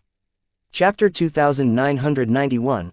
Multiple loadouts. At some point during the conversations, the cats left the desk and settled onto the laps of the visitors. Keddies played host to Blinky. The spiritual cat laid his back onto her lap and offered up his starry belly for rubs. Moreau tilde. Meanwhile, Venerable Joshua was pampering Lucky. The expert pilot rubbed the mechanical cat on the back and tickled his pointy ears. Though the gem cat's exterior was made of hard material, Lucky was still able to feel pleasure from his treatment. Meow tilde. The pair of lovers quietly waited as Vase quickly sketched out a couple more mounted wargear loadouts. They didn't look real, but that wasn't the point. The sketches were merely supposed to direct their thoughts. In a couple of minutes, Vase managed to draw 2 additional loadouts. When they were superimposed on top of the core mech, then they always seemed to supersize Joshua's expert mech. The artillery loadout was the biggest one, but the other ones weren't that much worse off. They would have slowed down the expert mech to a crawl if they didn't come with thrusters and boosters. The purpose of mounted wargear is to add new powerful capabilities to existing mechs on a non-permanent basis. Vase explained as he put the final touches to his hasty wireframe drawings. Some of them are meant to be worn near permanently by their base platforms. This turns them into something akin to a modular mech platform but to a much bigger extent. If there are any situations where an enemy is able to cripple the wargear components, the expert mech can simply purge it all and free itself from its burden in order to continue its fight in a more conventional manner. He tapped the projection and caused the expert mech mounted with artillery gear to drop all of its extra burden. When he tapped it another time, the gear attached itself to the expert mech again. So the best way to look at this gear is to treat it as additional equipment. The mounted wargear loadouts will give extra options, but due to the nature of how I plan to design them, they won't last long and they're not as durable as the core mech. It's no worth bringing them out when fighting against weaker opponents, but if we ever face something like the Fredaman ambush again, then having this option is a great way to fight against other expert mechs. While it was an extravagant and wasteful solution, it had one redeeming factor. A single expert pilot was fully capable of controlling all of those additional systems. The Larkinson clan did not have a lot of expert pilots at the moment. While there were plenty of expert candidates, it was questionable whether they would break through anytime soon when there were no battles on the horizon. This meant that Vase had a great interest in maximizing the power of every expert mech. Aside from stuffing them with high-quality resonating materials, making them bigger was a possible solution. Yet making mechs bigger reduced their mobility, which was something very critical to expert mechs when they dueled each other. How could Vase increase the power of an expert mech yet simultaneously retain their mobility advantage in duels? The solution he settled with was the best possible compromise in his opinion. He could already tell that the design challenges would keep him up day and night, but he was incredibly excited to realize this vision. His passion had fired up. By diverting the Chimera project from its original bland direction, he succeeded in becoming invested in its success.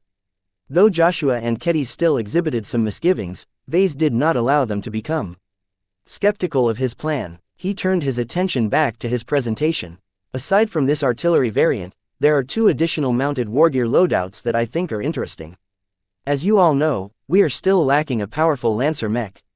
We need an expert mech that can charge straight towards the enemy and punch through any obstacle, whether it is an array of defensive mechs or a powerful capital ship. Remember the earlier phases of the battle against the Abyss where we confronted the Gravitas Narlax? I remember. Venerable Joshua looked a bit grimmer as he stroked Lucky's back.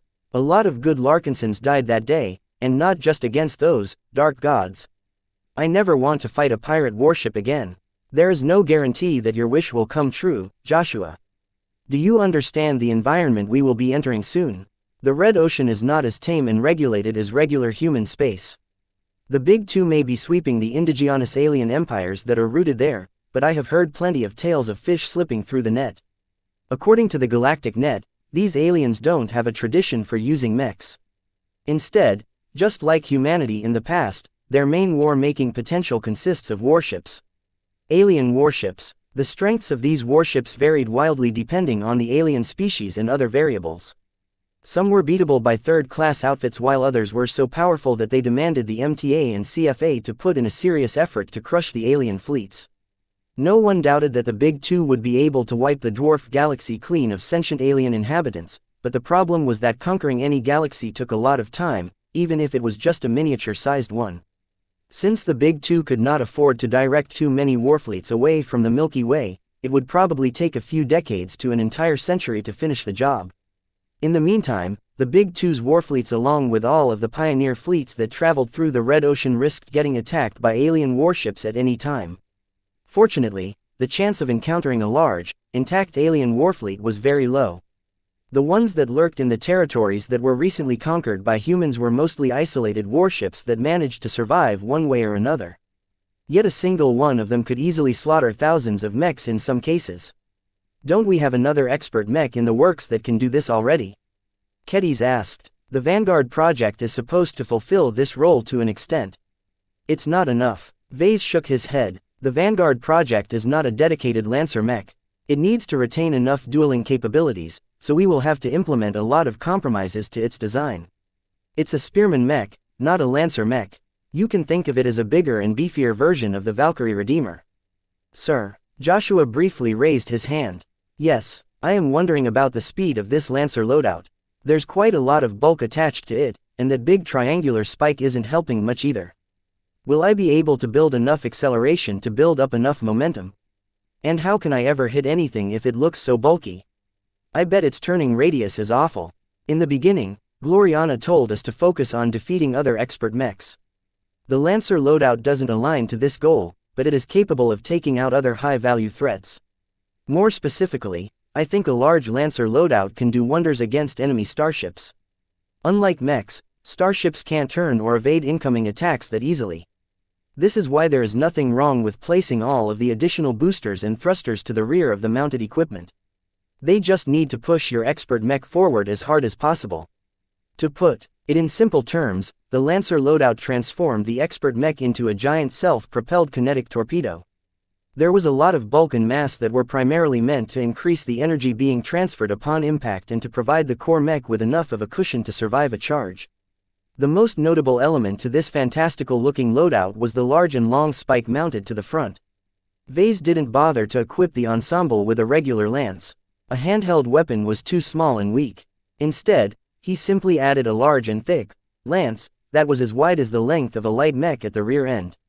With such a big spike, the Chimera project equipped with wargear loadout could inflict so much damage that it could even punch a huge hole through the spirit of Bentime. This had the potential to turn into one of the ultimate assault solutions for the Larkinson clan. Won't all of this equipment get lost upon impact? Kedis pointed out a concerning issue. If it doesn't get squashed after completing a charge, it has a high chance of breaking up, thereby flinging all of its broken parts in many different directions. It's not a problem. This is why all of the loadouts should be cheap and not too difficult to make. In addition, if our clan can solve the problem by other means, we don't have to resort to this wasteful solution. Venerable Joshua eventually bought into this idea. The sketch that Vase had Maddie looked rather ridiculous, but he could easily imagine how many powerful ships he could fell by adopting this strange new mech. It was too bad that a sluggish and agile machine like this was very hard to employ against mechs. Unless their formation was exceptionally tight, it was too easy for mechs to dodge a charging lancer mech that put all of its energies into going forward. If we can make this work, then we have a potential solution against warships that can shrug off regular mech attacks. Vase was already planning ahead. He needed to make the best use of the time that remained. Once he entered the Red Ocean, the chance that his fleet bumped into a superior force was too great. Once Kedis and Joshua understood the intention and mode of operation of the Lancer loadout, Vase turned to the third loadout he sketched. The two loadouts that I have proposed before will allow Venerable Joshua to output a lot of damage at range or punch through starships or other large structures with a single charge. Combined with its base hero mech form, this expert mech can retain a lot of battle effectiveness in many different situations.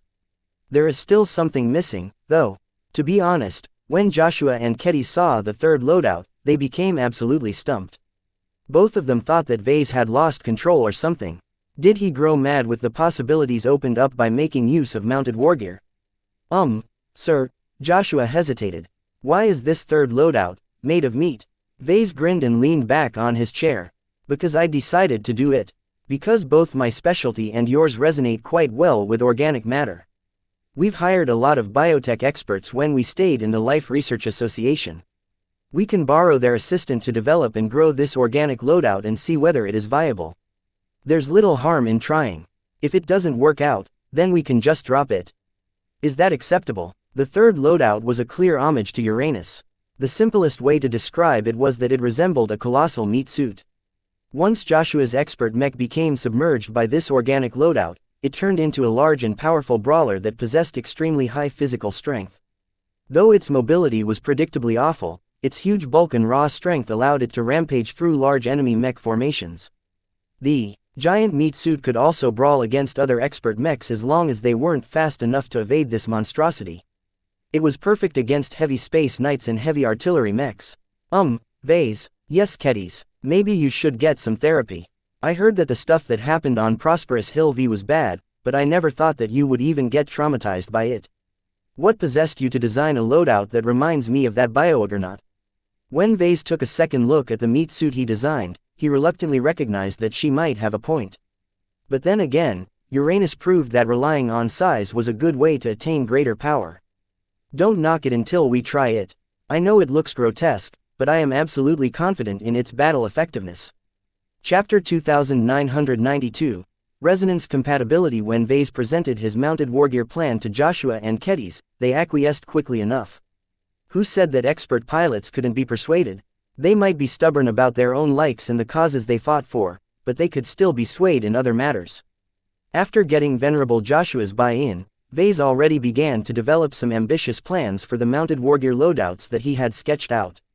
The artillery, lancer and so-called meat suit loadouts were all big but not that terribly complex. This meant that he could delegate much of the crunch work to his assistants.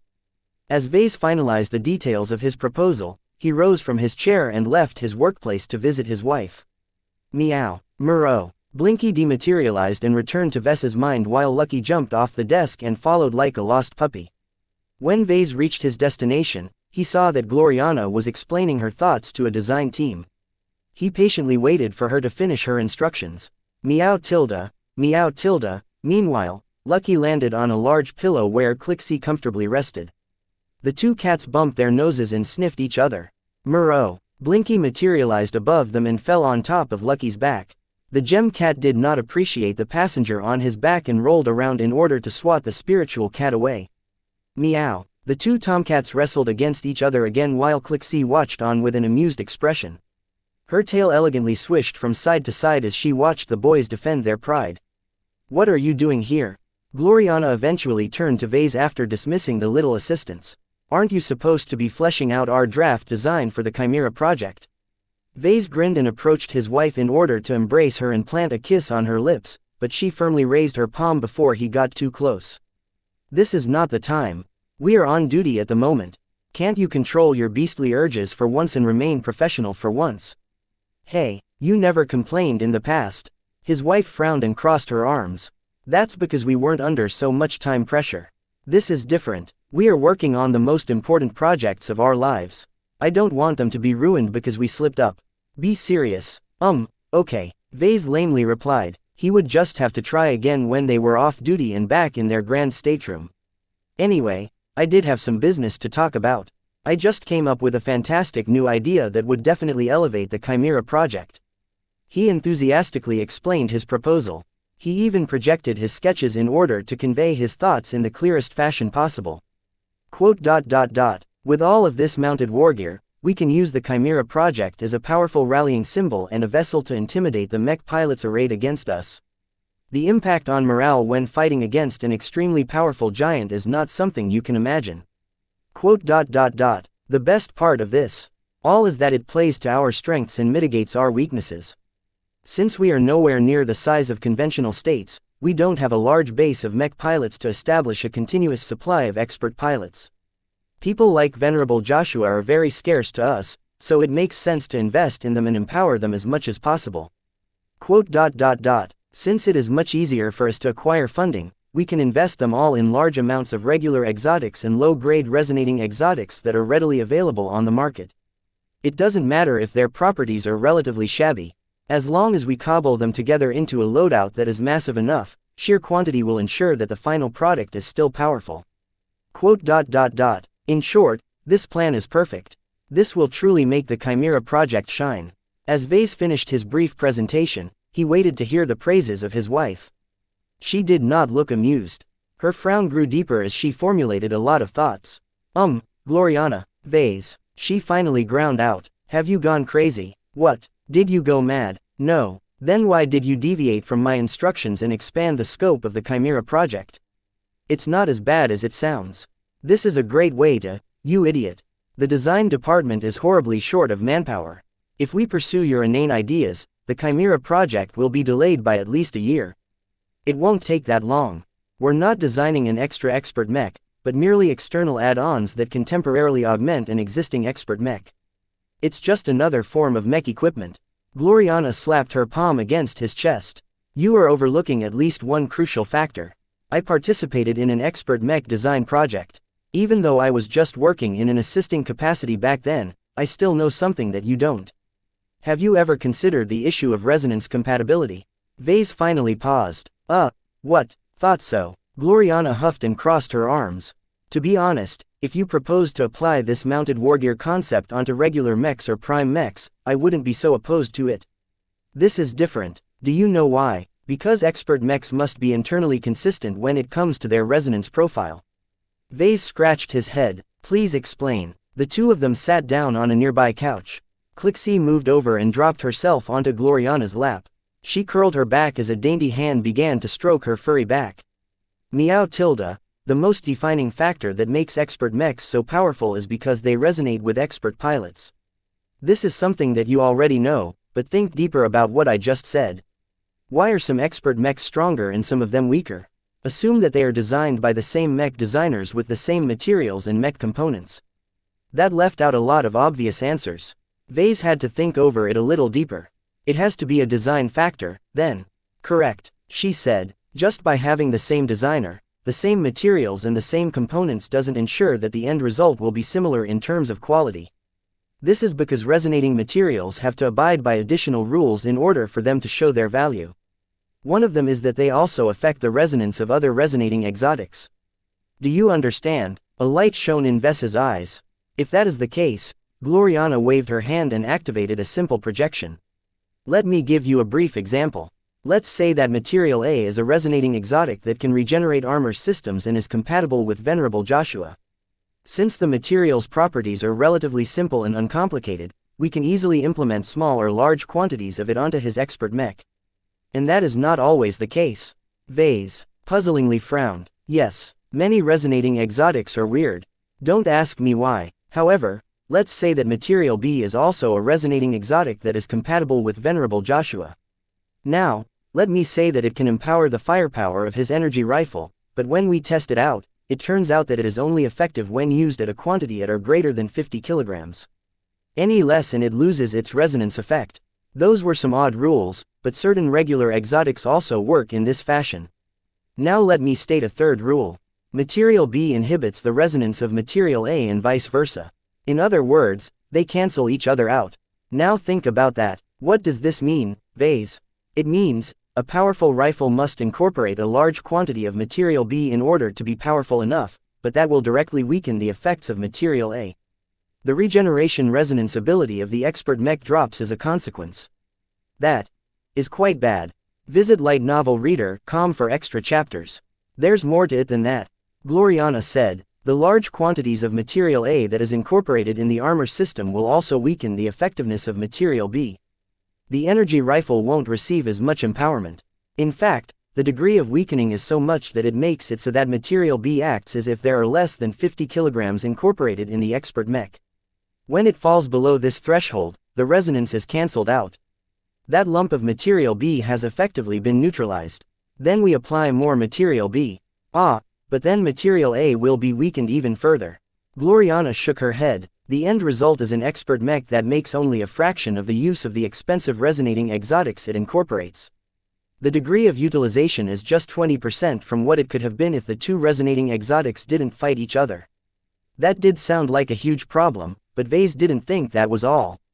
If there are resonating exotics that cancel each other out, then there should also be ones that mutually reinforce each other.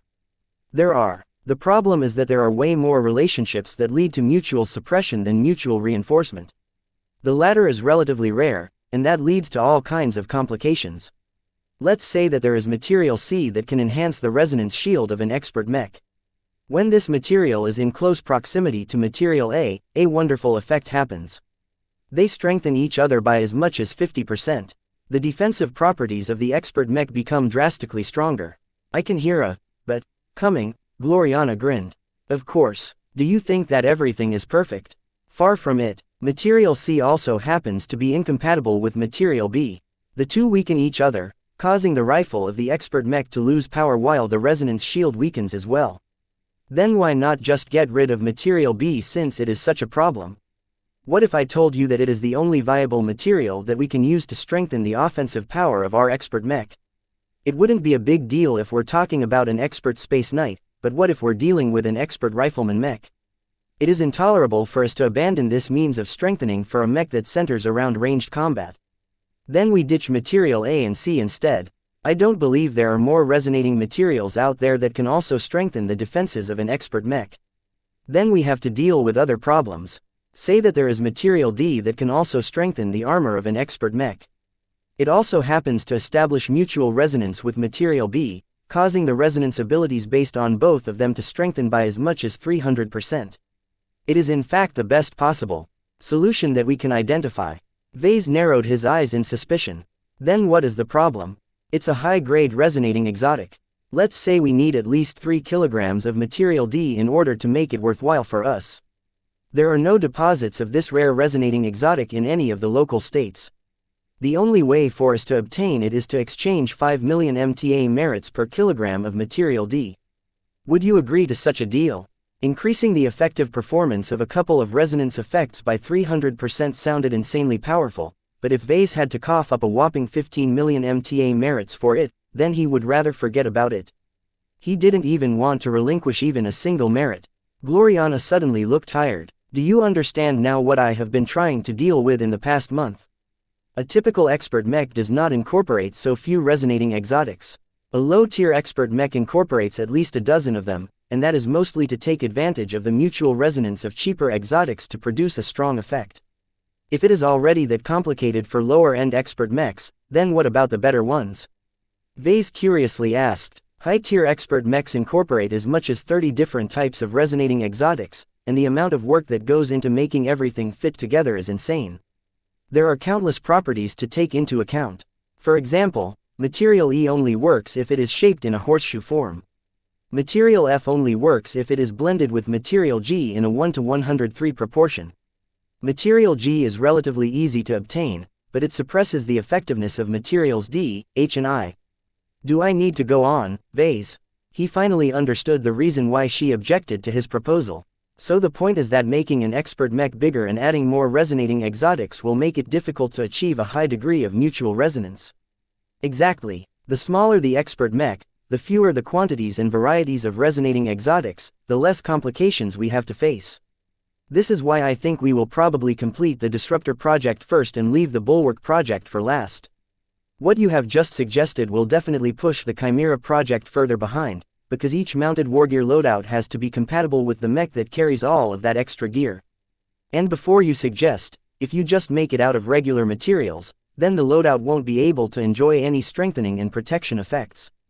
The expert mech will probably tear it apart when it activates its resonance shield or exerts lots of force and stress due to its extreme performance. If this was the case, then applying mounted wargear to Venerable Joshua's expert mech would be a lot more complicated than he thought. Chapter 2993.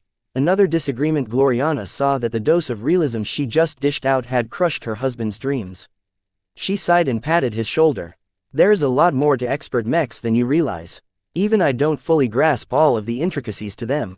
The unusual properties of resonating exotics, from how they interact with each other to how they interact with expert pilots, all form an intricate web of positive and negative relationships that we have to navigate in order to design a good expert mech. The greater the variety of resonating exotics, the more time it took to integrate them into an expert mech. The greater the quantity of resonating exotics, the more difficult it became to keep them behaved. If an expert mech used too much of these special materials, then the expense and design time would probably become prohibitive. If an expert mech used too little of them, then the degree of power amplification when resonating with an expert pilot would become too weak. Did you know that much of the extra expert mechs that the Friday Coalition provided to its guest expert pilots are like this? Gloriana suddenly brought up, the reason why those 4 and 3rd class expert pilots didn't raise a greater amount of hell on the battlefield is because most but not all of their expert mechs rank at the bottom in terms of strength. Vase raised his eyebrows. If that is the case, can they be defeated more easily by the hegemony's own experts? It is true that any one of them can be defeated by a typical Hexer expert mech because the Fredamen were only willing to use up low-grade resonating exotics for their construction. That said, there are also the likes of Venerable Ganso Larkinson and Venerable Relia Foster who received a little bit more extra attention due to their strength and capabilities. In the end, it doesn't matter if the majority of extra expert mechs are trash. When 3 or 4 of them gang up against a mid-tier Hexer expert mech, the latter will more likely than not lose. What was worse was that the relatively weak expert mechs were still extremely lethal towards regular mechs. Expert pilots were so powerful compared to regular mech pilots that they and their powerful machines could easily demolish entire mech companies without feeling any pressure. Vase suddenly learned a lot of new theories on expert mechs and resonating exotics. Was this part of the package of secrets that he would learn when he advanced to senior? Why are resonating exotics so weird?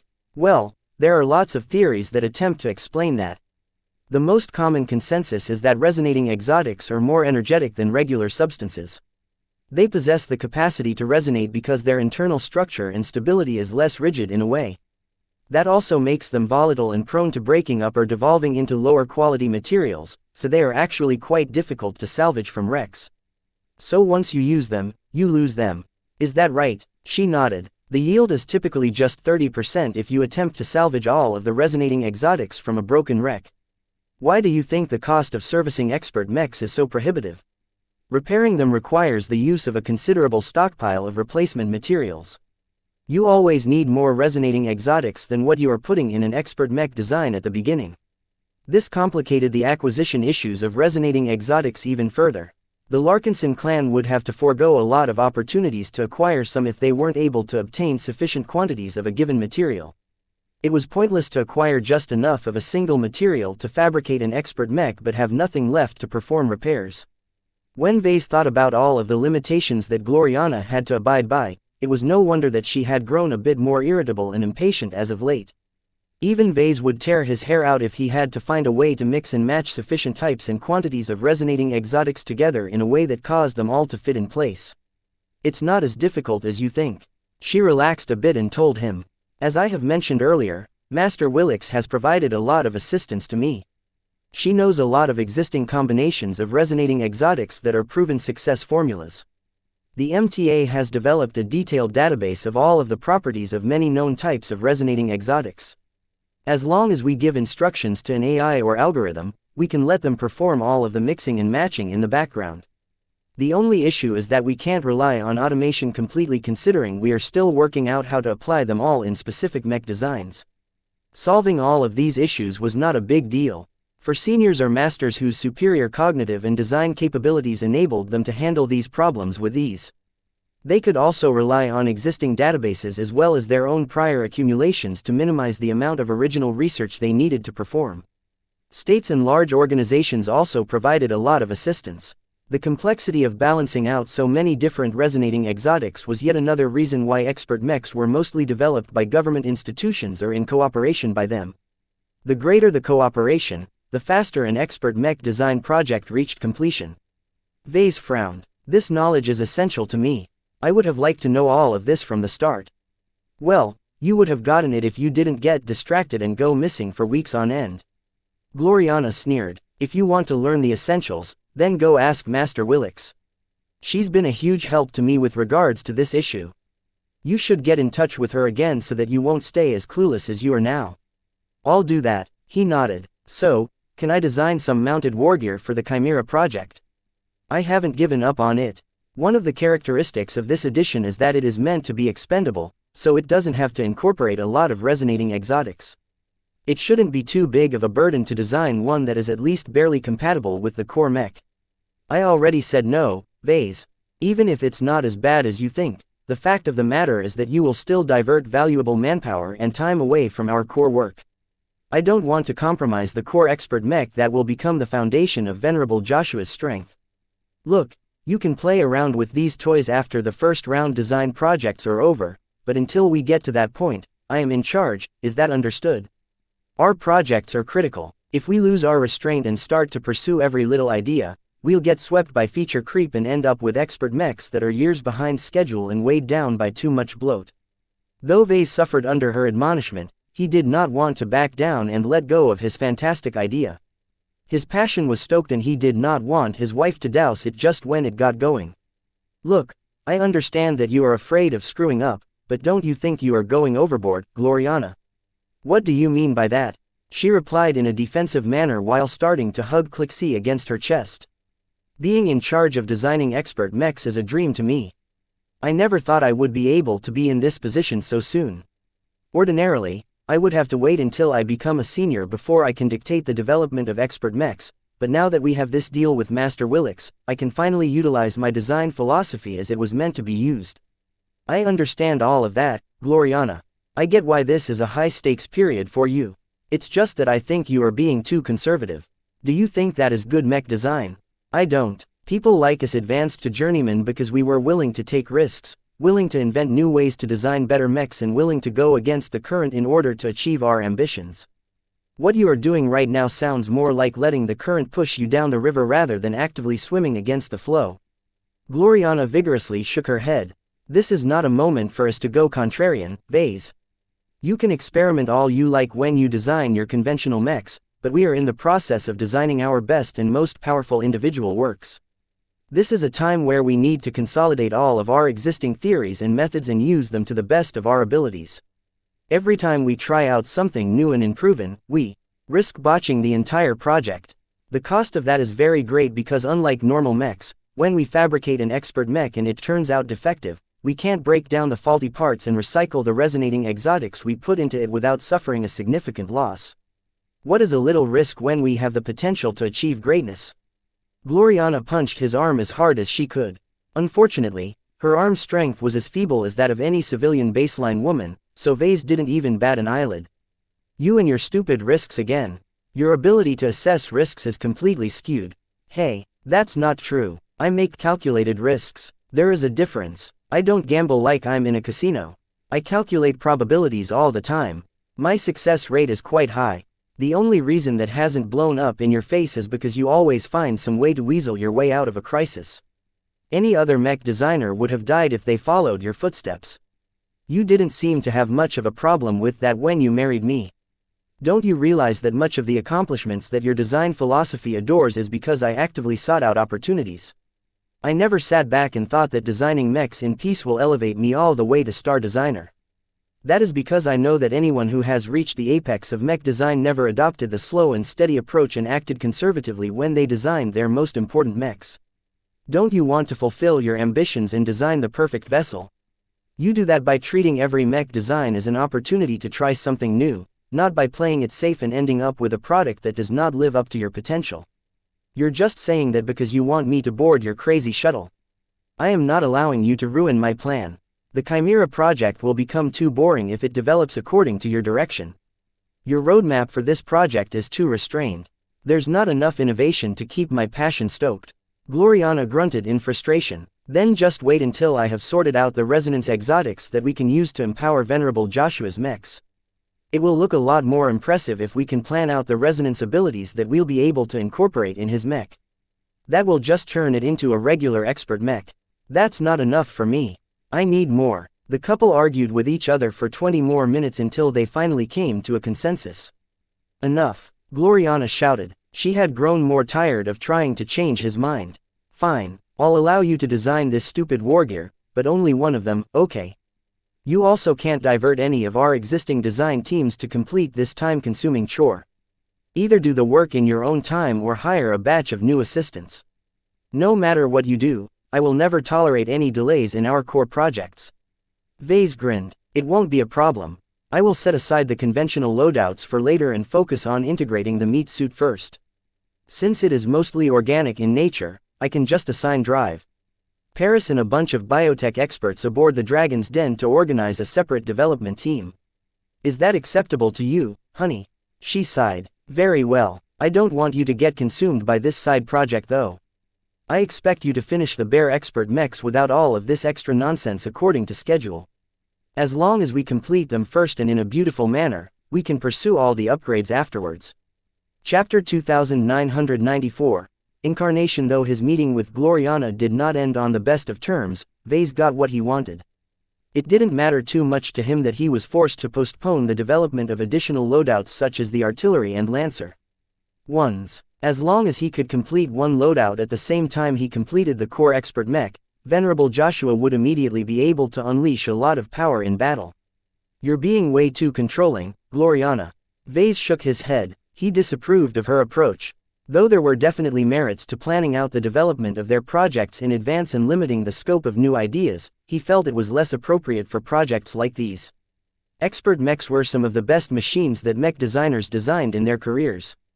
They were magnificent platforms that incorporated the best technology and enjoyed much more lavish budgets than ordinary projects.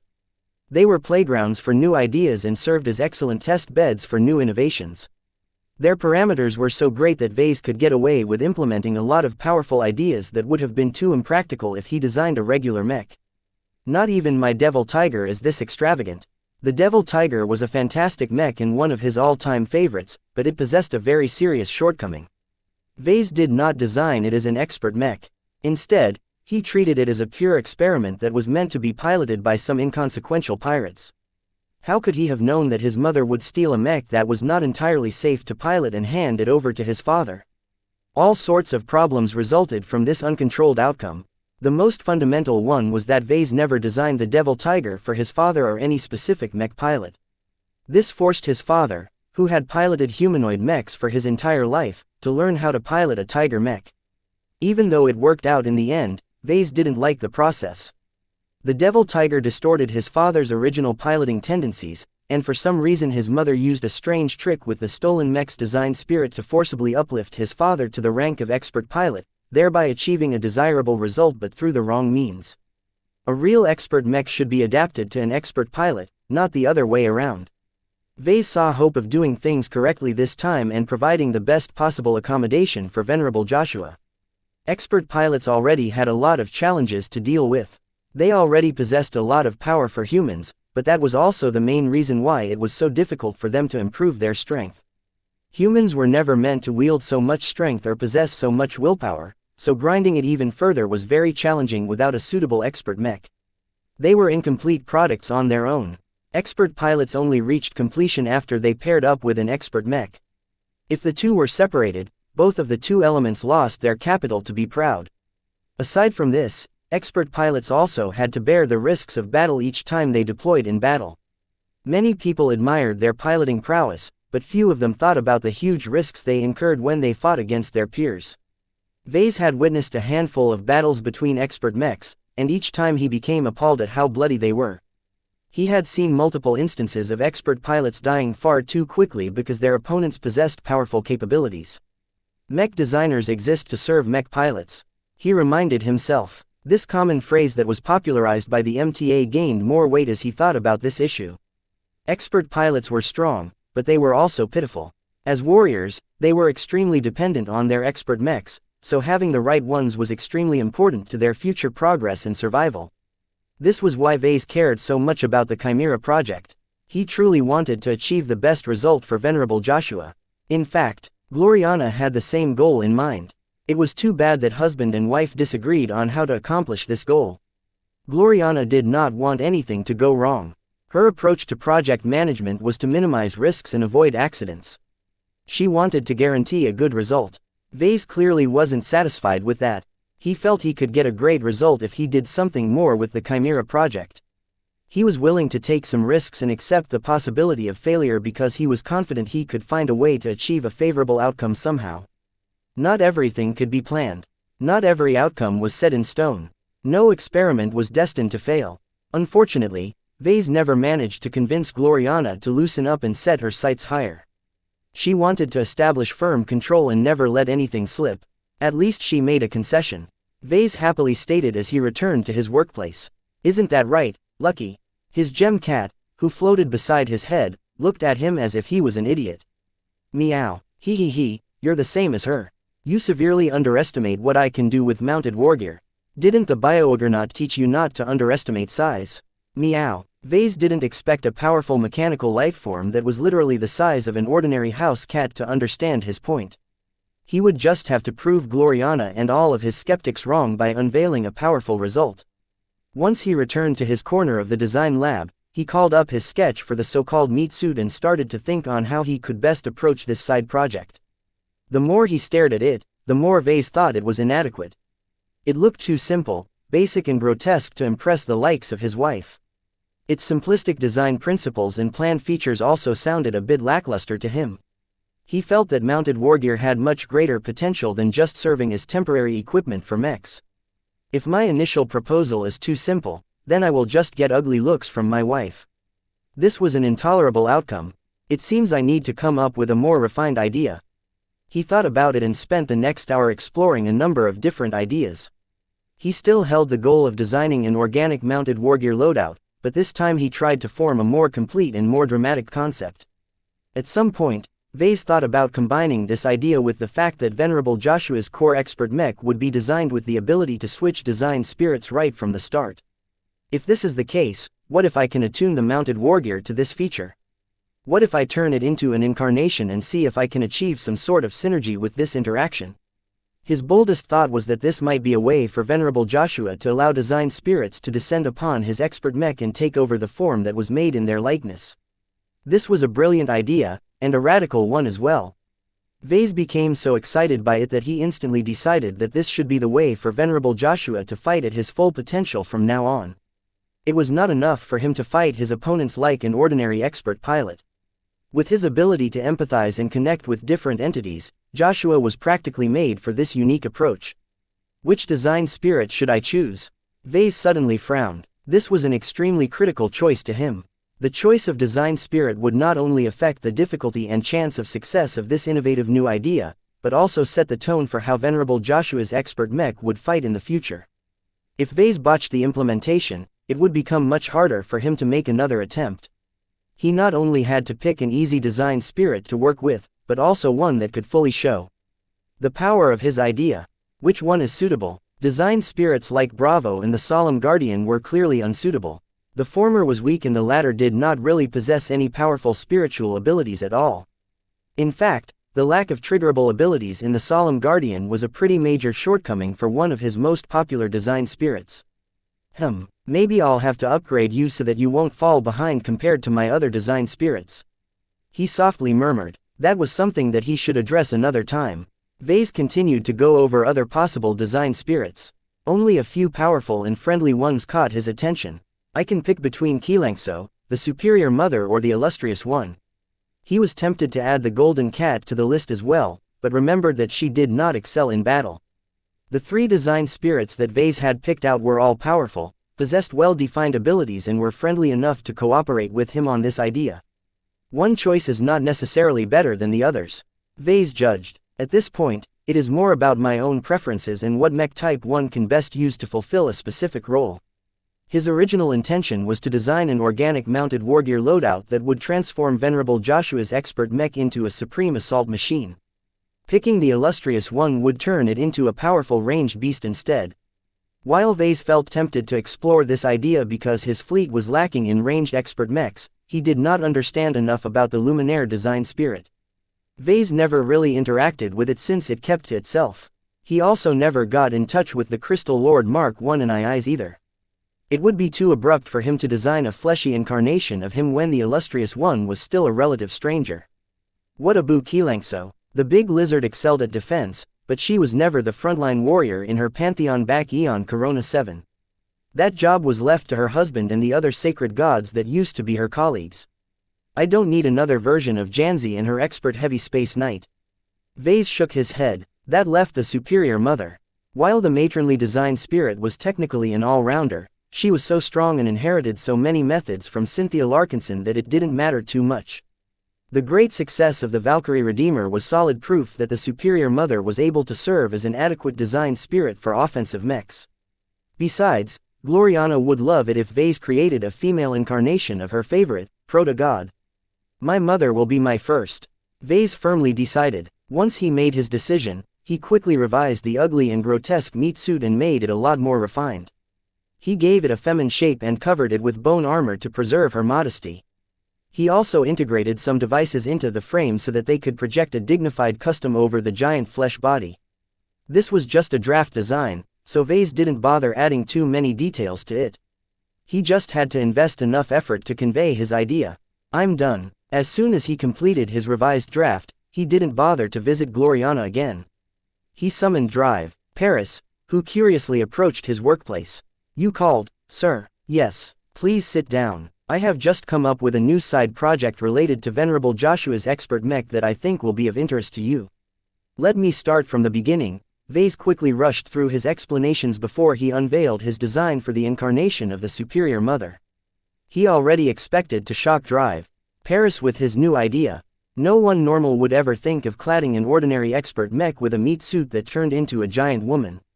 Yet her actual reaction was a lot worse than he expected.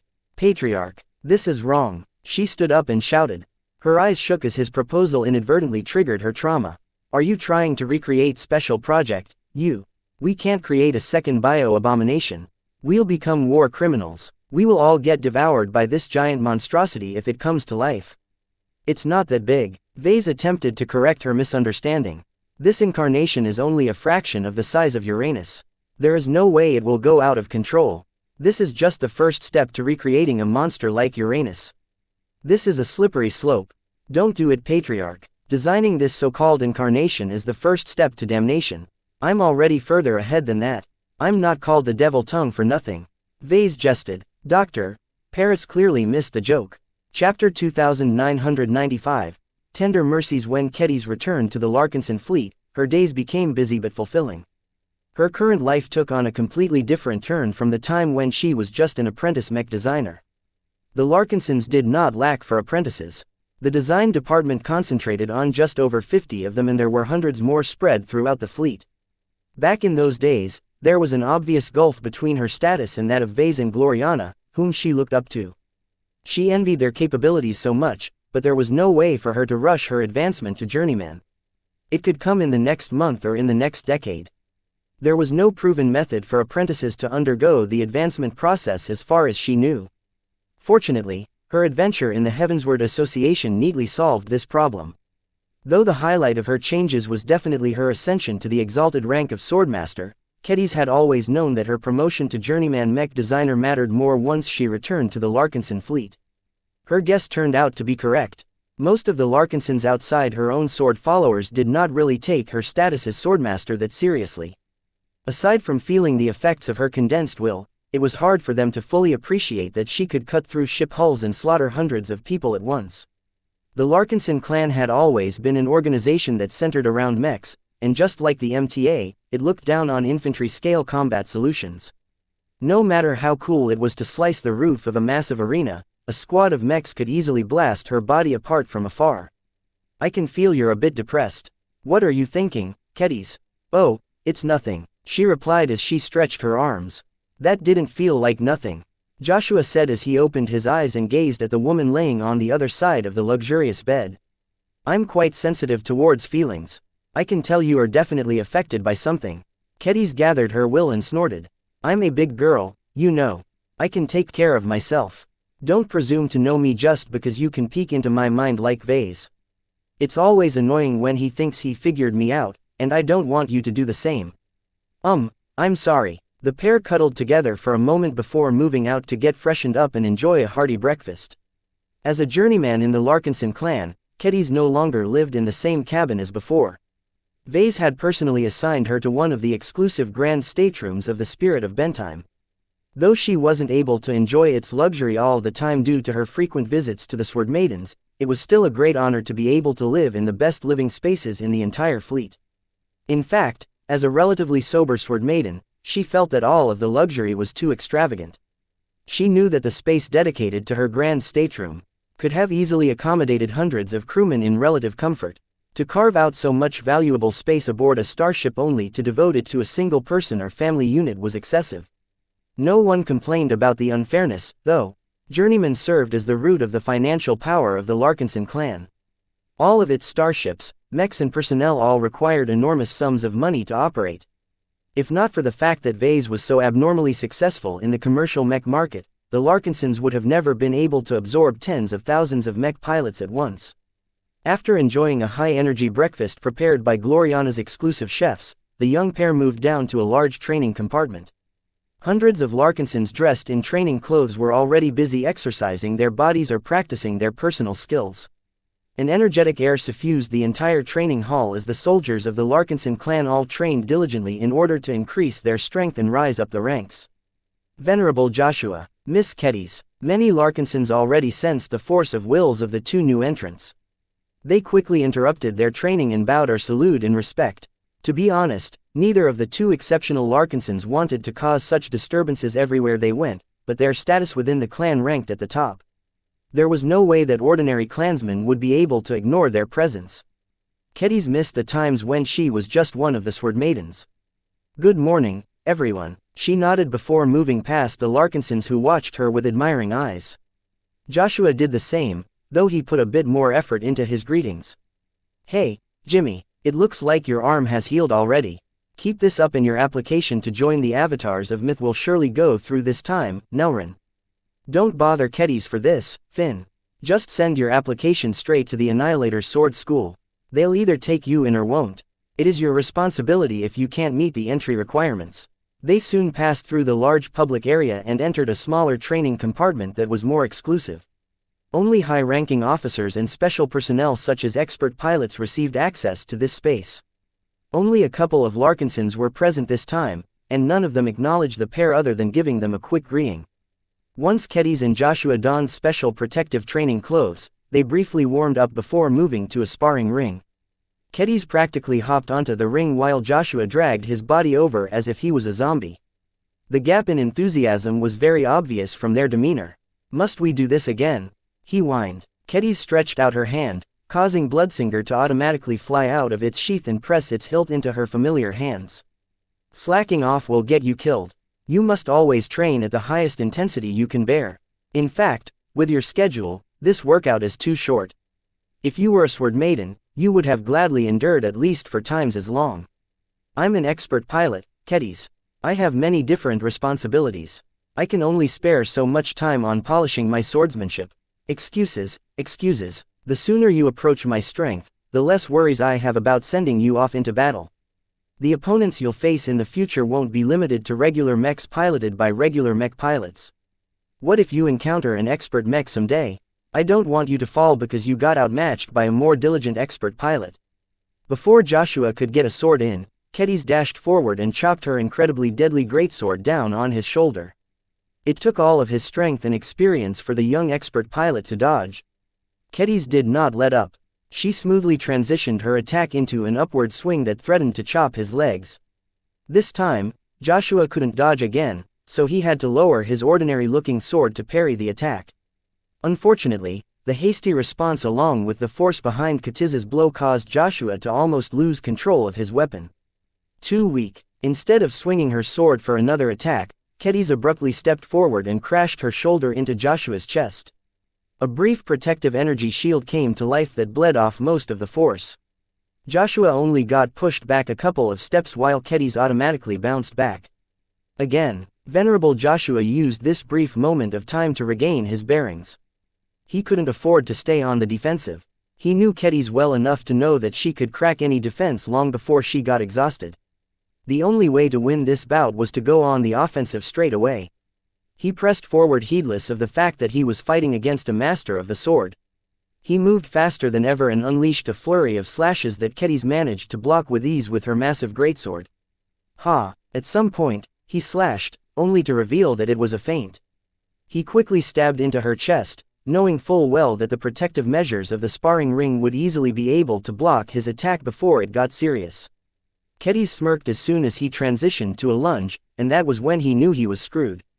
Her leg flew up in an impressive snap kick that neatly knocked into the flat of his blade. This caused his sword to fly out of control.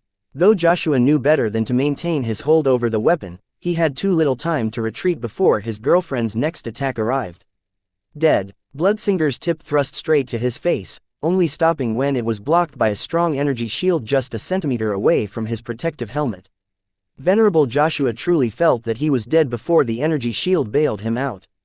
Even so, Bloodsinger was surrounded by a strange energy that seemed to cut straight through his force of will, causing his unflinching confidence to show some flaws. He was so frightened that he momentarily lost control of his body. In the first few times, he collapsed on the ground as if Kedis had cut off all of the strings of his body. This time, his response was a bit better. He soon regained his awareness and forcibly pushed his body back in a rather undignified roll that nonetheless allowed him to distance himself from the she-devil. He scrambled to pick up his discarded sword and raised himself back up to his feet before entering a battle-ready stance. His force of will had already reasserted itself as well, allowing him to put on a brave face. Kedis tutted and lowered her greatsword. This action marked the end of their first bout. Your progress is too slow. You should have lasted longer against me by now. Venerable Joshua looked a little helpless. I'm already doing the best I can. I specialize in piloting mechs, not fighting with swords. That's not a valid excuse. The battlefield won't care if you failed to keep up your practice. No matter what mech you pilot or what weapons it carries, you can always fit a sword somewhere. Mastering this weapon will give you great benefits, so you better keep up with my training. They spent an entire hour on the sparring ring.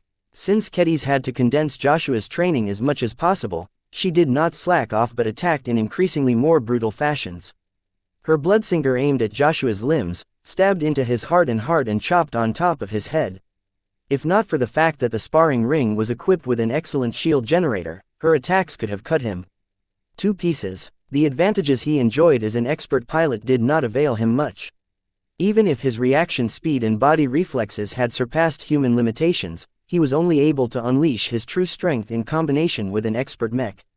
At the end of the intensive training session, Joshua collapsed to the ground yet again.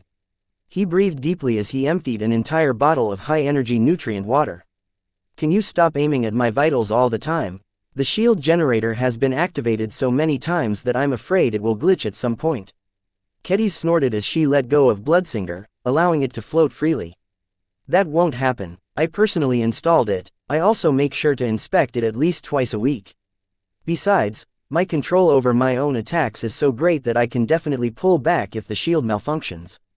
You don't need to worry about this. You just focus on getting accustomed to dueling against higher skilled opponents who won't hesitate to go for the throat. As long as you can tough it out, your dueling ability will reach another level. There was no way that Venerable Joshua would be able to meet her standards in a short amount of time. It seems he would have to continue subject himself to his girlfriend's tender mercies for a couple of months. Chapter 2996, Winged Serenade Star Sector. The expeditionary fleet had almost reached the border of majestic Teal. Weeks of uninterrupted travel without making any stops allowed the Golden Skull Alliance to make swift progress. After getting swept up by the chaos that erupted in the Prosperous Hill system, none of the Larkinsons and their allies had any stomach left to visit the remaining sites of the Star Sector. They passed by numerous states that each had something unique to offer in favor of distancing themselves from the Life Research Association as much as possible. Who knew if the aftermath of the Civil War and the Bioogernauts' rampage would affect the clan in any way? If the LRA dispatched a military fleet in order to drag the Patriarch back for whatever reason, it would be very hard for the clan to resist. Fortunately, the LRA had bigger problems to deal with at the moment. Not only did its famed biomech industry suffer a huge crisis of confidence, one of its biggest trade planets suffered an enormous humanitarian disaster. The entire state had already suffered a lot of damage due to the Civil War. The biggest urban metropolis on Prosperous Hill V that also happened to be a nexus of trade and commerce was practically wiped out in totality. How could the LRA possibly continue to return to business as usual at this point? The government faced the prospect of suffering an enormous budget deficit.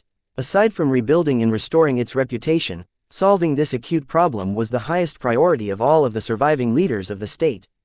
Besides, even if a high-ranking official wanted to use their authority to request the military to chase after the Larkinson fleet, how could they possibly spare any of their forces? The military garrison stationed at Prosperous Hill V suffered heavy damage. The remaining military units were all preoccupied with stabilizing the planets marked by anarchy and infighting. They also had to patrol the borders of the state in order to prevent any neighbors from perceiving any weaknesses. This eventually allowed the Golden Skull Alliance to smoothly exit the majestic Teal Star Sector. This time, the Larkinsons and the rest truly entered foreign territory. Almost no one in the entire Allied fleet had ever set foot in the central star sector of the Yena star cluster. After a relatively difficult journey that caused some of the starships to rattle a bit, hundreds of vessels of different sizes and shapes eventually passed through the gravitic barrier that partitioned space into different star sectors. Though the space on the other side of the border was pretty much exactly the same as in Majestic Teal, the people in the fleet still experienced a significant psychological shift. Vase stood on the bridge of the Spirit of Bentime at the moment of transition. Lucky had claimed his seat for himself. The cat casually yawned and napped onto the soft padded surface. Meow. The cat didn't see much reason to get excited about, but it was different for Vase. This was the third star sector he entered and each crossing was still eventful to him. The rest of his clansmen were no different. They each entertained different thoughts now that they entered the famed Winged Serenade Star Sector. You know, if you stop by in any of the states around here, you can probably pick up a lot of high-skilled personnel. Calabast said as she stood at his side. An 8-legged exo-beast scurried around the wide deck of the bridge. He looked astounded at all of the elegant decorations and the amount of bridge operators on duty. Squeak. Arnold soon waddled back to Calabast. He sniffed the bottom of Calabast's black pants and hugged it with his two forelimbs. Squeak squeak squeak. Vase directed his eyes downwards and frowned. Arnold is not supposed to be a pet, you know. He's a captured exo-beast of a species that has never been bred or modified to become tame. That's not a problem to me. Arnold is smart enough to understand me, and that's enough. I know how to tame pets. Calabast smirked. Well, don't blame me if Arnold bites you or something. You know, he's supposed to be my test subject. I plan to perform all kinds of interesting experiments on him. He has powers that no average lifeform possesses. Performing studies on him will certainly progress my design philosophy. If that's the case, you can borrow Arnold whenever you want. He's adorable but he's no Lucky. I won't complain if you can strengthen his powers and make him useful in battle. Though Arnold had become preoccupied with chewing Calabast's pants, he wasn't completely unattentive. In the past, he constantly had to monitor his surroundings in order to stay alive. Squeak. Vase smiled at the chubby mammal. Don't worry, Arnold, I'll take great care of you when I come up with an interesting experiment. It's too bad that I am way too busy with working on my design projects at the moment. It might take some months before I can free enough time to conduct another minor study. A shudder ran through the 8-legged creature's body. Why did Arnold feel as if he was facing an apex predator? As Vase contemplated what kind of interesting experiments he could perform on an exo-beast with strange displacement and illusion powers, Calabast completely disregarded the possible harm that the mech designer could inflict on the exo-beast. "What are your plans for the next month?" she asked. "Will you continue to focus on your design work?" "Of course. The projects we are working on at the moment are too critical for us. Their heightened complexity and advanced nature also means that journeymen like myself have to do more work in person. There are way too many problems that can't be solved by my assistants. Your schedule is too one-sided." Calabast shook her head in disapproval. "I couldn't even find a moment to meet you until you decided to visit this bridge to witness our transition into Winged Serenade. There are many other issues that require your time as well, such as, our search for diplomats isn't making any significant progress. The Ilvanans and Lifers are almost done with establishing their mech forces. The Glory Seekers have absorbed a lot of Hexer evacuees. The influence of the Sword Maidens is still increasing. The LMC's growth has stagnated after reaching the limits of its growth. The lack of new mech models is also taking a lot of wind out of your mech company's sails." "Do I need to go on, kid?" Vase pressed his fingers against his face. I know. None of those problems sound acute, though. In fact, I don't need to deal with them in person. I have people like you, Raymond and General Verl, to address these issues. You're the patriarch of the Larkinson clan, but you're not acting like it. You can't delegate everything whenever you feel it is inconvenient. Your high station and the power it bestows comes with a lot of responsibility. While it is true that you can just leave it to us to address some of the issues I've mentioned, we are different from you. We can make decisions that go against your intentions at any moment. The longer you remain absent, the less we can serve as your agents. You need to show up to some of the meetings at least in order to provide direction. Otherwise, we'll increasingly pursue our own agendas instead. I've already accounted for that." Vase casually replied. "I don't think that is an adverse development. I really can't be bothered with spending too much time on solving these problems. It is good if the people underneath me can address them without needing me to hold their hands all the time. If they go out of line, then I'll just say so afterwards. Maybe I should appoint a vice leader in order to act on my behalf." Vase was the patriarch but also the head designer of the Larkinson clan. One person could not fully invest all of their time in both positions. It wasn't a big deal at the beginning, but as the scope of both the clan and its mech design projects had grown over time, it became increasingly more unrealistic for him to do both jobs at once. That said, he did not want to let go of the highest authority of his clan. He simply could not trust anyone with that much power. Calabast was already aware of his tendencies, so she did not press him further. This was also a deliberate approach on her part. She knew that there was a high chance that he would only grow more stubborn if she came on too hard. Her real purpose was to make him more attentive to the problem and prompt him into coming up with solutions. That way, she could still realize her desired outcome without risking her relationship with Vase. "What was that about our search for diplomats?" Vase asked after a few moments of silence. "Winged Serenade is the administrative center of our native star cluster. Even if we are still in a remote part of human space, there are so many enormous organizations in human space that the amount of branch offices they've established in this star sector is astounding. That doesn't factor in all of the native organizations that have emerged from this star sector that interact regularly with these trans-galactic organizations. I can imagine it's quite a challenge for all of these people and organizations to maintain relations with others." Vase said, "Indeed, if there is any place where you can find diplomats, it's here. Winged Serenade hosts an entire industry of professionals whose main jobs entail making new friends, negotiating favorable business deals, persuading powerful states to trade their exclusive goods and so on. There are even entire dynasties centered around raising and educating highly competent diplomats." Vase grew more interested. While his original goal was to just fly through this star sector without pause, he was willing to make a brief stop if that was what it took to acquire a talent that the Larkinson clan was sorely lacking.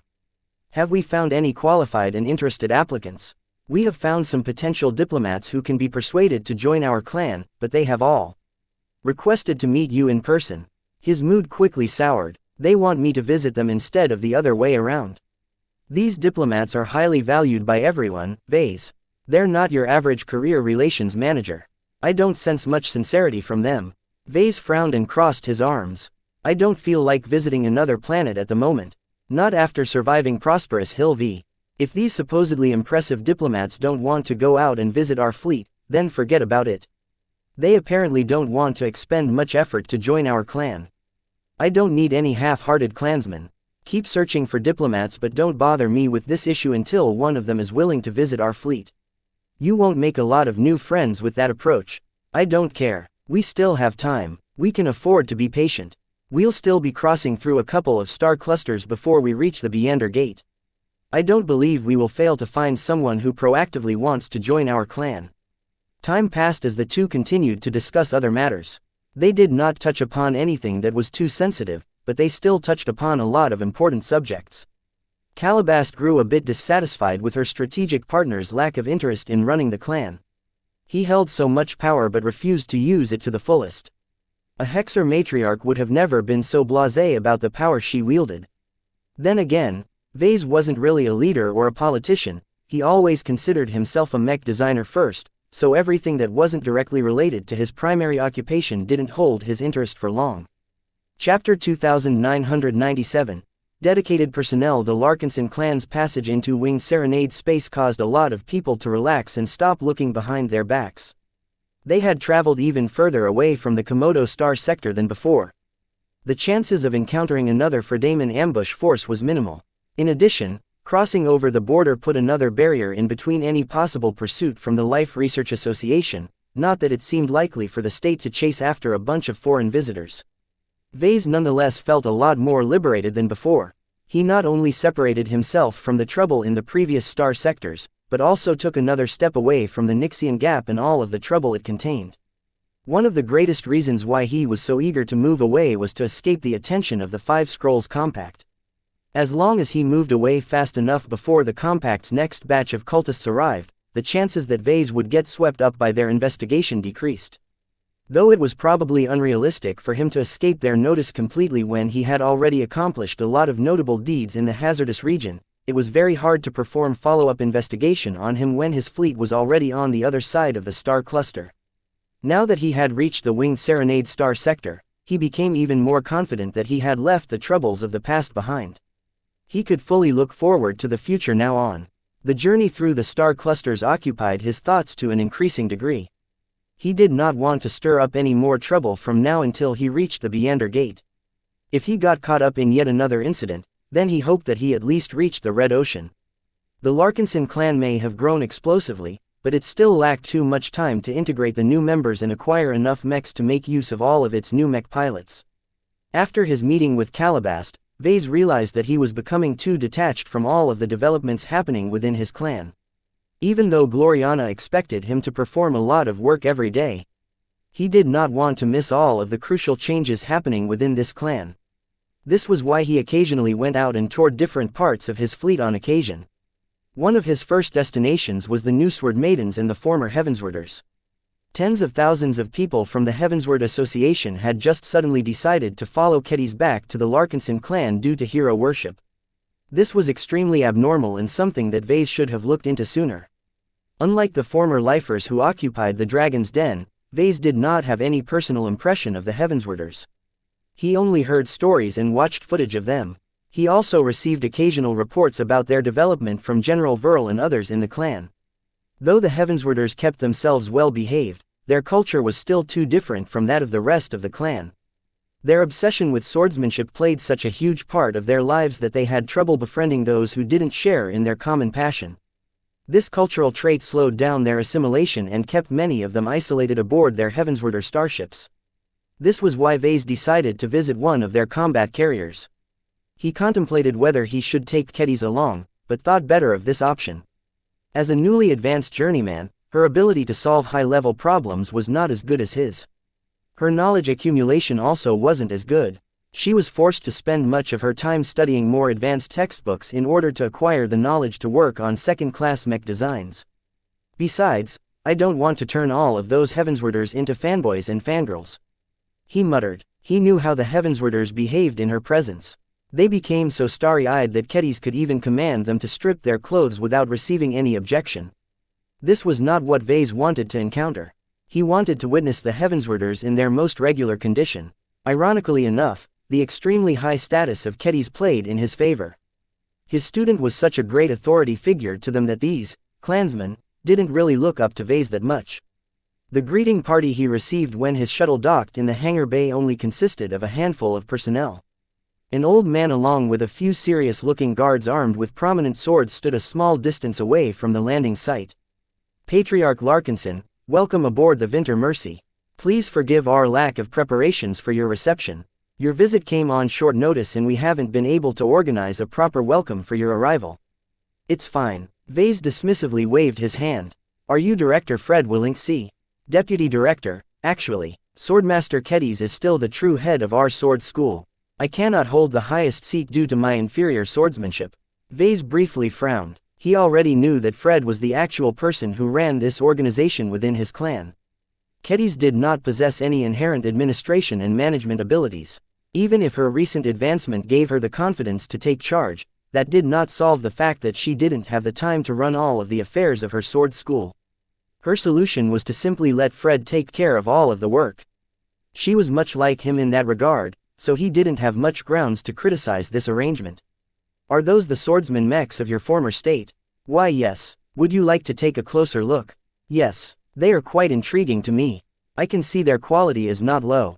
When Vase, Fred and their bodyguards moved in front of the feet of one of the large sword-wielding machines, they all paused for a moment. Vase observed every single detail he could see with his eyes. He also expanded his spiritual senses and tried to get a glimpse of the character of the mech. Though the swordsman mech was dead to his senses, he could still perceive hints of dedication from their mech pilots. A faint intensity that reminded him of Keddies lingered in the cockpit area far above his head. What he had just sensed told him quite a lot about the mech and the mech pilots assigned to it. When Vase swept his senses to the adjacent mechs parked in the hangar bay, he saw that their situation was not different. I've heard a lot of praises about the mech pilots from your former state. They're very enthusiastic and always put in a lot of effort in training. That is natural. Fred beamed with pride. We wouldn't be Heavenswarders if we did not take our training seriously. Swordsmanship is everything to us. Anyone who slacks off not only profanes the sword school they belong to, but also profanes our very tradition. It seemed that more than a month of joining the Larkinson clan did not have much effect in diminishing their identities as citizens of the Heavensward Association. That was not good news to Vase. He did not bring this topic up, though. Instead, he glanced around and noted the conditions of the swordsman mechs and the mech technicians performing routine maintenance on the machines. I'm glad to see that your men are taking excellent care of your mechs. Vase genuinely smiled. Few crews realize the importance of performing frequent, preventative maintenance. We treat our mechs like we do our swords. These weapons are our most valuable partners. We cannot allow them to falter in battle due to negligence. Any swordsman who leaves a single stain of corrosion on his blade will get beaten up by his fellow peers. Any mech pilot who notices that a fault hasn't been fixed will beat up the mech technicians who failed to do their jobs. And that is allowed. Fred firmly nodded. Faulty equipment won't just affect the swordsman or mech pilot in question, but will also drag down their comrades. Vase was pleasantly surprised by that attitude. He appreciated those who took their equipment seriously and did the best they could to keep them in good shape. He too believed that small slip-ups and misses could lead to preventable losses. Do you have to resort to physical punishment, though? Getting your arm cut off or your teeth knocked out is not a big deal, Patriarch. Our doctors can always grow them back. What they can't do is to bring a corpse back to life. Not even those snobbish lifers you took on can accomplish the impossible.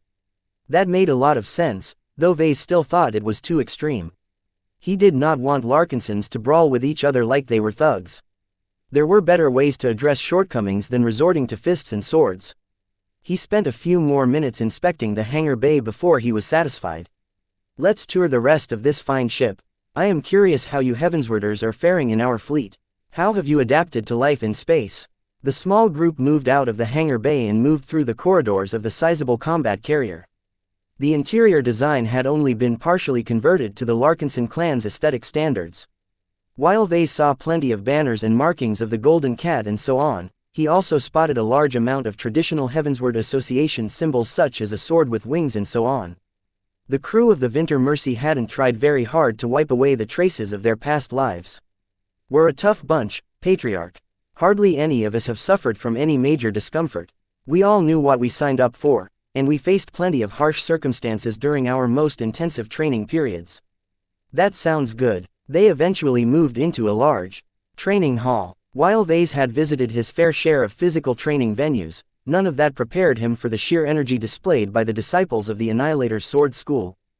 80 sword disciples simultaneously hacked their sabers down. Those same disciples swept their sabers from left to right. The young swordmen simultaneously lunged forward and hacked their blades at an imaginary target. There were sparring rings to the side which pitted swordsmen against other swordmen. Fortunately, they all wore protective equipment as well as practice blades, but the sheer physical exchanges were so intensive that not even Vase could cope with all of the aggression. How many of them are mech pilots?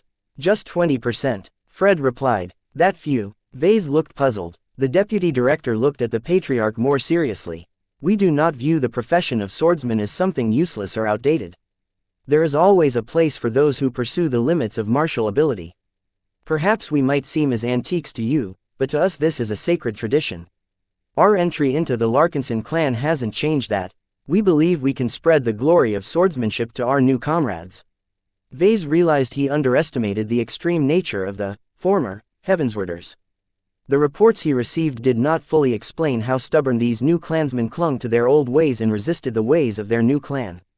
He thought that since the Heavenswarders were secularists, these new sword enthusiasts would eventually blend in with the rest of the clan sooner or later. It appeared that he had been hopelessly optimistic when he made this assessment. The strong deviation and willpower exhibited by all of these sword disciples made them no different from religious fanatics in his eyes. These weren't secularists. They were literal sword worshippers. Vase just had to sweep his spiritual senses over the minds of these training swordsmen to know that each and every one of them was putting their full concentration into their regular practice. Their training program was practically a sacred ritual to them.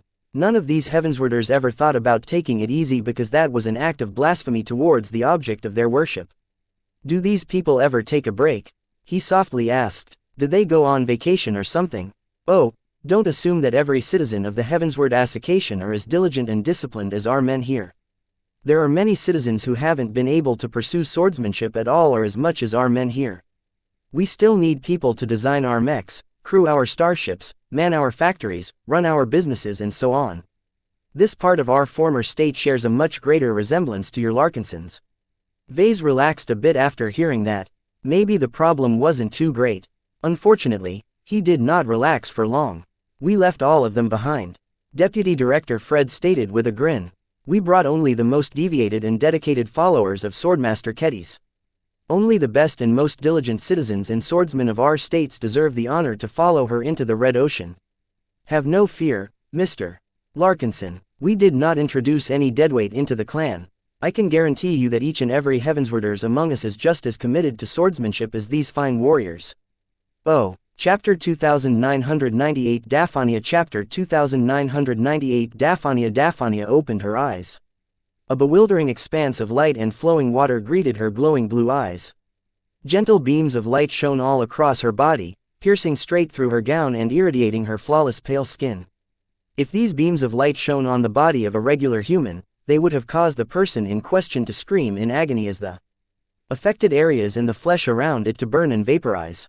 Yet when these deceptively beams of light landed on the slim and graceful body of Daphania, no adverse reaction took place. Her skin and body easily absorbed and integrated the energy transmitted by the lethal rays. In fact, it even appeared that she was being nourished by the energy. Small coils of water curled around the white expanse of the immense chamber.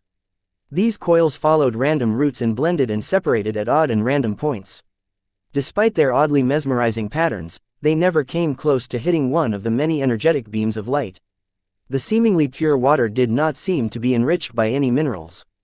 However, their unusual nature became very evident by the soft white glow surrounding the threads of water. These water flows curled like snakes and followed winding paths towards the woman floating in the center. When they touched Daphania's skin, the water flowed over the surface but did not drench her gown or leave any drops behind. As the water continued to nourish her body, Daphania's consciousness awoke even further from its slumber. It was as if a dragon had come to life. As Daphania fully roused herself from her deep sleep, an inviolable blue corona surrounded her body. Instantly, the light beams and the water flows stopped touching her body. The white chamber turned brighter as the light beams disappeared and the water flowed back to their source. With radiant streaks of pure white hair flowing down her back and waving from a non-existent wind, no one would mistake Daphnia as a regular human. She floated towards the exit more than 100 meters away under her own power. Aside from wearing a sky-blue gown, she wore no other accessories on her body. She did not even wear a com, which was highly unusual among modern humans. As her body approached the exit of her extravagant sleeping chamber, a curtain that consisted of flowing water parted before her passage. Anyone or anything that attempted to pass through the flowing glowing water would have been annihilated without a doubt. Not even energy signals could pass through this curtain. Even if someone managed to interrupt the flow of water, Daphnia would know in an instant. Her body entered a large and wide corridor that was large enough to fit a shuttle with plenty of room to spare. She floated in the absolute center of the corridor, paying no mind to the delicate statues floating to the side or the pleasant-looking bulkheads that consisted of fine organic white bone matter. No apparent light source was visible in this lifeless corridor, yet everything was illuminated. Not that it mattered. Daphnia sees without needing to rely on something as limited as the visible spectrum of electromagnetic radiation. Though her progress was slow and the corridor was long, the glowing woman exhibited no signs of impatience. Even when the corridor started to slant downwards, she effortlessly adjusted her flight and descended until she reached another chamber that was filled with red and shiny liquid. As Daphnia landed on the warm and soothing white deck, her pale white feet stepped forward until she reached a pool the length of a mech. Droplets of red liquid flowed down from the ceiling and entered the pool. These splashes of red looked exceptionally vibrant despite the rather dim lighting in the large compartment. Her gown automatically parted from her body without any command and disappeared from existence. The woman comfortably submerged herself in the giant bath of red liquid. As the scarlet water washed over her body, her skin seemed to absorb them as if it was a bottomless pit. Yet strangely enough, the soft blue corona that surrounded her body was still visible. It was as if nothing could ever obscure her form. A small vortex came into existence as she settled in the middle of the pool. Her body was absorbing more than her entire body volume with each passing second. Her intake increased so much that the shower of reddish drops grew more intense. As her submerged body calmly floated in the warm and comfortable liquids, she tilted her body backwards and looked up at the high vaulted ceiling. A bizarre array of bone struts floated just below the ceiling. These spine-like bones crisscrossed each other in no discerning pattern. Yet that was not the strangest part about them. Several human bodies hung from these bone lances. Each of the long bone struts pierced straight through the hearts of these suffering men and women. Their black gowns were drenched with their own blood. Drops of rich red blood poured directly from the holes in their chest at a surprisingly stable frequency before falling into the giant pool below. Such fatal wounds should have killed any humans, but for some ominous reason, these bodies were still alive. Worse yet, they were completely conscious and perpetually locked in constant agony. Their mouths gaped as soundless screams escaped their throats. No matter how hard they tried to express their suffering, their throats did not release a single sound, lest they disturbed Daphnia's bathing ritual. The inhuman display did not disturb Daphnia's sensibilities. Instead, she saw beauty in the tortuous array. The angles of the bone struts along with the seemingly patterns of men and women, young and old, highborn or lowborn, all followed mysterious rules that caused her to become inspired. It was a great way to start a new day. After cleansing her body, mind and soul of filth with the lifeblood of human sacrifices, Daphnia floated above the pool of red. The droplets that fell towards her body diverted their path and avoided crossing through her glowing blue corona, at least at first. Instead, the red rain no longer dropped into the pool, but gathered together behind her body and slowly formed into a shifting blob of liquid. More blood rained from above. More blood entered the concentrated ball. External pressure acted on the ball, causing the blood to concentrate and compress into a smaller volume of space. The ball grew smaller, thicker, darker and more mysterious. After a few minutes of compression, the near-solid ball suddenly stopped growing denser. Instead, it began to expand. It elongated until it matched and exceeded Daphnia's length. The dark red mass of condensed blood then began to flow forward and envelop her pristine body, transforming into a regal red dress that featured an exaggeratingly tall rear neck collar that flowed through her white locks of hair without interruption and reached a height that fanned out at least a head's height above the top of her skull. Two flowing masses of red stretched from both sides of her back. The more liquid and malleable blood formed into unstable-looking wings that looked a few steps away from collapsing, yet constantly maintained their form for some inexplicable reason. Though her dress had fully taken shape, she needed to don one more item in order to complete her ensemble. A bright sunny spotlight shone from above. It cut through the dimness of the bathing chamber, penetrated through the glowing blue corona and shone directly onto Daphnia's red-robed body. It was as if she was the only clean and pure entity in the entire compartment. Seconds after bathing Daphnia with bright rays of light, a golden laurel wreath descended from above. It appeared into view without warning and lowered towards the pool of blood without any fluctuations. No drops of red ever came close to defiling its exquisite artistry. The strong sunny rays scoured every drop that came close. Strangely enough, neither Daphnia nor her bloody dress exhibited this reaction. When the crown of gold landed on top of her head, she finally deemed herself ready to assume her responsibilities. There were no other visible exits in the bathing chamber aside from the corridor that she had just passed. Yet this proved no obstacle to Daphnia. With a single though, her golden laurel wreath vibrated a fraction of a second before her body blinked from the chamber. The entire area fell silent now that its primary occupant had left. The golden rays that shone from above grew dim before disappearing entirely. The gloomy chamber became filled with death, despair and hopelessness as the hundreds of impaled humans continued to suffer from their cruel and tortuous wounds. Suddenly, sharp shocking sounds echoed throughout the chamber as the bone struts retracted into the bulkheads. The sudden retraction caused the upper side of the chamber to look a lot more bare and empty. The disharmonious patterns that Daphnia previously admired were no more. When she would come back tomorrow, a different set of patterns would grace her eyes. As for the bodies of the wounded victims that previously hung from the bone lances, they fell as the only support that kept them aloft had retreated. Hundreds of bodies hit the surface of the pool of blood, submerging them all without exception. The people who fell disappeared from existence. They were never seen again. Elsewhere, Daphnia reappeared without any sound or fluctuations. Yet her entry into the massive hall that stretched at least a kilometer high instantly caused the hundreds of thousands of blue-robed people to shout and bow in unison. Blessed speaker! The thunderous roars echoed and amplified throughout the immensely large hall.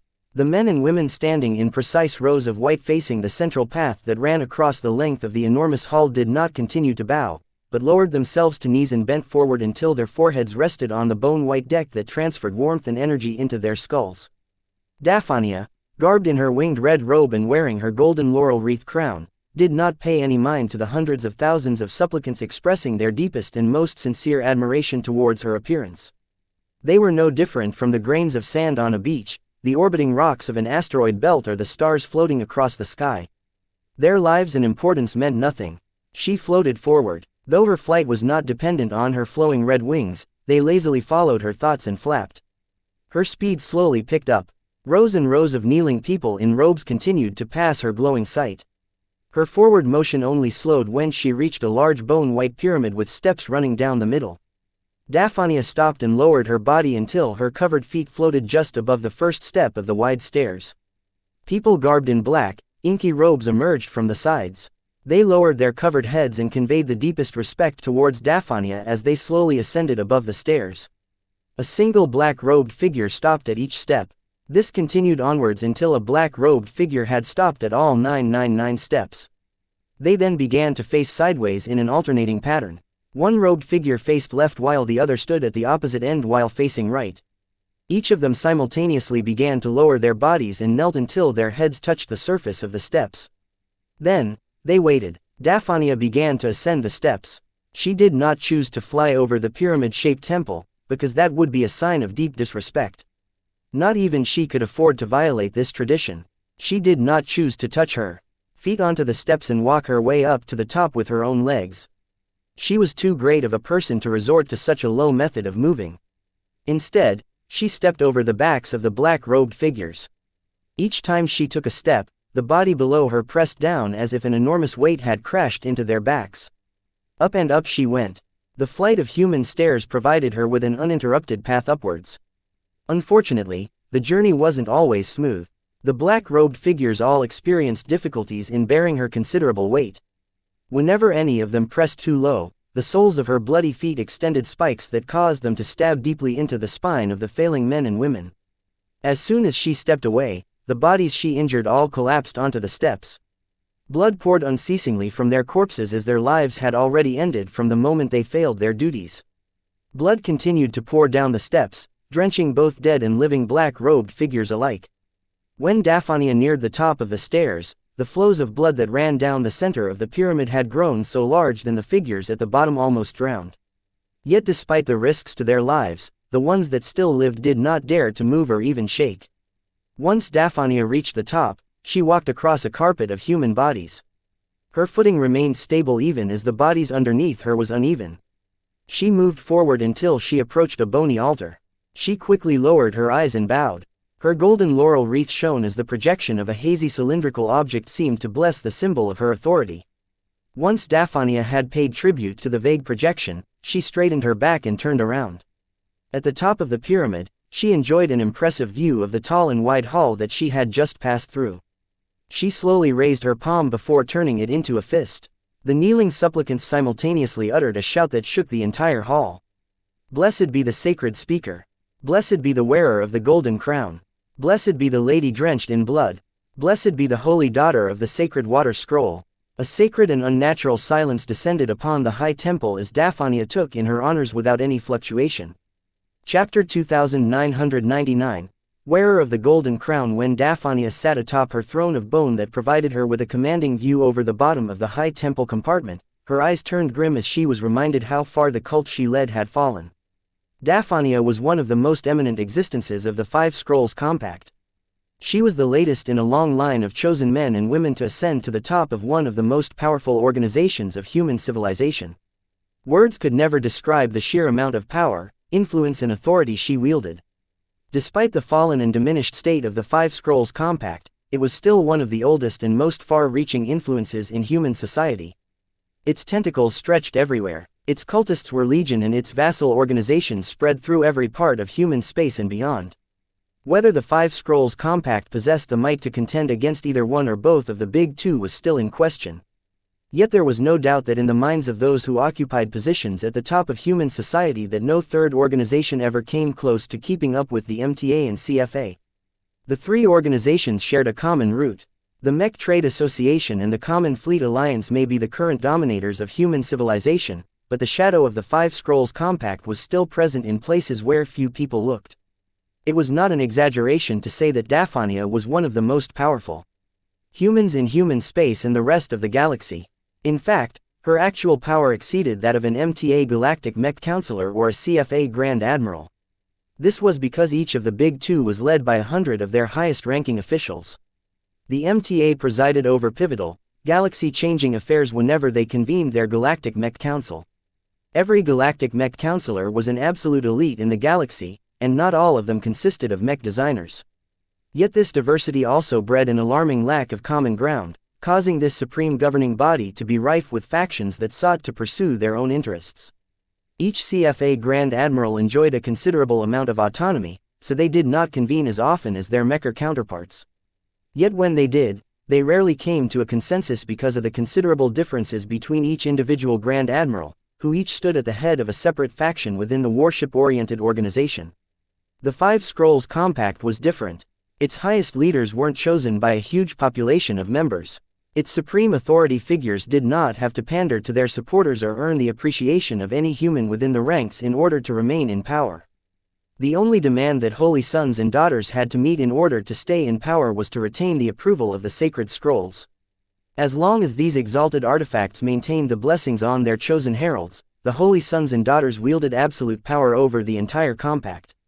Since Daphnia only had a single peer within the compact, she effectively ruled half of arguably the third most powerful organization in human space. This means that she was effectively the closest thing to a human empress in this day and age. Though few inhabitants of human space ever learned of her existence, her decisions in her direction had the potential to alter the course of human history. With a single command, she could plunge every star sector into chaos. With a single sentence, she could end the lives of several galactic mech counselors or grand admirals. With a single thought, she could compel trillions of cultists to commit suicide. The reason why she was able to wield so much power without ever encountering any opposition from the lower ranks was due to the golden laurel wreath crown that rested above her head. It was her chosen symbol of authority and the most visible proof of the Water Scroll's favor. This was because it was not made of regular gold or other exotic substances. If anyone looked closely enough at the crown, they would notice that it was actually liquid. Near invisible flows of gold swirled while simultaneously maintaining the shape of a perfect laurel wreath. This was the blood of an immortal god. When Daphania ascended to her supreme calling a few years ago, the sacred scroll bestowed the holy blood to her in the most central hall of the ruined temple. It was a tradition for each holy son or daughter selected by the water scroll to shape the large drops of sacred blood in whatever form they wished. Daphania chose to wear it as her crown, because she was the youngest and also the most abrupt to assume her current position. It did not matter what identity she possessed in the past. Yet the past chosen of the water scroll was still in her prime and could have reigned over the 5 scrolls compact for at least several centuries. Yet the water scroll withdrew its blessing a few years ago, causing Daphania's predecessor to fall from grace. Though she was still an honored figure within the compact, the scroll had removed her right to assume leadership. These days, Holy Mother Alicia entered the deepest halls of the ruined temple and lived in seclusion, cutting herself off from all of her former subordinates, allies and power base. Daphania's mood grew grimmer, though her stony expression did not reveal a glimpse of her fluctuations. Her soft blue corona made it even more difficult for the gray-robed dignitaries standing before her throne to notice her very human-like concerns. The blessings of the sacred scrolls came and went without warning. They could vault even the most humblest of cultists without warning, yet withdraw the holy blood that signified their authority a few months later. Fortunately, the sacred scrolls were not that erratic in the long span of history of the compact. As long as the holy son or daughter acted in accordance with the intentions of the sacred scrolls, they were able to retain their eminent positions for at least a century. Daphania had no intention of becoming the youngest, Holy Mother, in the history of the compact. To that end, she needed to show her initiative, brilliance and competence like any new CEO that just took over a company. Yet in a relatively calm and stable galaxy where the light of the Big Two shone across all of human space, how could she make her mark and stabilize her position without risking a backlash? Her attention turned to one of the most important goals of the compact in this day and age. The loss of multiple sacred scrolls wounded the foundation of the cult and directly caused it to relinquish its throne to the upstart MTA and CFA. Returning just one of the sacred scrolls would strengthen the compact by 50%, and would definitely earn her the approval of not just the water scroll, but the other ones as well. This was the reason why she quickly honed in on the news surrounding the missing metal scroll. She had made its retrieval her sacred purpose. Her future within the organization rested upon the success of her current endeavor. Her bet was so big in fact that she did not feel assured in dispatching her minions to complete this incredibly pivotal task. Only she could ensure that the retrieval happened smoothly and without any chance of failure. She did not hesitate to enter the sphere of influence of the Big Two and risk running into their warfleets in order to personally handle the most important undertaking of the 5 Scrolls Compact in the Age of Mechs. Temple Protector Kravitz, she spoke, her voice thrumming with soul-shaking authority. A ripple spread through the bodies of the gray-robed high officials. They all lowered their heads aside from one of them. The man who answered by this name and title stepped forward and slammed his fist against his chest. Even though this man possessed enormous might and could easily extinguish all life in a star system, the Temple Protector adopted an utterly submissive posture in front of the woman that only lived a fraction of his years. There was no dissatisfaction nor discontent in his mind and soul. She was the voice of the water scroll while he was not. It was that simple to him and everyone else in the High Temple. Have you succeeded in finding the location of the failure? Daphania asked in an imperious tone. We have achieved some results, Your Holiness. Since we have come close enough to peer past the distortion of time and space, my team and I have succeeded in locking in the coordinates of Temple Protector Dista. Kravitz shouted, his low voice booming throughout the massive hall. Daphania's mouth curled into a humorless smirk. Then can we jump to his position and question him why he has failed to perform his holy mission? Her right-hand man did not dare to provide anything less than a satisfactory answer, but the truth was that he had nothing better to say. He shook, which Daphania could clearly perceive even if she closed her glowing eyes.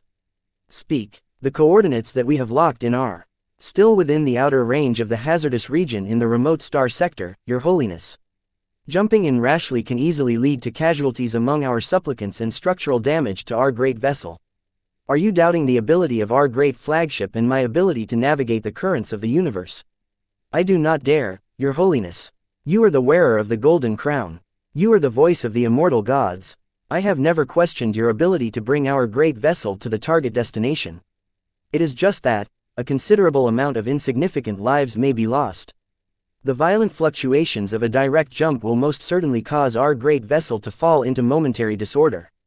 Daphania dismissively waved her hand. The poor and pathetic lives of slaves and supplicants are inconsequential to the compact. It is their honor to die in this sacred journey. We have crossed hundreds of thousands of light years in the span of just a couple of months. That is already too long. Each day that passes brings us further and further away from the heretic who holds our missing sacred scroll. Do I need to remind you of our priorities? Temple Protector Kravitz shook again. Your Holiness, we will do our utmost to punish the thieves and return the metal scroll to its rightful place in our great temple. However, our powers might not be enough to lead us directly into the Nixian Gap. We humbly request you demonstrate your blessed might and deliver our vessel to our chosen destination. A heavy silence ensued after the man said his piece. If not for his exquisite control over his own body, buckets of sweat would have poured from his body.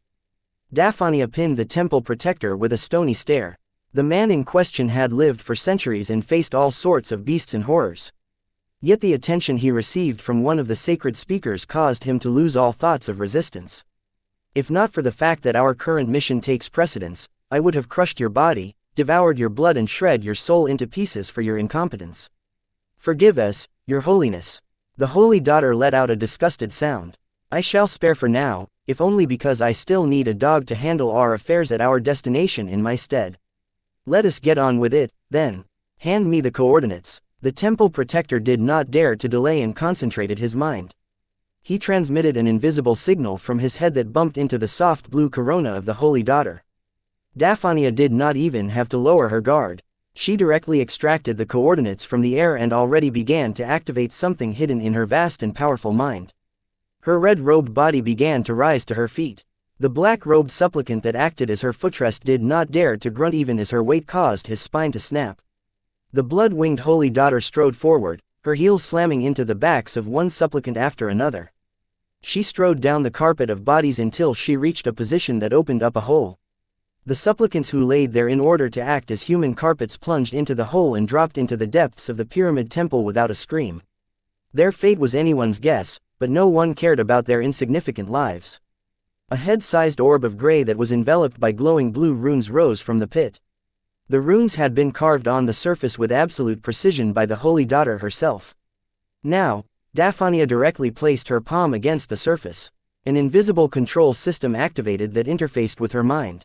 She issued a large series of commands that already caused her vessel to turn into a hive of activity. Soon, she fed the coordinates she received before issuing her final commands. Gohokolabatis, she shouted, carve your way through the fabric of space and time. Let no obstacle hinder you. Let no barrier halt you in place. Let the edge of the galaxy and the scum who live at our destination tremble at your passage. The pyramid temple and the entire high temple compartment shook as something massive began to move. In fact, every compartment and section of Daphania's new flagship vibrated at this time. The shaking kept getting more and more intense. A strong surge of energy descended across the humongous organic vessel. The pressure kept building up and soon the fluctuations grew too strong for the weakest people aboard the ship to bear. Daphania and the high-ranking officers and officials at the top of the temple pyramid completely ignored the uncontrolled screams ringing throughout the massive compartment. Instead, the Holy Daughter counted down an invisible clock. As soon as she saw that the time was right, she issued her most important command. Gohokolabatis, consume the gift that I bestow you and tunnel your way to your destination. Her words triggered a pivotal process in a hidden chamber. A precious quantity of phase water that was enough to make the MTA jealous entered into a large vein. Seconds after this simple process took place, the entire vessel that Daphania was once started to warp and shift in a manner that was completely unnatural and out of the ordinary. Gohokolabatis was not a regular starship or warship. Within a starry backdrop that was close the Komodo star sector, a massive living space worm wriggled its body. With a length of 30 kilometers, this artificially cultivated ship was one of the biggest megaprojects that the Five Scrolls Compact had completed in recent times. Designed and grown for the express purpose of utilizing phase water to cross unimaginable distances, Gohokolabatis was one of the most powerful and massive starships that humanity had ever conceived in the last couple of decades. Though the Five Scrolls Compact could have cultivated an even larger abomination, Gohokolabatis was already more than powerful enough to serve Daphania's purpose. What she required the most was speed. She had to travel from the galactic center to the outer reaches of the galactic rim in the most expedient manner possible. She could not let the trail of the metal scroll run cold due to any delays in reaching her destination. Gohokolabadis did not disappoint. After consuming enough phase water, the giant worm gained enough power to breach through space. The gigantic worm disappeared. Its entire, 30-kilometer length seemed to dip into a space crack. Moments later, the head of the giant worm re-emerged in a vastly different region of space.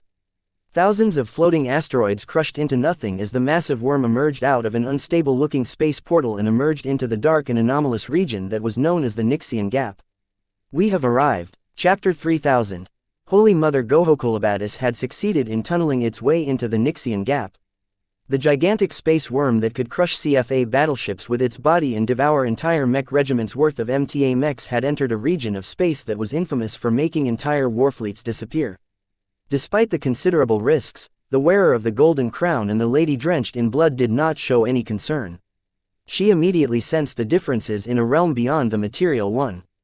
It was kind of hard for people with her sensitivity to miss the enormous vortex swirling throughout the entire Nixian Gap.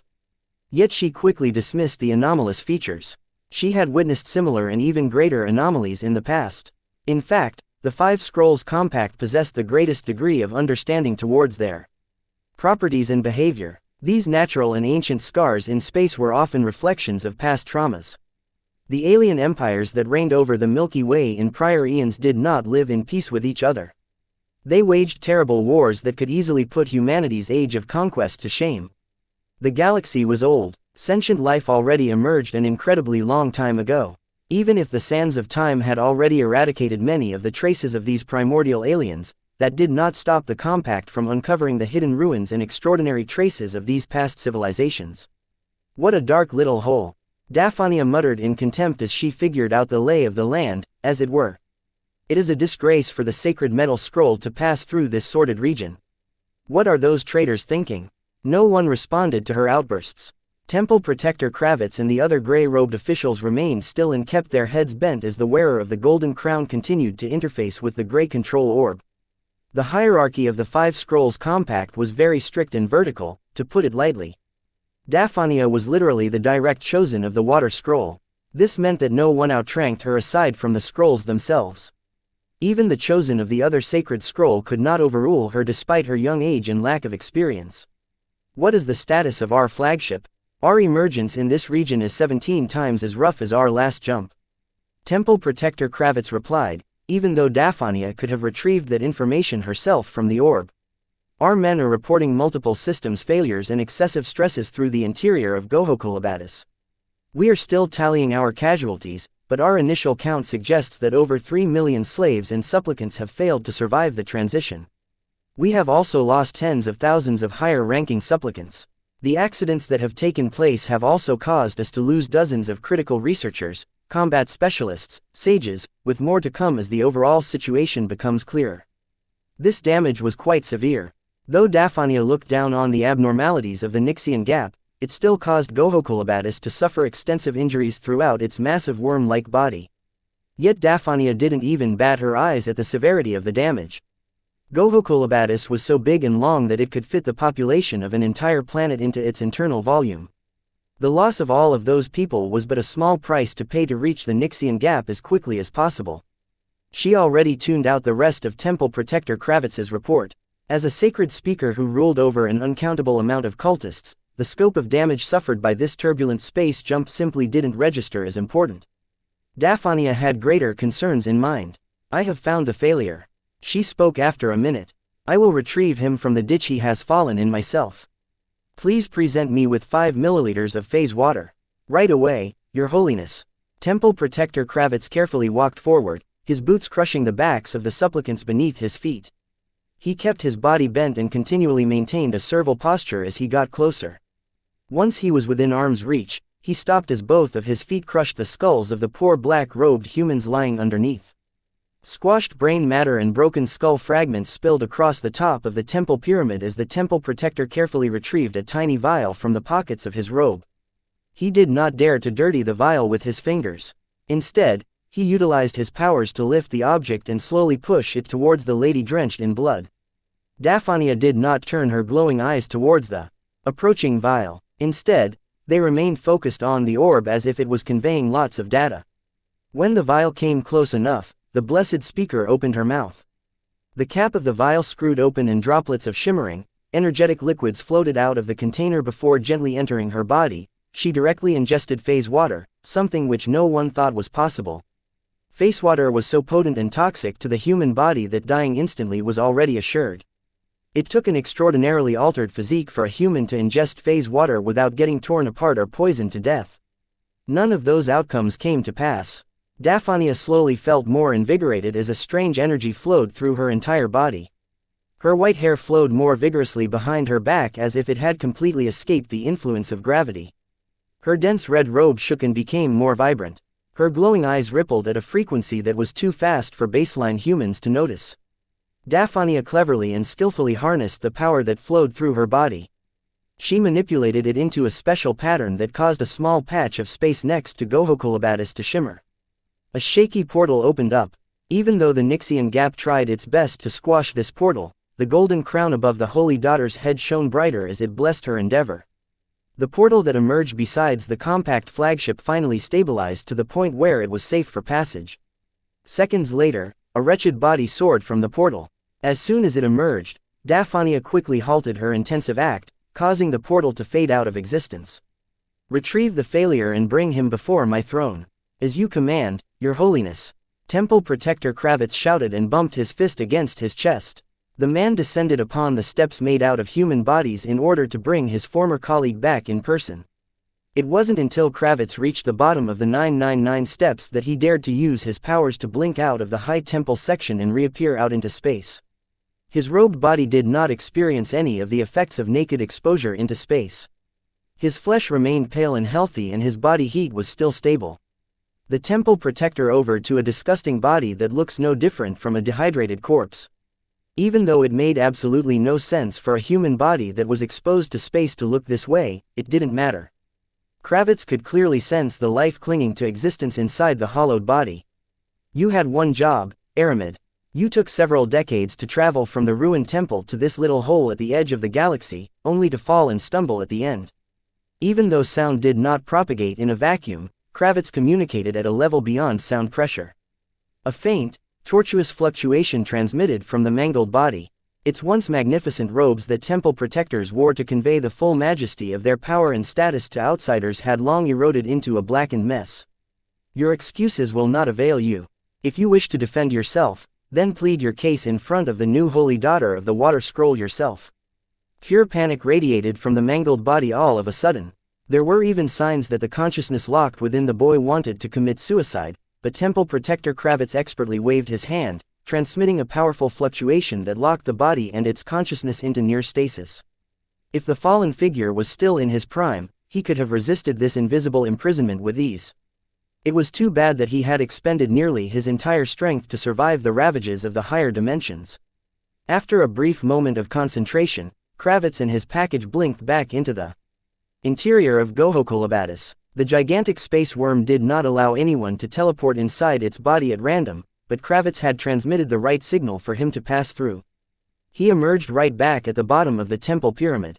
After he quickly ascended above the steps, his faster pace causing his boots to squash nearly every person he stepped upon, he reached the top and quickly paused in front of Daphania and the gray orb. Kravitz waved his hand, causing a few black-robed supplicants to fling from the surface and soar past the top of the pyramid before falling to their deaths below. The man dropped the ruined body that he retrieved from space onto the floor. Failures like him deserved to eat the dirt on the bone metal surface. Daphania finally pulled her attention away from her control orb.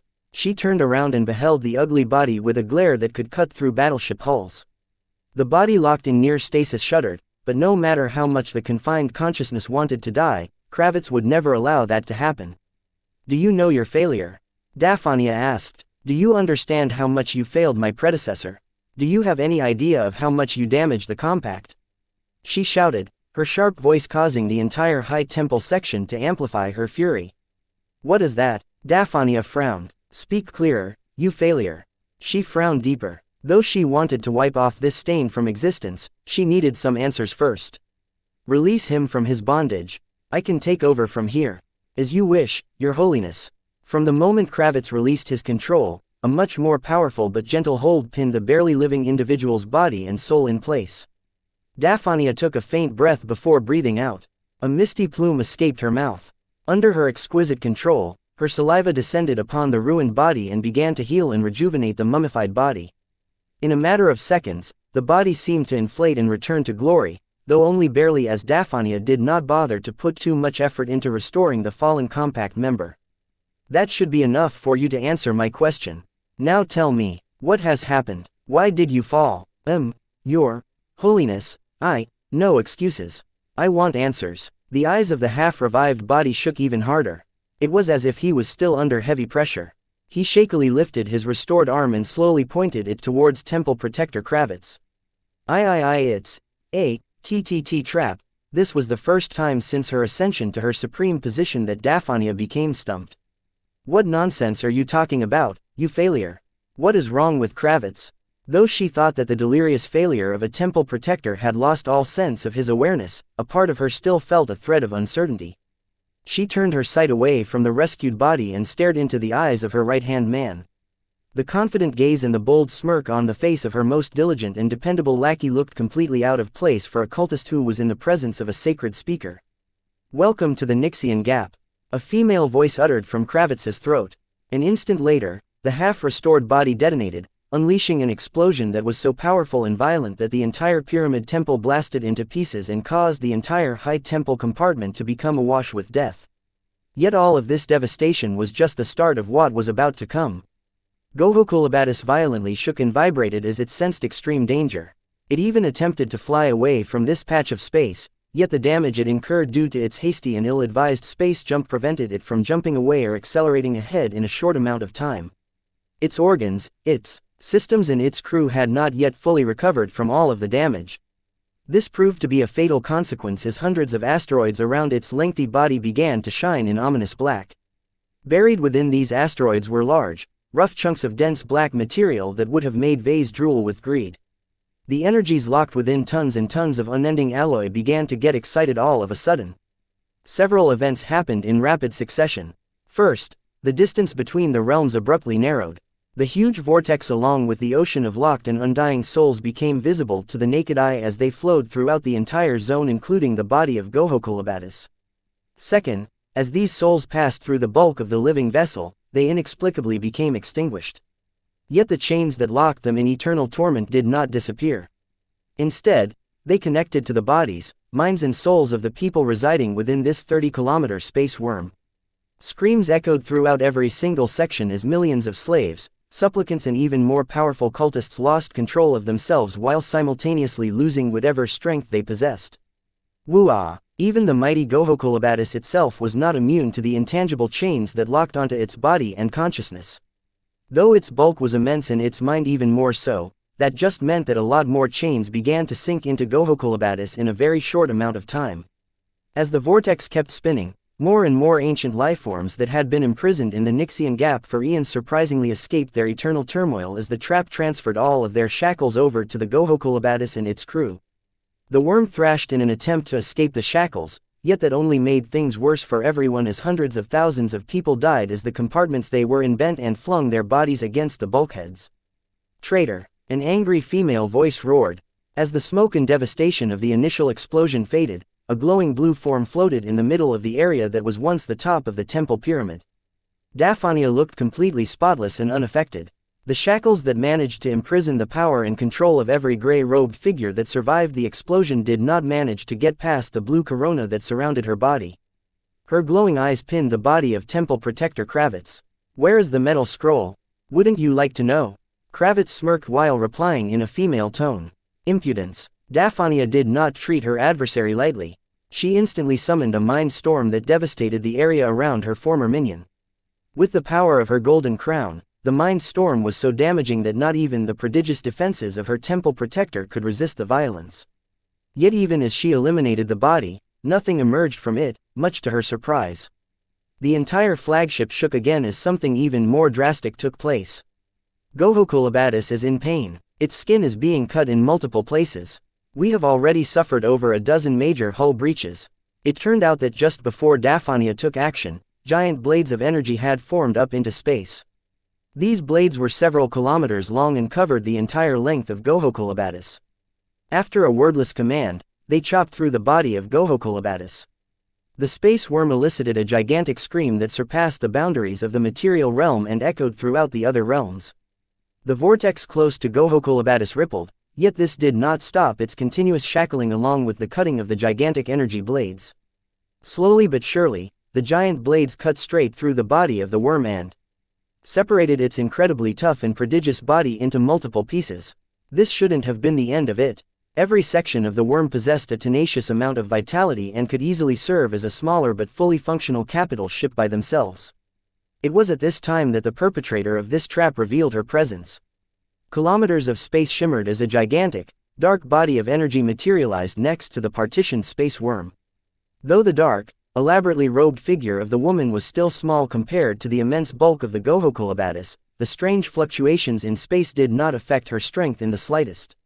Instead, she seemed to embrace it as if it was her home.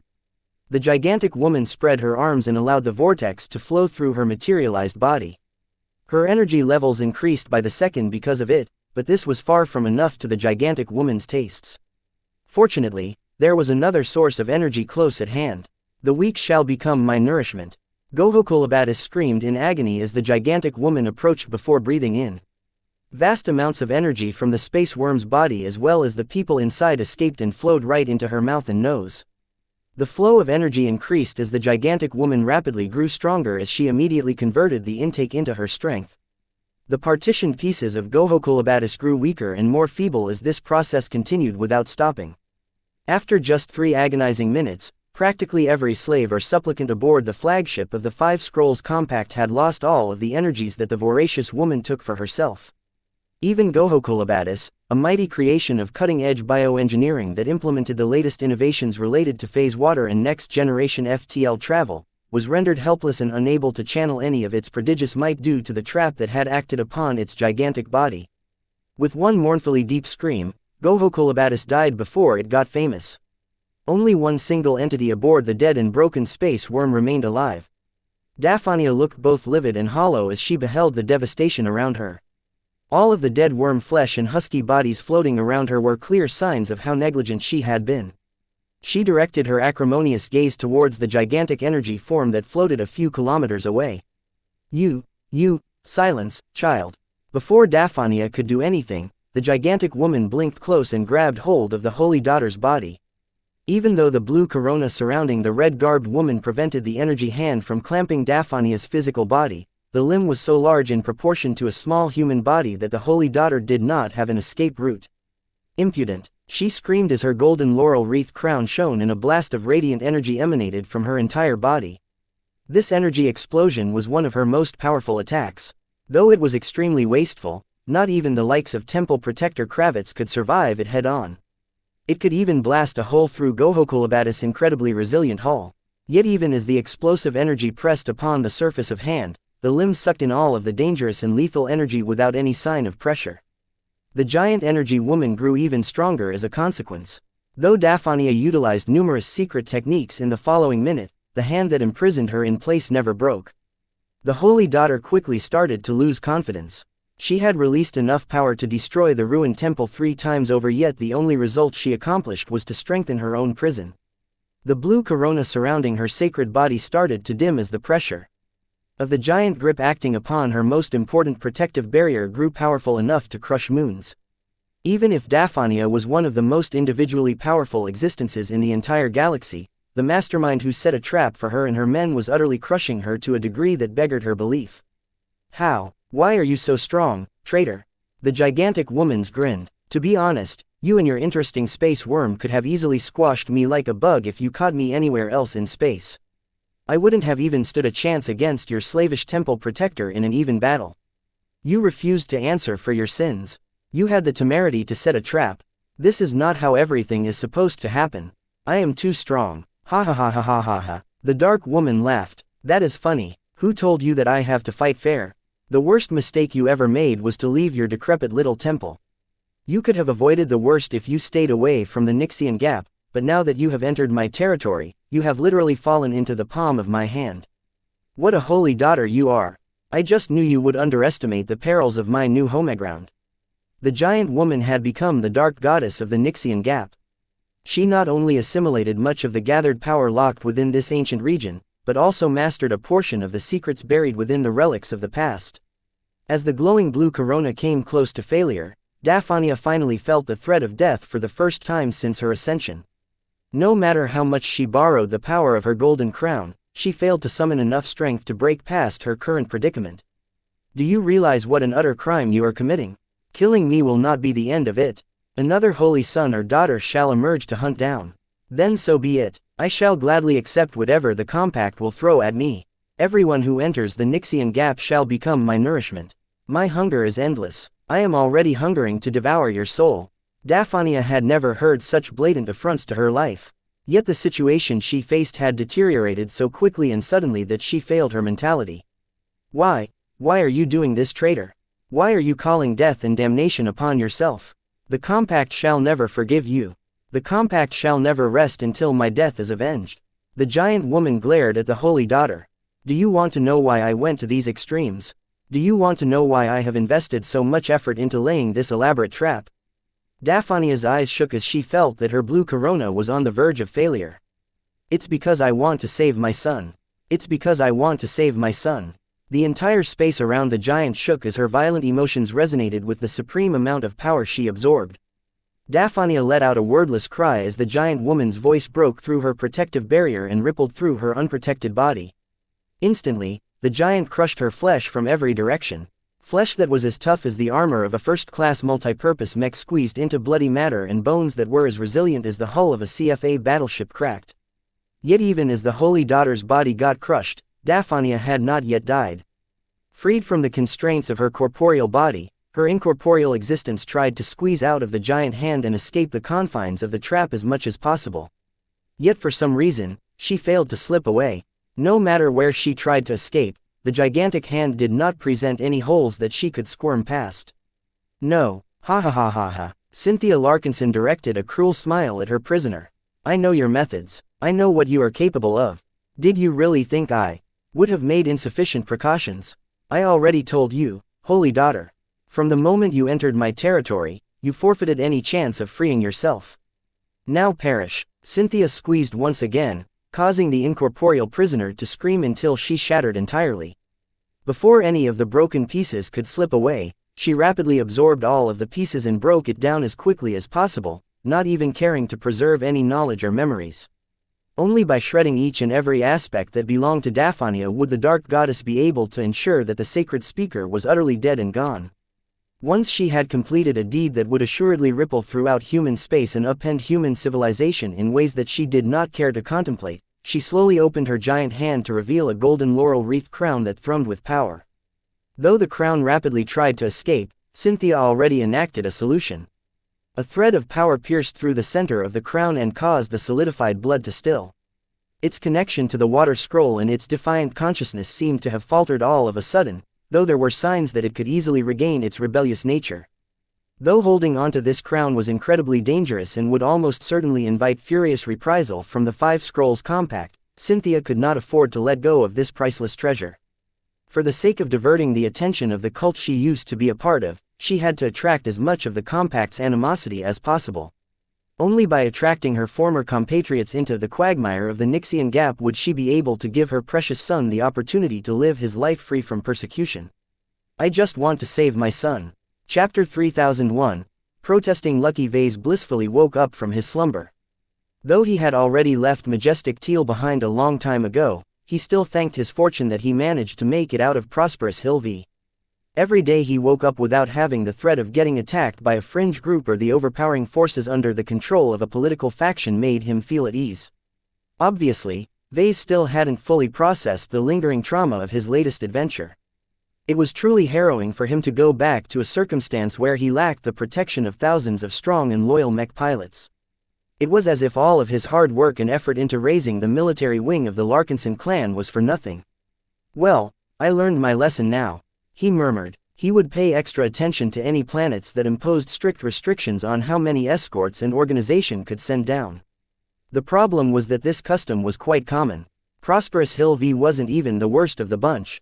As a port system, it had to accommodate a high amount of foreign traffic, and all of those businessmen, industrialists and entrepreneurs could never completely place their trust on the planetary guard or soldiers for hire to protect them against their rivals. The problem now is that my clan has grown too powerful. This was a rather strange problem to have, but it definitely gave him some new headaches. According to his assistant Gavin, the threat level of the Larkinson clan had grown so much that even the strongest second-class states would be wary of the arrival of a massive fleet that possessed the equivalent battle power of a military mech division. The expeditionary fleet could do a lot of damage if all of its mechs went on a rampage.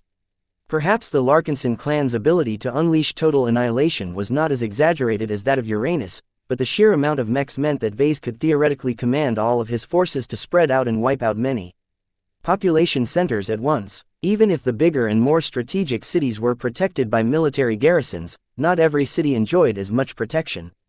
The Larkinsons could easily take advantage of the holes of any planet's defensive strategy and wipe out millions of people while inflicting even greater material damage without getting wiped out in an instant. The Larkinsons needed that power in order to protect themselves. Yet that also put them on the list of high-risk visitors whenever they crossed over in any state. The expeditionary fleet already detected signs that this was the case.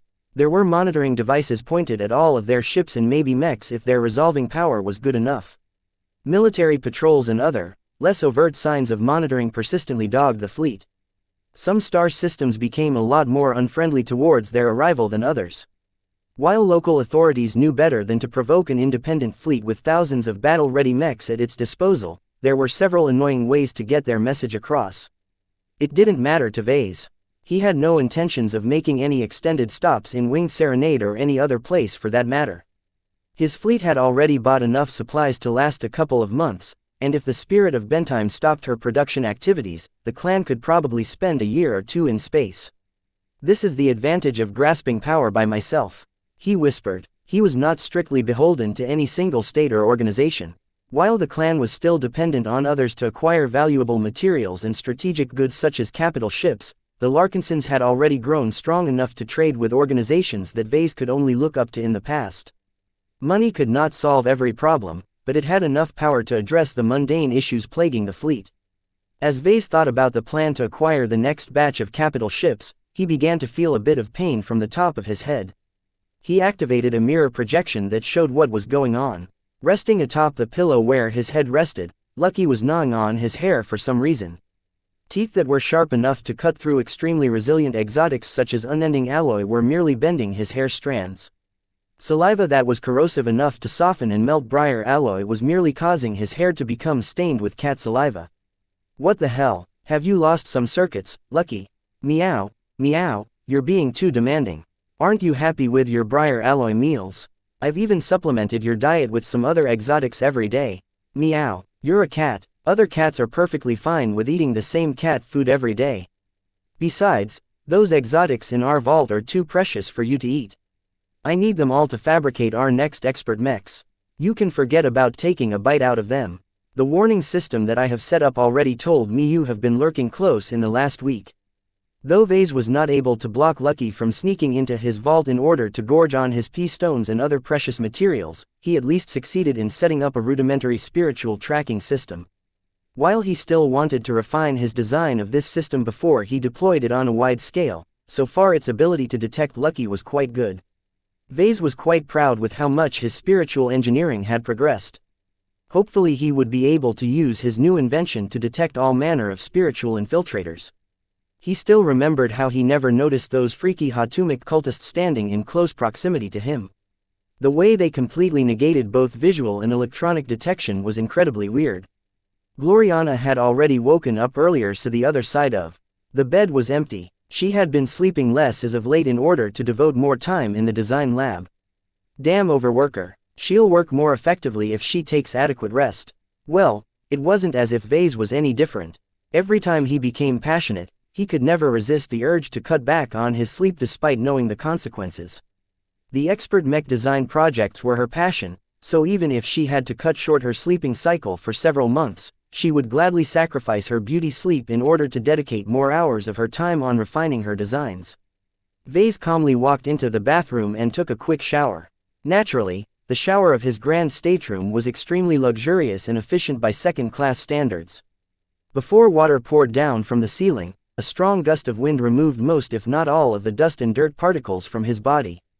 Meow. Lucky, who had followed him inside for whatever reason, got shocked as well, causing him to jump towards the ceiling of the large shower cabin. Seconds later, a shower of cleansing water poured down his body. Soap and other cleaning and perfuming substances had already been infused in the drops, so Vase did not need to grab any soap. Gravitic modules built underneath the shower cabin gently caressed his entire body at once. It was as if 100 invisible hands scrubbed his entire body at once. Even his hair was being massaged by fine threads of force. The shower only lasted 30 seconds at most. Any longer was completely unnecessary as the algorithms running the shower cabin already determined that he had been cleaned to the most optimal state. Any further scrubbing was counterproductive and would lead to health problems down the line. As a quick blast of air and force blew away all of the moisture clinging onto his body, Vase exited the shower cabin and dressed himself in his dignified-looking patriarch uniform. It was not an especially extravagant piece of clothing. Aside from the extra golden filigree and other minor flourishes, it bore a high resemblance to the typical standard service uniform of the Larkinson clan. This was a deliberate design choice. He had no reason to dress himself up too much in front of his clansmen. Doing so would just increase the power distance between himself and his subordinates and make it seem as if he was not truly one of their own. Vase was still accustomed to the somewhat casual and close way the old Larkinson family exercised leadership. There was no need to be overly pretentious in front of the people that had become his new family. Besides, after witnessing many examples of good and bad leadership, he felt that all of the artificial trappings of power were merely icing on top of a cake. If the cake itself was rotten, then it didn't matter how much sugar he poured on top of it. At best, the sweetener would just mask the foul taste. At worst, it would make him misjudge his own situation and believe he was infallible when he had already stumbled. Meow. His indignant cat landed on top of his head again, messing up the neatly combed hairstyle that his grooming bot had just prepared. I told you already, I'm not feeding you with the good stuff. At least wait until our situation has stabilized. It's rather difficult for us to obtain quality exotics when we are constantly on the move. Meow meow. His cat settled on his head as if it was his cushion. Though Vase could easily bear the weight of his metallic pet, it was still an annoyance to go about his day while wearing an irritable cat as his hat. Blinky, do something about it. Get rid of this squatter. A purple blinking cat emerged from his mind. The star cat materialized next to Lucky and attempted to dislodge the protesting gem cat. His black-tipped tail already started to swish in anticipation of another fight. Murrow. Meow. The two cats wrestled against each other while playing King of the Hill. Lucky tried his best to stay on his chosen perch, but Blinky made it very difficult for the gem cat to have his way. Suffice to say, Vase did not enjoy a quiet breakfast. It took half an hour later before a bruised and battered companion spirit returned to his mind in order to recuperate. It seemed that this time Lucky had gained the upper hand. Meow. Lucky arrogantly flipped his tail as he settled back on top of Vess's hair, making it even messier than before. If Lucky was an organic cat, then Vase might have felt a bit worried if his pet would use his head as a litter box. Fortunately, Lucky was a different sort of critter. Vase would gladly present his black, messy hair as Lucky's personal toilet as long as the pet produced as much waste product as possible. Are you at least in the process of forming a new gem in your stomach? Meow. I hope you don't produce another nonsense gem like the Supreme Comprehension one. Although it ultimately helped me out, it also got me in a lot of trouble. I have had enough excitement for a time, so please focus on producing normal gems. Meow. Lucky tapped his paws against Vess's forehead. Vase merely shrugged and went about his day. Just as he started to receive his daily briefing from Gavin, an alarm rang throughout his private office. That's a ship-wide alert. Vase widened his eyes. He didn't have to wait long before someone informed him of the emergency. What is it, General Verl? Someone struck our expeditionary fleet, sir. 5 support ships and 1 combat carrier have blown up. Wait, I'm getting new information. As far as we could tell, our forces are not under attack by any other nearby forces. The space around our current location is largely devoid of other fleets. The most likely explanation is sabotage. The explosions that tore apart the ships have likely been generated by high-yield bombs planted in strategic locations within their hulls. Vase felt his chest grip tight. Who do the vessels belong to? Is it the new Heavenswarder vessels that have recently entered our fleet? No, sir. None of the affected vessels are ours. Verl quickly reassured. 4 of the destroyed ships belong to the Cross clan while 2 hail from the Glory Seekers. All 6 vessels had joined the expeditionary fleet a long time ago. They are not recent additions. Vase frowned in puzzlement.